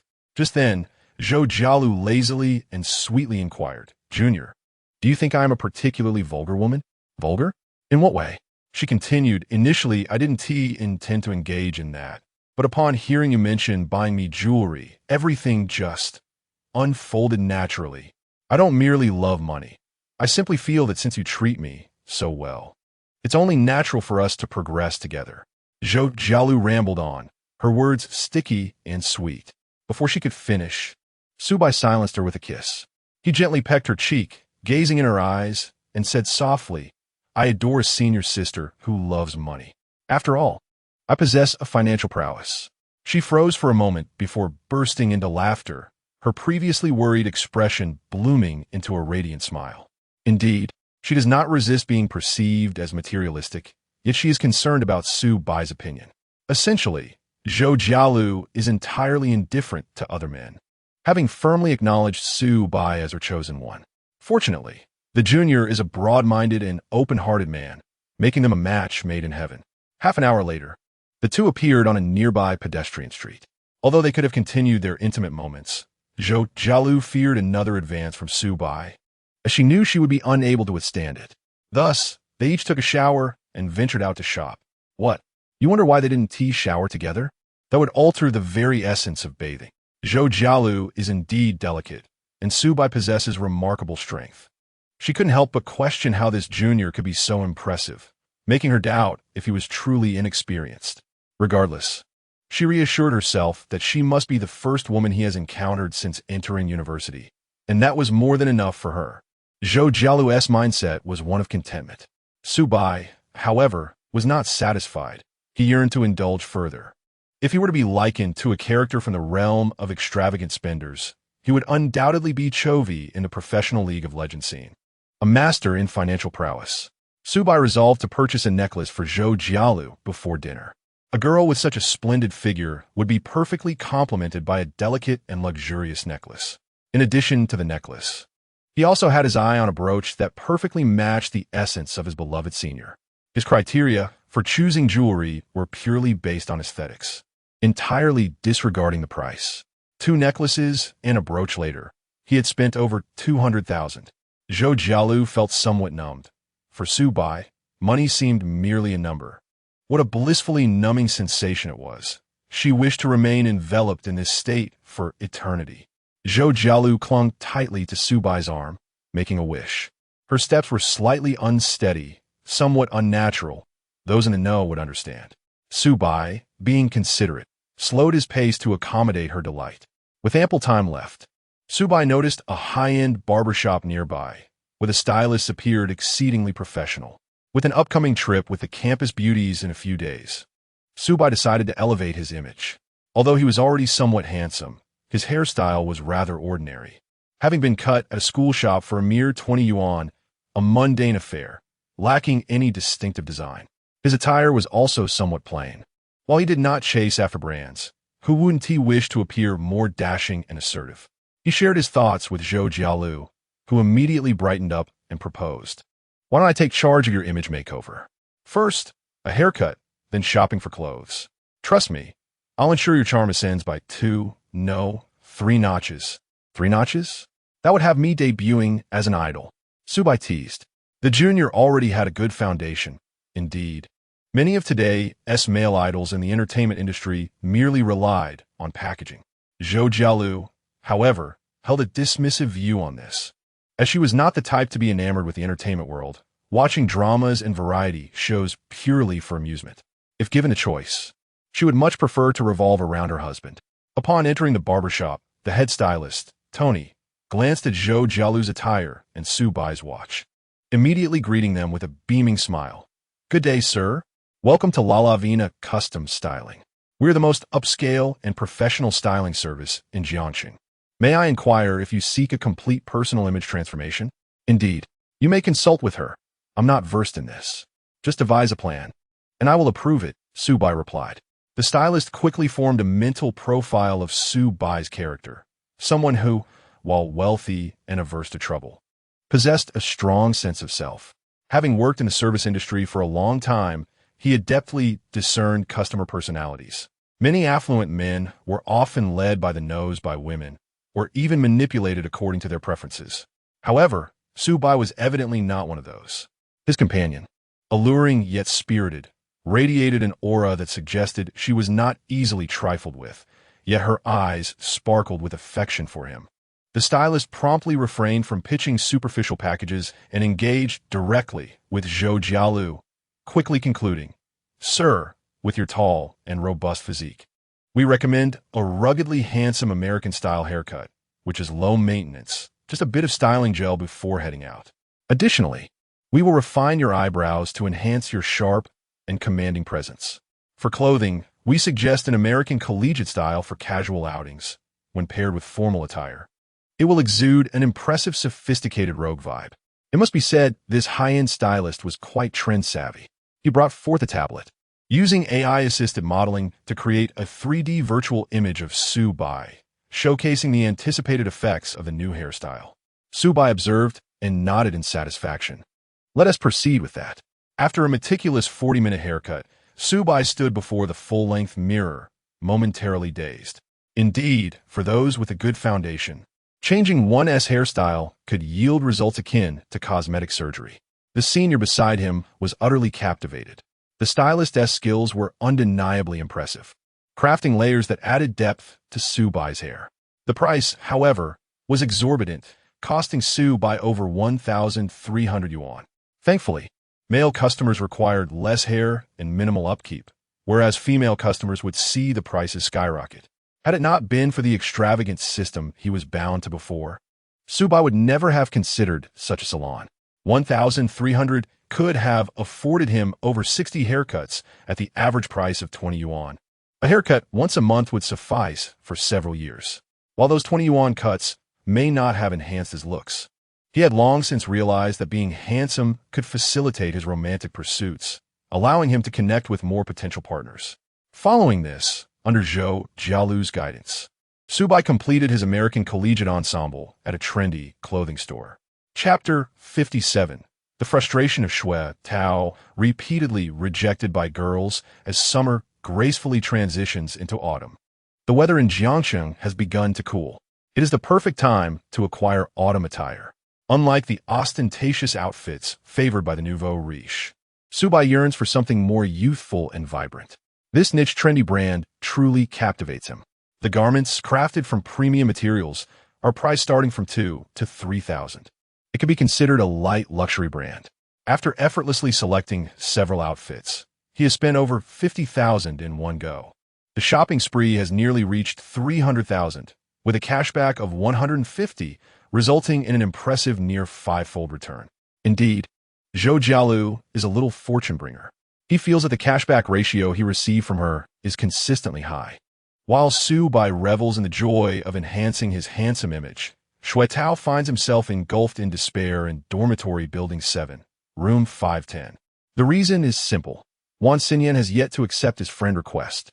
This is perplexing, since it was she who, drawn by his charm, had actively sought to join the travel group in the first place. Now, however, she refuses even to add him as a friend, leaving him bewildered. Today's girls truly lack understanding. With the Mid-Autumn Festival fast approaching, there are many details to arrange for the trip, and communication is severely lacking. As Chu Mingzhi fiddles with his earphone collection, he interjects that is overly detailed. Let me ask you, what specifics cannot be discussed in the group and must be addressed privately? Ah, you just want to privately flirt with her, but the girl has no interest in you and sees right through it. Chu Mingzhi mocks mercilessly. Shui Tao, exposed by Hu Yi, feels his face flush with embarrassment. Retorting defiantly, "What do you mean I want to flirt with her? I just wanted to connect. What era are we in? Hu Yi, how can you be so old-fashioned? As the saying goes, the more friends, the more paths. Oh, so your intention in befriending Wan Xinyan from the Art Academy is to find what path? Juming de Vito Sacastillo. Quite the opposite. As an outsider, she would benefit from having me as a friend in times of difficulty. After all, I'm a local, with 4 houses in my family, and I drive a Magotan." Shui Tao begins to recite grandiosely. Chu Mingzhi is left dumbfounded by this unique perspective of a local. Come on, buddy. You're being overly self-absorbed. Do you really think you have the top-tier connections that everyone is vying for? After a while of frustration, Shui Tao still does not receive Wan Xinyan's acceptance of his friend request. He shifts his focus to add Wan Xinyue instead. Although it seems that Wan Xinyan is more outgoing, Wan Xinyue appears quiet and shy. However, as the saying goes, everyone has two sides. Perhaps she is quite amiable behind the scenes, the type of sweet girl who is easy to approach. With unrealistic hopes, Xuetao sends a friend request to Wan Xinyue. However, it is almost instantly rejected, accompanied by a message, no adding strangers. Seriously, why am I a stranger? Xuetao is exasperated, gritting his teeth as he quickly sends another request, explaining, classmate, I am the captain of our 510 mid-autumn travel group, Xuetao, the one who drives him a goat. That still doesn't warrant an addition. If there's an issue, we could discuss it in the group. Upon his third attempt, Xuetao discovers that he has been blocked. This severely bruises his ego. He declares, in a fit of rage, his intention to expel the Wan sisters from the autumn outing. Truth be told, he is somewhat consumed by a sense of helpless fury. While Wan Xinyue's attitude is indeed a bit cold, since she mentioned discussing things in the group, it wouldn't be right to kick her out entirely. Wang Haoran, having observed the situation, feels compelled to interject. Are you really going to kick them out, bro? I think having fewer people for the trip might actually make it easier to organize. Indeed, Chu Mingjie adjusts his glasses, the lenses gleaming with wisdom. As long as Chun Yuxing and Jiang Xiran are going, that is sufficient. However, on the other hand, while the twins may lack social skills, it's forgivable. They have just transitioned from high school, and it's normal not to understand. Xuetao desperately tries to justify himself. Wang Haoran, sensing he has said enough, smiles faintly, dons his headphones, and returns to his game. The night passes in silence. The next day, Subai awakens naturally at 8 o'clock. It may seem contradictory, but since the enhancement of his physique, his daily routine has become rather regular. His senior, who had been sleeping in, is utterly exhausted after Subai kept her up late the previous night, leaving her in a state of complete fatigue, sleeping particularly soundly. Let us just be human, Subai thinks. Thus, he refrains from waking her, opting instead to take a shower, change his clothes, and silently step outside to embark on today's journey. With no classes during the first period and physical education scheduled for the second, attendance is strictly enforced, making it mandatory to attend. The government emphasizes the importance of physical fitness among university students, and Jiangxing University has instituted rigorous attendance and examination standards. Subai finds himself at ease. Even before his physical enhancement, his performance in sports was decent, at a moderate level, and passing the exams should pose no problem. Now, he worries more about Wang Haoran, who rarely engages in physical activity yesterday. He also picked up 2 sets of sportswear at the trendy brand store, suitable for running and basketball. As Subai departs from Yashije, he catches a glimpse of his reflection in the glass facade of the building and is momentarily captivated by his own handsomeness. It feels like something is missing. He promptly opens his phone and searches for stylish sportswear on the Zaihangsha platform. It must be said, while some of the female users on this platform have controversial opinions, when it comes to consumerism, Zaihangshu is undoubtedly proficient. One can easily find guides on what to buy and where to travel. The community is indeed savvy in their spending. Thus, Subai discovers a promotional article featuring a male model sporting vibrant headphones around his neck. A light bulb goes off in his head. He indeed needs a portable Bluetooth headset for outings. According to netizens, Bluetooth headphones may not compare in sound quality to wired ones, but they are free of cords. Wearing them around the neck also looks quite stylish, and they're perfect for listening to audio when one cannot play aloud in public. Moreover, high-end Bluetooth headphones often come with noise-canceling features. On his way back to school, Subai makes a detour to a high-fidelity experience store, where he purchases an AZ100, Panasonic's in-ear Bluetooth headphones, along with a Sony XM5 over-ear model. He spends less than $4,000 in total, and the cashback multiplier is a bit unfortunate at only 2 times. He also adds the store owner's WeChat. With system upgrades, not just headphones, but speakers also fall within the realm of indulgent spending. After all, Subai enjoys music and movies, making the usage of speakers quite frequent. And speakers, as long as one is willing to invest, there are always sufficiently expensive devices awaiting. One need only look at those audiophiles who spend more on hi-fi equipment than many do on computers. Subai recalls seeing a personal sound system priced at $1 million on Bilibili. Once he finds the perfect villa for himself, he will set up a complete system, fully customized, aiming for a cashback of at least $10 million. However, for now, his priority remains attending physical education class. Chapter 58. The sisters go to watch Su-bai play basketball in physical education classes. Students have the liberty to choose their preferred sports, with some popular options such as basketball, archery, and Go requiring a competitive selection process. Go, in particular, is favored by many for its leisurely nature, allowing players to remain seated with minimal movement, making it a hit among the lazy university students. However, Su-bai harbored little interest in traditional Go, favoring the 8-player Go games available on his computer. Hence, he opted for basketball, a sport he was familiar with, having occasionally played with classmates during high school for relaxation. Upon arriving at the basketball court, the teacher was organizing the students into lines for warm-up exercises. Su-bai joined the queue alongside a classmate, Zhang Zhixian, who resided in dormitory 514, directly across from Su-bai's room. While not particularly close, Su-bai had heard rumors about Zhang's romantic escapades. Often regarded as a love guru among their peers, dispensing dubious advice about girls. Upon spotting Su-bai, Zhang Zhixian leered mischievously. "Today, we have the privilege of using this playground." "Why, you ask?" "The girls' class is practicing aerobics in the indoor gym to the north of the playground." Zhang's eyes sparkled with anticipation as he exclaimed, "When we have free time, I simply must sneak a peek. It would be a feast for the eyes."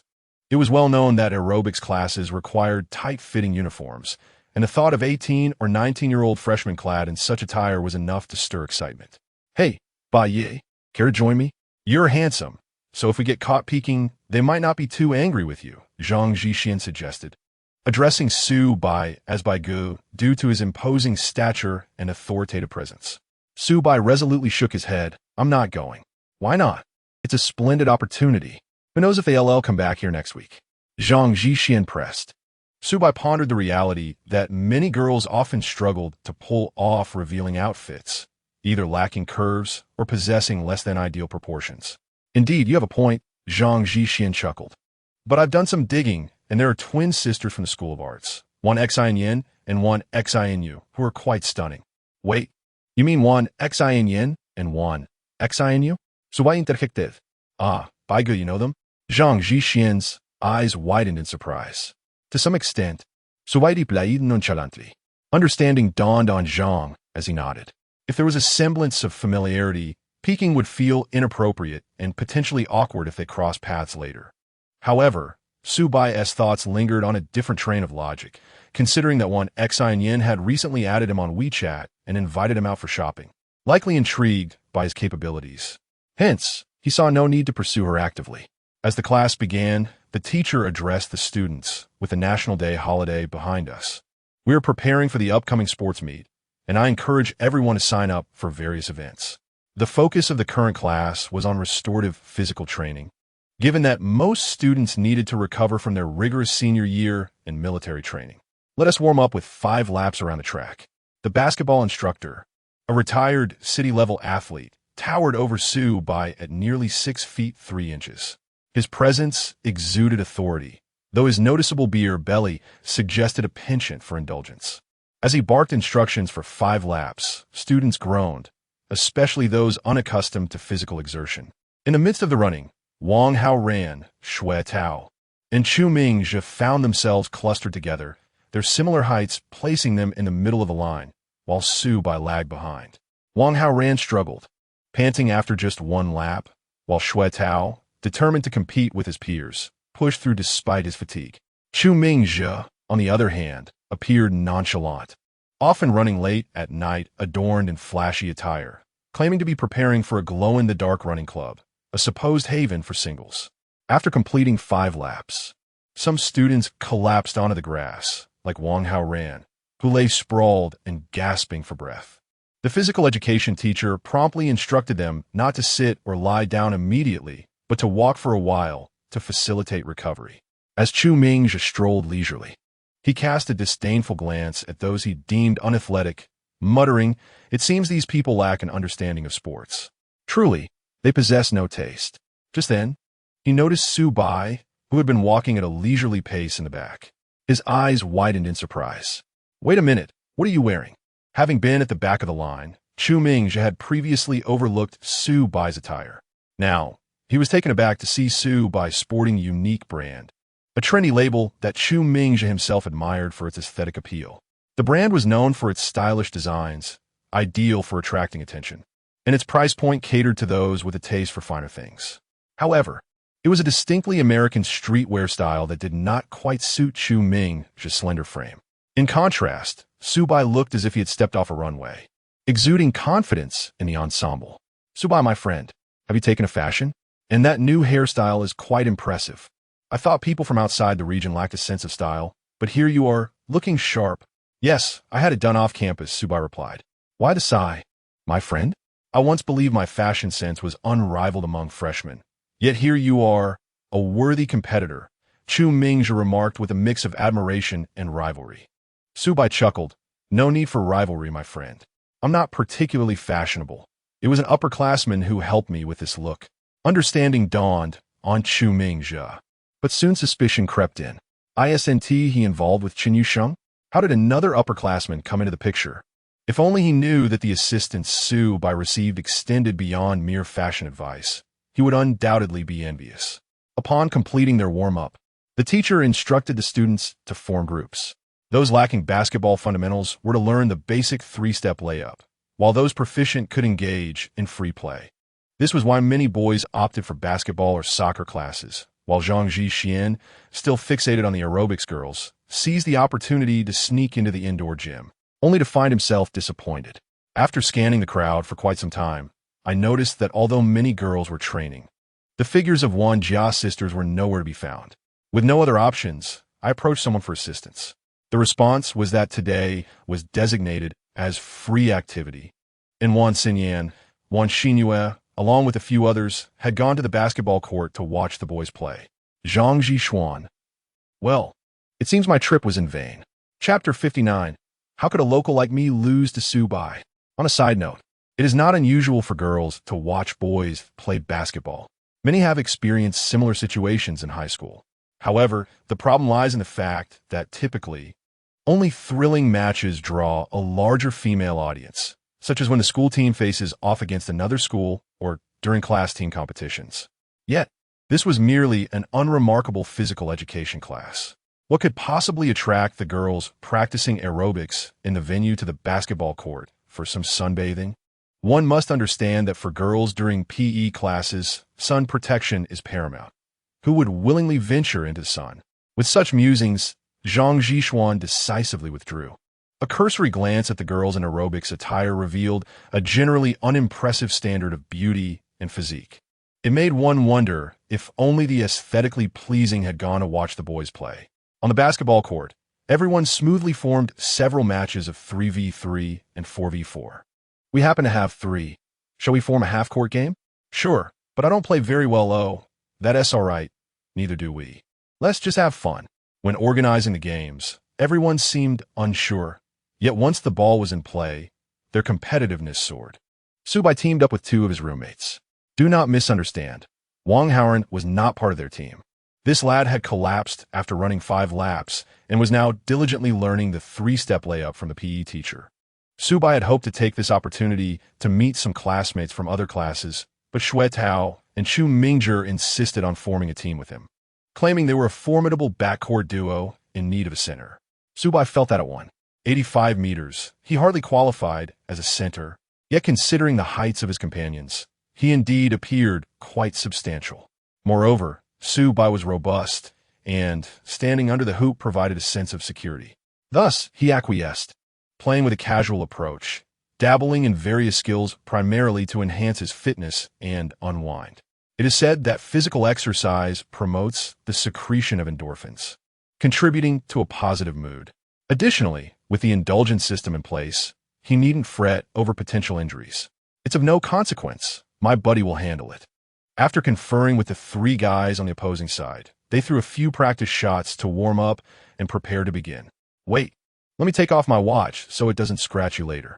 Su-bai, displaying courtesy, removed his Audemars Piguet Royal Oak and contemplated leaving it under the basketball hoop alongside his phone, as everyone's belongings were left there, reducing the risk of loss. At that moment, a sweet, youthful voice floated in from the side of the court. "Su-bai, May I hold your things for you if you don't mind? Turning his head, he saw a petite girl cheerfully jogging towards him. Her endearing voice sparked thoughts that teetered on the edge of impropriety, juxtaposed with her impressive physique. Subai estimated that she was likely a size smaller than Wang Jialu. The senior still possessed considerable allure, being one of Subai's infatuations. This girl, with her diminutive stature, appeared to be under 1.6 meters tall, which rendered her figure rather exaggerated, reminiscent of something from an anime, especially in her aerobics attire. Her form was accentuated beautifully. However, merely donning training gear to the playground might seem a tad ostentatious. To counter this, she strategically wore a semi-transparent sun protection jacket that subtly revealed her figure, creating an unbeatable visual effect. Even the vast majority of borderline female streamers would concede defeat. In an instant, Subai recognized her. You are Wan Xinyan? Yes. Oh, how did you know it was me and not my sister? Wan Xinyan, clasping her hands behind her back, stepped closer to Subai, unintentionally rising on her toes and leaning forward. This gesture accentuated her figure remarkably. A typical boy might find his heart racing and struggle to articulate words, but Subai, maintaining his composure and bolstered by the Sigma aura, merely felt a slight stir within, casting a calm, appreciative glance at Wan Xinyan. Where's your sister? Subai inquired, gesturing towards a girl at the edge of the court, donned in similar attire and bearing a resemblance to Wan Xinyan. He had heard she was rather quiet, while Wan Xinyan was vivacious. Do you prefer quiet girls or lively ones? I like both. I am rather open-hearted. After saying this, Subai placed his phone and watched into Wan Xinyan's embrace, asking her to keep an eye on them. Thank you. You're welcome. Their fingers brushed lightly, and Wan Xinyan's gaze appeared somewhat dazed, leaving one to ponder whether it was intentional flirtation. Ding! Detected S-rank goddess Wan Xinyan. Affection level increased. Current affection level, 65. An initial affection level exceeding 60 is quite astounding. This implies that her attitude towards Subai has reached a stage of potential romantic interest. In essence, she is keen on courting Subai, a sentiment that is rather transparent. Yet, this was merely their first encounter. How could her affection level be so high? It was perplexing. Subai dismissed such thoughts. Since an opportunity was laid before him, why not indulge? As long as he maintained a degree of vigilance against being deceived, he could enjoy himself thoroughly. A life of indulgence should indeed be embraced. Amidst the envious gazes of onlookers, Subai returned to the court. The 3v3 match commenced. In just a few minutes, the 510 dormitory team found themselves trailing 0-5. To be honest, Subai was genuinely trying to protect the rim.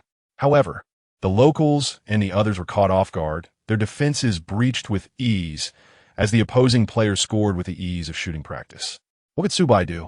Was he expected to defend against 3 players alone, while also reflecting on his own shortcomings? Hey, are you two just daydreaming? Subai remarked, glancing at the Wan sisters and other girls by the sidelines.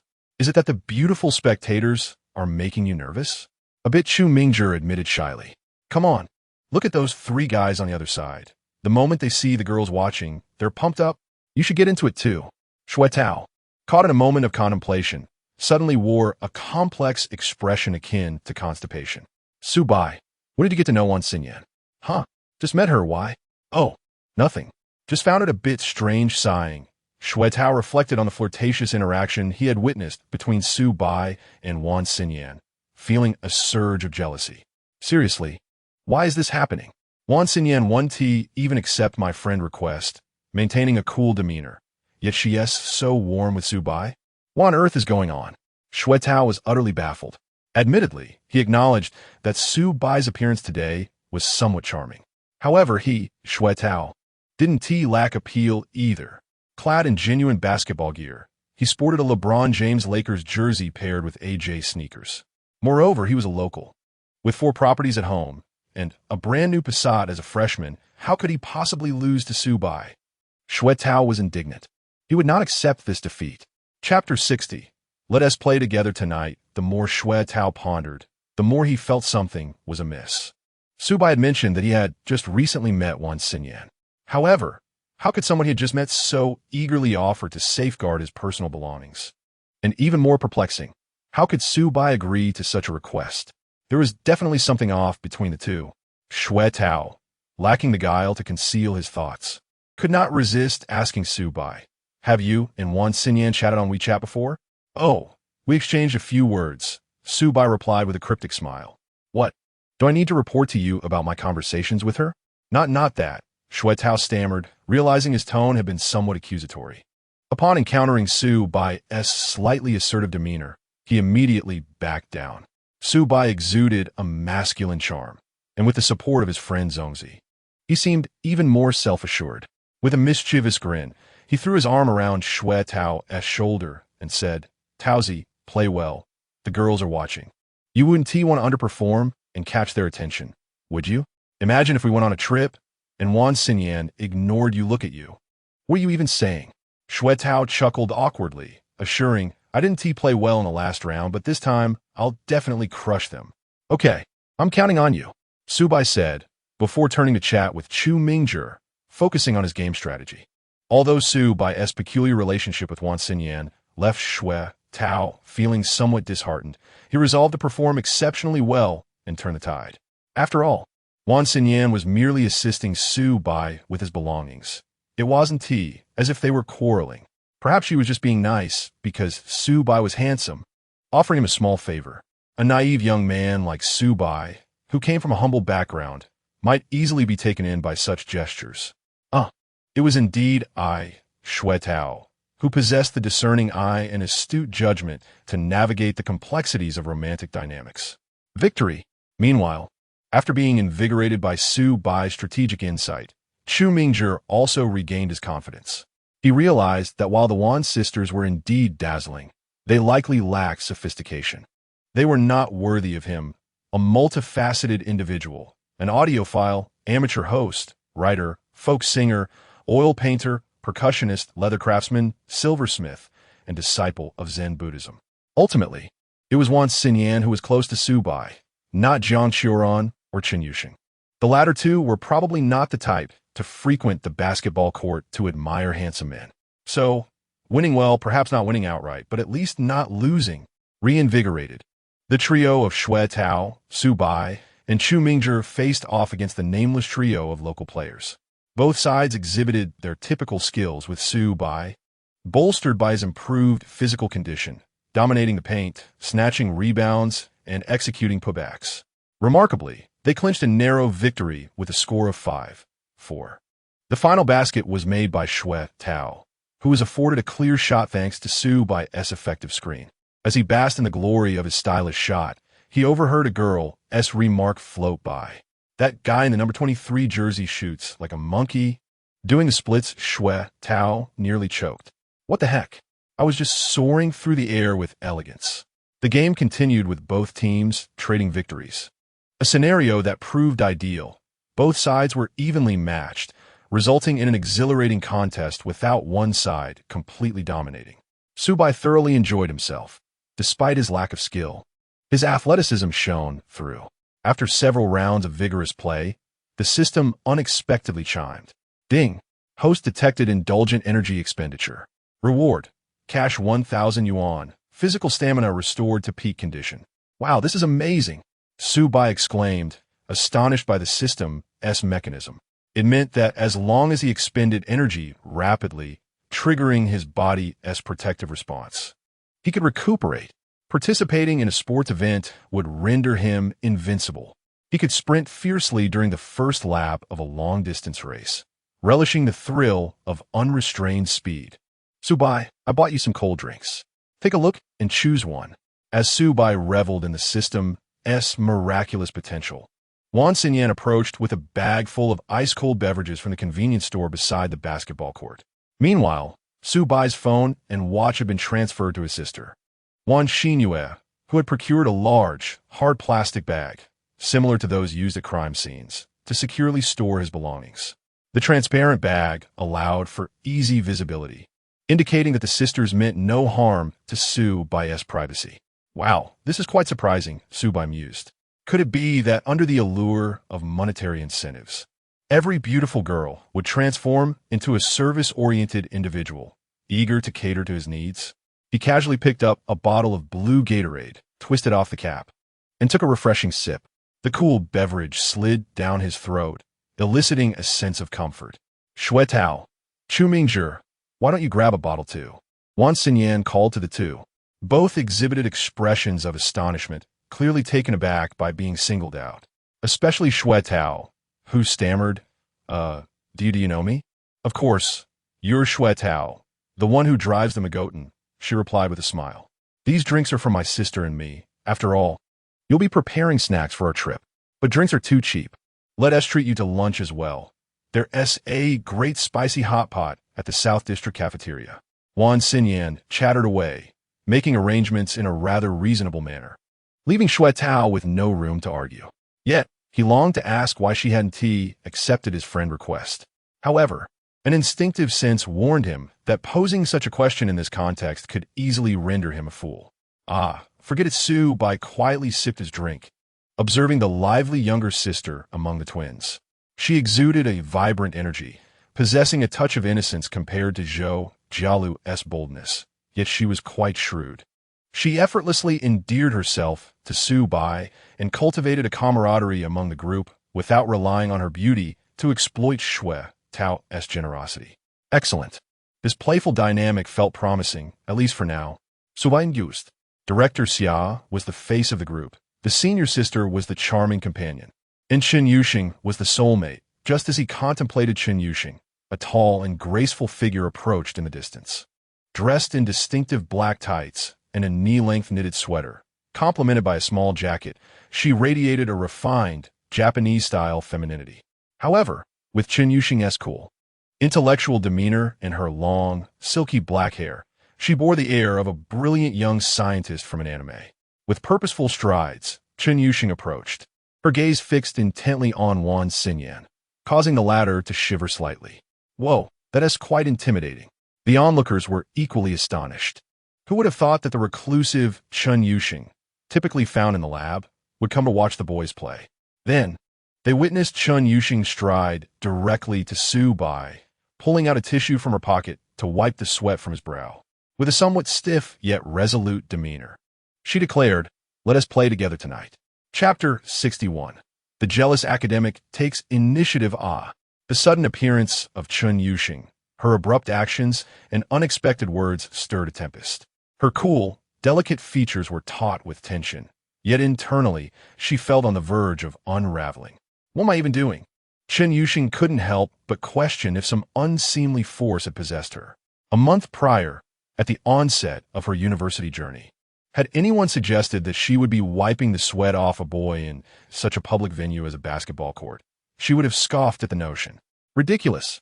She was not one to fall prey to the cliches of romantic dramas. Yet, it wasn't that she had transformed into a love-struck fool. Rather, Su Bai had entered her life with a cataclysmic impact. Their souls were inexplicably close. He embodied the archetype of a wealthy and handsome figure, far surpassing mere affluence. What Cinderella hasn't fantasized about being favored by a prince? However, due to Chen Yuxing's status as an academic elite, her aspirations were loftier. Thus, her dreams of princes were infrequent. After all, one couldn't expect a prince to share her penchant for gaming or her affinity for abstract discussions online, could they? Surprisingly, fate had indeed presented her with such an encounter. Chen Yuxing discovered Su Bai's presence on the basketball court through a live photo shared in the class group chat. The physical education classes for boys and girls were segregated, and her chosen class did not coincide with today's activities.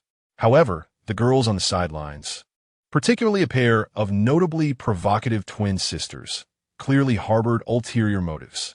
In a fit of impulsiveness, Chen Yuxing abandoned her coding work and made her way to the basketball court, just in time to witness Wan Xinyan handing a drink to Su Bai.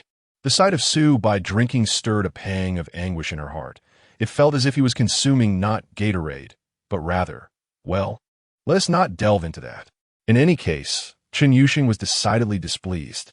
In a moment of heated impulse, she found herself wiping Su Bai's sweat before she could regain her composure, leaving her in an awkward stiffness, unsure of where to place her hands and feet. Yet, due to her previously established aloof demeanor, others perceived her actions as cold and ruthless, a decisive bid to claim a man. Even the scheming Wan Xinyan misjudged the situation. Sen Yusheng. It had been noted that she and Su Bai appeared to be quite close, though it seemed to be merely due to gaming together. In this era, it was common for boys and girls to game as friends. It didn't necessarily indicate a budding romance. Yet, Wan Xinyan sensed an aura of danger surrounding Chen Yusheng. No, she needed to retreat from this fierce competition. You're Chen Yusheng, right? I'm Jiang Qiran from the broadcasting and hosting department. It seems you're my roommate.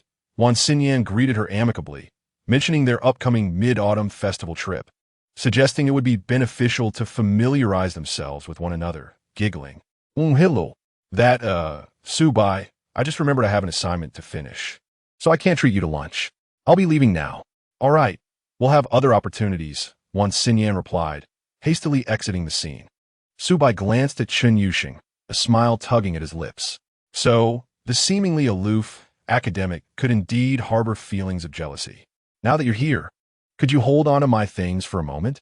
I want to continue playing, Su Bai said, handing her a bag containing his phone and watch, returning to the game. The system had just replenished his stamina, and he couldn't let that go to waste. Truth be told, Chen Yusheng felt so bashful she wanted to flee. Yet with the task of holding his belongings, escape was not an option.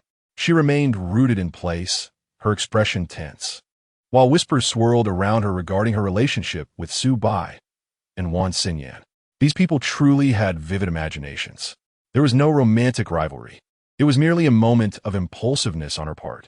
To Chen Yusheng, Su Bai and the Wan sisters were likely just companions for the upcoming trip. No matter, she intended to join them as well. Upon returning to the court, Su Bai was met with the sight of Chu Mingzhi, dejectedly seated on the ground with a basketball in hand. What's the matter? Have you given up? Despite giving my all, I cannot prevail. Chu Mingzhi muttered in despair, shooting Su Bai a resentful glance. Brother Su, please leave us some semblance of hope. Why is it that every lovely maiden seems entangled with you? Are you the protagonist of a Japanese light novel? Clearly, Chu Mingzhi was unable to continue the match. He had to be replaced by Zhang Zhishuan, a charming player who was watching from the sidelines. Although he played well, his demeanor was far more composed than Chu Mingzhi's, merely expressing envy towards Su Bai. Out Huyi, Zhang Zhishuan interjected. Who would have thought, Brother Bai? You're quite the charmer, managing to win over both the academic and the Wan sisters. Not quite the case. We are merely companions for the upcoming mid-autumn festival trip. It's a class activity, and there are many boys and girls participating. Huh, you expect me to believe that?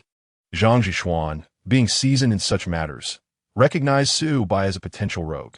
As the physical education class concluded, it was initially Wan Xinyan's intention to treat the group, but her plans were thwarted by Chen Yusheng's imposing presence. Thus, Su Bai found himself accompanying Chen Yusheng to the cafeteria. The prospect of a lunch shared alone with Chen Yusheng was something he had long anticipated. However, due to the earlier events on the basketball court and her inner turmoil, she merely focused on her meal, avoiding conversation with him. Only as they neared the end of their meal did she finally set her chopsticks down. Taking a deep breath before earnestly informing Su Bai, I have no classes nor other commitments this afternoon. Oh, Chen Yusheng faltered again, as she was never particularly adept at expressing herself, especially when her emotions were not entirely pure. She bit her lip, gazing at Su Bai with an almost mournful expression. Too adorable. Su Bai felt a ripple of fondness within him, unable to continue teasing her, and instead chuckled. How about you accompany me to the internet CAF this afternoon? That sounds fine.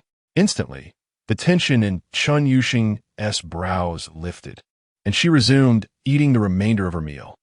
This adorably naive academic was truly easy to understand. Su Bai silently mused. In matters of coding and research, Chen Yusheng excelled remarkably. Yet, when it came to the subtleties of social interactions, she would likely be outmatched by Wan Xinyan. Speaking of Wan Xinyan, Su Bai had initially promised to accompany her shopping that afternoon. Now, it seemed he would have to postpone. He promptly sent her a message, explaining he had a sudden obligation and inquiring if they could reschedule their outing for the evening. Wan Xinyan quickly responded, no problem. How delightful it is to have wealth. Under normal circumstances, when a boy cancels a prearranged date, he would undoubtedly earn the label of a fickle-hearted man. Who would have thought that Wan Xinyan would be so accommodating? Chapter 62. The adorable scholar's first kiss having satisfied her hunger, Chun Yuxing relinquished her tray and, with a ghostly turn, slipped through the side door of the cafeteria under Su Bai's curious gaze. Why take the side door? Well, Chun Yuxing let out a nonsensical hum, her eyes shimmering like water as she blinked. It was simply too conspicuous for her to be seen walking alongside Su Bai. Even though they had chosen a secluded corner for their meal, they still attracted the attention and chatter of passing classmates. To be honest, Chun Yuxing despised being the center of attention. Moreover, she was not the type of girl who held herself in high regard merely because of her beauty. In her worldview, her prowess in gaming and computer science far outweighed the value of her appearance. Yet, others seemed to think otherwise.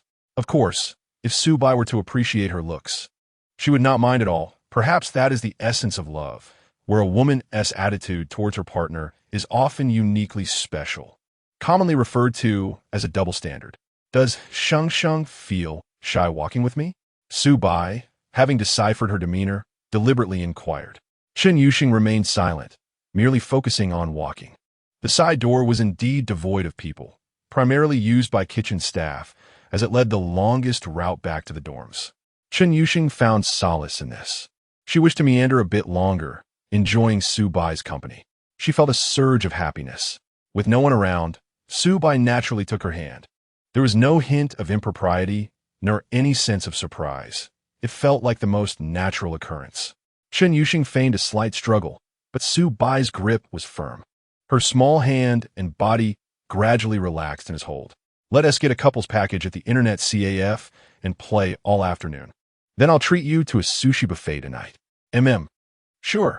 Chun Yuxing, with her hand firmly clasped in Su Bai's, trailed closely beside him. His hand felt large and warm. So this is what it feels like to be held by a boy. The hand-holding continued until they reached the car.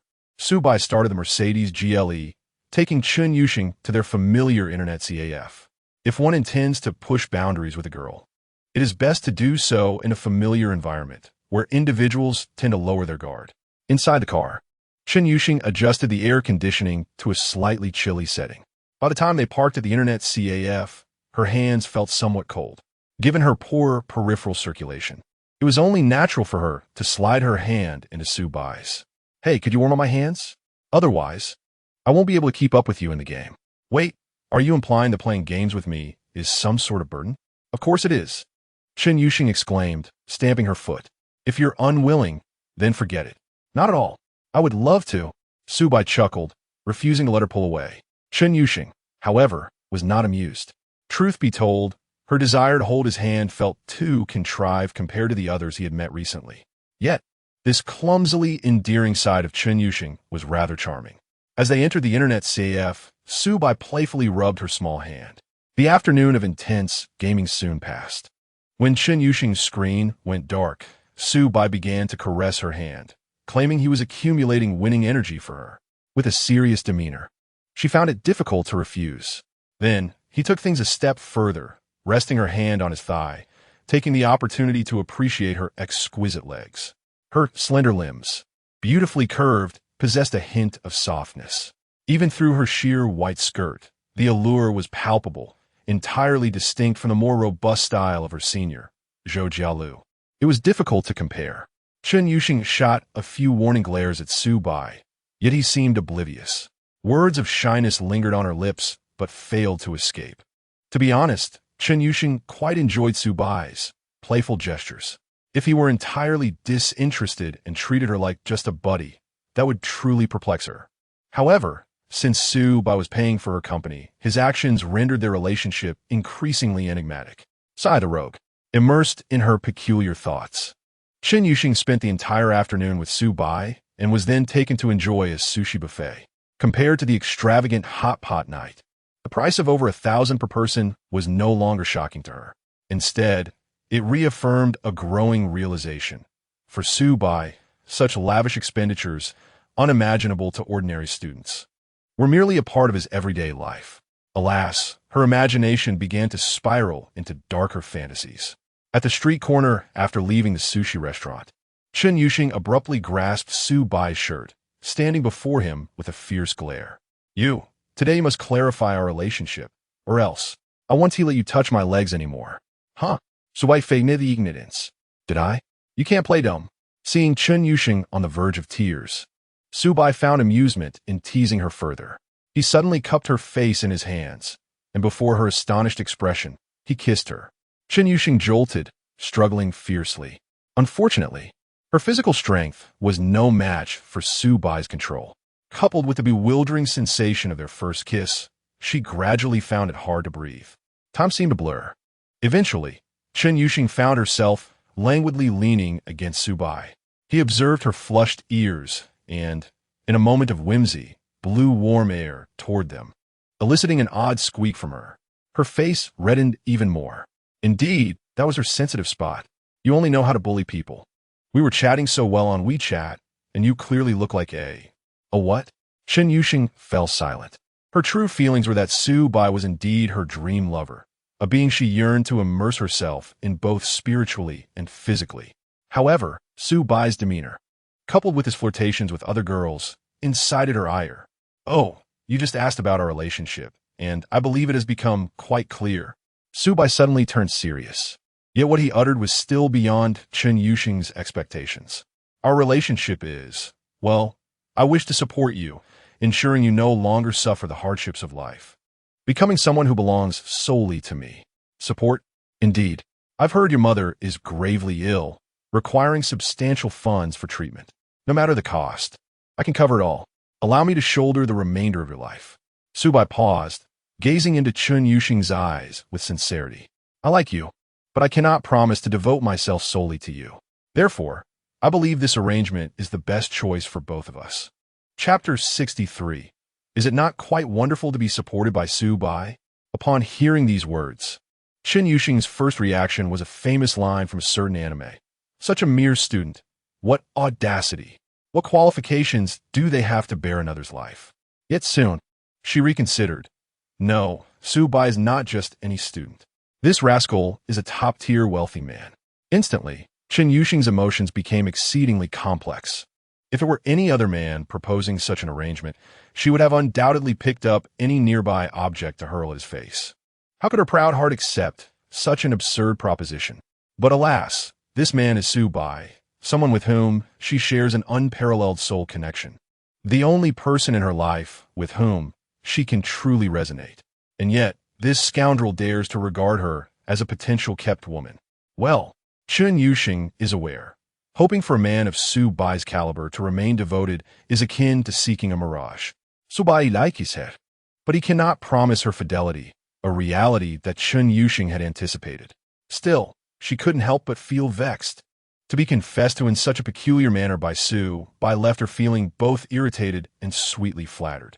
Ultimately, the overwhelming sentiment deep within her heart was one of infatuation. A little devil whispered in her ear, "Yield to him, yield to him.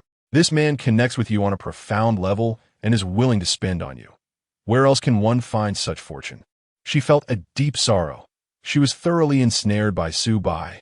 "Who informed you of my family's circumstances?" Chen Yuxing asked coldly, a hint of grievance in her voice. Her demeanor, resembling that of a wronged party, lacked any deterrent power. "Connections, my dear." Su Bai replied. Many so-called terminal illnesses can be managed effectively if sufficient funds are available and advanced treatment is sought promptly. The chances of recovery are considerable.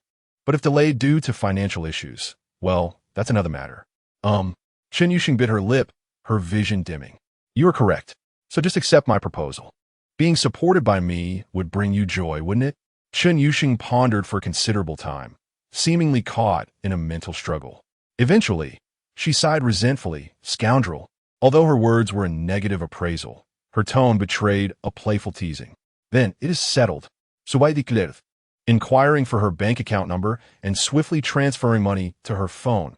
100,000 yuan. Ding. Triggered the bound S-Class Goddess cashback limit, triggering a six-fold return. Reward of cash 600,000 yuan. Chen Yuxing immediately began calculating, murmuring to herself. With 100,000 yuan, optimistically 5 months, pessimistically. What optimism or pessimism? This is your pocket money. Shall we go? Take me to the hospital to see my mother. Do we really need to meet her now? Chen Yuxing felt flustered. Meeting is not the priority. What matters is that I need to communicate with her attending physician and settle any outstanding payments. Su Bai firmly took Chen Yuxing's hand and led her towards the parking area. The senior had informed Su Bai, based on snippets she overheard during one of Chen Yuxing's phone calls, that her mother was afflicted with a rare disease. A rare disease implies that the treatment options are limited and costly. Generally, a comprehensive treatment plan is quite expensive. Of course, Su Bai had not forgotten his original plans for the evening. Su Pai de Beige, sorry, an unexpected event has arisen. I must accompany a friend. I can only shop with you tomorrow. Red bean paste glutinous rice ball. It's no problem, a minor issue. Our schedule is quite flexible, so it's entirely up to you. Red bean paste glutinous rice ball. Did something come up? If you need help, feel free to reach out. Su Pai de Beige. Not at the moment, thank you. Though the enticing allure of the lowly twins was undeniable, saving lives took precedence. In the girls' dormitory, observing Wan Xinyan and Wan Xinhua exquisitely attired, a roommate couldn't help but inquire, is there a significant event at school tonight? You both look so glamorous. I would think you're going on a date. Upon hearing the word date, Wan Xinhua suddenly felt a twinge of anxiety. It's not a date. The more she protested, the more her roommate's suspicions solidified. There was undoubtedly something amiss with these two. Conversely, Wan Xinyan appeared much more composed, just meeting a friend for shopping. Oh wait, it seems that friend has something to attend to and can't make it after all. Looks like it will just be us girls tonight. Another engagement. Wan Xinhua felt a bit dejected, sensing that Su Bai was not particularly invested in their shopping plans. Despite her gentle demeanor, she harbored a wilder spirit than her sister. Today, she had seized the opportunity to watch Su Bai play basketball, coming into close contact not only with him, but also with the legendary watch worth 600,000. Coming from a poor rural background, such luxury was beyond their experience. Her craving for material wealth was even stronger than her sister's. Yet she was aware of her own limitations and usually followed her sister's lead. Noticing her sister's disappointment, Wan Xinyan consoled her, "Don't be disheartened. My intuition tells me he genuinely has something urgent to attend to. Perhaps he is testing us. A man like him must have many girls vying for his attention and needs to sift through them. That's a reasonable point." Hearing her sister's analysis, Wan Xinhua felt much more reassured. Otherwise, she might have thought that Su Bai was disinterested in girls like them. What? Did I hear you correctly? You mean to say you arranged to meet a boy, and he stood you up, and you're not all upset? The roommate was astonished.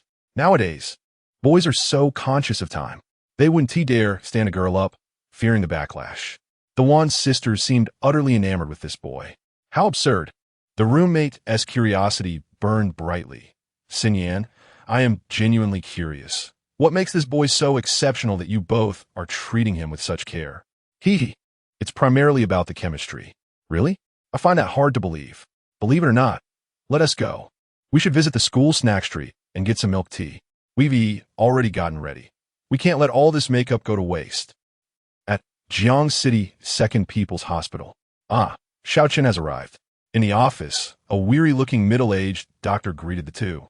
The doctor regarded Su Bai with mild surprise. This was Chen Yuxing's first time bringing someone else to visit her mother. And this is?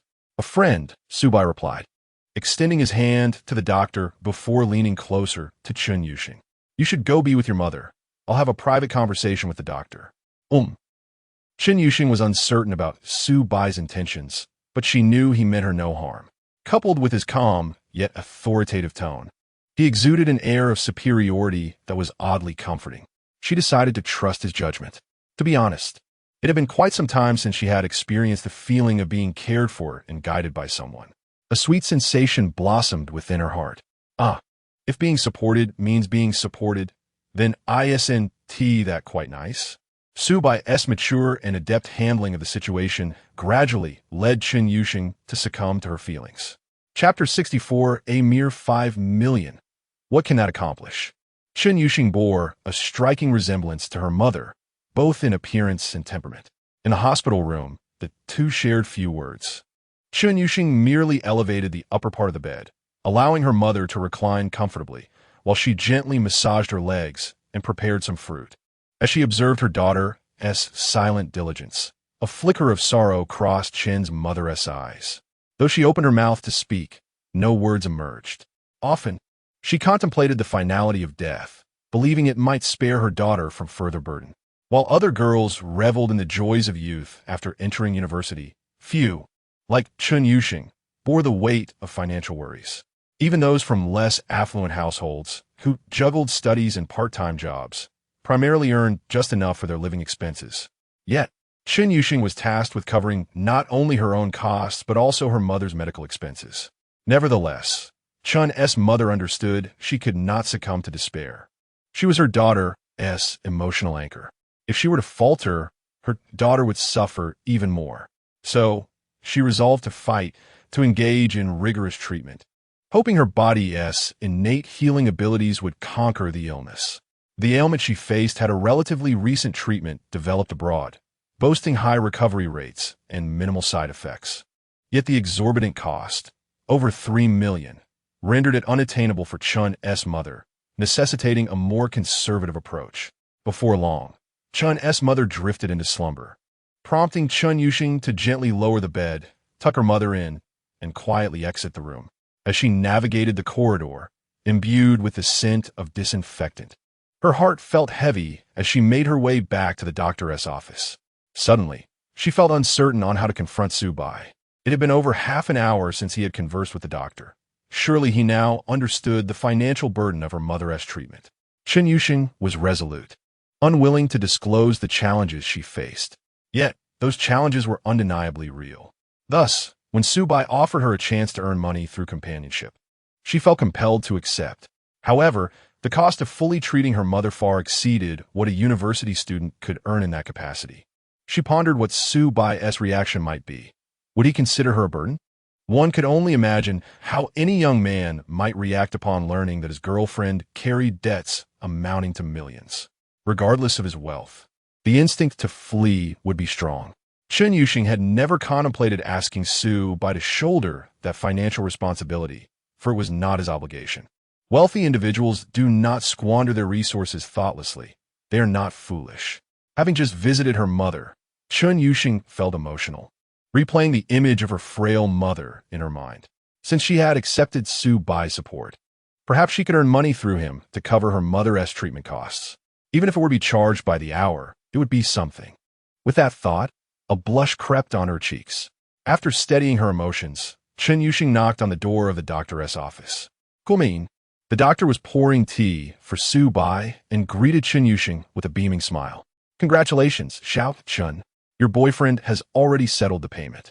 Starting tomorrow, we will conduct a comprehensive re-examination for your mother and provide the most advanced treatment available. Huh? Chun Yuxing was momentarily taken aback, her expression shifting to one of incredulity. What do you mean, settle the payment?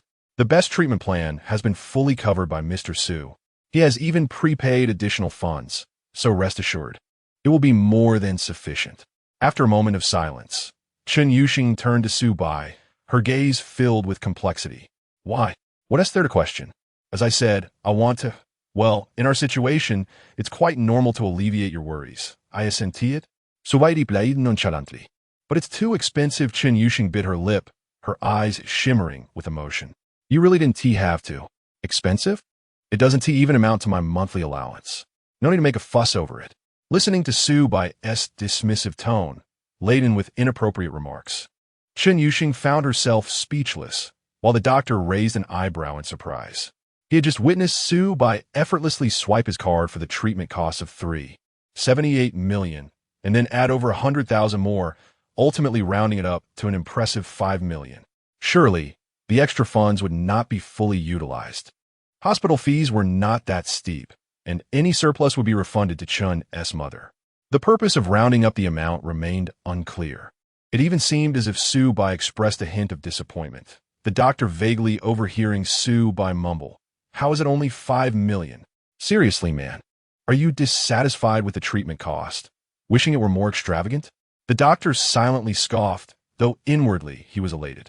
During Chun's mother's hospital stay, he had developed a sense of camaraderie with her, feeling a pang of sympathy for such a remarkable girl, beautiful, intelligent, and possessing admirable qualities. To see her rescued by a wealthy benefactor was indeed a heartwarming turn of events. Moreover, Su Bai was a strikingly handsome young man, epitomizing the ideal pairing of talent and beauty. Aside from his penchant for ostentation, he appeared devoid of any major flaws. However, Su Bai's ostentation was not born of malice. The prepayment was permissible due to the system's allowances. After all, Chen Yuxing had been classified as a discretionary consumer. Ensuring her mother received the finest accommodations and medical care fell well within this indulgent framework. The total expenditure of 5 million was the system's certified threshold. Any excess would not yield a rebate. Ding!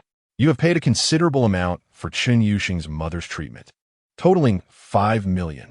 This expenditure triggers a tenfold cashback, rewarding you with an additional 50 million in cash. At that moment, Su Bai had already left the hospital and returned to his car. Upon glancing at his bank balance, now surpassing 70 million, he felt a wave of satisfaction wash over him. Excellent. It was time to start scouting for a luxurious residence. In Jiangsheng, a second-tier city, the finest villas typically priced around 50 million. With Su Bai's current assets, acquiring one would pose no challenge. Of course, if he sought a property with unique added value, it might exceed 50 million, but that was inconsequential. If he found something appealing, he could always devise a way to generate more funds. The system would provide cashback. As Su Bai was about to start the engine, Chen Yuxing, seated in the passenger seat, suddenly spoke. You don't need to take me back to the dormitory. Let us go to a hotel. Sure. Su Bai chuckled at her bashful yet feigned composure. Her character was indeed unique. She bypassed all expressions of gratitude and got straight to the point. Chen Yuxing then added, You saved my mother's life, so from now on, you can do whatever you want with me. Anything? Yes, anything. My everything is yours. With that, she leaned closer, her soft lips grazing Su Bai's cheek in a tender peck, her eyes shimmering with affection. Chapter 65. Great White Goose, I am yours to be honest. Chen Yuxing did not anticipate that Su Bai would so readily part with such a substantial sum of money. We're talking about millions, not mere hundreds. Admittedly, this reflects Su Bai's immense wealth. Nevertheless, Chen Yuxing felt that his willingness to go to such lengths for her indicated a genuine affection in his heart. With this realization, a sense of clarity washed over her. Being a kept woman seemed to be the most suitable arrangement for their relationship, given their disparate identities, capabilities, and social standings. They were not ideally suited to be a couple. A romantic relationship typically thrives on equality, which is essential for longevity. Conversely, being in a patronage relationship alleviated many concerns. Throughout her life, before meeting Su Bai, Chen Yuxing had never felt a spark for any man. The lack of soul connection was one aspect, but practical realities could not be overlooked. Coming from a modest background, aspirations leaned towards academia and research. Raised in a single-parent household, her only caretaker, her mother, was unwell. Moreover, her interests were somewhat unconventional, setting her apart from ordinary girls. Aside from her striking appearance, she was likely perceived as a burden by most men, a fragmented and troublesome presence. Yet, Su Bai's extraordinary wealth shattered all her apprehensions and worries. Furthermore, her mother's illness could not be delayed any longer. From various perspectives, accepting Su Bai's patronage emerged as the optimal choice. As an academic achiever, she favored rational reasoning. Moreover, on an emotional level, the foundation for a harmonious connection with Su Bai was firmly established. The premise validated, she seamlessly embraced her new role in this arrangement. Caught unawares, Chen Yuxing planted a kiss on Su Bai. The moment's tenderness, coupled with the enchanting fragrance emanating from her, sent Su Bai's heart racing. He hastily drove to the JW Marriott Hotel. Having booked a riverside suite for a week, it remained unoccupied. The space was available since Zhou Jialu had moved her belongings to the Asteria's hillside duplex. Although it could be utilized, Su Bai felt it was insufficient. However, upon inquiring at the front desk, he discovered that a more luxurious presidential suite had just opened up. The price was exorbitant, 888 yuan per night, frequently reserved by the affluent. Seizing the opportunity, Su-bai decisively booked it for 5 nights. Notification: indulgent spending detected. Checking into the presidential suite triggers a 7x cashback reward. 276. 080 yuan. Seeing Su-bai reserve the most lavish and extravagant accommodation, Chun Yuxing's eyelashes fluttered, and a wave of calm and happiness washed over her. Although she understood Su-bai's high spending habits, his choice to book the finest room for their initial encounter made her feel valued. As they ascended in the elevator, scanning their key card to enter the room, Su-bai turned, still dazed, his thoughts scattered. Chun Yuxing, unable to contain her excitement, embraced him and kissed him fervently. The intensity of her eager demeanor starkly contrasted with her typically aloof exterior. Even as Su-bai's hands ventured onto her alluring black stockings, Chun Yuxing offered no resistance. Instead, she guided his hands with intention. This left Su-bai momentarily bewildered. He had expected a girl as seemingly innocent as Chun Yuxing to be somewhat shy about such matters. Yet, who would have anticipated that she could be so uninhibited behind closed doors? It even rendered Su-bai a tad bashful. Nonetheless, he was still a vigorous 18-year-old male, freshly acquainted with the pleasures of intimacy and eager for further exploration. Chun Yuxing's fiery spirit, hidden beneath her icy demeanor, ignited a spark in his heart. Despite the initial surprise, Su-bai quickly reciprocated her advances. They soon reached an unparalleled level of intimacy, creating a wondrous atmosphere that only truly loving couples experience. In that moment, they cast aside all distractions and immersed themselves in the union of their souls. Great white goose, I want to be with you. For a lifetime, this encounter promised to be far more intense than his previous one with a senior. After a considerable time, the presidential suite's lighting transitioned to a soft, romantic glow. The television flickered to life, showcasing a currently airing anime series. The two young individuals, having just concluded a deep strategic collaboration, nestled closely together, engrossed in a show they both adored. Su-bai's hand wrapped around Chun Yuxing's slender waist, resting on her thigh. The black stockings still enveloped her enviable legs. In the heat of passion, he had intended to remove the stockings, only to be halted by Chun Yuxing. Isn't it intriguing? Do you not enjoy seeing me in these stockings? She asked, playfully tearing a portion to create room for further exploration. In an instant, Su-bai felt a rush of excitement. Even now, he was still savoring the delightful sensations from their earlier encounter, unable to resist teasingly pinching Chun Yuxing's thigh. "Sheng Sheng, you certainly know how to play," he remarked. "Of course," she replied, casting him a proud glance. "I perused plenty of study materials, no less than you." Su-bai paused, suddenly realizing that her reference to study materials was not as literal as he had presumed. Goodness, he had long recognized Chun Yuxing as a kindred spirit, yet he had not anticipated her expertise in the art of intimacy to rival his own. From the details of their recent encounter, he could see that while her movements were somewhat awkward, her imagination was astonishingly vivid, leaving him in awe. Compared to his senior, Zhou Jialu, they were polar opposites. Zhou appeared fiery but was inwardly pure, shy even at a simple kiss, a shyness rooted deep within her, despite now being entirely devoted to Su-bai. In contrast, Chun Yuxing exuded a cool exterior but harbored a passionate heart. Once she committed to someone, drawing them into her world, it became ambiguous whether they were playing with her or she with them. As was his custom, Su-bai reached for a can of soda after their passionate encounter. No sooner had he taken a sip than the anime episode concluded. Chun Yuxing paused the screen, shifting her leg to face Su-bai closely. Su-bai raised an eyebrow, puzzled. "One episode, one break? Wait a minute, that's a bit excessive." He chuckled, bemused. "A single episode barely lasts 20 minutes. And you're giving me a 20-minute break? Is that too much for you?"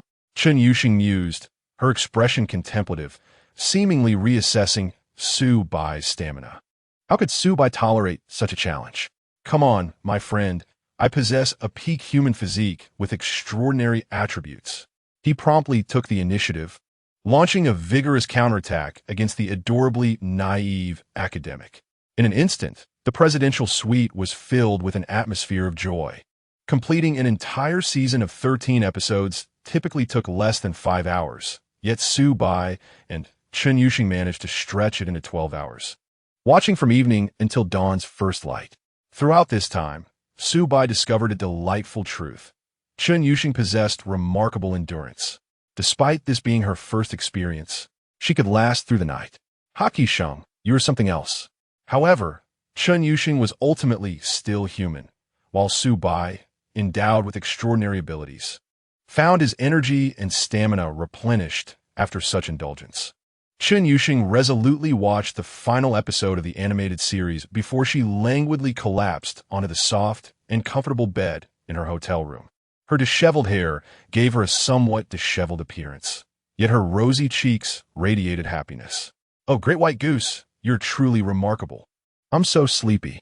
I must rest," Chen Yuxing murmured with a tone of contentment, her head tilting to the side as she drifted into slumber. Chapter 66. 10 Consecutive Draws. To be honest, Chen Yuxing's soft, slumbering appearance is truly adorable. This prompted Su Bai, who had just regained his energy thanks to Tongzi Gu, to entertain mischievous thoughts, yearning to do something more with her. However, he decided against it. Let the child be. After a moment of contemplation, Su Bai took it upon himself to assist Chen Yuxing in removing her stockings for a more comfortable sleep. She likely needed a good rest after the events of the previous night. By now, her black stockings had become ragged and soiled. After tidying up the remnants of the night, Su Bai drove away from the Marriott Hotel, navigating through the bustling morning traffic. Thanks to Tongzi Ji's assistance, Su Bai was still brimming with energy, prompting him to go out for a stroll. It was just past 9 o'clock. At this hour, lunch was still a bit premature. Yet Su Bai was already feeling quite ravenous. The reason was simple. The system had reset Su Bai's energy and stamina, but this was not without its costs. He needed to expend the energy stored within him.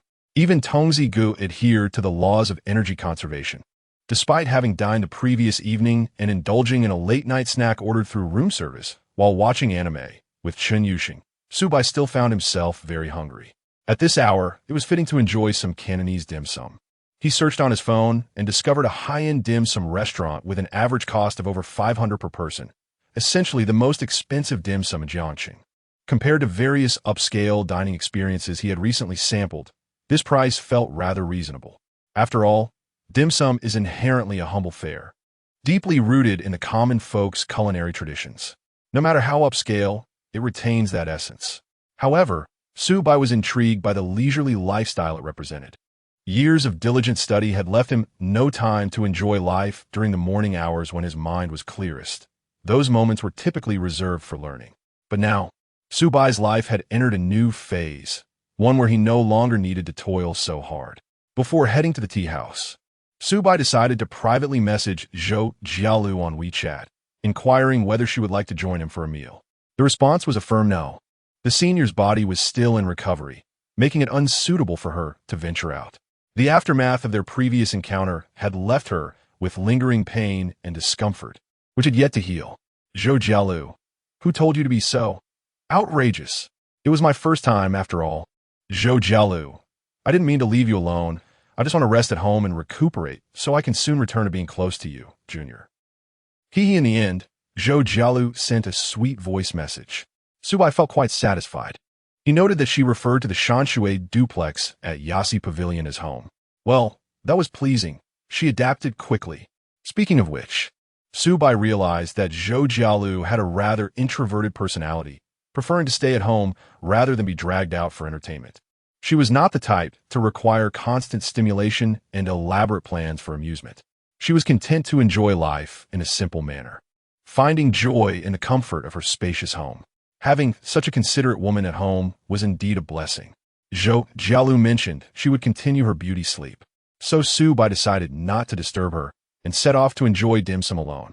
The tea house featured a vintage decor adorned with exquisite redwood furniture, a style traditionally favored in that region.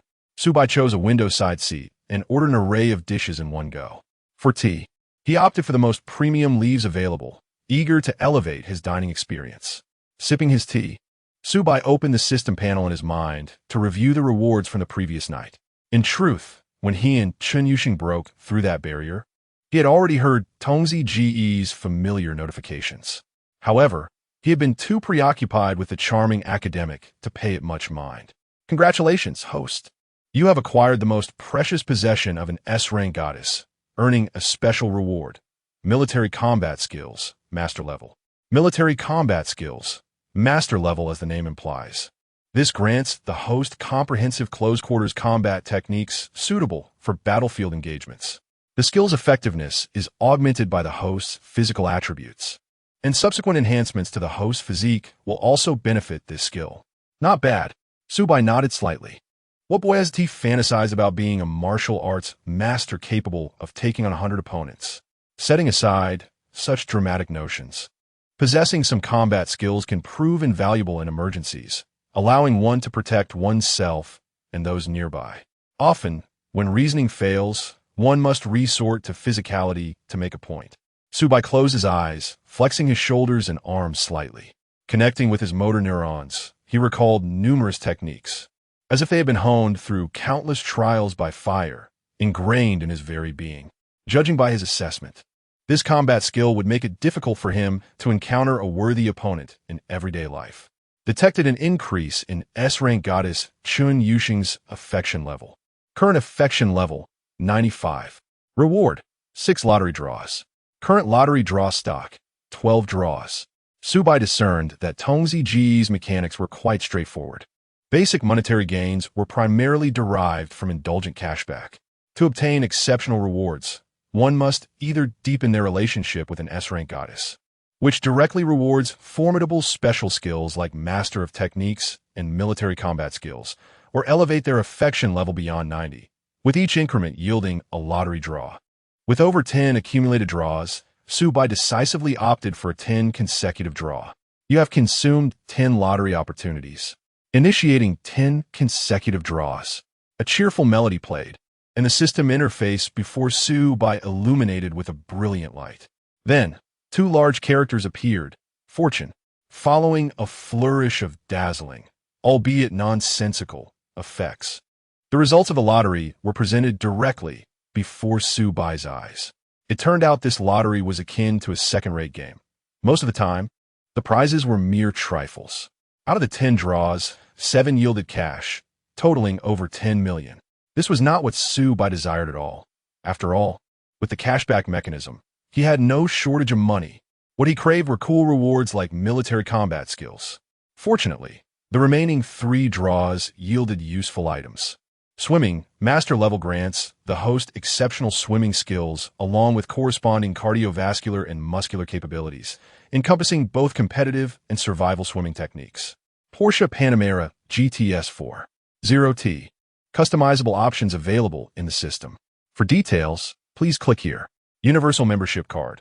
Allows the host entry into any venue requiring membership privileges. When out and about, your identity is self-provided. Setting aside the swimming skills for now, and briefly bypassing the Porsche customization aspect, Subai's attention was immediately captured by the Universal Membership Card. This item sounded like a whimsical concept from a comedic manga. However, it is well known that the most remarkable things often reside within humorous narratives. The venues requiring membership vary significantly in exclusivity. On the more mundane side, there are libraries, Sam's Club, amusement parks, annual passes, and other everyday scenarios. On the more elite side, there are nightclubs accessible only to the privileged and art salons frequented by affluent women. Of course, Subai held little interest in the arts. Wealthy women were somewhat intriguing. Nevertheless, this card ensured that Subai could navigate the world freely, unimpeded.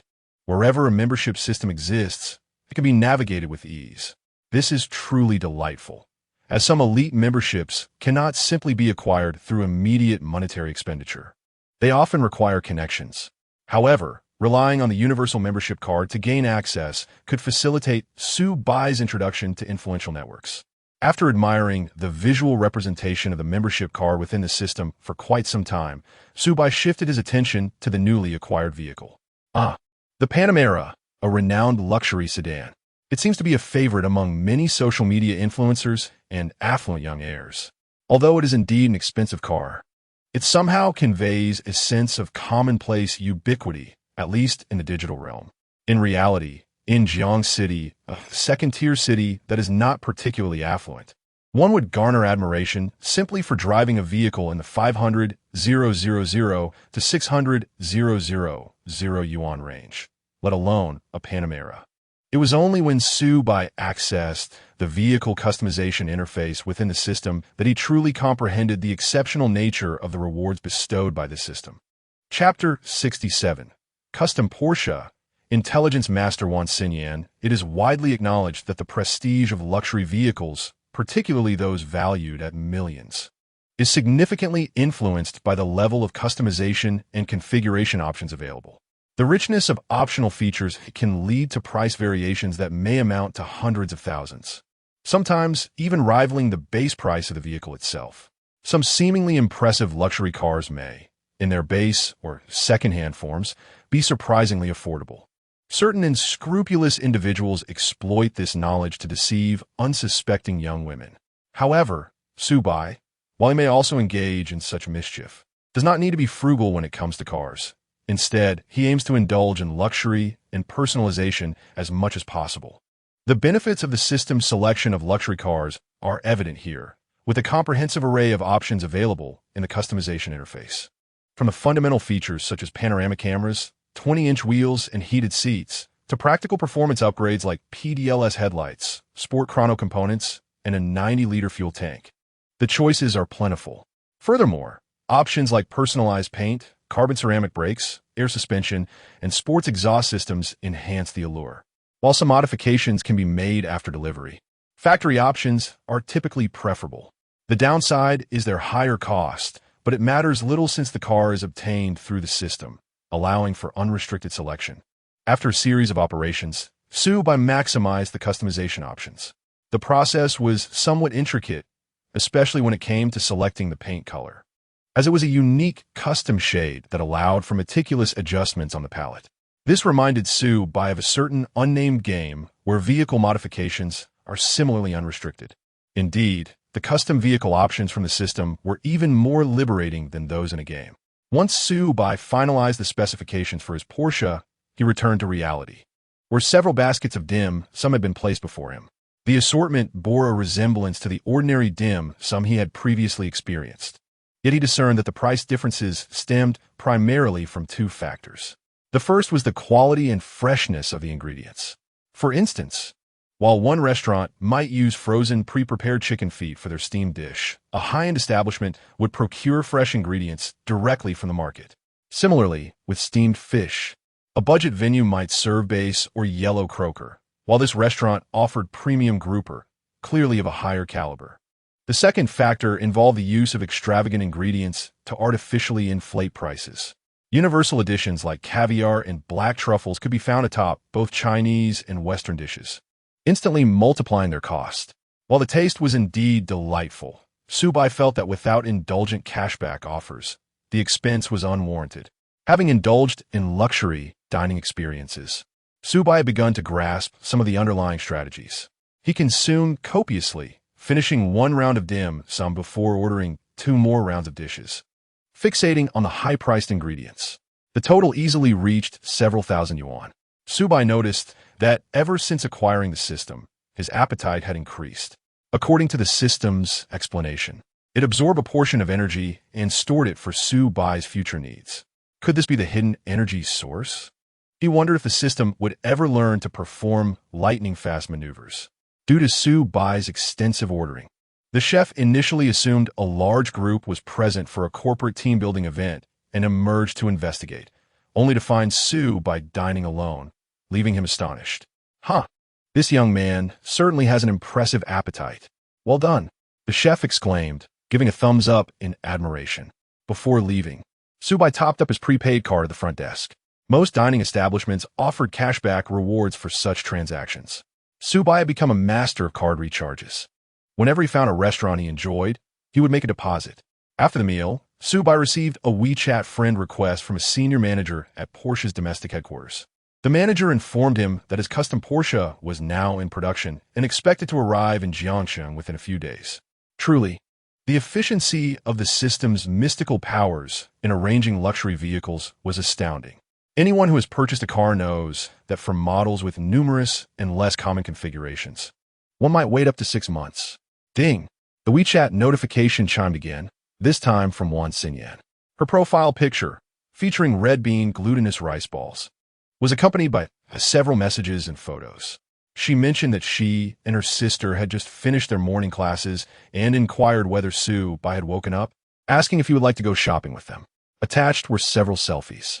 In the photos, the petite Wan sisters donned exquisite JK uniforms, exuding a youthful charm. However, their figures presented a striking contrast to their attire, lending an unexpectedly alluring quality to their innocent outfits. The angles of the photographs were particularly strategic, showcasing their curves enticingly to Su Bai. "Ah, Xinyan, you are quite bold in your pursuits," Su Bai mused. Despite having stood them up twice the previous day, they bore no resentment and continued to reach out enthusiastically. It seemed they had discerned Su Bai's capabilities through observation or some other channels. Indeed, this was the case. At that moment, the two sisters, having just concluded their classes, strolled along the tree-lined paths of their campus. "Sister, do you think he might reject us again? Perhaps Su Bai simply does not fancy girls like us," Wan Xinyu lamented, her expression downcast. Yet, Wan Xinyan reassured her with confidence, "Sister, do not fret. We are not just ordinary girls. We are extraordinary Lolas. I have inquired discreetly and learned that Su Bai enjoys anime, and many characters resemble us. Surely he would want to explore such dynamics in the real world." "Oh, is that so?" Wan Xinyue's demeanor lightened. Being turned down once or twice was inconsequential. After all, Su Bai was a catch worth pursuing. Wan Xinyan then proceeded to showcase her latest intelligence gathering. She had infiltrated a social media group of socialites, diligently studying the nuances of high society. She befriended several like-minded individuals. Yesterday, she sent a selfie of Su Bai taken at the gym to a seasoned socialite for analysis. Naturally, she obscured Su Bai's identity. Otherwise, his physique and appearance would leave even the most materialistic individual speechless. The informant revealed to Wan Xinyan that the private gym corresponded to the finest residence in Jiangxing, a mountainous luxury property with an annual rent exceeding 1 million yuan, enough to purchase a house in the suburbs of Jiangxing. However, Su Bai's expenditures were purely for enjoyment. Unlike the investment associated with real estate, which retained its value even amidst fluctuations in the market. For a wealthy individual of Su Bai's caliber, what did it matter if he had stood them up twice? It was well understood that a girl's patience in dating was proportional to a man's wealth. As long as a man possessed sufficient assets, even the most temperamental enchantress would transform into a docile companion. "Ah, Su Bai has replied. He wants us to wait for him at the school's west gate. He will arrive shortly," Wan Xinyan exclaimed, her face lighting up with joy. "See, sister, I told you not to worry. Yesterday, on the basketball court, I sensed a longing in his gaze directed at me. Wu, you truly are remarkable, sister. I can't even comprehend such nuances." I just think he is incredibly handsome and charismatic," Wan Xinyu replied, her cheeks flushing as she shyly shuffled her feet on the ground. Chapter 68. The mysterious Benz driver at the west gate of the girls' dormitory at Jiangxing University. The west gate remains as tranquil as ever, with few passers-by and a clear sky. A male student, fortunate to have no classes that morning, jogs by wearing headphones and sportswear, inhaling the fresh air cultivated by the university's lush greenery. A contented smile spreads across his face. Indeed, university life is far more liberating than that of high school. Alas, how delightful it would be to find a girlfriend to accompany me on my adventures.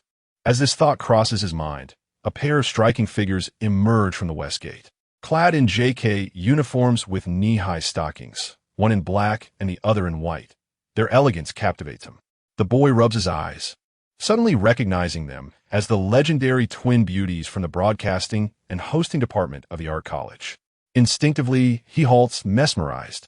Moments later, the twins stand at the roadside by the school gate, seemingly waiting for a taxi. He contemplates continuing his run, but hesitates, realizing that doing so would mean passing right by them. Uncharacteristically shy, he decides to pause at the final corner before the gate, observing from a distance. The twins appear to be waiting for a ride, likely to embark on an outing. Once they depart, he can resume his run. Breathing a sigh of relief, he thinks, "Yes, this is wise. After all, my heart and breath are already a bit erratic from merely watching them. Such beautiful girls are indeed an unattainable dream. Nowadays, girls have such high standards for boys. They must be wealthy or handsome, or at the very least, exceptionally outstanding, lest they be labeled as mediocre. The boy is acutely aware of his own standing, fully cognizant that he has no chance with beauties like the Yuan sisters. This moment of admiration from afar is all he dares to indulge in.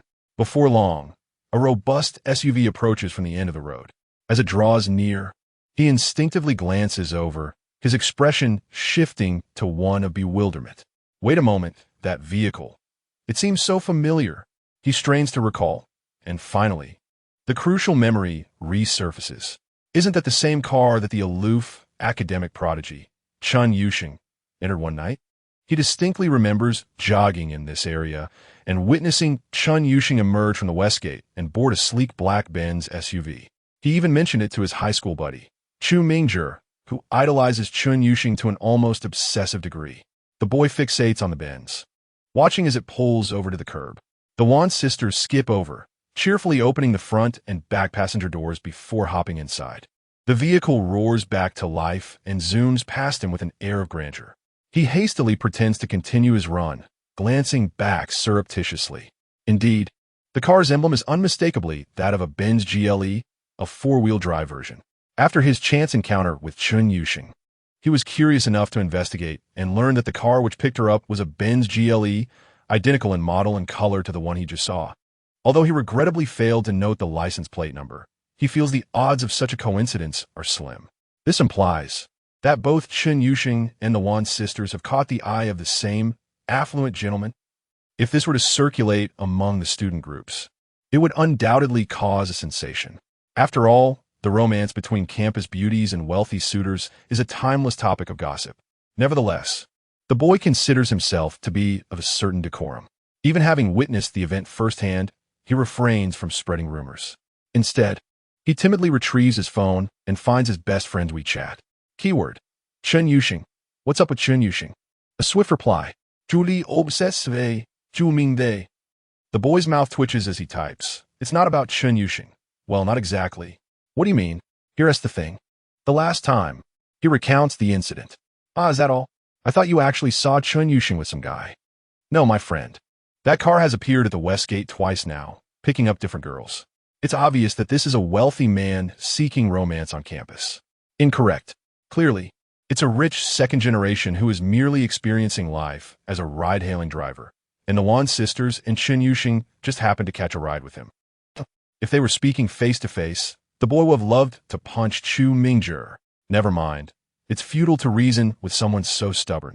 Farewell. Meanwhile, Xuetao and Chu Mingzhi are in an elective class.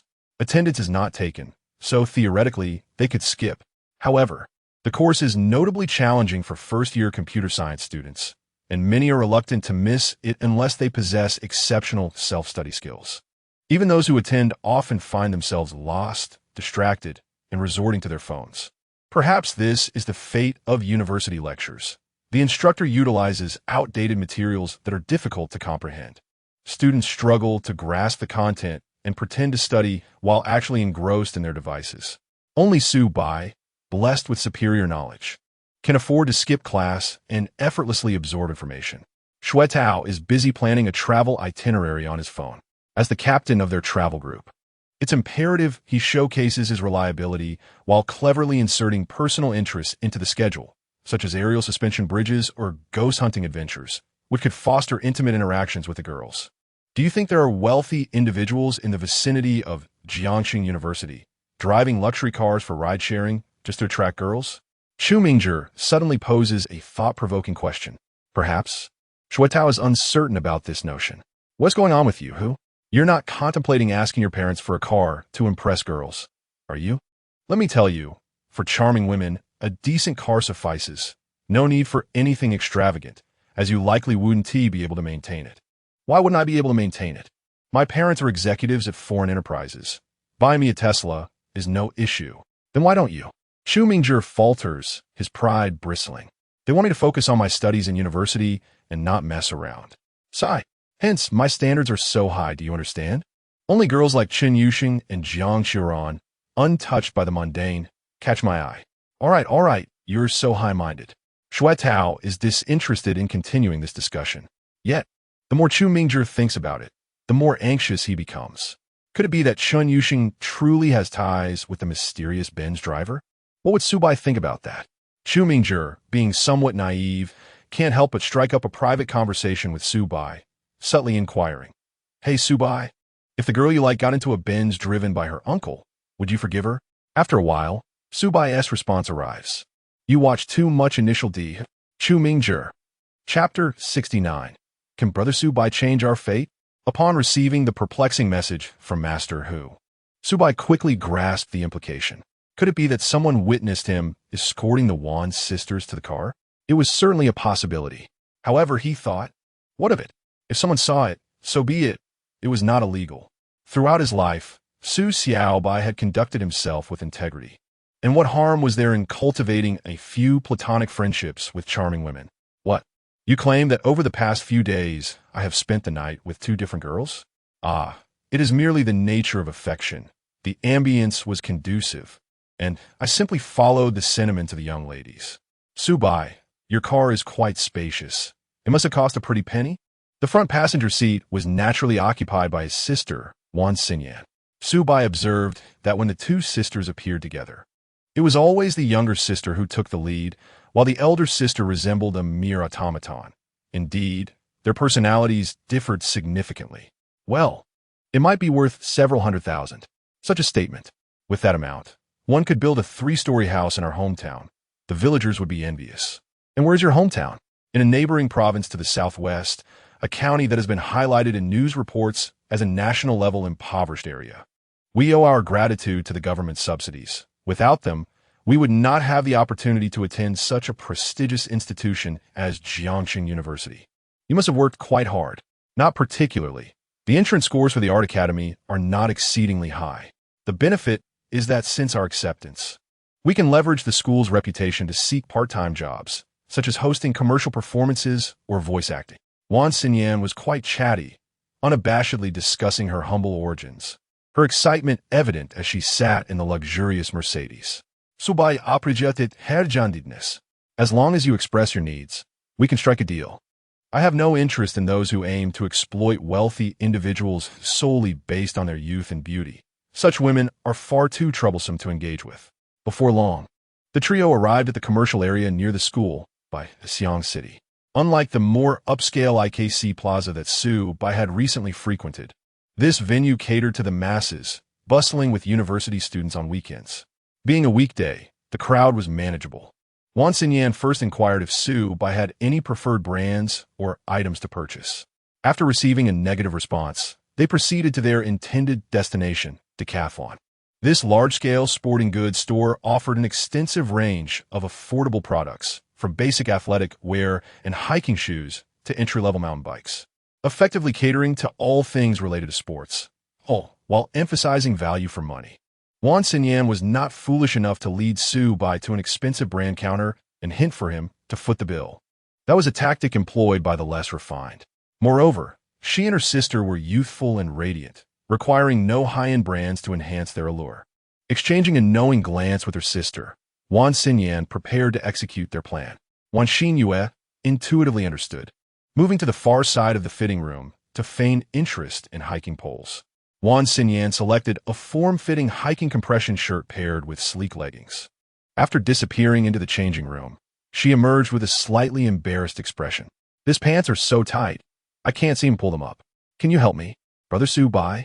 Her tone of desperation seemed entirely natural, and the deliberate use of Brother Su Bai led the nearby staff to assume a familial connection. After all, the trio's attractive appearances made it plausible they were related. Thus, the staff did not intervene as Su Bai stepped into the already occupied changing room. Upon entering the cramped space, he was met with a scene that sent his heart racing. The snug leggings were stuck at her curvaceous hips, and Wan Xinyan playfully twisted her slim waist, presenting an enticing view. How can it be that a girl with such youthful features, even sporting a hint of baby fat, possesses such an alluring figure? Brother Su Bai, could you assist me in pulling these pants up? It seems the design has some flaws. Of course, with the invitation extended, Subai saw no reason to decline. He prided himself on being helpful.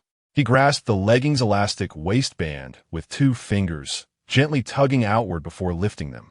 The sound of fabric gliding over delicate skin left him parched.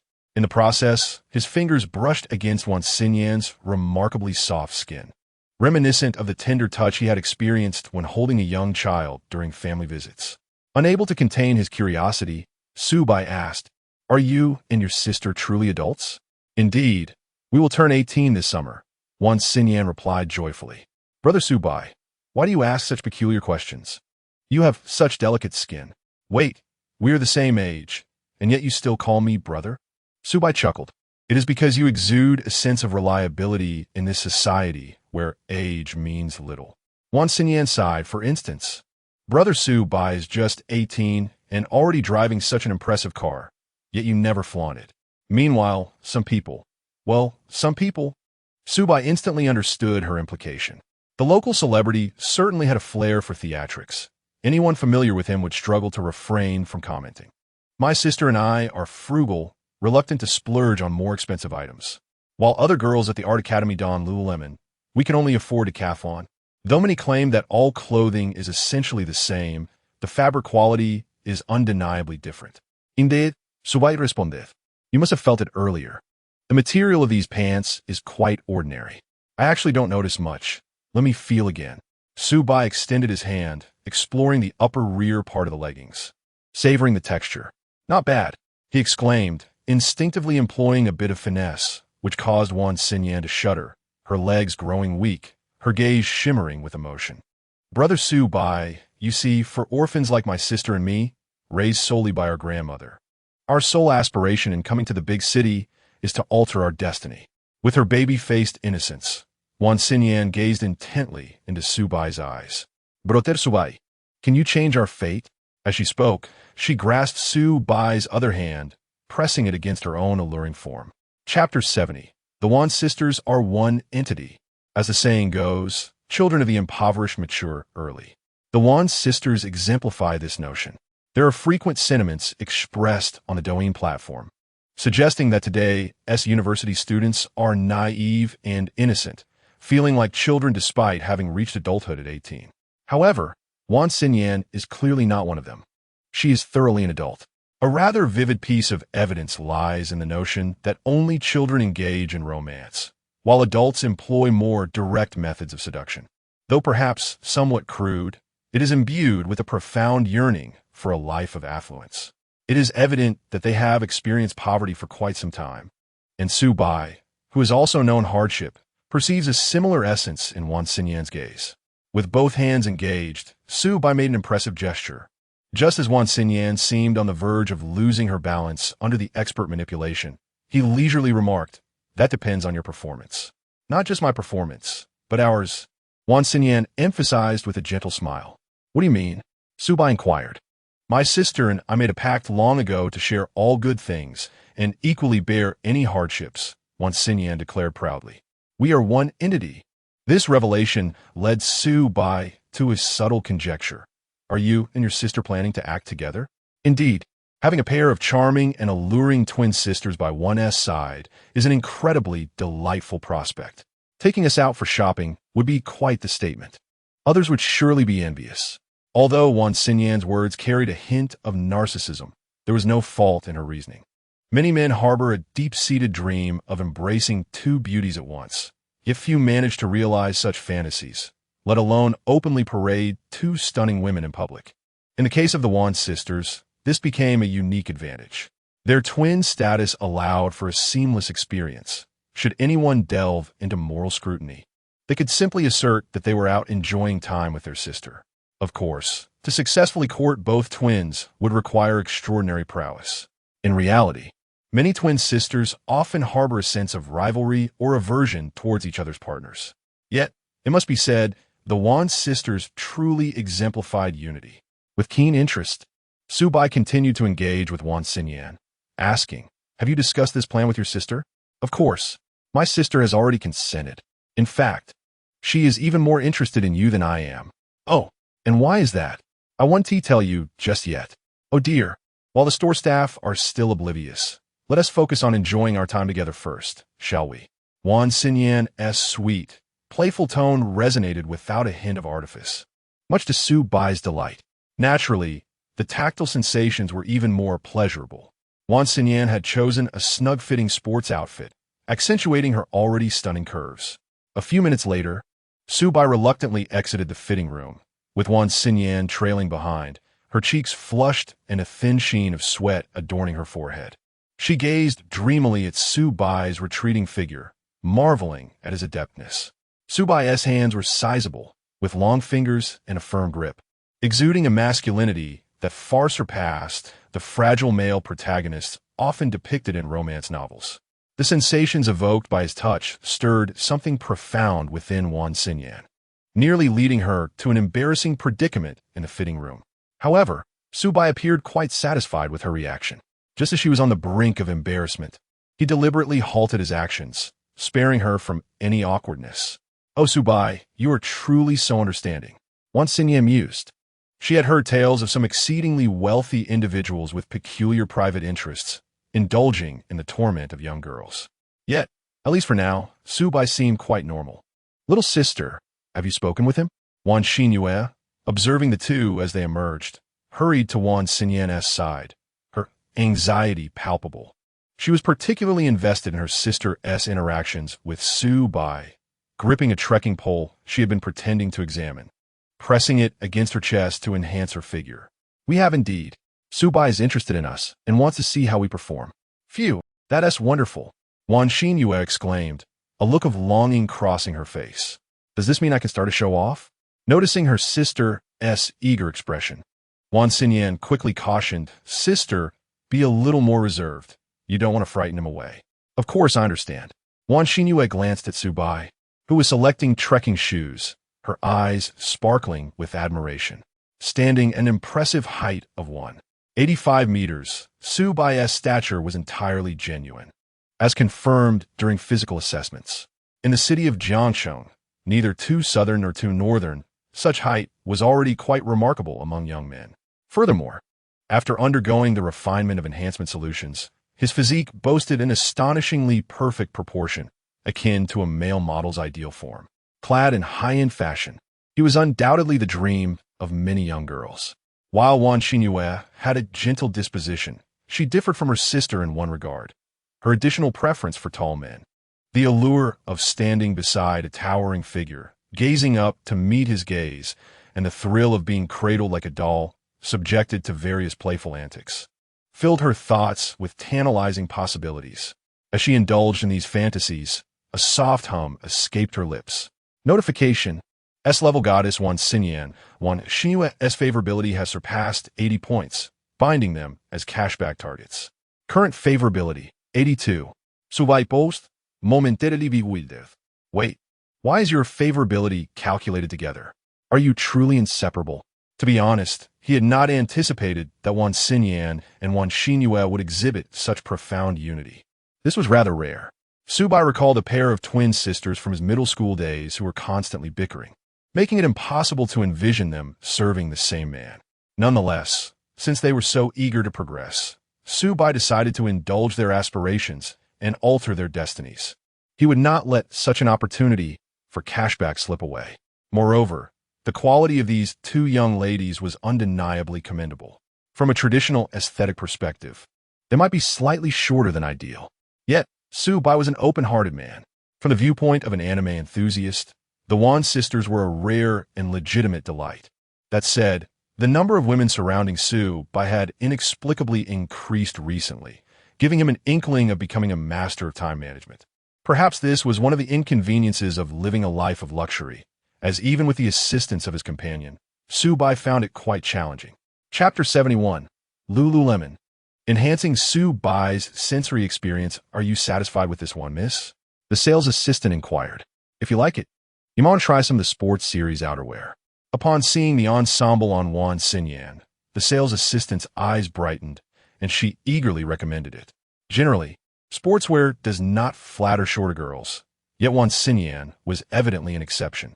Moreover, her sister Wan Xinyue, who shared a striking resemblance in both looks and figure, led the sales assistant to believe that perhaps she could secure 2 sales today. Subai asked, "What do you think?" "I think it's wonderful." Subai Gij should be quite pleased too, right? Wan Xinyan's tone was laced with subtle implications. "Then let us go for it. Should I get your sister a set as well? Different colors?" "Yes, she likes pink or perhaps a bright yellow."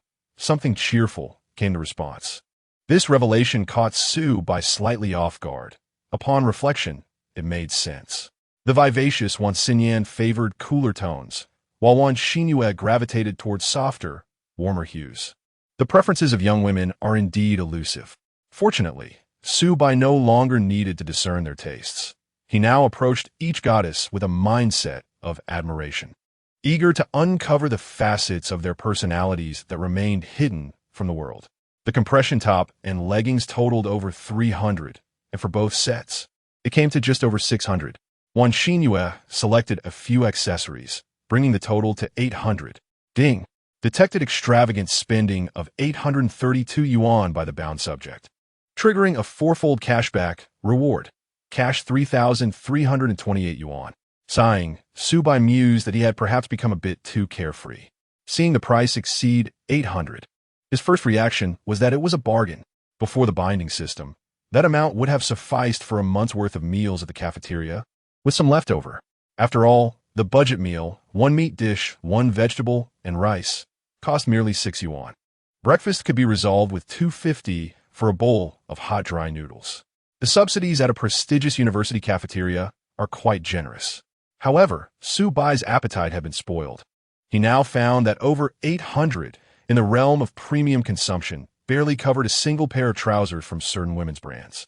Oh wait, Subai recognized a gap in his thinking. The Wan sisters had already purchased their outdoor sports gear, but that did not preclude him from buying them more. After confirming with the system, as he exited the decathlon store, Subai suggested, "These inexpensive pants feel uncomfortable. Let me take you to choose something of better quality." "Huh?" Wan Xinyan was taken aback and quickly waved her hand. "There's no need. You just helped us check out. We're already very grateful. After all, my sister and I haven't started contributing to Subai Gij yet." The last remark was accompanied by a playful smile, as she tiptoed closer to Subai's ear and whispered. The warmth of her breath carried a sweet, candy-like fragrance. It was quite fascinating. Each girl's natural scent seemed to possess an enchanting allure. "Don't worry, there will be plenty of opportunities for you to contribute. And besides, acquiring better yoga pants will enhance my, user experience." The phrase user experience elicited laughter from Wan Xinyan. "Subai Gij, you shouldn't say such things to other unfamiliar girls. You might receive a warning for objectification." "Is that so? Does it upset you?" "Not at all. I actually look forward to being used by Subai Gij," Wan Xinyan replied, her eyes sparkling as she nestled closer to his arm. To be honest, his flirting skills felt somewhat clumsy compared to the innate charm of the fox-like girl before him. However, the twins were merely freshmen, so their innocence was precisely what he found appealing. Subai reveled in the moment, chuckling heartily and gesturing for the sisters to follow him while playfully patting their backs. It was his first attempt at this double embrace, and he felt a twinge of guilt. Such actions seemed to contradict the moral education he had received over the years. Simultaneously, he sought to ascertain whether the sisters were prepared to embrace a lifestyle of buy one, get one free. The outcome pleased him immensely. Wan Xinyan let out a charming gasp, caught off guard, and shot Subai a reproachful glance, yet she only clung tighter to his arm. As for Wan Xinyu, she didn't even flinch at the surprise. Instead, she expressed pure enjoyment. Wait, why was she already reveling in it? Subai felt a sense of intrigue. Beneath Wan Xinyu's demure exterior lay something extraordinary. Thus, he strolled through the mall, each sister in tow, drawing the gaze of countless passers-by. Their looks ranged from envy to bewilderment. What was this scenario? Was he out shopping with 2 girlfriends? No, these girls looked strikingly identical. It must be a family relation, an older brother out with his little sisters. Many onlookers drew similar conclusions. The concept of twins being romantically involved was too sensational for most to fathom. However, Subai's confidence, bolstered by his financial means, made it all manageable. Welcome to the Lululemon flagship store in Jiangcheng. This brand, widely recognized through short videos, is a benchmark for yoga pants. Subai was somewhat surprised to discover that this store was indeed the flagship in Jiangxing, considering that Baixiang City was merely a modest shopping destination. Upon further reflection, it made sense. A significant portion of the brand's audience comprises young women seeking fashion and a bourgeois lifestyle. Where would one find such women in abundance? Of course, at Jiangxing University. In these times, securing employment is challenging, and earning money is no easy feat. Many working women hesitate to spend lavishly on beautiful clothing for themselves. Admittedly, spending a rich suitor's money is a different matter. But not every girl is fortunate enough to find such a benefactor. In reality, the majority of girls, in terms of both appearance and emotional intelligence, rarely encounter generous suitors. Conversely, university students with little life pressure, especially those from well-off families, are often indulged by their parents with ample pocket money. Spending their parents' money does not evoke guilt, resulting in considerable purchasing power. As he stepped into the Lululemon flagship store, Subai casually scanned the area and noticed numerous university girls trying on clothes. He even spotted a somewhat familiar face, likely someone he had encountered in a general elective class. The visual appeal varied greatly. Yoga pants, akin to aerobics uniforms, can enhance the appearance of those with good figures, but they do little for those less fortunate in physique. After a brief scan, Subai shifted his focus back to the Yuan sisters beside him. Yes, they were indeed the more captivating sight. Chapter 72. The Innocent Freshman Girl. Easily satisfied, a beautiful sales associate scrutinized Subai's attire. Her gaze lingered momentarily on the Audemars Piguet royal oak adorning his wrist before she beamed and approached him. Having spent considerable time in her profession, she had developed a polished smile that did not betray any sense of superiority. Yet she could discern who among the clientele possessed substantial purchasing power. Subai's ensemble, consisting entirely of trendy pieces, suggested that he was a young man with a taste for the latest fashions. Often, those who favor new releases tend to possess more resources than they outwardly display. Those who merely flaunt their wealth typically settle for discounted older styles or even second-hand items. Moreover, the watch he wore was evidently expensive, though its exact worth remained elusive. The sales associate was skilled in reading people, not in appraising the value of items. "Are you here to select outfits for your sisters?" she inquired, instinctively assuming that Wan Jia and her sister were Subai's siblings. After all, with Subai's tall and robust physique, he appeared more mature than his years, while Wan Jia exuded an innocent, youthful charm. Before Subai could respond, Wan Xanyan eagerly interjected, "Yes, my brother is helping us pick out some yoga pants that are soft and have a nice feel." With a sweet, innocent demeanor, she leaned against Subai's arm, clearly enjoying the moment. The sales associate, not fully grasping the deeper implications of a nice feel, thought for a moment before suggesting, "If you seek the utmost comfort, I recommend this year's new Glow Up series. Inspired by diving suits, it features a smooth, high-elastic fabric that offers a snug fit in key areas. The laser-cut hem reduces indentations, and a matte finish adds a touch of sophistication while balancing support and comfort." She led the trio to the samples on display, reminding them, "Since these are new arrivals, the price is on the higher side. Each pair costs 200 yuan. That's quite all right. The price is not an issue as long as you like them," Subai said, affectionately ruffling the hair of the two sisters. They did not shy away. Appearing quite pleased, Wan Xanyu even nuzzled her cheek against Subai's hand and playfully brushed her tongue against his palm. "Let us head to the fitting rooms," he suggested. After several rounds of trying on clothes, Subai was thoroughly satisfied with the yoga pants fit. It was no surprise that they were a popular brand. Despite some opinions deeming the price excessive, the effect on a well-proportioned figure was indeed striking. He even took a moment to assess how they looked on Wan Xanyan. Not bad at all. There are also matching sports tops, hoodies, and sports bras. Let's give those a try as well. He recalled that the sales associate had recommended the Align and Instill series, catering to preferences for an almost naked feel and shaping with a silky touch, respectively. "Do we really need to try so many? I think one pair will suffice," Wan Xanyan remarked. "Well, I don't want to spend too much of my brother's money," added Wan Xanyu, echoing her sister's sentiment. It was not that they were being coy. They genuinely wished to cultivate a long-term relationship with Su Bai, preferring a steady, gradual approach rather than appearing overly greedy. However, they clearly underestimated Su Bai's purchasing power. Since we've come this far, we might as well buy a few more items. That's my stipulation. Your opinions do not carry weight here, Su Bai replied nonchalantly. With the benefactor's insistence, the sisters had no choice but to comply. As they tried on outfit after outfit, several other girls in the store exchanged envious glances and whispered among themselves. Her brother is so generous. He really doesn't mind spending money. Surely he can't be buying everything. They'll only select the best, right? Honestly, I want the new styles too.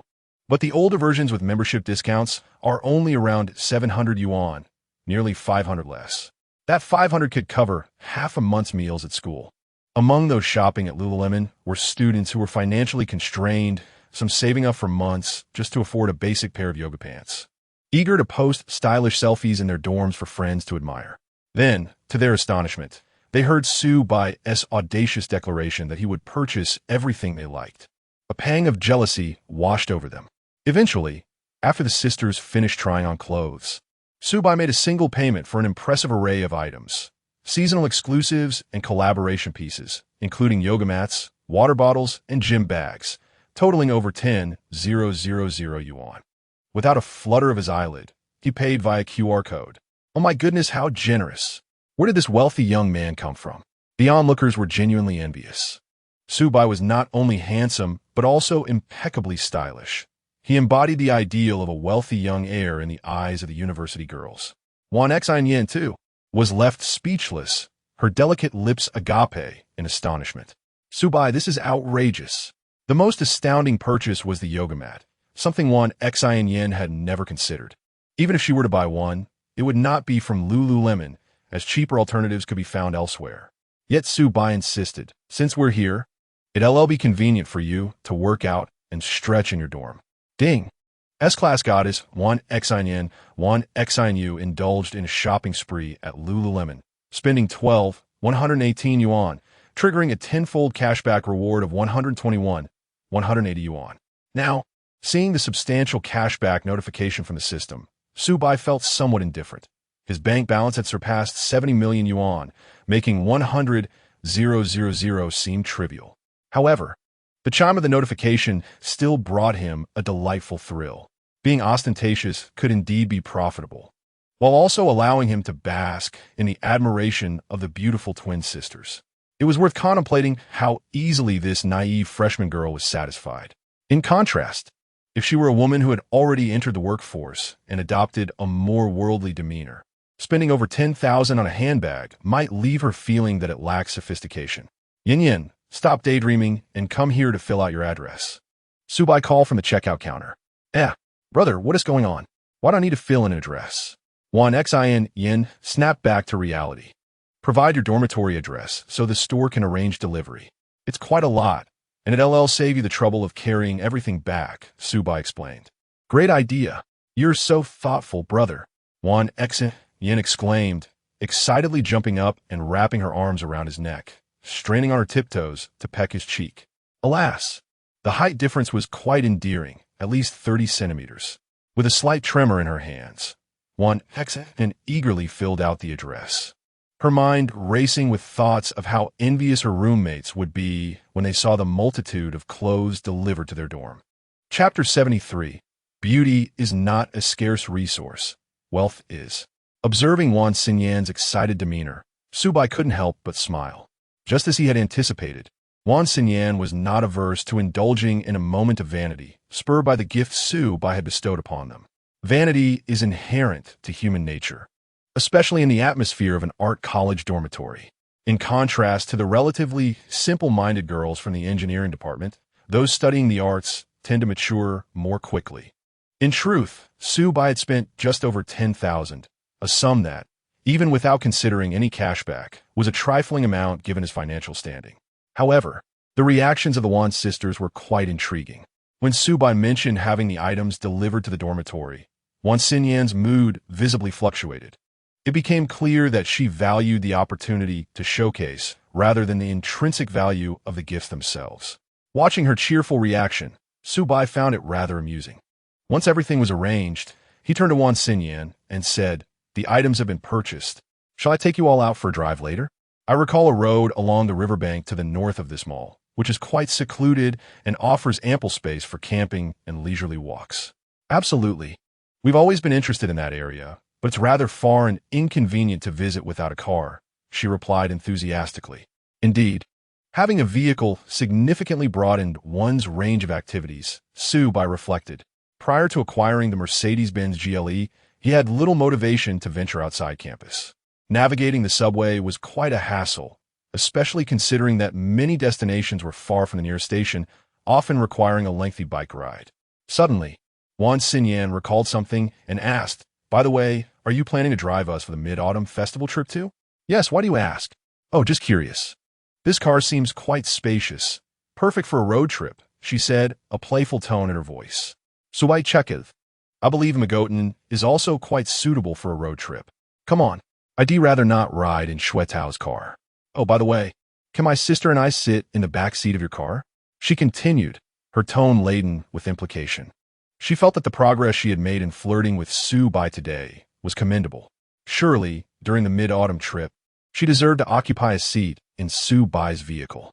The thought of being relegated to the Magotin, enduring Shui Tao's tiresome chatter, was far from appealing. "That's a good question," Su Bai mused. With 4 boys and 4 girls in their traveling party, it made sense to average 4 individuals per car.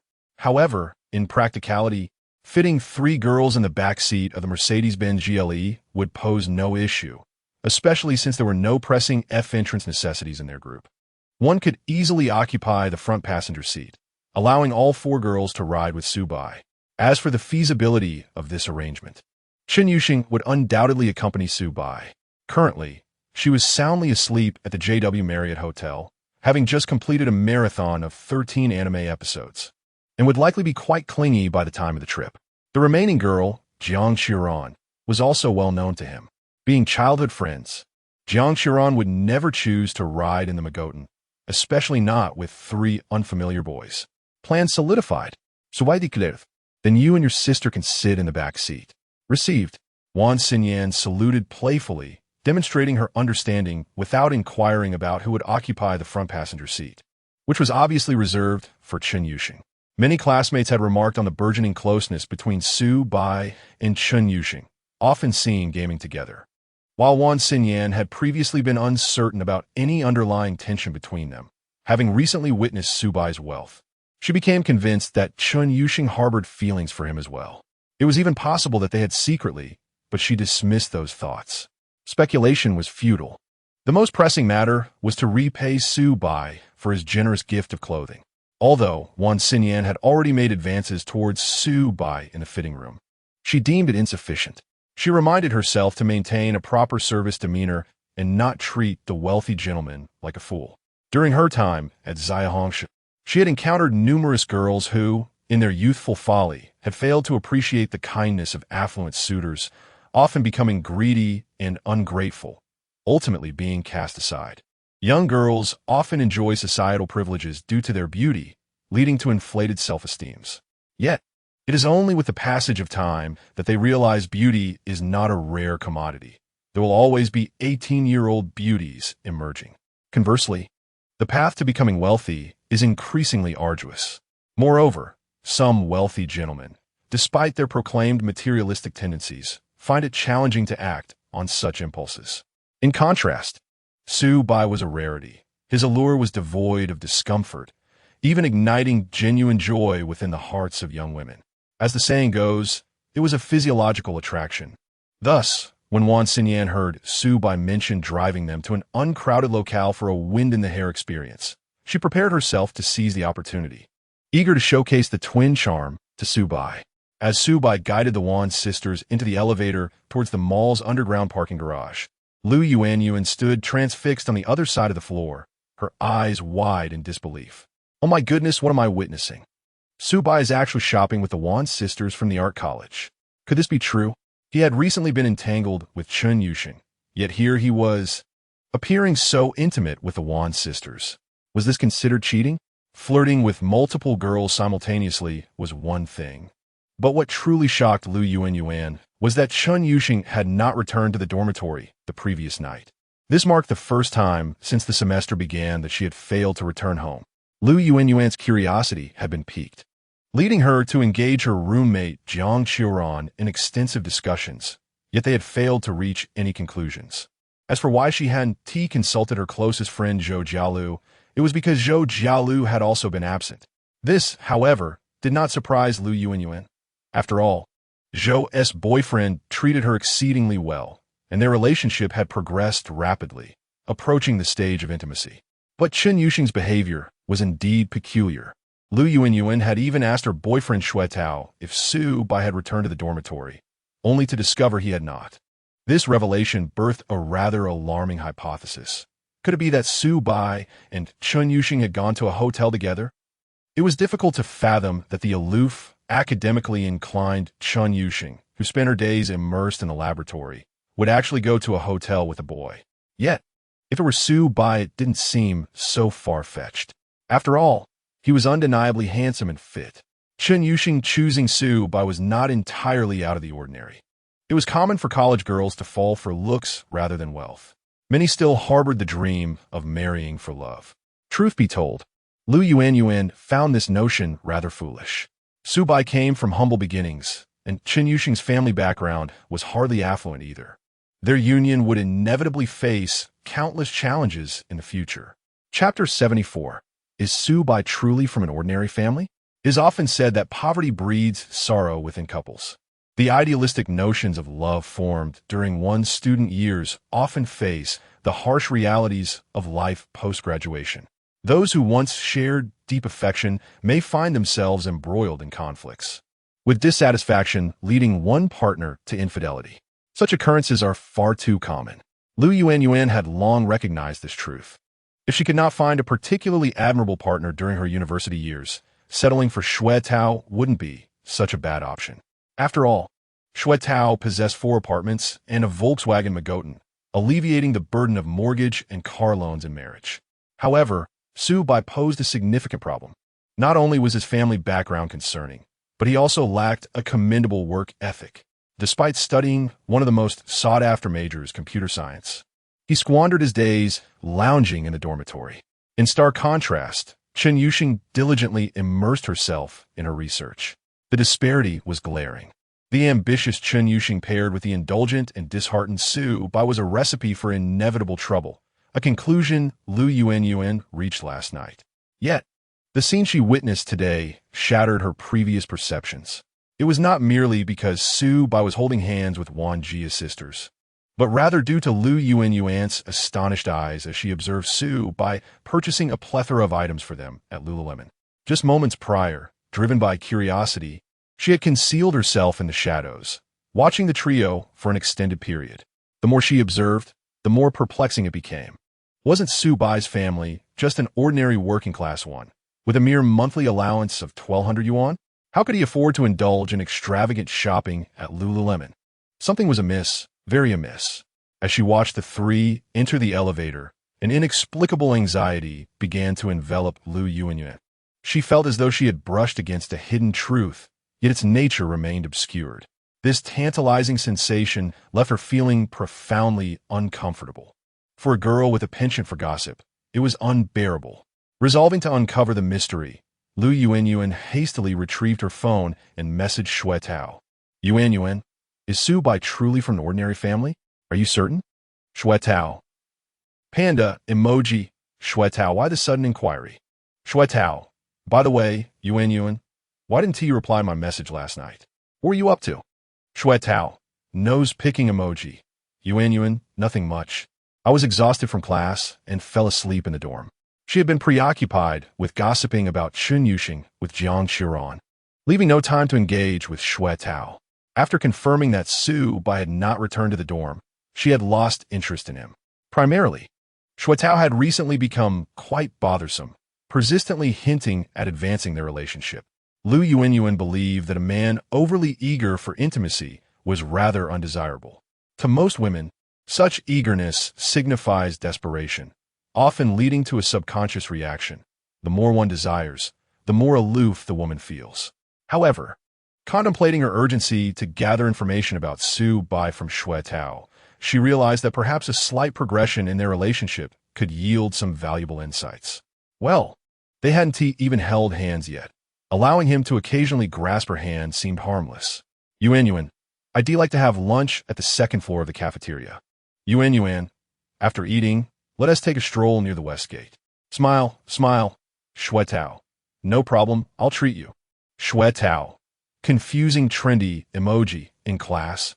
Shui Tao suddenly clenched his fist in excitement, silently celebrating. What's up, local? Did your dad James score again? Chu Mingzhi teased with a glance. Huh. Yuan invited me to lunch. See?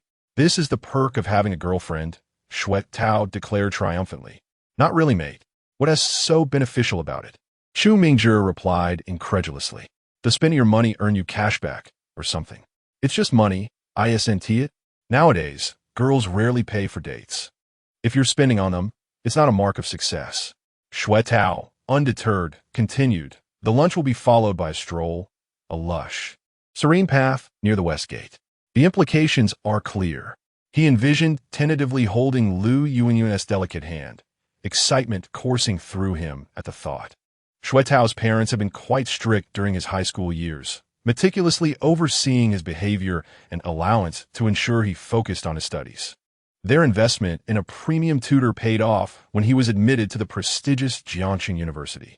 Now that he had financial freedom and a car, he felt liberated, ready to embrace this newfound phase of life. At the cafeteria's second floor, the prices of the dishes were slightly extravagant for students, resulting in a quieter atmosphere. Shui Tao had reserved a sizable table, yet only Lu Yuan showed up, making it seem rather empty alongside the three boys. Where are your roommates? Why didn't they come? Shui Tao inquired, unintentionally putting Lu Yuan at a loss for words. Seriously? So, you're only concerned about my roommates when treating me to lunch? Lu Yuan retorted, sensing the sting of his words.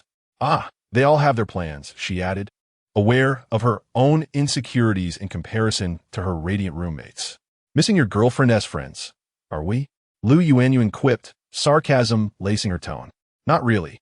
It's just that more people make it livelier, and we could order a wider variety of dishes, Shui Tao replied, only to be interrupted by Wang Haoren, who had quietly brought over a pot of boiled beef and a plate of stir-fried squid, both considered pricey dishes on the second floor. Oh, I noticed these were freshly made, so I ordered them. They're incredibly delicious, Wang Haoren stated nonchalantly. They are tasty, but Shui Tao hesitated, realizing that this contradicted the image he had crafted of being financially well off. In truth, his allowance had dwindled after treating Lu Yuan to various outings since military training began. He planned to request additional funds from his parents for the upcoming mid-autumn festival trip, but for now, he needed to conserve his spending. Fine if you like them. It's acceptable to treat everyone this time, Shui Tao muttered, somewhat begrudgingly. Unexpectedly, Wang Haoren shook his head. No need. I'll cover this. And if you want anything else, just let me know. With that, he returned to his phone, leaving a perplexed Shui Tao in his wake. Chapter 75. Following Brother Bai. There's meat to eat. Wang Haoren generally refrains from taking advantage of the locals and Hu Yi while in the dormitory. Although these two appear quite extravagant, in reality, they are quite miserly. Hence, for this meal, Wang Haoren took the initiative to pay for 2 substantial dishes, thus avoiding the incessant chatter of the locals and Hu Yi. Well, to be honest, it was mainly because Shui Tao loved to brag. Chu Mingzhi typically does not concern himself with monetary matters, instead attacking from other angles. For instance, he might exclaim, "Oh, this dish is so spicy. It must be to mask the lack of freshness of the ingredients." Unlike our local cuisine, which emphasizes freshness and sweetness, truly the most noble and authentic way to dine. This was roughly the essence of his theory.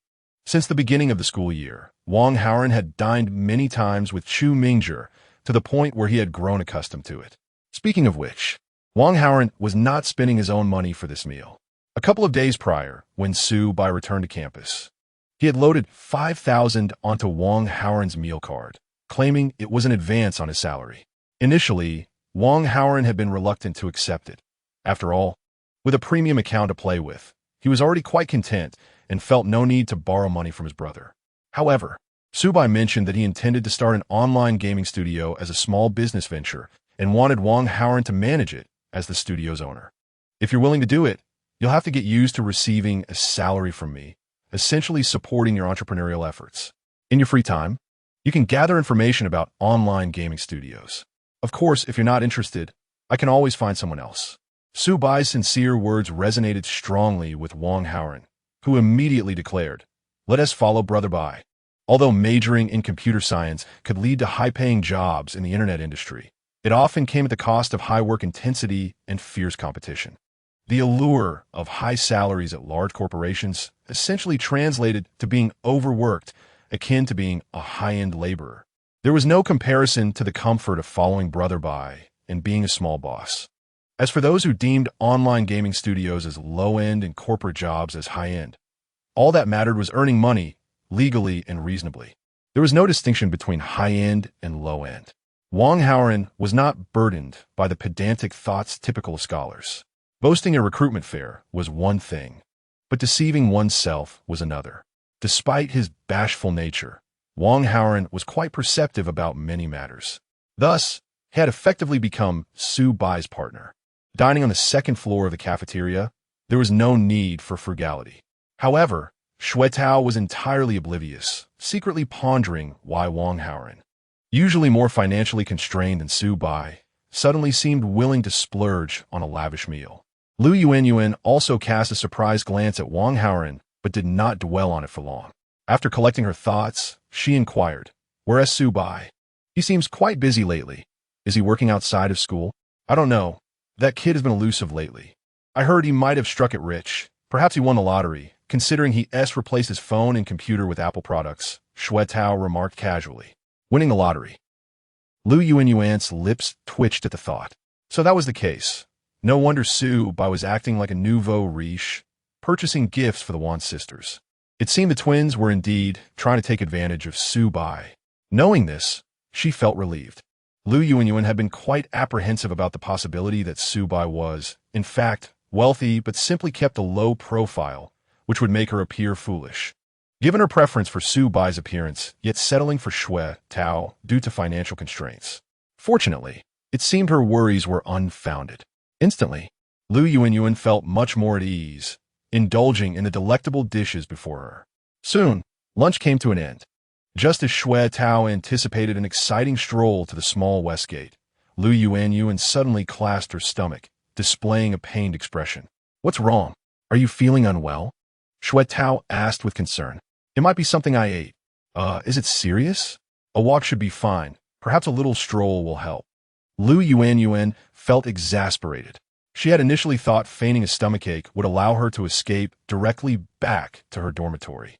Having acquired the information she needed, there was no longer a need to hold hands with Xue Tao at the small west gate. The very thought made her recoil, being dragged along by such an unattractive, mentally challenged boy. What if they encountered a high school classmate or someone from the student council along the way? That would be utterly embarrassing. Among girls, the competition regarding boyfriends is quite severe. This competition primarily revolves around looks. Finding a handsome boyfriend often leads to daily displays of affection on social media. However, if it were someone like Xue Tao, no matter how wealthy he might be, girls would hesitate to showcase him within their social circles. After all, one must maintain appearances. Lu Yuan had never posted pictures with Xue Tao on social media, nor had she introduced him to any important friends.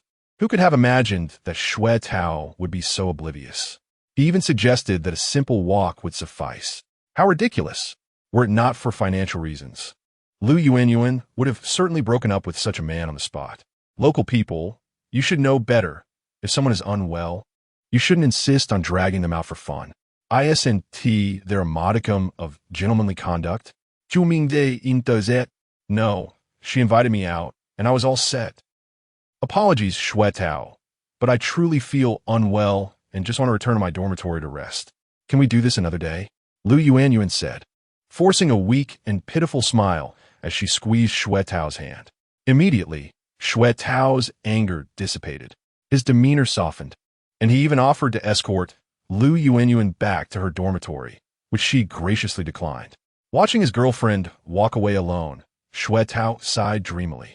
What a strong and independent girl. Wang Haoren could no longer contain himself and burst into laughter. What are you laughing at? Shui Tao frowned. Nothing. I just recalled a humorous anecdote about inflation, Wang Haoren replied, attempting to maintain a straight face. Damn it, you're always preoccupied with gaming and whatever VTB stuff. I see you're destined for that life. Wang Haoren chuckled silently, mentally berating himself. Perhaps in a previous life, he had been afflicted with an acute case of naivety. He mused. Otherwise, why had fate assigned him such peculiar roommates in this life? Seemingly, just to amuse him and make up for all the laughter he had missed in his past? Wang Haoren considered himself to be a rather simple-minded person. Yet, he could easily discern Lu Yuanyuan's disdain for Shui Tao. Moreover, he vaguely sensed that Lu Yuanyuan harbored feelings for Su Bai. Whenever she was in Su Bai's presence, she would steal glances at him, her eyes darting away, her cheeks tinged with a hint of blush. Shui Tao, however, mistakenly believed that Lu Yuanyuan's blush was a result of his own charisma, showcasing an unfounded confidence. Yet, Su Bai appeared utterly indifferent to Lu Yuanyuan. After all, Brother Bai was involved with someone of Chen Yuxing's caliber. How could he possibly be interested in Lu Yuanyuan? Chapter 76. The Wan sisters communicate with Su Bai through music. Meanwhile, Su Bai was driving, accompanied by the two twin beauties, to the riverbank embankment. The autumn scenery in Jiangcheng was quite charming, with the weather gradually turning cooler, making it pleasant to be outdoors. Su Bai held the hands of the two sisters as they strolled along the grassy path, listening to Wan Xinyan recount amusing stories from the art academy. It is worth noting that even within the same university, the lives of students in different majors can be vastly different. For instance, those studying broadcasting must practice their vocal skills every morning, while dance students must rigorously manage their weight. It is said that the dance instructors impose strict orders on their students, forbidding them from gaining weight during the Mid-Autumn and National Day holidays. Upon returning, the instructors would weigh the girls in their dormitory, barring entry to anyone who did not meet the required standards. Su Bai believed that, compared to dance students, the lives of those in ordinary majors could be considered rather indulgent. After all, Jiangxing University has a generally relaxed atmosphere, encouraging students to develop freely. Unless dictated by their field of study, students can decide for themselves how to spend their days. Many, however, lack this capability. Su Bai did not consider himself exceptional, but he sought advice from seniors upon enrollment. Aside from attending classes, he dedicated time in his dormitory to self-study according to a planned schedule. He aimed to learn something useful, hoping to find a laboratory to assist with tasks in the latter half of his second year. Subsequently, he intended to gather information about internships, submit resumes, and pursue summer internships. For children from ordinary families, securing a decent job naturally requires considerable effort. Of course, all these plans were upended once he was bound to the Indulgent Tycoon system. Our broadcasting major is quite relaxed. Whenever Su Bai Gij wants to hang out, he can always count on us, Wan Xinyan chirped, clinging to Su Bai's arm with an eager bounce. Yes, my sister and I are always available, Wan Xinyue added, not to be outdone, pressing closely against him. Feeling the softness emanating from both arms, Su Bai's mind raced, awakening a fervent desire within him. Ever since he had been with Zhou Jialu and Chen Yuxing, it was as if a hidden restriction had been lifted. Su Bai felt his needs in that regard had surged several-fold, and he craved genuine interaction, far beyond the mere glances exchanged in the dormitory. After a lengthy stroll, feeling somewhat fatigued, he suggested, "Shall we return to the car for a while?" Sure. Wan Xinyan readily agreed, excitement evident in her demeanor. From Su Bai's gaze, she sensed an unusual emotion, indicating that it was time to showcase their advantage as twins. This was also what Wan Xinyan had promised Su Bai in the changing room. The Mercedes-Benz GLE came to a stop beneath a secluded shade. The riverbank embankment was already sparsely populated, and this location was particularly secure. Additionally, the privacy film on the car windows rendered the interior invisible from outside. Despite this, the outdoors setting made the innocent Wan sisters feel a touch of nervousness. Ding! Su Bai unlocked the car and opened the back door, stepping inside, first to take a seat in the middle of the back row. He then beckoned the sisters to join him. The two young women immediately understood, entering the car from the left and right rear sides and closing the doors behind them. The doors locked, enveloping them in the dim confines of the vehicle, shielding them from the autumn sun. Wan Xinyan felt a wave of shyness wash over her as she met Su Bai's unabashedly admiring gaze, leaving her somewhat flustered. Clinging to a wealthy and handsome man to change her destiny was her dream. However, in this moment, the inexperienced Wan Xinyan found herself at a loss. Fortunately, her sister was sufficiently proactive. "Su Bai Gij, can I try feeling your chest muscles while you hold me?" Wan Xinyu asked. "Of course, come here," he replied. Thank you." Gij Wan Xinyu obediently responded, her petite frame nestling into Su Bai's embrace. She pressed closely against him like a small animal, nuzzling her cheek against his chest, her curious hands exploring. "Your body feels so reassuring, Su Bai Gij," she whispered, her breaths becoming erratic as she tilted her face up, her eyes soft and misty. After a lingering gaze, she closed her eyes, presenting herself for a kiss. Su Bai promptly wrapped his arms around her and leaned down to kiss her. This experience felt entirely different from previous encounters with girls. The specifics were difficult to articulate, but it was a distinctly more innocent sensation. Was this the essence of youthful allure? Gradually, Su Bai became immersed in the enjoyment. However, the pleasure did not end there. After a considerable time, Su Bai reclined in the leather seat of the car, retrieving a can of ice-cold cola from the onboard refrigerator. He gulped it down with satisfaction. "Su Gongzi, are you satisfied?" Wan Xinyan asked playfully, mimicking the tone of a character from historical drama. "Very much so," Su Bai replied genuinely. Following this encounter, he had gained a profound understanding of why the Wan sisters were so confident.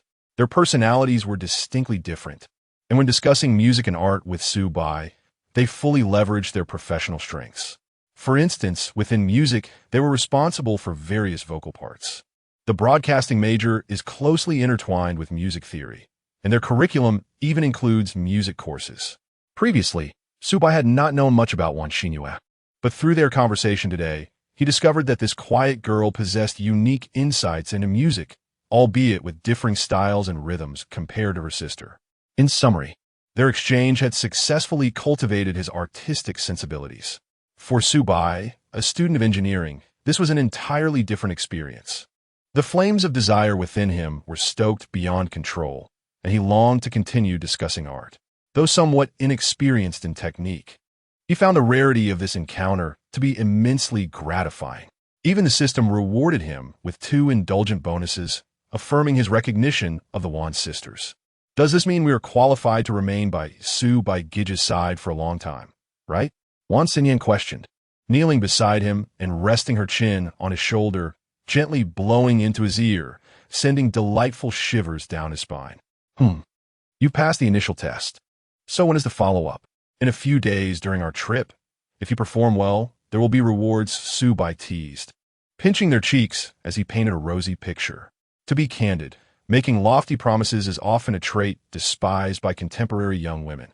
However, given Su Bai's affluence, even a promise of 1/10% was a treasure beyond reach for the impoverished sisters. Wan Xinyan immediately placed her hand over her heart, assuring him, "Rest assured, Su Bai Gij, you will definitely be satisfied." Enjoying the lingering resonance of their musical exchange, Su Bai finished his cola leisurely, opening the system interface to check the 2 indulgent rewards that had just been granted. Chapter 77, The Significance of Fine Wine. Nothing more than a simple desire to indulge. Ding! The system detects that the esteemed host is experiencing immense pleasure while enjoying a symphony. Such indulgence warrants a reward of 5 million in cash. According to Su Bai's exploration of the system's mechanics, the amount of cash reward is directly proportional to the degree of indulgence. In other words, the more outrageous the action, the greater the reward. Fortunately, this system is bound to a person of integrity and restraint like Su Bai. Had it been someone without limits, such as Sun Xiaochuan, the consequences would be unfathomable, possibly making them the richest person in the world. In a sense, Su Bai indirectly contributes to world peace. How commendable. Ding! The system notes that the host almost dirted the roof of the Mercedes GLE, but fortunately, the clever Wan Xinyan caught it with her hand. How outrageous! The reward is a bottle of rare Petrus red wine, auction price of 210,000 yuan, which the host may collect at a designated Western restaurant. Subai couldn't help but glance at the car roof before looking back at himself. Well, if he had tilted his head a bit higher, with his current physical condition and special attributes, he indeed had the potential to dirty the roof. He had been so absorbed in enjoyment that he overlooked Wan Xinyan's clever maneuver. In retrospect, he had used tissue and wet wipes for a considerable time to clean his hands. "Shall we indulge in a fine meal together?" he asked. "I'm a bit hungry," Wan Xinyan replied, patting her flat stomach. After a day of shopping and enjoying the symphony, it was indeed close to noon, and hunger was setting in. Thus, Subai returned to the driver's seat and started the car, heading towards the restaurant indicated by the system to collect the rare red wine. Subai had researched online and discovered that even high-end wine brands typically range from 20,000 to 30,000 yuan for decent bottles. Wealthy individuals usually dine together and, unless in need of showing off, would find it quite comfortable to enjoy a bottle priced at a few thousand yuan. A bottle priced at 210,000 yuan must possess significant collectible value to warrant such an exorbitant price. Regardless, Subai was grateful for the system's generosity. He simply intended to enjoy it. It was also a chance for the Wan sisters to witness such luxury. Subai realized he, too, enjoyed showcasing wealth in front of beautiful women. It was a universal inclination, albeit with varying degrees of distinction. Moreover, the Wan sisters had demonstrated a desire for self-improvement. If they were indifferent to money, Subai would naturally have no interest in impressing them. To him, it was a mutual exchange. You provide what I desire, and I bestow upon you wealth and luxury. At the Le Mans Gourmet French restaurant, the manager received a phone call, his face lighting up with surprise and seriousness. After hanging up, he hurried to the lounge and instructed the staff, "Prepare. A distinguished guest will be arriving shortly, and they wish to open a bottle of rare Petrus." Rare Petrus. The waitstaff's eyes widened.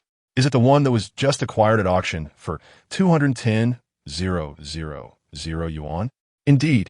Prepare with care. Let us add some ceremony to ensure our esteemed guest feels the prestige of our establishment. Both the manager and the staff were slightly exhilarated.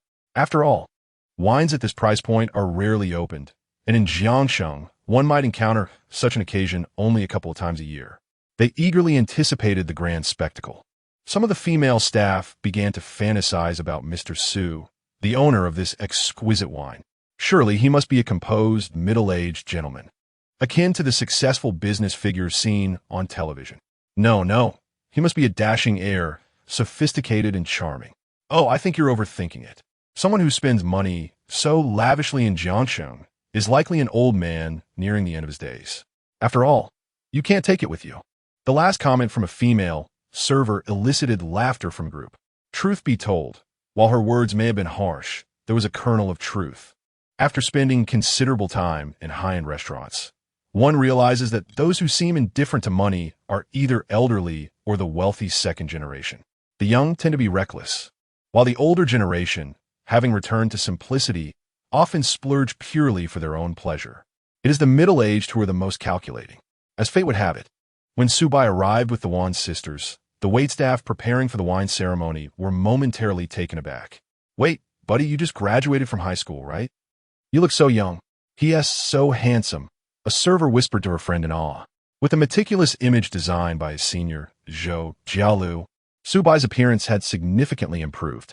He had transitioned from merely being attractive to possessing a refined hairstyle and elegant attire, exuding affluence. Walking down the street, he turned heads effortlessly. In a restaurant filled with dignified patrons, he stood out strikingly. Enough chatter. The ceremony is about to begin.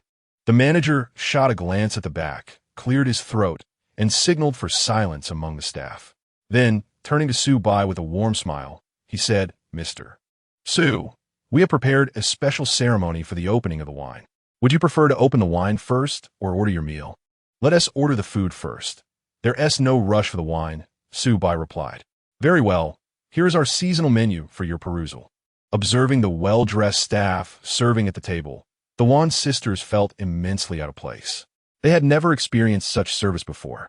Back in their hometown, they were accustomed to street food, where service was non-existent, and they often had to fetch their own meals from the kitchen window, though the taste was still commendable. "Subai brother, why are there so many people serving us?" Wan Xinyan leaned in closer to inquire. "If each private room is staffed like this, surely there aren't enough hands to go around." With a smile, Su Bai explained, "Because the wine we are about to open is rather expensive." "Oh, how expensive?" Su Bai did not respond, instead looking toward the attentive manager. The manager, displaying great emotional intelligence, chimed in, "Madam, this limited edition rare Petrus red wine is sourced from a top winery on the right bank of Bordeaux, France. Due to its unique vintage and commemorative significance, it is not commonly available in the market, only occasionally acquired through auction. This bottle was auctioned for 210,000 yuan. 210,000. Wan Xinyan gasped, then quickly covered her mouth, realizing her outburst. Her gaze towards Su Bai was filled with astonishment, as if her worldview had been shattered. "Wow, Su Bai brother, is there a special significance behind opening such an expensive wine today?" she asked, her logic flowing naturally. In her perspective, the real estate tycoons from her hometown who opened bottles worth over 10,000 at nightclubs were considered extravagant. Thus, Su Bai's choice, which was 20 times that price, must surely hold special meaning. However, Su Bai shook his head. "There's no special reason. I simply feel good today and wish to enjoy fine wine." Chapter 78. Su Bai, the wine enthusiast, receives a message from Sheng upon uttering these words. Even the manager of the upscale restaurant, accustomed to the pretentiousness of the wealthy, felt an overwhelming air of superiority. The thing is, Su Bai delivered this statement with such nonchalance and naturalness. Having indulged in a life of extravagance where no matter how lavish, his friend Zongzi would always pick up the tab, he had cultivated the demeanor befitting a top-tier billionaire. So when he spoke, it was entirely devoid of any pretentiousness. In the eyes of young women, he exuded an irresistible charm. Girls are drawn to this kind of carefree, charismatic figure. "Now, let us commence our special wine opening ceremony," announced the manager. Wan Xinyan instinctively moved her lips, wishing to halt the opening of the wine. After all, such an expensive vintage would be better preserved in a collection. Yet, upon reflection, she realized that it belonged to Su Bai, and the decision of whether to drink or save it lay entirely with him. She had no right to intervene. "Well, I might as well take this opportunity to bask in Su Bai's glow and savor the taste of top-tier wine." Wan Xinyan was inherently rational, seldom allowing emotions to drive her decisions. While she might come across as somewhat aloof, those from humble beginnings often have little emotional capital to squander in this era. Having finally seized a glimpse of happiness and identified a suitable wealthy companion, she knew she must tread carefully. Accompanied by the elegant strains of symphonic music, the wine opening ceremony concluded. As the wine aerated, the waiter presented the appetizers. This restaurant specialized in authentic French cuisine, serving dishes in accordance with foreign customs, almost entirely replicating them. Even the menu was a direct translation, filled with French terms that Su Bai could not comprehend, leading him to order the chef's recommended high-priced set meal. After all, his primary purpose for visiting this establishment was to enjoy the wine and observe the festivities. Indeed, for Su Bai, the allure of Western dining lay in the novelty. Japanese buffets, with their dazzling array of high-quality seafood, sashimi, and premium meats, certainly had their appeal. Yet, being a man of the masses, he still favored the mainstream delights of Chinese cuisine. One could only wonder if, upon accumulating substantial wealth, he might have a chance to experience the grandeur of a state banquet-level private chef. The appetizers arrived, each presenting a unique form. Before Su Bai lay a dish resembling potato chips, encasing some half-cooked salted meat, an appearance reminiscent of dark culinary experimentation. Meanwhile, the Wan sisters received French oysters served raw, specifically of the green emerald variety. The chef had creatively incorporated sweet and sour fruit and almonds into the oysters. Nevertheless, the combination of raw seafood and unfamiliar fruits rendered the two sisters somewhat bewildered. "You don't often indulge in sashimi, do you?" Su Bai inquired. "To be honest, I've never had anything like this," Wan Xinyan admitted with a wry smile. "Where would I find such exquisite delicacies in my everyday life?" She had only encountered street vendors selling grilled oysters at a mere 3 yuan each. Yet, the dish before her exuded an entirely different level of sophistication. Why not try mine? It looks more conventional, and I genuinely enjoy oyster sashimi. Okay, thank you, brother. Wan Xinyan felt a sense of relief. Her gaze towards Su Bai growing increasingly tender. It appeared that he did not harbor any derision for their lack of experience. Rather, he was considerate of their feelings. Oh, Su Bai is truly kind to us. I've heard that many wealthy individuals can be quite impatient with those from lower social standings. A slight misstep, and they can be harshly critical, even refusing to associate with you again. When the waitstaff temporarily exited the room, providing an opportune moment for more intimate conversation, Wan Xinyan playfully stuck out her tongue and remarked, Su Bai, you didn't mock us for being unsophisticated. What would be the point in that? Just because we can't appreciate French oyster sashimi, as the waitress mentioned, doesn't mean it matters much. Oh, it doesn't matter if we can't appreciate it. Just relax around me. I want you to feel at ease. You do enjoy calling me brother, right? Think of yourselves as my sisters. Yes, brother, you're the best. Watching Wan Xinyan's obedient and charming demeanor, Su Bai couldn't help but tease her thigh, snugly wrapped in Lululemon yoga pants. To be honest, the two sisters weren't the conventional tall models, but their proportions were pleasing, and their thighs were pleasantly plump, making them delightful to the touch. Their faces also bore a certain softness, reminiscent of charming dolls. The system indicated that both sisters had zero romantic encounters, suggesting that these pure-hearted individuals had set their sights on Su Bai, making a bold move to change their destinies. Their discerning taste was commendable. As their conversation progressed, Wan Xinyan's mood brightened, and her initial nervousness dissipated. Su Bai's appearance and demeanor exuded a certain intensity, possessing a rugged handsomeness. Yet, throughout their heart-to-heart exchanges, he radiated warmth and reliability, akin to a gentle spring breeze. It was evident that Su Bai had a profound understanding of the struggles faced by those from impoverished backgrounds, far removed from the sheltered existence of a pampered young master. When the waitstaff presented the wine before the trio, Wan Xinyan, immersed in her lively conversation with Su Bai, suddenly realized, I want to take a photo of the wine along with the dishes and the opening ceremony to share on my social media. You don't mind, do you, brother Su Bai?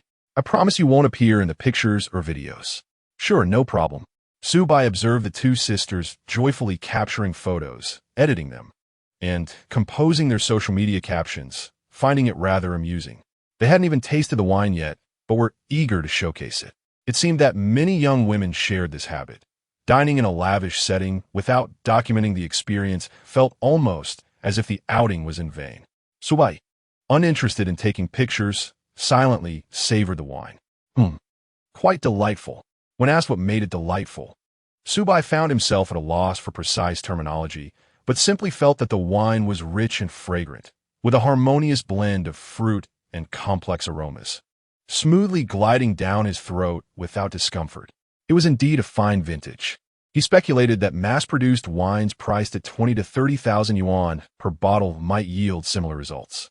As for wine, Su Bai favored red over white, attributing his preference to the bitterness of the latter, a sentiment common among those who grew up with soda. He felt a growing inclination to indulge in red wine in the future. Just then, Su Bai's phone emitted a distinctive notification, one he had set specifically for Chen Yuxing.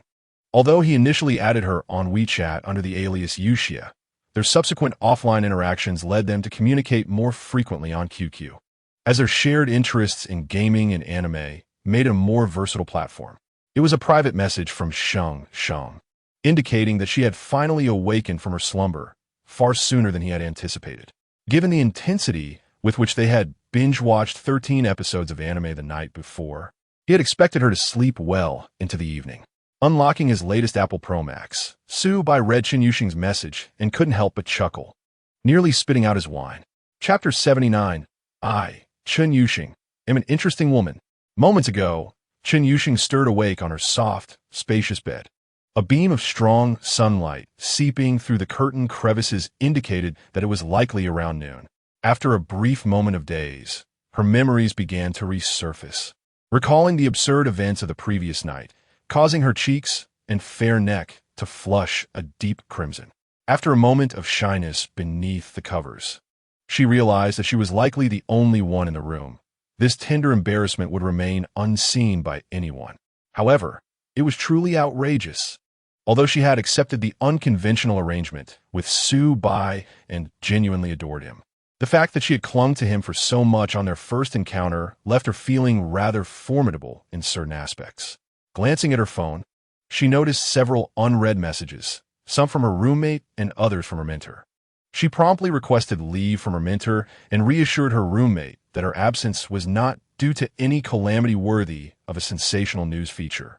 Then, Chen Yuxing clicked on Su Bai's profile, adorned with a cute duck avatar. She hesitated for a moment, contemplating whether to initiate a conversation. Clearly, Su Bai was occupied with his own affairs, and what she truly needed was rest. Yet, she yearned for Su Bai's presence, desiring his embrace and kisses. After much contemplation, Chen Yuxing recognized that her acceptance of this outrageous arrangement stemmed from the profound connection she felt with Su Bai, an individual with whom she shared a soulful resonance, a rarity one might encounter only once in a lifetime. In truth, for most people, such luck might not even materialize once. Aware of her less-than-favorable fortune, she resolved to grasp tightly onto the opportunity presented by Su Bai. However, having only been apart from him for a brief period from morning to noon, would it seem overly clingy to summon him back? Chen Yuxing's character was somewhat peculiar. She harbored a childish sense of superiority, convinced that she was different from the alluring women outside.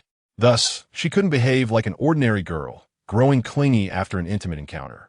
Yet, she was desperately eager to converse with Su Bai. After a prolonged deliberation, she remained uncertain about how to initiate the conversation. Ultimately, she opened an AI question-and-answer webpage once more. After just having an intimate encounter with a man I adore, how can I message him to express my feelings while appearing to be, an interesting woman? Indeed, Chen Yuxing considered herself an interesting woman, a fundamental distinction between her and the other girls around Su Bai. The AI seemed perplexed by her inquiry, taking a while to respond with the server not responding. Frustrated, Chen Yuxing puffed her cheeks and sought another AI interface to pose the same question. This time, she received several verbose answers. As she perused them, the initial responses were cringe-worthy, making her feel embarrassed down to her toes, or rather, to her toes and stockings. However, the final suggestion caught her attention, brightening her spirits. Emulating the advice given, she sent Su Bai a red envelope containing 600 yuan. Rain stops. Red envelope.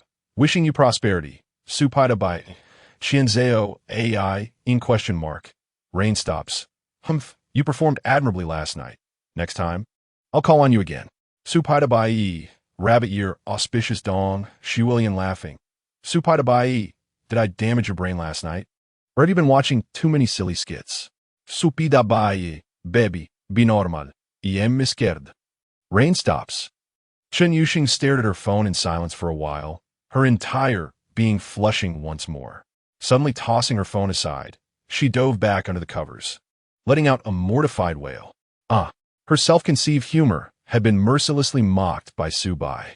Indeed, one must not blindly trust AI. This flawed artificial intelligence was not invincible after all. Before long, her phone rang, playing a nostalgic anime song from her childhood, a show she had always cherished. However, she had not set it as her regular ringtone. No matter how much she loved a song, using it as a ringtone for an extended period would eventually lead to disdain, especially if it were set as an alarm. Yet, since meeting Su Bai, she had designated that song as the exclusive ringtone for his calls and voice messages. The song and Su Bai were both treasures in her heart, and associating the two would ensure she never grew tired of either. Despite the embarrassment, Chen Yuxing answered the call. Su Bai's cheerful voice resonated through the speaker. Awake now? Just a moment. I'm eating out, but I'll be back soon. What do you want me to bring? I can order takeout myself. Why be so polite? We watched 13 episodes of anime together last night. After all, stop. No mentioning that, Then I'd like some spicy hot pot. Extra spicy? Yes, extra spicy. No rice, but add a portion of instant noodles? All right. The conversation ended swiftly.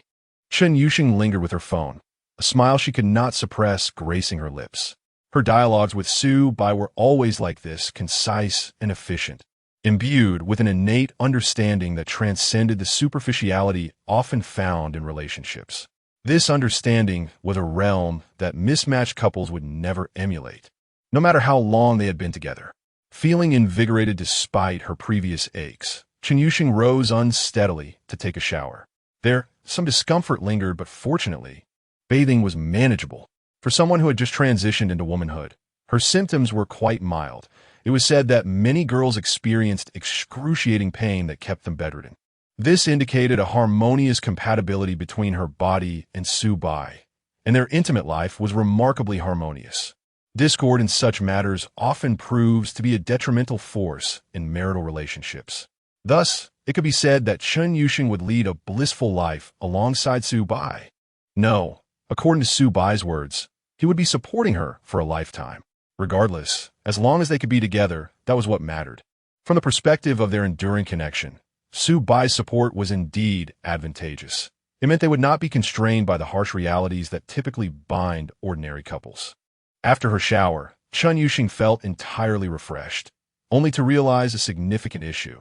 The outfit she had worn the previous night was utterly ruined. Particularly, her black stockings were in tatters, marred by various stains. They had already been discarded into the trash bin. So what was she to wear now? Chapter 80. Su Bai. The numerical anomaly. The predicament was swiftly resolved when Su Bai sent a message during her bath, informing her that he had ordered takeout and purchased some attire for her.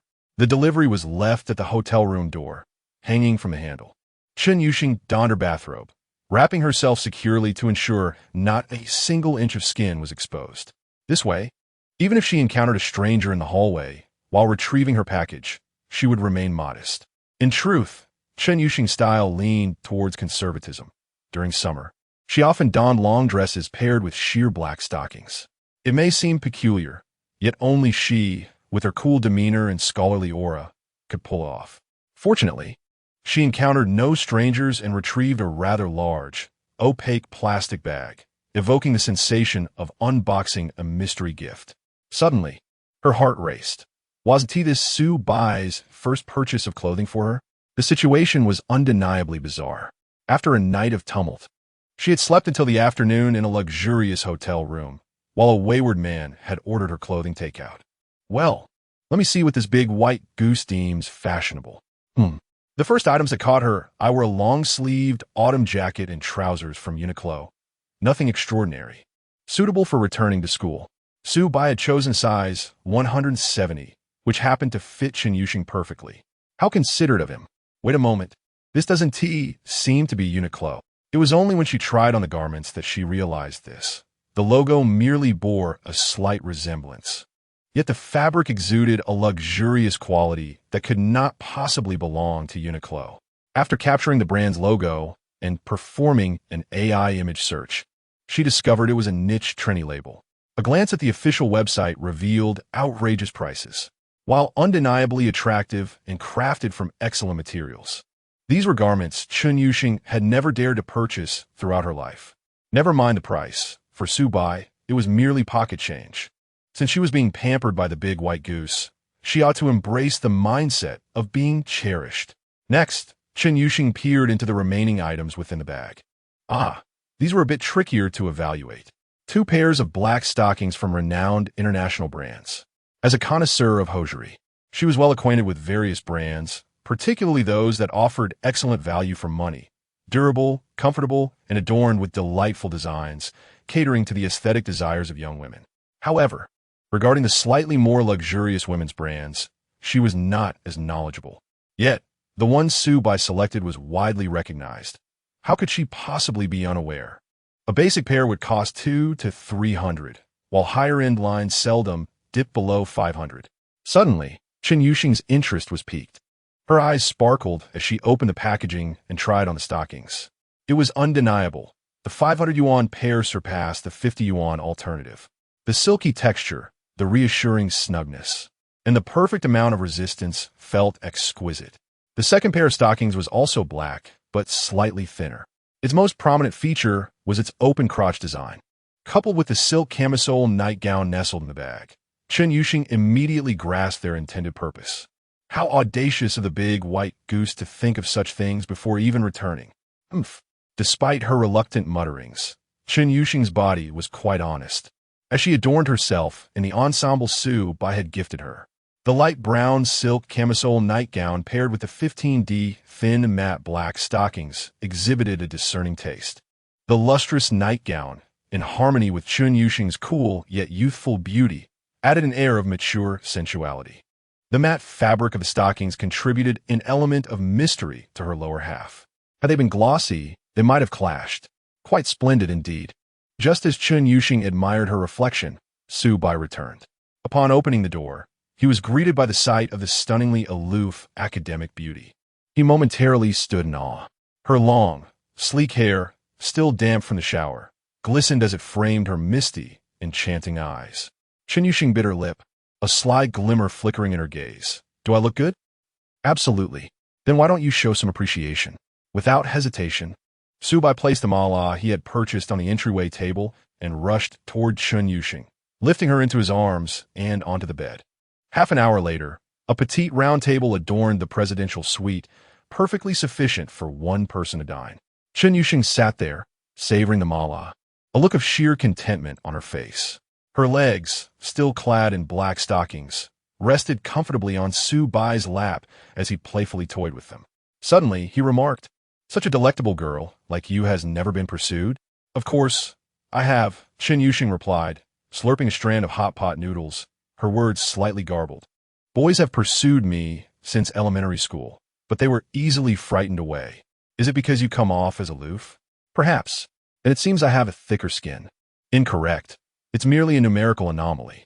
At this, both shared a knowing glance and burst into genuine laughter. Indeed, a girl like Chen Yuxing, if her fate had not been forcibly altered, would have spent her entire university years engrossed in her studies, research, and earning money, burdened by responsibilities and her character. She would never have ventured into a relationship unless someone could alleviate her worries. Yet, even affluent students or middle-aged tycoons from outside the campus would seldom be willing to spend over $3 million on medical treatment for her mother. Thus, she spoke truthfully. Su Bai was indeed a numerical anomaly, and his affection for her had fostered this budding relationship. Their marathon anime binge last night was not solely due to Chen Yuxing's obsession. It also served as a release for the mounting pressure she had experienced over the past few months. After all, the big white goose was quite exceptional in that regard. From now on, she would wear stockings of this caliber. Those from before could be discarded. Of course, clothing can be selected together when time permits. Or you can shop online and I'll reimburse you. You've already given me an allowance of 100,000. That is a fixed monthly allowance. Clothing purchases require separate reimbursement. Come now, if you don't request reimbursement, who will compensate me for the indulgent cashback I'm missing out on? Su Bai was acutely aware of his financial strategy. He was not one to spend money on women without cause. The more a woman cared for him and loved him, the more gratifying his expenditures would be. If you find these stockings comfortable, I'll order a few more later for your convenience. They are indeed very comfortable. Chen Yuxing replied, winking at Su Bai, her feet playfully pressing against him like an agile ballet dancer. I see you're the one truly enjoying yourself. You perverse big white goose. Since he had been labeled as such, Su Bai made no effort to restrain himself. Once Chen Yuxing had satisfied her hunger, they eagerly delved into the next episode of their anime viewing. Chapter 81.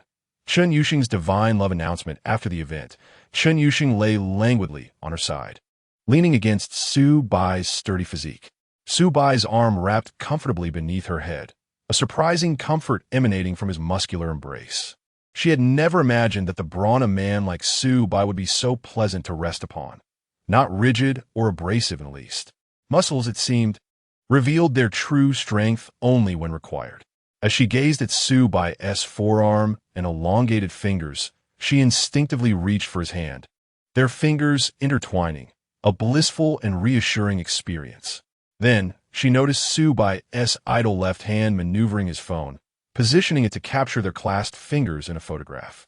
The backdrop of the image was unmistakably that of a hotel, with pillows and sheets in disarray, suggesting an intimate narrative to any observer. Chen Yuxing turned to Su Bai, puzzled by his sudden desire to take a photo. Both she and Su Bai shared a reluctance to document their lives through photographs. Would this image serve as an announcement on social media? Should they announce it? Your unexpected expression makes me appear like an irresponsible playboy, Su Bai mused. Bemused. Yet you, I'm your kept woman, not merely an ordinary girlfriend, Chun Yuxing replied, her eyes shimmering. Precisely because I am not an ordinary girlfriend. I believe an announcement is warranted. Wouldn't it hinder your chances with other girls? Humph. Chun Yuxing said this with a hint of jealousy, playfully seeking Su Bai's reaction, her heart racing with anticipation.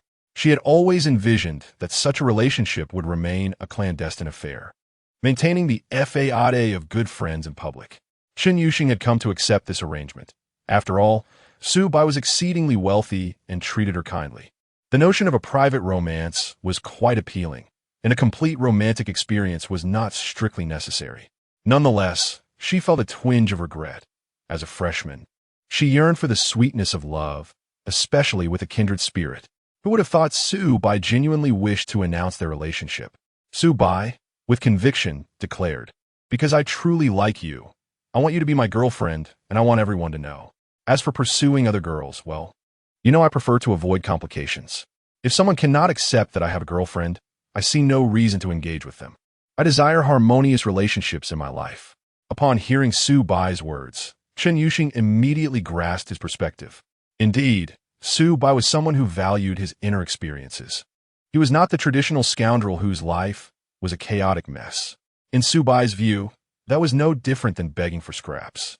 "So, I am your legitimate girlfriend now?" "Absolutely you are." Chun Yuxing chirped happily for a moment, then quietly remarked, "Well, I suppose I shall reluctantly agree to this announcement." "Oh, so it's a reluctant agreement? If you're not fond of it, we can keep it low-key." As he spoke, Su Bai pretended to put his phone away. This made Chun Yuxing anxious. She reached out, snatching the phone from him, deftly unlocking it with his finger to post a photo of their intertwined hands to her WeChat account Yuxia. Then, with her face nestled against Su Bai's chest, she joyfully fiddled with her phone, editing the caption before swiftly sharing it on social media. She also copied and pasted the text to Su Bai, urging, "You posted too, just the same." "All right." Su Bai chuckled, relishing the fact that he was the type who loathed posting on social media and crafting captions. Chun Yuxing had conveniently alleviated that burden for him. Upon closer inspection, he couldn't help but chuckle at her writing style, which truly revealed her essence. "Haha, so Su Bai is so serious with you, but he is entirely different with me. He is exceptionally spirited here. If your emotional resilience is strong enough, you might want to open the image. But I want to show you," accompanied by their clasped fingers and the backdrop of a disheveled hotel bed. It was, to be honest, quite outrageous. Such words were certainly not typical of an ordinary girl. One might say her family needs to hire a gaggle of poets. Yet conversely, it was precisely this abstract quality that Su Bai adored about Chun Yuxing. If she were to behave like an ordinary girl, consumed by worldly calculations and comparisons, it would have felt entirely off. Being together with someone she cherished and boldly declaring it to the world was a source of pride. She would unabashedly proclaim, from now on, "I shall sleep with this man," an act quintessentially characteristic of Chun Yuxing. Seemingly pleased with her romantic announcement, Chun Yuxing even took charge of Su Bai's phone. The content and image were identical. The only alteration was the names within. Once the post was live, Chun Yuxing suddenly went still for a moment, then buried her face in the blankets, rolling about in exasperation. "Oh no, I'm gonna die, socially." "Wait, girl," Su Bai laughed. "You can craft such anthropomorphic prose. Yet you're feeling shy?" "Of course. Abstract expression is amusing, but I still feel." I understand. So why not it seriously?" Recognizing her struggle, her scant experience with abstract expression could not contain her boundless desire for it. Chun Yuxing's head peeked from beneath the covers, eagerly nodding at Su Bai, her expression radiating, "You truly understand me." Their eyes met, and they couldn't resist kissing again. The notifications from their social media, filled with likes and comments, rang incessantly, yet both were too lazy to check, or perhaps too timid. Some individuals are like that, enjoying the thrill of chaos while harboring a bit of social anxiety, akin to children who love to set off firecrackers and storm drains, yet fear being caught and humiliated. In that moment, Su Bai and Chen Yuxing's social circles were akin to a cesspool suddenly ignited by a firecracker. An explosion of reactions ensued.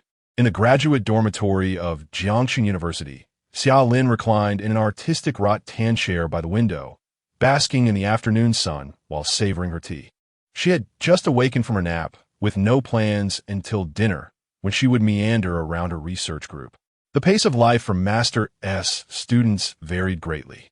Those in busy research groups might toil late into the night, returning to their dorms after 10, akin to workhorses. Conversely, like Xiaolin, one could opt for a mentor with low expectations and no promising future. After all, she was not pursuing a high-paying job in a large corporation. Such is the nature of the affluent. Often, as long as their career is passable, they are satisfied. Just as Xiaolin was preparing to find a book to enrich her spirit, several classmates pinged her on WeChat, urging her to check Su Bai and Chen Yuxing's social media. Upon opening the post, her previously relaxed demeanor shifted to seriousness, and then her lips curled into a delighted smile. Oh my, this little rascal, has he truly succeeded so swiftly? Chapter 82. The Roles of Girlfriend and Wife. Not in conflict, Xiaolin opened Su Bai's moments, and upon seeing the photos, a flicker of surprise crossed her heart. However, it was fleeting. As a mature older sister, Xiaolin had long recognized the potential for a romantic relationship between Su Bai and Chen Yuxing. After all, it was more fitting for a freshman boy to date girls of his own age. Moreover, their shared passion for gaming, often leading them to hotels, seemed entirely reasonable. What truly astonished Xiaolin, even eliciting a chuckle, was Su Bai's post announcing his newfound relationship. How should one put it? His sense of humor was rather excessive, almost inhuman. Yet, it mattered little. It was not offensive, nor did it breach any societal decorum. As a counselor, Xiaolin had no grounds for disparagement. Xiaolin in summer, wishing you a lifetime of happiness together. With a cheerful smile, Xiaolin commented beneath Su Bai's post. Just then, her close friend and roommate emerged from her room, peering over Xiaolin's shoulder to glimpse the phone screen.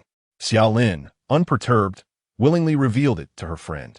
After observing for a moment, her friend's expression shifted to one of confusion. Wait, isn't this the freshman boy you had an ambiguous connection with? What do you mean by ambiguous? Don't tarnish his reputation with baseless assumptions. Xiaolin shot her friend a glare.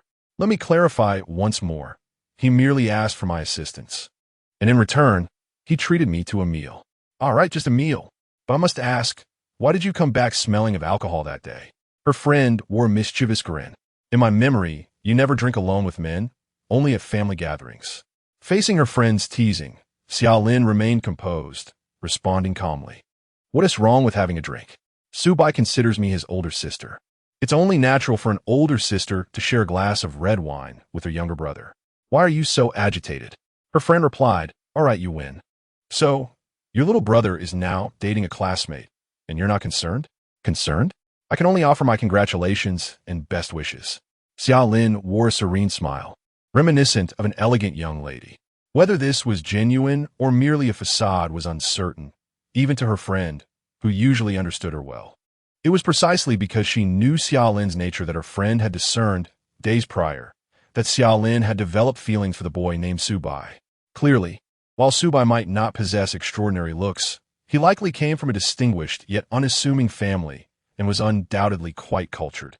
Just a few nights ago, her friend had employed playful tactics to extract useful information from Xiaolin, revealing that Su Bai had a notable talent for investment, already helping his family manage finances at a young age. This was indeed impressive, although one must be intelligent to gain admission to Jiangxing University. Studying and excelling in business are entirely different realms. Her friend eagerly anticipated Xiaolin successfully securing Su Bai's affections. Yet, mere days later, it was Su Bai who found himself in a relationship with a beautiful classmate. What puzzled her friend further was Xiaolin's demeanor. Wait, is there more to this? You must be hiding something significant from me. Her friend shook her head repeatedly, resembling a detective bewildered by a chaotic crime scene. Grasping Xiaolin's shoulders, she shook her gently. Xiaolin, slightly dizzy and amused, replied, what could I possibly be hiding? It's obvious you think I'm interested in this boy. Now that I see him announce his relationship with another girl, I'm utterly indifferent. What do you want me to express? Should I confront them about their early romance and try to break them up? That might be a bit extreme. Her friend sighed. At the very least, you should show some semblance of jealousy, right? I'm quite grown up now. I don't get jealous. When Xiaolin said this, her tone exuded the essence of a mature, older sister.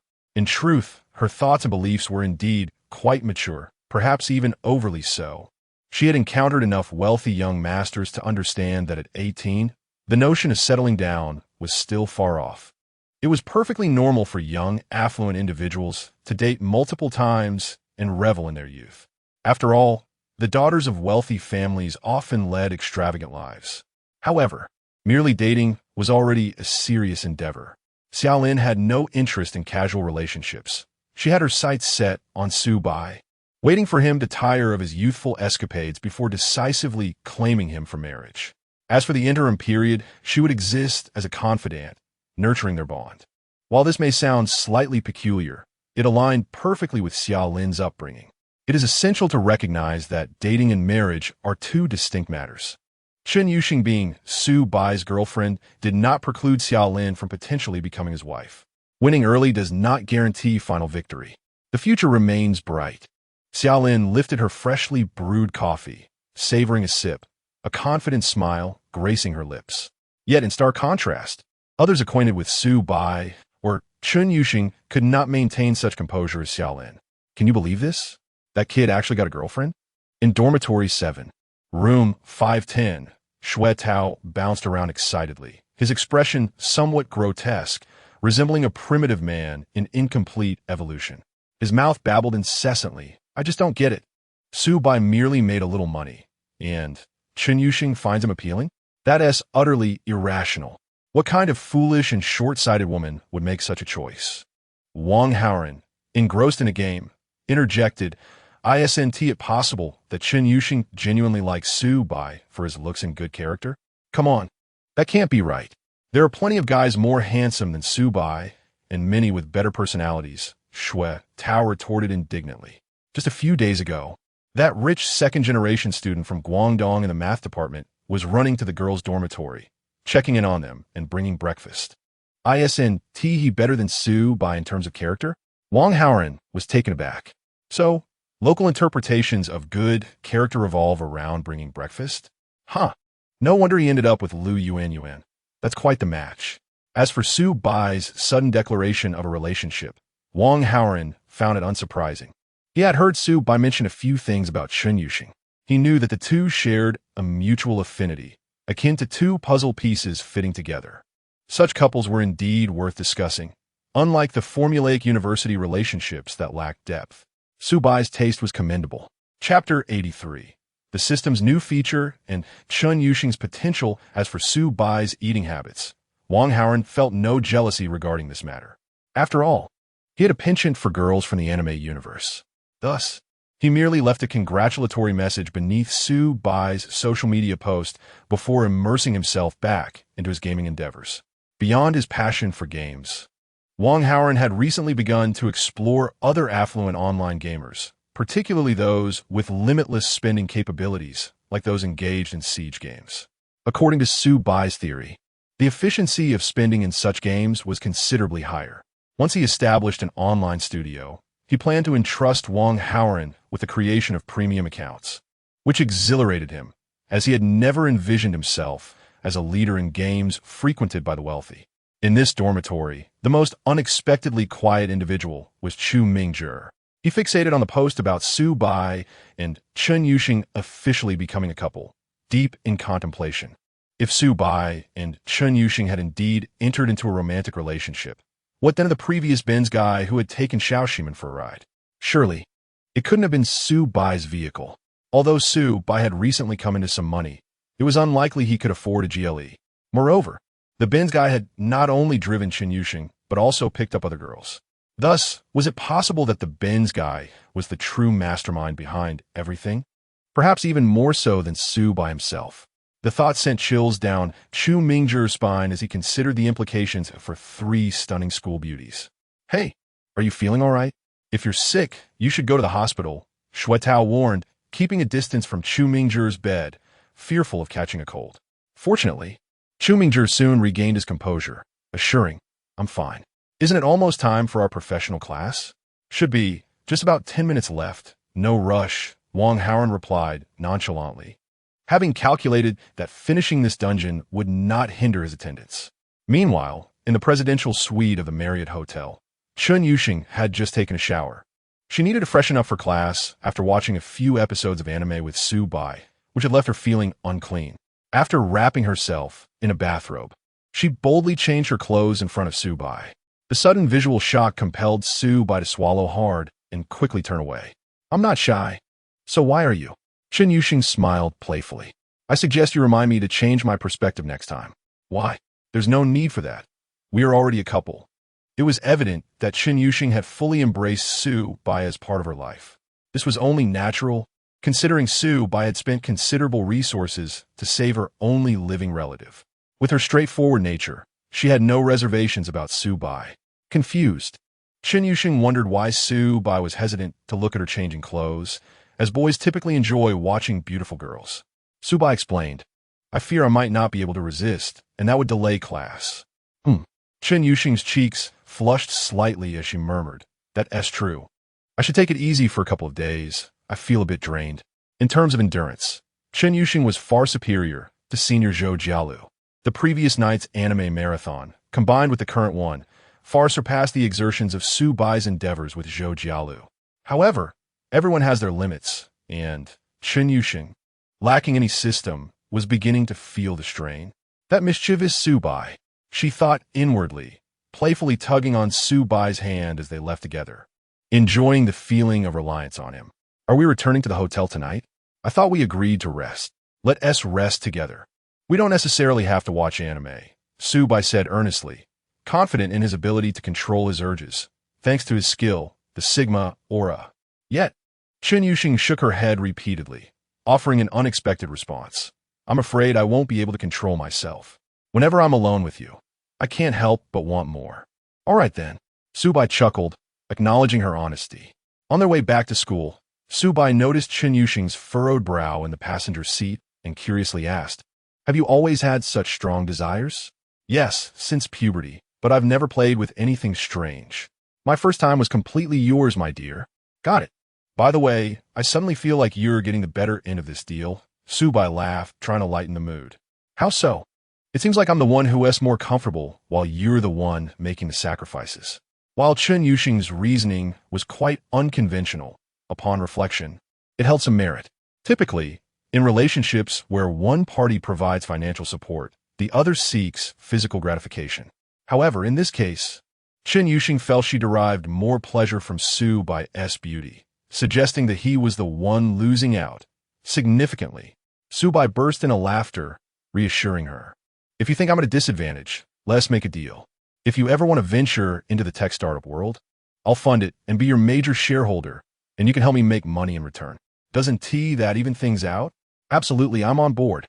Chun Yuxing's eyes lit up, but she quickly turned anxious. "Honestly, I'm not sure if I can live up to your expectations. The startup scene is filled with geniuses." "Don't worry, I believe in you. You will undoubtedly become a genius in AI, contributing to the nation's advanced industries," Su Bai declared with an unusual seriousness, surprising Chun Yuxing. "Hey, when did you start getting all philosophical?" she teased, struggling to maintain her composure. Nevertheless, the feeling of being trusted was delightful. Who would appreciate their talents being recognized by someone they loved? What Chun Yuxing was unaware of was that Su Bai, at that moment, could see more than just the usual information on her profile. Name, Chun Yuxing. Romantic encounters. 1. Physique, 173, 54. B. Affinity, 95. Potential, possesses exceptional creativity and project integration skills, suitable as the chief engineer for a tech startup. The potential section was unlocked only after reaching an affinity of 95 with an S-rank goddess. Su Bai had not previously accessed this module, but while waiting at a traffic light, he inadvertently stumbled upon it. Upon discovering Chun Yuxing's potential, Su Bai was overjoyed. This was undoubtedly a fortuitous development. According to the system's detailed rules, investing in Chun Yuxing's entrepreneurial pursuits would trigger a cashback feature. An entrepreneurship, without a doubt. was one of the most costly endeavors in existence. When money was burned in such ventures, it was akin to a bottomless pit. This meant it could become Su Bai's primary source of returns. Indeed, Chen Yuxing was no ordinary woman. Chapter 84. The couple dynamics of Su Bai and Chen Yuxing upon entering the classroom. The striking pair of Su Bai and Chen Yuxing drew the attention of nearly every student in the auditorium.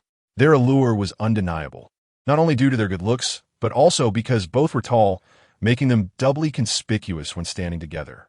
Their attire mirrored a similar aesthetic, blending American collegiate style with a hint of street fashion. In truth, Chen Yuxing's outfit was curated by Su Bai, who had ordered several ensembles from the trendy boutique based on suggestions from Zhou Jialu. The result was indeed impressive, amplifying the couple-like aura when they stood side by side. Even the instructor couldn't resist stealing glances at the duo, nodding in approval. Remarkably, today's youth seemed to be flourishing, resembling stars in their own right. Chen Yuxing wore a cold demeanor, her social anxiety creeping in. Fortunately, Su Bai had previously enlisted Wang Haoren's assistance in securing 2 seats in the back corners of the classroom. Wang Haoren's chosen spot was separate from his other 2 roommates, who, being locals and Shanghai natives, wisely kept their distance. Sensing that Su Bai and Chen Yuxing were inclined to cozy up during class, avoiding proximity was prudent.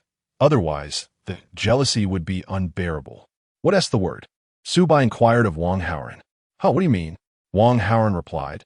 Those 2 been causing a ruckus in the dorm? In Su Bai's imagination, the dormitory scene that afternoon was bound to be quite eventful. The locals took pride in their swift, romantic conquests, frequently flaunting their conquests before Su Bai, insinuating that wealth surpassed looks when it came to relationships. Now, however, they were thoroughly humbled. Not only had Su Bai found a girlfriend, but she was also significantly more impressive than Xue Tao's partner.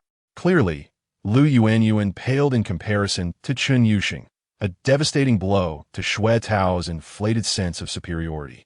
Even before binding with the system, Su Bai had little regard for Xue Tao's boasts, as he had never been attracted to girls like Lu Yuan. Now, he had no qualms about causing Xue Tao some discomfort. Su Bai's attitude towards the 2 extraordinary individuals in the dorm was akin to that of a trainer towards a novice. He remained unaffected by their thoughts or emotions, merely finding amusement in their antics. He was always willing to reciprocate kindness to those who sought harmonious interactions. Conversely, with someone like Xue Tao, he adopted a different approach. You guessed it, that guy Xue Tao is so furious he couldn't even nap. He has been a wreck, Wang Haoren remarked. Was there any need to guess? Su Bai chuckled. Xue Tao roams around the freshman groups daily, probing for news on who has started dating, then demands photos of the girls to compare with Lu Yuan. Indeed, Wang Haoren nodded in agreement. He is quite the character. What happens if he can't measure up? He just setting himself up for disappointment? If he can't compete, he'll just call a high P and dismiss it as fake, Su Bai laughed. Essentially, he must win at all costs, right? That is classic Xue Tao, Wang Haoren said. Rumor had it that several classmates had lodged complaints with Director Xia, who likely deemed the matter too trivial to address. After all, why intervene when there was so much amusement to be had? At that moment, on the other side of the classroom, Xue Tao seethed with resentment as he watched Su Bai, flanked by his cool, academic girlfriend on one side and his good friend on the other, embodying the quintessential winner of campus life. How can this be? This should be my life. He thought bitterly. Xue Tao, should be the center of attention, not a Su Bai who has merely struck a bit of luck and is now squandering it extravagantly. The thought of Su Bai, not long ago, engaging intimately with Chen Yuxing in a hotel outside campus, made Xue Tao tremble with rage. Damn it, I haven't even had a taste of that yet. And this outsider has already indulged? The notion inevitably led Xue Tao to remember Lu Yuan. Thus far, she had only allowed him to hold her hand. He hadn't even kissed her cheek. With that in mind, Xue Tao pulled out his phone to chat with Lu Yuan. Xue Jitong, Su Bai and Chen Yuxing are dating, did you know? Nose picking, Yuan. How could I not know? They've already announced it on social media. Yuan, have you seen the announcement Su Bai crafted? It's quite amusing, unlike your own, which is rather kitsch. Xue Jitong, mine is just dignified. Xue Jitong, Look at Su Bai's foolishness. Only someone as immature as Chun Yuxing would be attracted to him. Shueji Tong. Once Chun Yuxing encounters the real world, she'll undoubtedly ditch Su Bai at the first opportunity. Yuan, oh, so what? Are you waiting for her to break up with Su Bai so you can swoop in? Fist bump, Shueji Tong. Hi Yuan, what are you joking about? I am entirely devoted to you. As the conversation progressed, Shui Tao couldn't help but scoff. Lu Yuan, always seeking drama. Some matters were understood by all, yet left unspoken. For instance, a gem like Chun Yuxing, both stunning and intellectually gifted, would always have suitors willing to step in. Regardless of how many times she broke up, conditions were simply in her favor. Lu Yuan, on the other hand, was an entirely different story. Yet, Shui Tao couldn't be honest with Lu Yuan. So each time she became jealous of her beautiful roommate, he had to console her repeatedly. In contemporary terms, he was providing her with emotional value. Given his superior status of being in a relationship and Lu Yuan's somewhat attractive appearance, he generally tolerated her behavior. The issue arose today when Shui Tao was in a foul mood due to Su Bai's antics. Coincidentally, Lu Yuan seemed to exude a strange envy during their conversation, as if she admired Chun Yuxing for being with Su Bai. Shui Tao, naive and unable to contain his feelings, eventually asked, Shueji Tong, I think Su Bai is quite an average boyfriend. Why do I sense you envy Chun Yuxing? Shouldn't others be envious of your good fortune in being with me?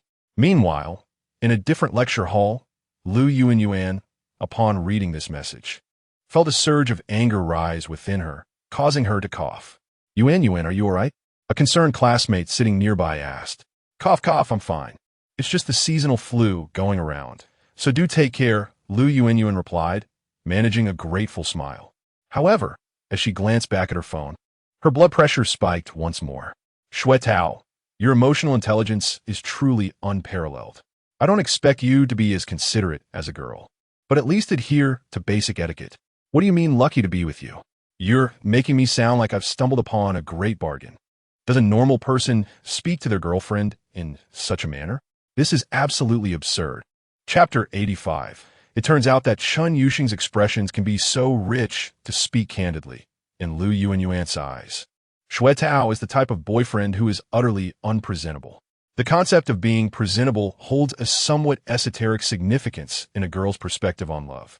It does not necessarily mean that he must be extraordinarily handsome, but rather that his overall demeanor and charm must reach a standard that prevents outsiders from perceiving her choice as one driven solely by financial gain.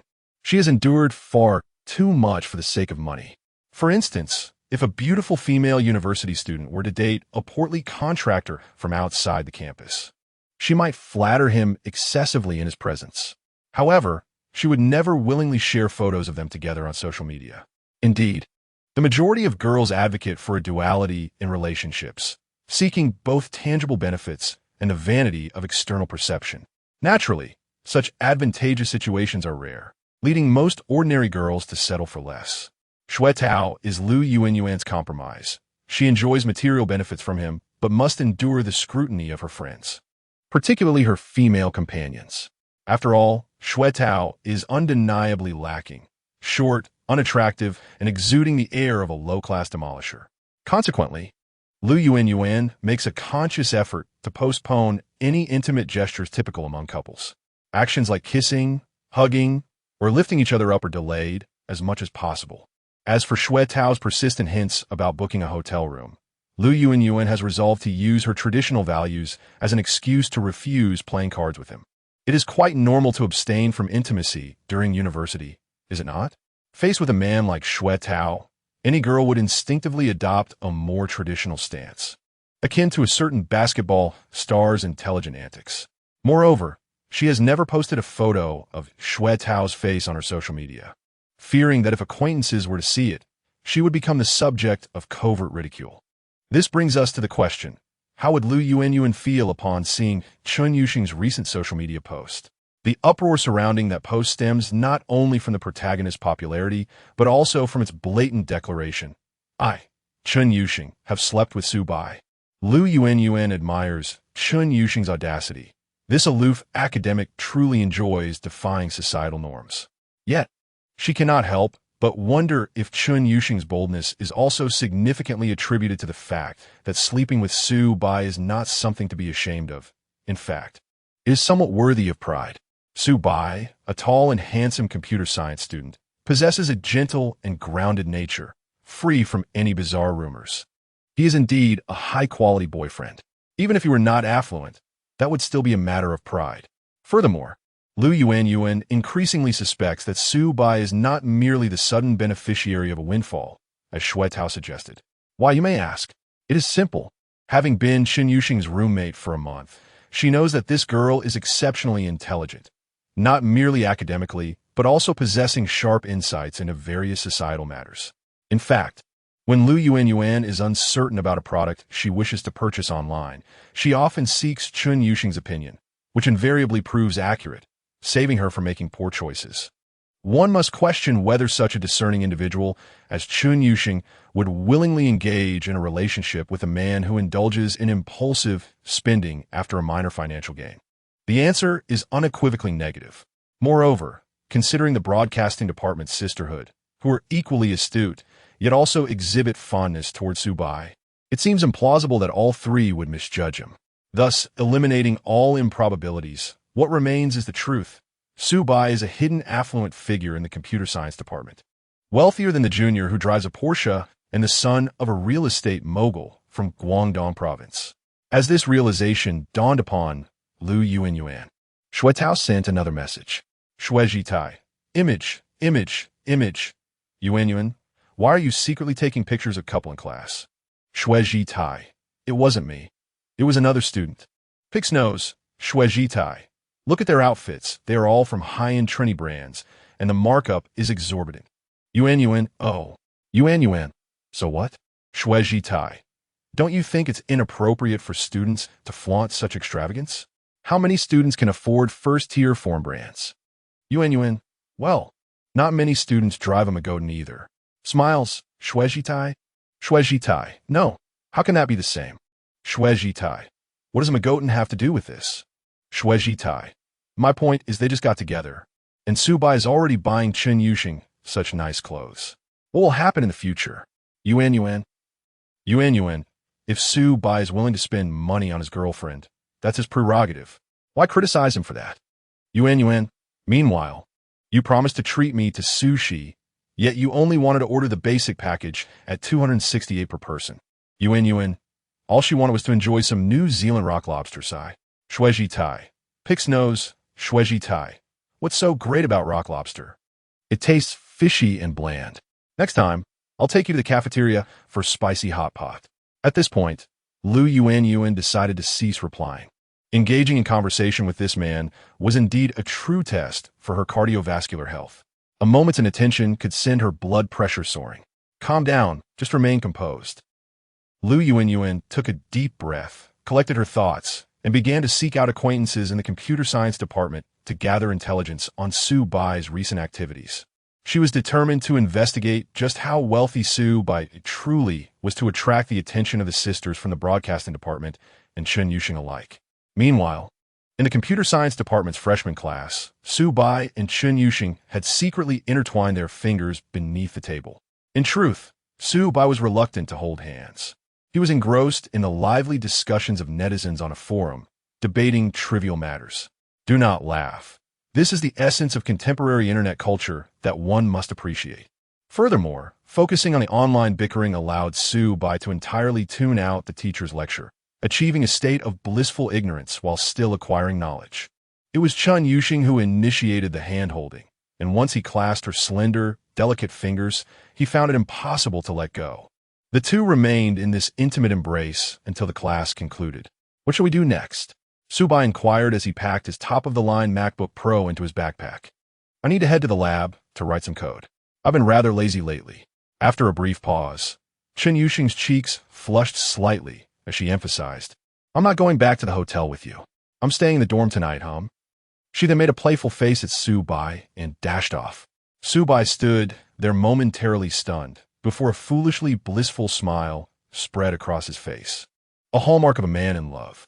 How wonderful it was to enjoy pure affection without the burden of worldly pressures. With such an adorable Chun Yuxing, Subai felt he could easily cherish her for a lifetime. Passers-by were left utterly dumbfounded. Oh my, it turns out that the aloof, academic beauty, Chun Yuxing, can display such a rich array of emotions.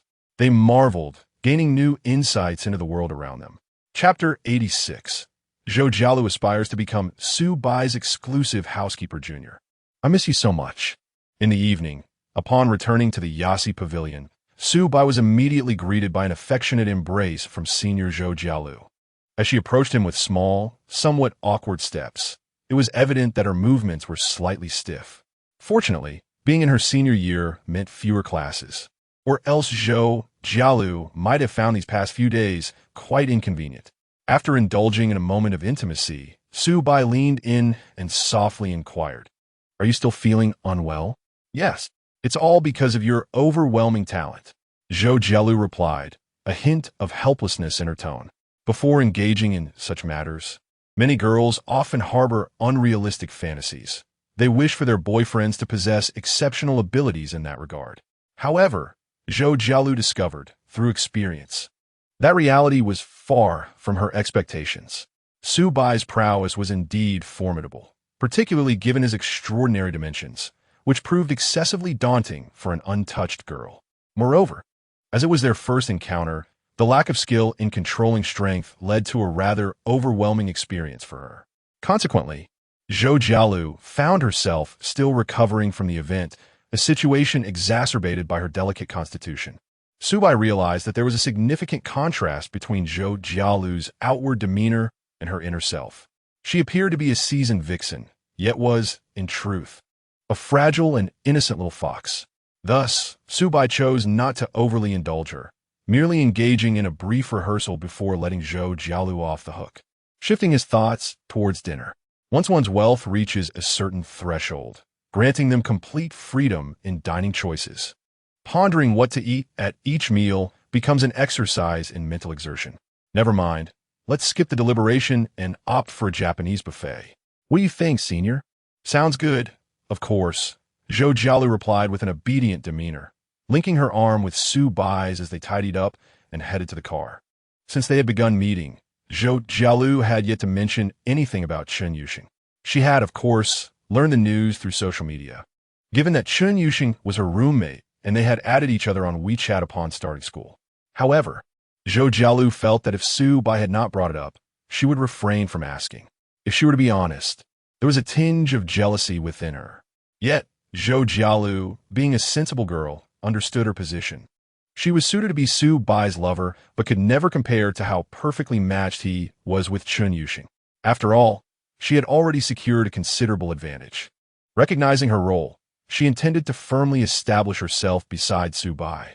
The astute senior had long grasped the importance of self-awareness. Su Bai was uncertain about the depth of Zhou Jialu's realization. So during their meal, he mischievously asked, "Senior, did you not play on your phone today?" "I did, why?" She replied, "You saw my posts, didn't you? What are your thoughts?" "Thoughts?" Zhou Jialu shot him a playful glare, pinching the soft flesh at his waist. Rather than a pinch, it felt more like a playful tickle. "If it were me, I certainly wouldn't write something so juvenile. Where's the childishness in that? It's clearly the sort of thing a young couple in college would write. But you're still a senior, one who isn't graduated yet. Yet I am the one entrusted with your household. It would be wise to exhibit a touch of maturity, wouldn't it?" Hearing Zhou Jialu proudly assert this, Su Bai pondered for a moment before responding leisurely. "It seems you quite enjoy the role of housekeeper." Hee, housekeeper sounds a bit old-fashioned, but it captures the essence, Zhou Jialu chuckled, deftly peeling a lobster for Su Bai and offering it to him. "I'm rather home-oriented and dislike the hustle outside. If you trust me, I would gladly take on the role of your housekeeper."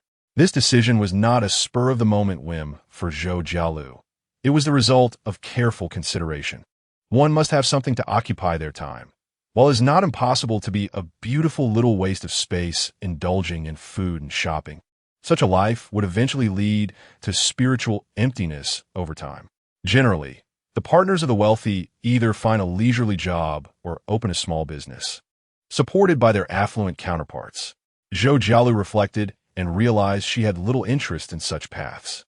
Thus, as she strolled through the expansive 300-square-meter residence, the thought struck her.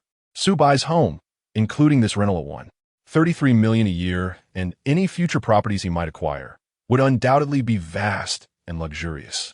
Hence, the presence of a housekeeper would be essential, and it might even necessitate hiring a few maids. Setting aside the topic of maids, the choice of housekeeper was indeed intriguing. It was said that affluent individuals often sought young, professional women of exceptional beauty, physique, and expertise to fulfill such roles. For Su-bai, this could be a method of attracting women, but Zhou Jialu was not amenable to that. Despite appearing tolerant of Chun Yuxing, it was only because Chun Yuxing was exceptionally capable. Did she truly believe any woman could come and vie for Su-bai's affection? Fewer competitors would certainly be preferable. Thus, Zhou Jialu resolved to claim the position of housekeeper for herself. She relished the idea of nesting at home, managing the myriad household affairs. In time, Su-bai would inevitably grow reliant on her. Once accustomed to having her as his housekeeper, replacing her would prove challenging. Of course, Zhou Jialu did not believe Su-bai would eventually tire of her and cast her aside. However, as the partner of such an exceptional heir, she understood the necessity of providing value to Su-bai, embodying a proactive and enduring mindset. Junior, since I've already resigned and currently have nothing to do, why not find a place to learn the essential skills of a housekeeper? That way, I can better assist you in managing your home. Observing Zhou Jialu's earnest demeanor, Su-bai nodded appreciatively. Senior, your thoughts are remarkably thorough. Hee, you flatter me. I merely wish to be with you for the long haul. As they spoke, a hint of melancholy crossed Zhou Jialu's face. After all, she was not as talented as Chun Yuxing. If Su-bai grew weary of her, she needed some personal advantages to hold on to him. That is quite feasible, Su-bai chuckled, thinking that if ancient rulers possessed the foresight exhibited by Zhou Jialu, perhaps they would have avoided many tragic downfalls of their kingdoms. With matters settled, they exchanged smiles and shifted their focus back to enjoying the Japanese seafood buffet.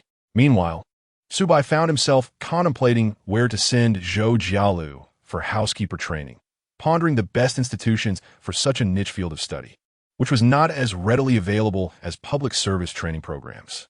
Chapter 87. The Indulgence of Love can also trigger system rewards. Su-bai showcased 10 exquisite raw oysters and followed them with 10 garlic-baked oysters, which sparked a notion regarding the butler training. It would be more accurate to say that he simply opened WeChat and privately inquired with Director Xia. Given her background, she would likely possess the knowledge he sought. Indeed, her response arrived swiftly. Xia Tiandalin. There are short-term training courses available.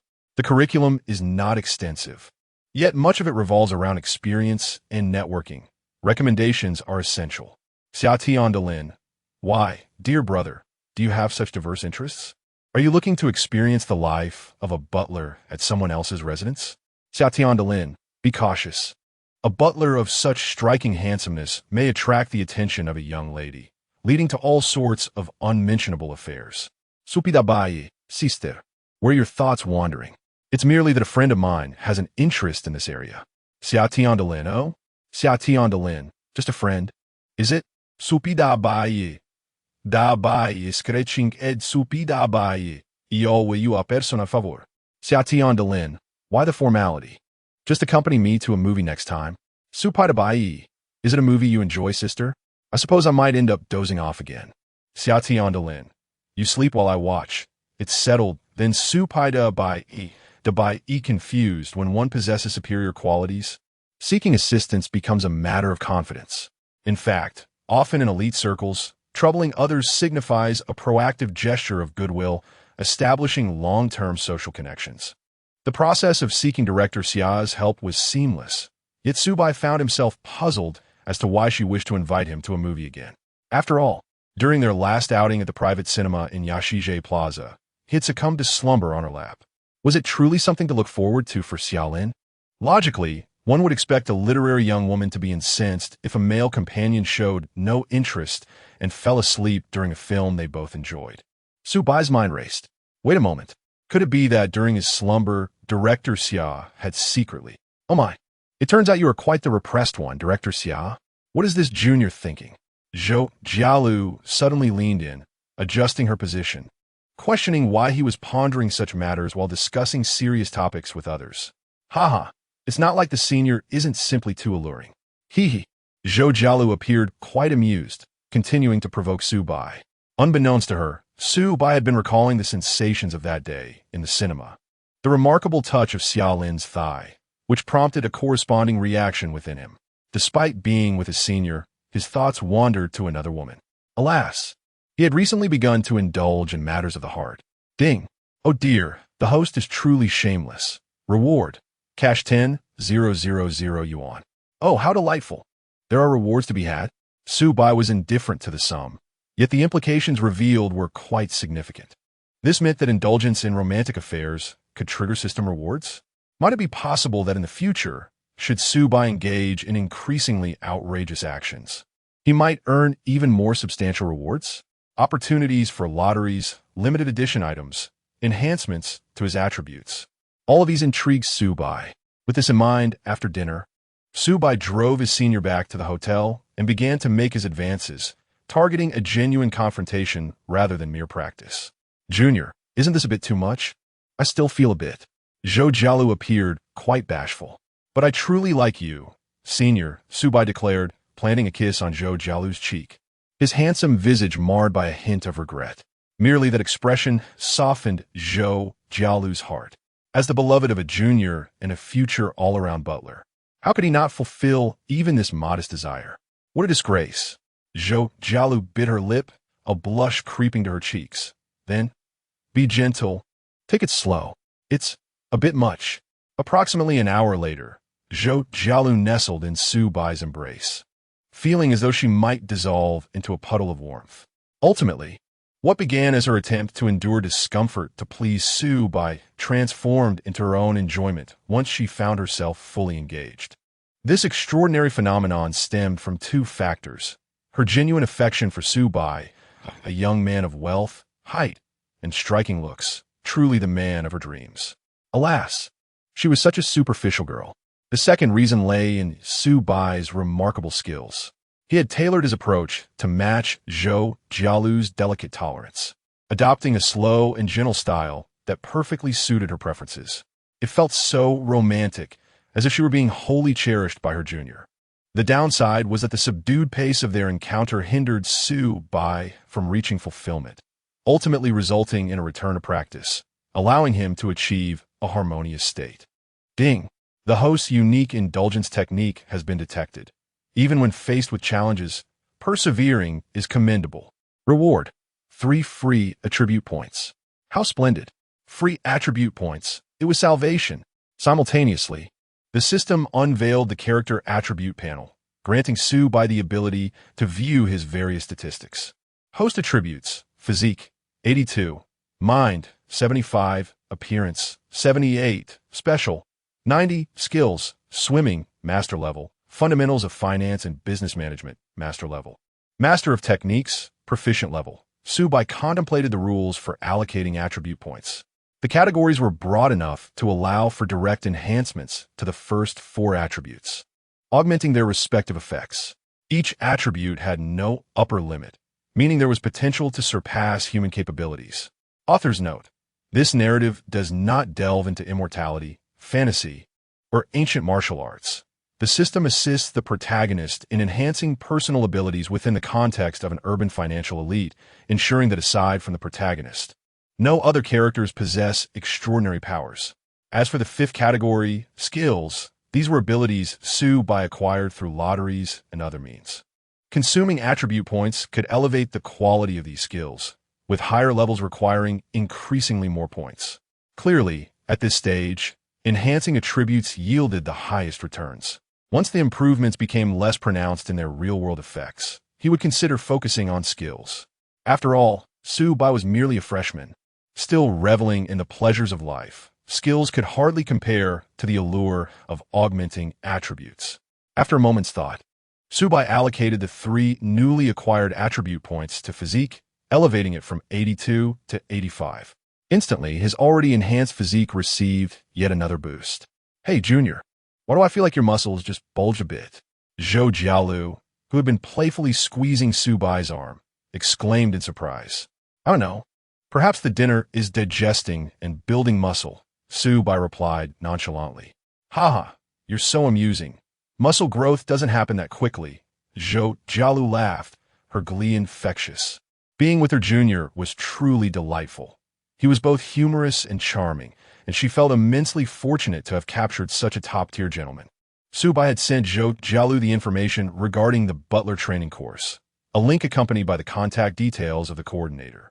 Zhou Jialu promptly took action, reaching out to the coordinator as she prepared to embark on her journey as a butler. Chapter 88. Just how much wealth has this young man accumulated? In the final 2 days leading up to the Mid-Autumn Festival holiday, an unexpected tranquility enveloped the atmosphere, characterized by an utter lack of events. Senior Zhou Jialu was engrossed in butler training, while Chen Yuxing immersed herself in research. As for Su Bai, he found himself preoccupied with classes that mandated his physical presence. Well, it wasn't exactly an obsession. Su Bai attended a lecture out of curiosity, only to discover that the efficacy of learning paled in comparison to the knowledge absorbed through the system's indulgent negative elimination. In essence, while attending lectures might hold some value, the likelihood of it being genuinely beneficial seemed quite low. Thus, he resolved to focus on his computer in a cozy corner, occasionally engaging in discussions with Wang Haoren about the upcoming season's anime. On the eve of the Mid-Autumn Festival, Su Bai privately inquired with 2 young ladies about the possibility of going out for the night, only to receive 2 negative responses. Zhou Jialu mentioned that there would be an experienced butler with 30 years in the field sharing insights at a business hotel near campus, and it would likely be past midnight by the time the session concluded, after which she would simply return to her dormitory to sleep. In recent days, Zhou Jialu had been remarkably diligent, even more so than during her initial days at school. Chen Yuxing's reason was rather amusing. "If I were to stay with you tonight, I would definitely struggle to rise in the morning." It was evident that Chen Yuxing still cherished the idea of traveling with Su Bai. Su Bai found this perfectly natural, considering they were in the blissful early stages of their relationship, and he didn't delve any deeper into the matter. Meanwhile, Chen Yuxing harbored her own thoughts. This trip included the adorably doll-like Jiang Qiran, as well as the enticing legal lowly pair from Wan's family. It was imperative to conserve energy and prepare to face potential threats. Although, from Chen Yuxing's perspective, there was no connection between these women and Su Bai. However, given Su Bai's exceptional qualities, it was all too easy for him to form bonds with unfamiliar women. Su Bai remained indifferent, deciding to switch things up for the night and play some games with his friends in the dormitory. Silver Duo. In the meantime, he also stumbled upon a live broadcast of a local match pitting locals against the Shanghai team. Lunch was inconsequential since they were scheduled to explore an ancient town in the afternoon. A quick meal at McDonald's would suffice. After all, it was a rare opportunity to travel, and good food was a must. He had relatives who owned a restaurant there, serving authentic countryside cuisine that promised to offer everyone the genuine flavors of Jiang City. However, the mention of Jiang City cuisine sounded rather peculiar. What if some couldn't adapt and ended up with an upset stomach? Wouldn't that ruin the afternoon's itinerary? Even if it did, it was no matter. The charming homestay I booked for you all boasts splendid scenery, and a little rest wouldn't hurt. The overall itinerary had been finalized days prior by Shui Tao, neatly documented and shared in their group chat. After reviewing the document, Su Bai had to admit it was quite well done, certainly superior to the PPT Shui Tao had presented during their elective course group assignment. It seemed that when it came to matters of attraction, locals put in the effort. Any group assignment involving trivialities was deemed excessive. However, the specifics of the itinerary remained flexible, such as what to have for the first lunch after departure. Shui Tao was keen to let everyone experience the local countryside delicacies, while Chu Mingzhi voiced his dissent. This disagreement had persisted since a few days prior, and even on the eve of their departure, they had yet to reach a conclusion. Su Bai had been absent from their earlier quarrels. Clearly, in their eyes, Wang Haoren held little value for advice, merely a transparent introvert. However, Su Bai was different, in Shui Tao's view. Su Bai was a man who had finally stepped into the dating scene, making him a cut above the average classmate. "Su Bai, what do you think we should have for lunch tomorrow?" "Oh, I'm fine with anything." "No, buddy, you can't just say anything. This is the first meal after we set off. It's crucial. If we don't arrange it well and make those three lovely ladies unhappy, wouldn't that be a failure? After experiencing envy towards Su Bai, Shuet Tao had managed to recalibrate his mindset. It was merely a case of sudden financial windfall, indulgent spending, and a chance to woo some ladies. Once this money was spent, Chen Yuxing's novelty in Su Bai might wear off, and they could very well part ways. Only locals like Shuet Tao, with depth and substance, could maintain relationships over the long haul. Thus, Shuet Tao focused his attention on the three young ladies within their travel group, aiming to leave a favorable impression during this trip. If he could win over one of them, he would not hesitate to part ways with Lu Yuan for a more exceptional girlfriend. What was this called? Striving for better. Thus, the local cuisine became Shuet Tao's opportunity to showcase the advantages of being a local. To his surprise, Chu Mingzhi proposed a meal at McDonald's. Su Bai pondered for a moment and replied, "I think local dishes would be better, at least it would be enjoyable. Let's let everyone decide for themselves. If someone doesn't like the taste, they can always opt for McDonald's." Traveling together wasn't akin to an elementary school outing. When it came to meals, if one didn't enjoy the food, they could certainly find alternative solutions. There was no need for such formalistic collectivism. No, Subai. Take a look at the map. That place is exceptionally remote, even farther than the ancient town we're visiting in the afternoon. We're nearly in the mountains. Where do we find a McDonald's to order from? Fair point. Then let's grab some burgers or fried chicken in advance. At least that way. If someone isn't accustomed to the local flavors, they'll have a backup. Huh, you make it sound easy. You're the one who should bring it. Shuet Tao retorted sarcastically. While Su Bai was busy invading the opposing jungle with Wang Haoren, he turned a glance at Shuet Tao, a strained smile on his face. Sure, I'll bring it. Before we leave the city, we can stop by McDonald's, have our first wave of lunch at 10, and I'll take care of it. Purchasing food for the S-class goddess, who met the criteria for favorable impressions, was an opportunity Su Bai was more than willing to seize. Shuet Tao suddenly felt a bit frustrated. He had expected Su Bai to be reluctant to spend, yet here he was, generously agreeing. Damn it, this guy has gone completely mad lately. Who knows how much he won in the lottery? It made Shuet Tao seem rather stingy by comparison. I should clarify that I'm not unwilling to spend money on McDonald's. It's just a trivial amount. Enough. This is crucial. Su Bai interrupted Shuet Tao's feeble protest, focusing intently on his game. The leopard woman missed 3 consecutive throws, turning what was supposed to be a wild jungle invasion into a chaotic feeding frenzy with Wang Haoren. Come on, buddy, what about your own cue? Wang Haoren chuckled in exasperation. What a lousy hero. Su Bai laughed at his own predicament. Indeed, such a hero designed for explosive plays was ill-suited for someone like him. It had to be Chen Yuxing. Noticing that the two were engrossed in their game and ignoring him, Shuet Tao shrugged in annoyance and fell silent, opting to find Lu Yuan to vent his frustrations. However, Lu Yuan seemed preoccupied with her own matters and paid him no mind. Chapter 89. The aloof academic prepares wonderful items for travel. In the renowned goddess dormitory located in Building 2, Room 321, the atmosphere tonight is more vibrant than usual, as tomorrow marks the beginning of a holiday, and Jiang Qiuran and Chen Yuxing are set to embark on a journey.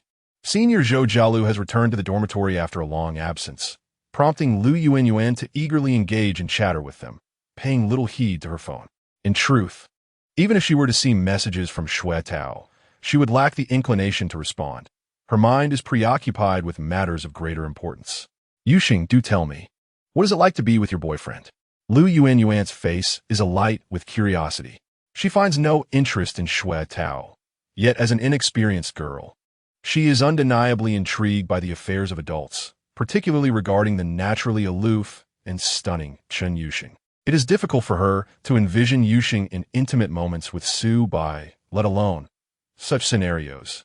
At that moment, Chen Yuxing is busy organizing her backpack for the next day's travel. Without a moment's hesitation, she replies to Lu Yuan's inquisitive question, very happy. The brevity of her response elicits a blush from Lu Yuan. Indeed, Chen Yuxing's ability to share such profound sentiments online indicates her unabashed openness in this regard. This genuine candor makes Lu Yuan ponder her own feelings of reticence. Were she in Yuxing's position with Su Bai, She would surely feel too shy to disclose such details to others, even going so far as to conceal them. The value of a girl's first experience remains significant, and Wuwuwu wishes to maintain her image as an unblemished maiden, hoping to exchange this for greater leverage when the time comes for marriage. What if that layer is gone? You ask? Well, it can always be restored. Thus, seeing Chen Yuxing so nonchalant only makes Wuwuwu think that the girl might be a touch naive. If she were to part ways with Su Bai in the future, her worth would undoubtedly diminish should she wish to marry into wealth. The personalities of individuals can vastly differ. As Chen Yuxing continues to pack, she unboxes a parcel she recently received. The girls in the dormitory turn pale upon seeing the product's packaging, feeling a wave of discomfort. It is a well-known international brand of personal items, super thin, extra large. Bulk pack of 40. Undeterred, Chen Yuxing seamlessly places the entire box in her backpack, feeling a hint of pride. This selection was made with Su Bai's preferences in mind, ordered yesterday and arriving at the campus delivery station just in time. The previous version was too flimsy, and given the fervor with which they enjoyed anime together, it was likely to be easily torn. Chen Yuxing has no intention of becoming a mother at such a young age. She yearns for several more years of blissful moments with Su Bai before she is mentally prepared for the responsibilities of parenthood. Indeed, she has even imagined this future scenario. There are two types of individuals: those completely disinterested in romance, and those who plunge wholeheartedly into it. Such is Chen Yuxing's philosophy. The extra-large size is a necessity. During their last encounter, Su Bai had purchased a variety of sizes from a convenience store, only to find the standard version utterly inadequate, while even the extra-large felt somewhat snug, akin to a smaller size for an average person. As for various enhancements, delays, moisture, and the like, those are entirely unnecessary. Su Bai's robust physicality satisfies Chen Yuxing, and she knows that in matters such as these, longer durations do not necessarily equate to better experiences. Mindless prolongation is inadvisable.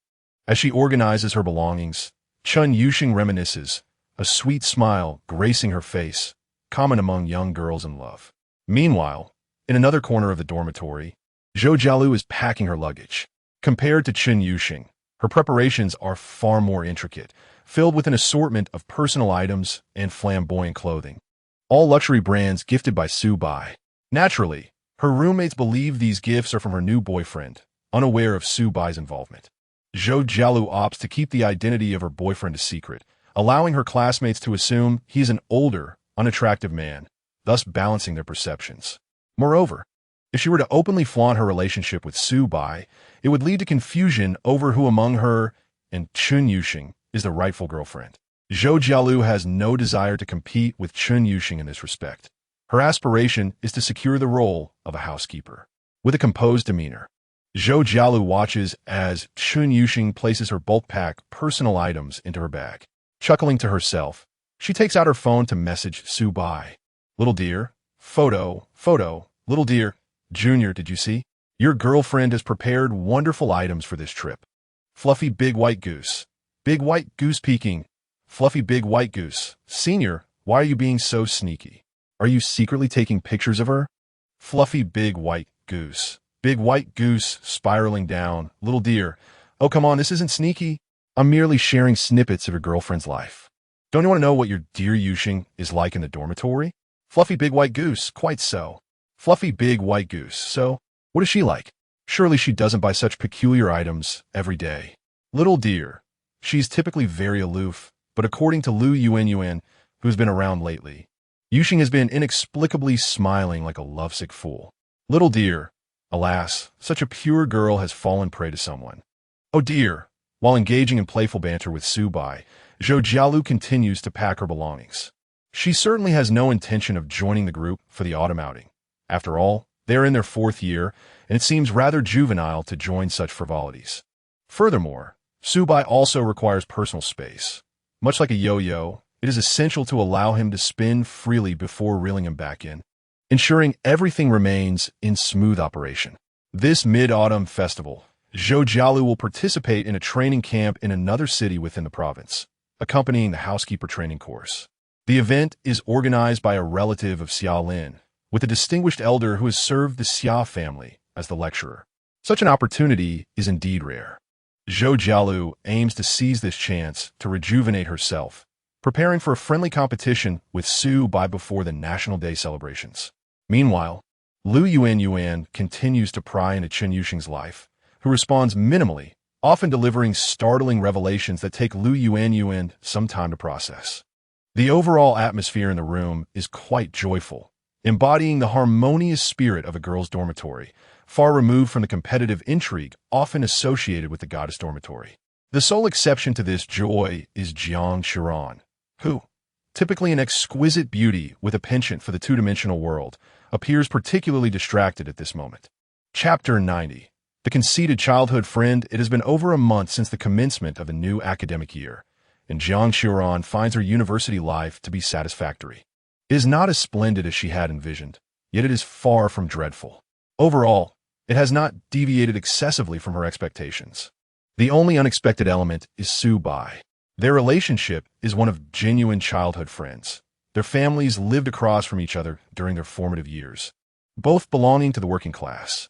With their parents preoccupied with work, they attended kindergarten together and spent their leisure time in each other's company. However, following the tragic demise of Su Bai's parents, his relatives were unwilling to take him in, leading Jiang Qiran's mother to naturally assume the role of his guardian. Fortunately, Su Bai possesses an independent disposition, and the inheritance left by his parents suffices for his upbringing. Consequently, Jiang Qiran's mother did not invest much effort into his care, though she often praised Su Bai for his maturity. Yet, it was precisely this trait of Su Bai that culminated in a fierce argument between them during the summer break. They severed their friendship on social media and agreed to act as strangers upon entering university. However, Jiang Qiran believes that Su Bai will inevitably come to regret this decision. After all, she considers herself an unattainable beauty in Su Bai's life, and should he witness her mingling with other boys at university, he would undoubtedly feel a pang of jealousy. If Su Bai were to learn of this train of thought, he would surely erupt in laughter, for he regards her merely as a close friend, devoid of any romantic inclinations. Yet, Jiang Qiran is prone to misinterpretations in matters of the heart.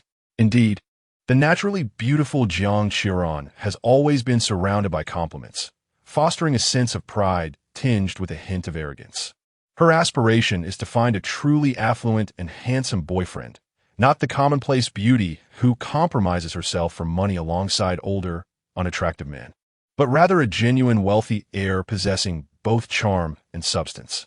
Her fallout with Su Bai is intricately linked to this ambition. Perhaps their long-standing familiarity has rendered their relationship devoid of boundaries, leading Su Bai to perceive her merely as a comrade, rather than as a woman. This is unacceptable. Jiang Qiran is on a quest for a high-status partner, and having someone like Su Bai around would undoubtedly raise suspicions among her affluent suitors, diminishing her appeal.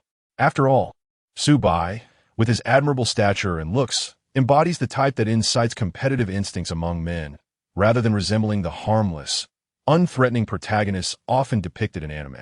In the early days of university, Jiang Qiran felt exceptionally astute. Free from Su Bai's presence, she could present herself as an immaculate beauty, devoid of any ambiguous connections with childhood friends in the eyes of outsiders. In recent days, she has encountered numerous quality men from Jiangcheng, as well as from cities like Shanghai and Beijing. While none have yet met her standards, their enthusiasm and adoring demeanor have been gratifying. She revels in the feeling of being cherished, companions to enjoy outings with, someone to treat her to meals when hungry, and the convenience of free deliveries when she craves milk tea. Naturally, Jiang Qiran does not expect these gentlemen to bear the financial burden. She remains unequivocal about covering her own expenses, distinguishing herself from those who incessantly scheme to expend a man's wealth. Consequently, she has attracted a multitude of admirers. She intends to take her time in selecting the right partner. After all, even if she fails to find a suitable affluent suitor, Su Bai remains as a safety net. He is, after all, a computer science major from a prestigious university, and it is likely that his future earnings will be promising. Coupled with his physique and looks, he undoubtedly qualifies as a desirable man in the eyes of the average person. Should Jiang Qiran fail to find an ideal rich partner, she would reconcile with Su Bai. subtly hinting at her intentions. In her daydreams, the long single Su Bai, burdened yet yearning, would undoubtedly become infatuated, wagging his tail like a devoted puppy. After all, she is his childhood friend, possessing both beauty and a melodious voice, undoubtedly the ethereal figure in his heart. Although Su Bai has never acknowledged this notion, Jiang Qiuran has steadfastly believed in it. As for Su Bai finding a romantic partner, impossible. With his introverted nature, consumed by studies and gaming, he has never shown an inclination to woo women. How could any girl possibly tolerate him? Thus, these were Jiang Qiuran's contemplations leading up to the end of summer and extending to about a week ago. However, when rumors of Su Bai's involvement with Chun Yuxing began to circulate within their social circles, a sense of unease stirred within her, albeit still in the realm of mere speculation. Jiang Qiuran reassured herself that it was merely idle gossip.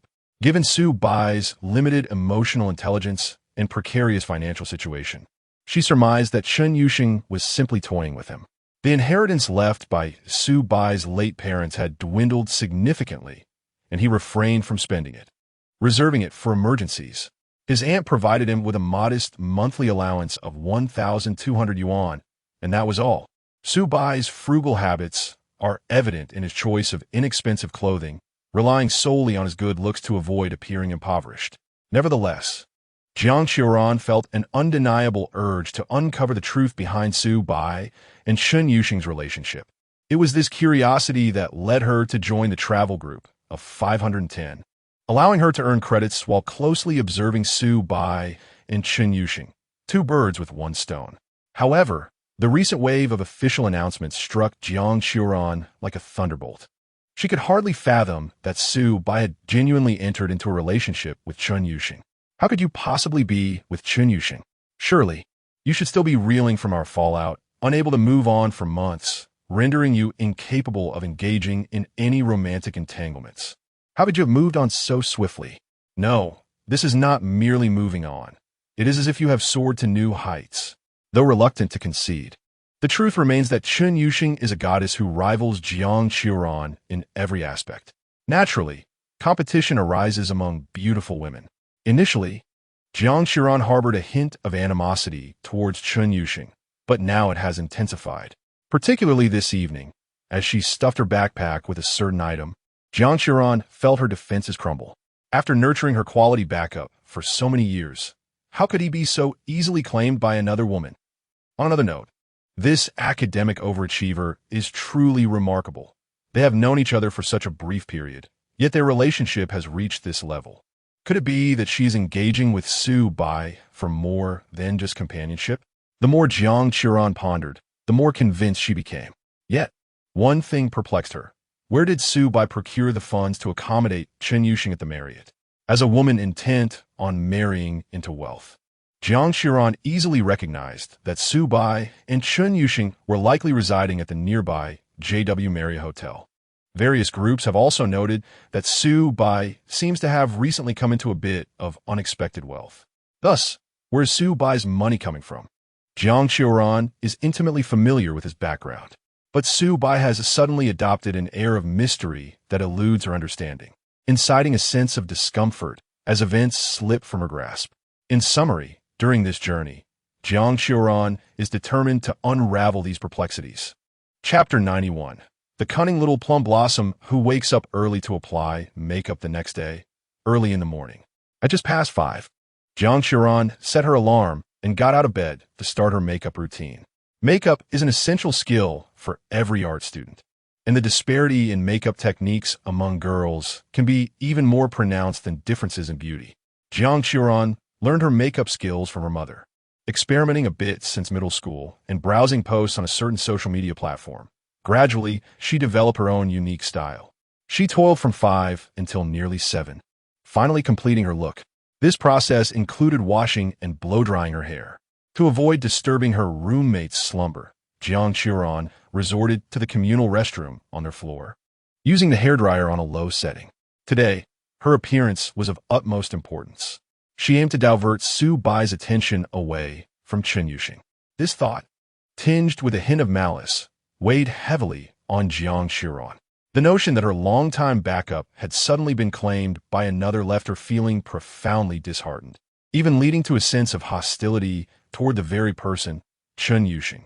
In contrast, Chun Yuxing did not awaken until 7:30, stretching languidly in bed, only to be greeted by the sight of a fully made-up Jiang Qiuran in front of the mirror. She was momentarily taken aback. You're awake? Jiang Qiuran caught Chun Yuxing's gaze through the mirror and felt a wave of embarrassment wash over her. Girls often feel a tinge of shyness when they put in considerable effort to beautify themselves in the dorm, as their roommates are invariably curious about the occasion that warrants such preparation. It is an unspoken understanding among girls. While they may be casual in their dormitory attire, they will meticulously prepare for a significant encounter. After a brief moment of astonishment, Chun Yuxing sincerely complimented, Jiang Qiuran, you look stunning today. It's nothing special. Your makeup looks so natural. I, on the other hand, can't seem to grasp it. This topic left Chun Yuxing with a twinge of regret. Would Su Bai perhaps prefer her when she was dressed up? But they had already navigated through such matters. Between her and Su Bai, there was no need for such entanglements. They were akin to soulmates, deeply attuned to each other's feelings, requiring no pretense like ordinary couples. Chun Yuxing rose from her bed to freshen up, donning a trendy outfit that Su Bai had purchased for her. They had agreed the previous evening to wear matching outfits today. Jiang Qiuran observed Chun Yuxing from the corner of her eye, relieved to find no disapproval regarding her own efforts. Yet, she couldn't shake off a slight sense of guilt. Chun Yuxing's demeanor was so cool and imposing. But then Jiang Qiuran thought, why should I feel apprehensive? I am a woman Su Bai has known the longest. I was here first. Just as she finished dressing, Chun Yuxing received a message from Su Bai. Su Bai, are you awake? Are you awake? Su Bai, I want to go out for breakfast. Want to join? Chun Yuxing, sure. They agreed to meet at 9 o'clock. With time still on her side and her stomach rumbling, Chun Yuxing anticipated that Su Bai would take her out for a delightful meal. She slung her backpack over her shoulder and headed out, prompting Jiang Qiuran to call after her. Yuxing, are you leaving so early? We still have a while until we meet. Oh, I'm going out for breakfast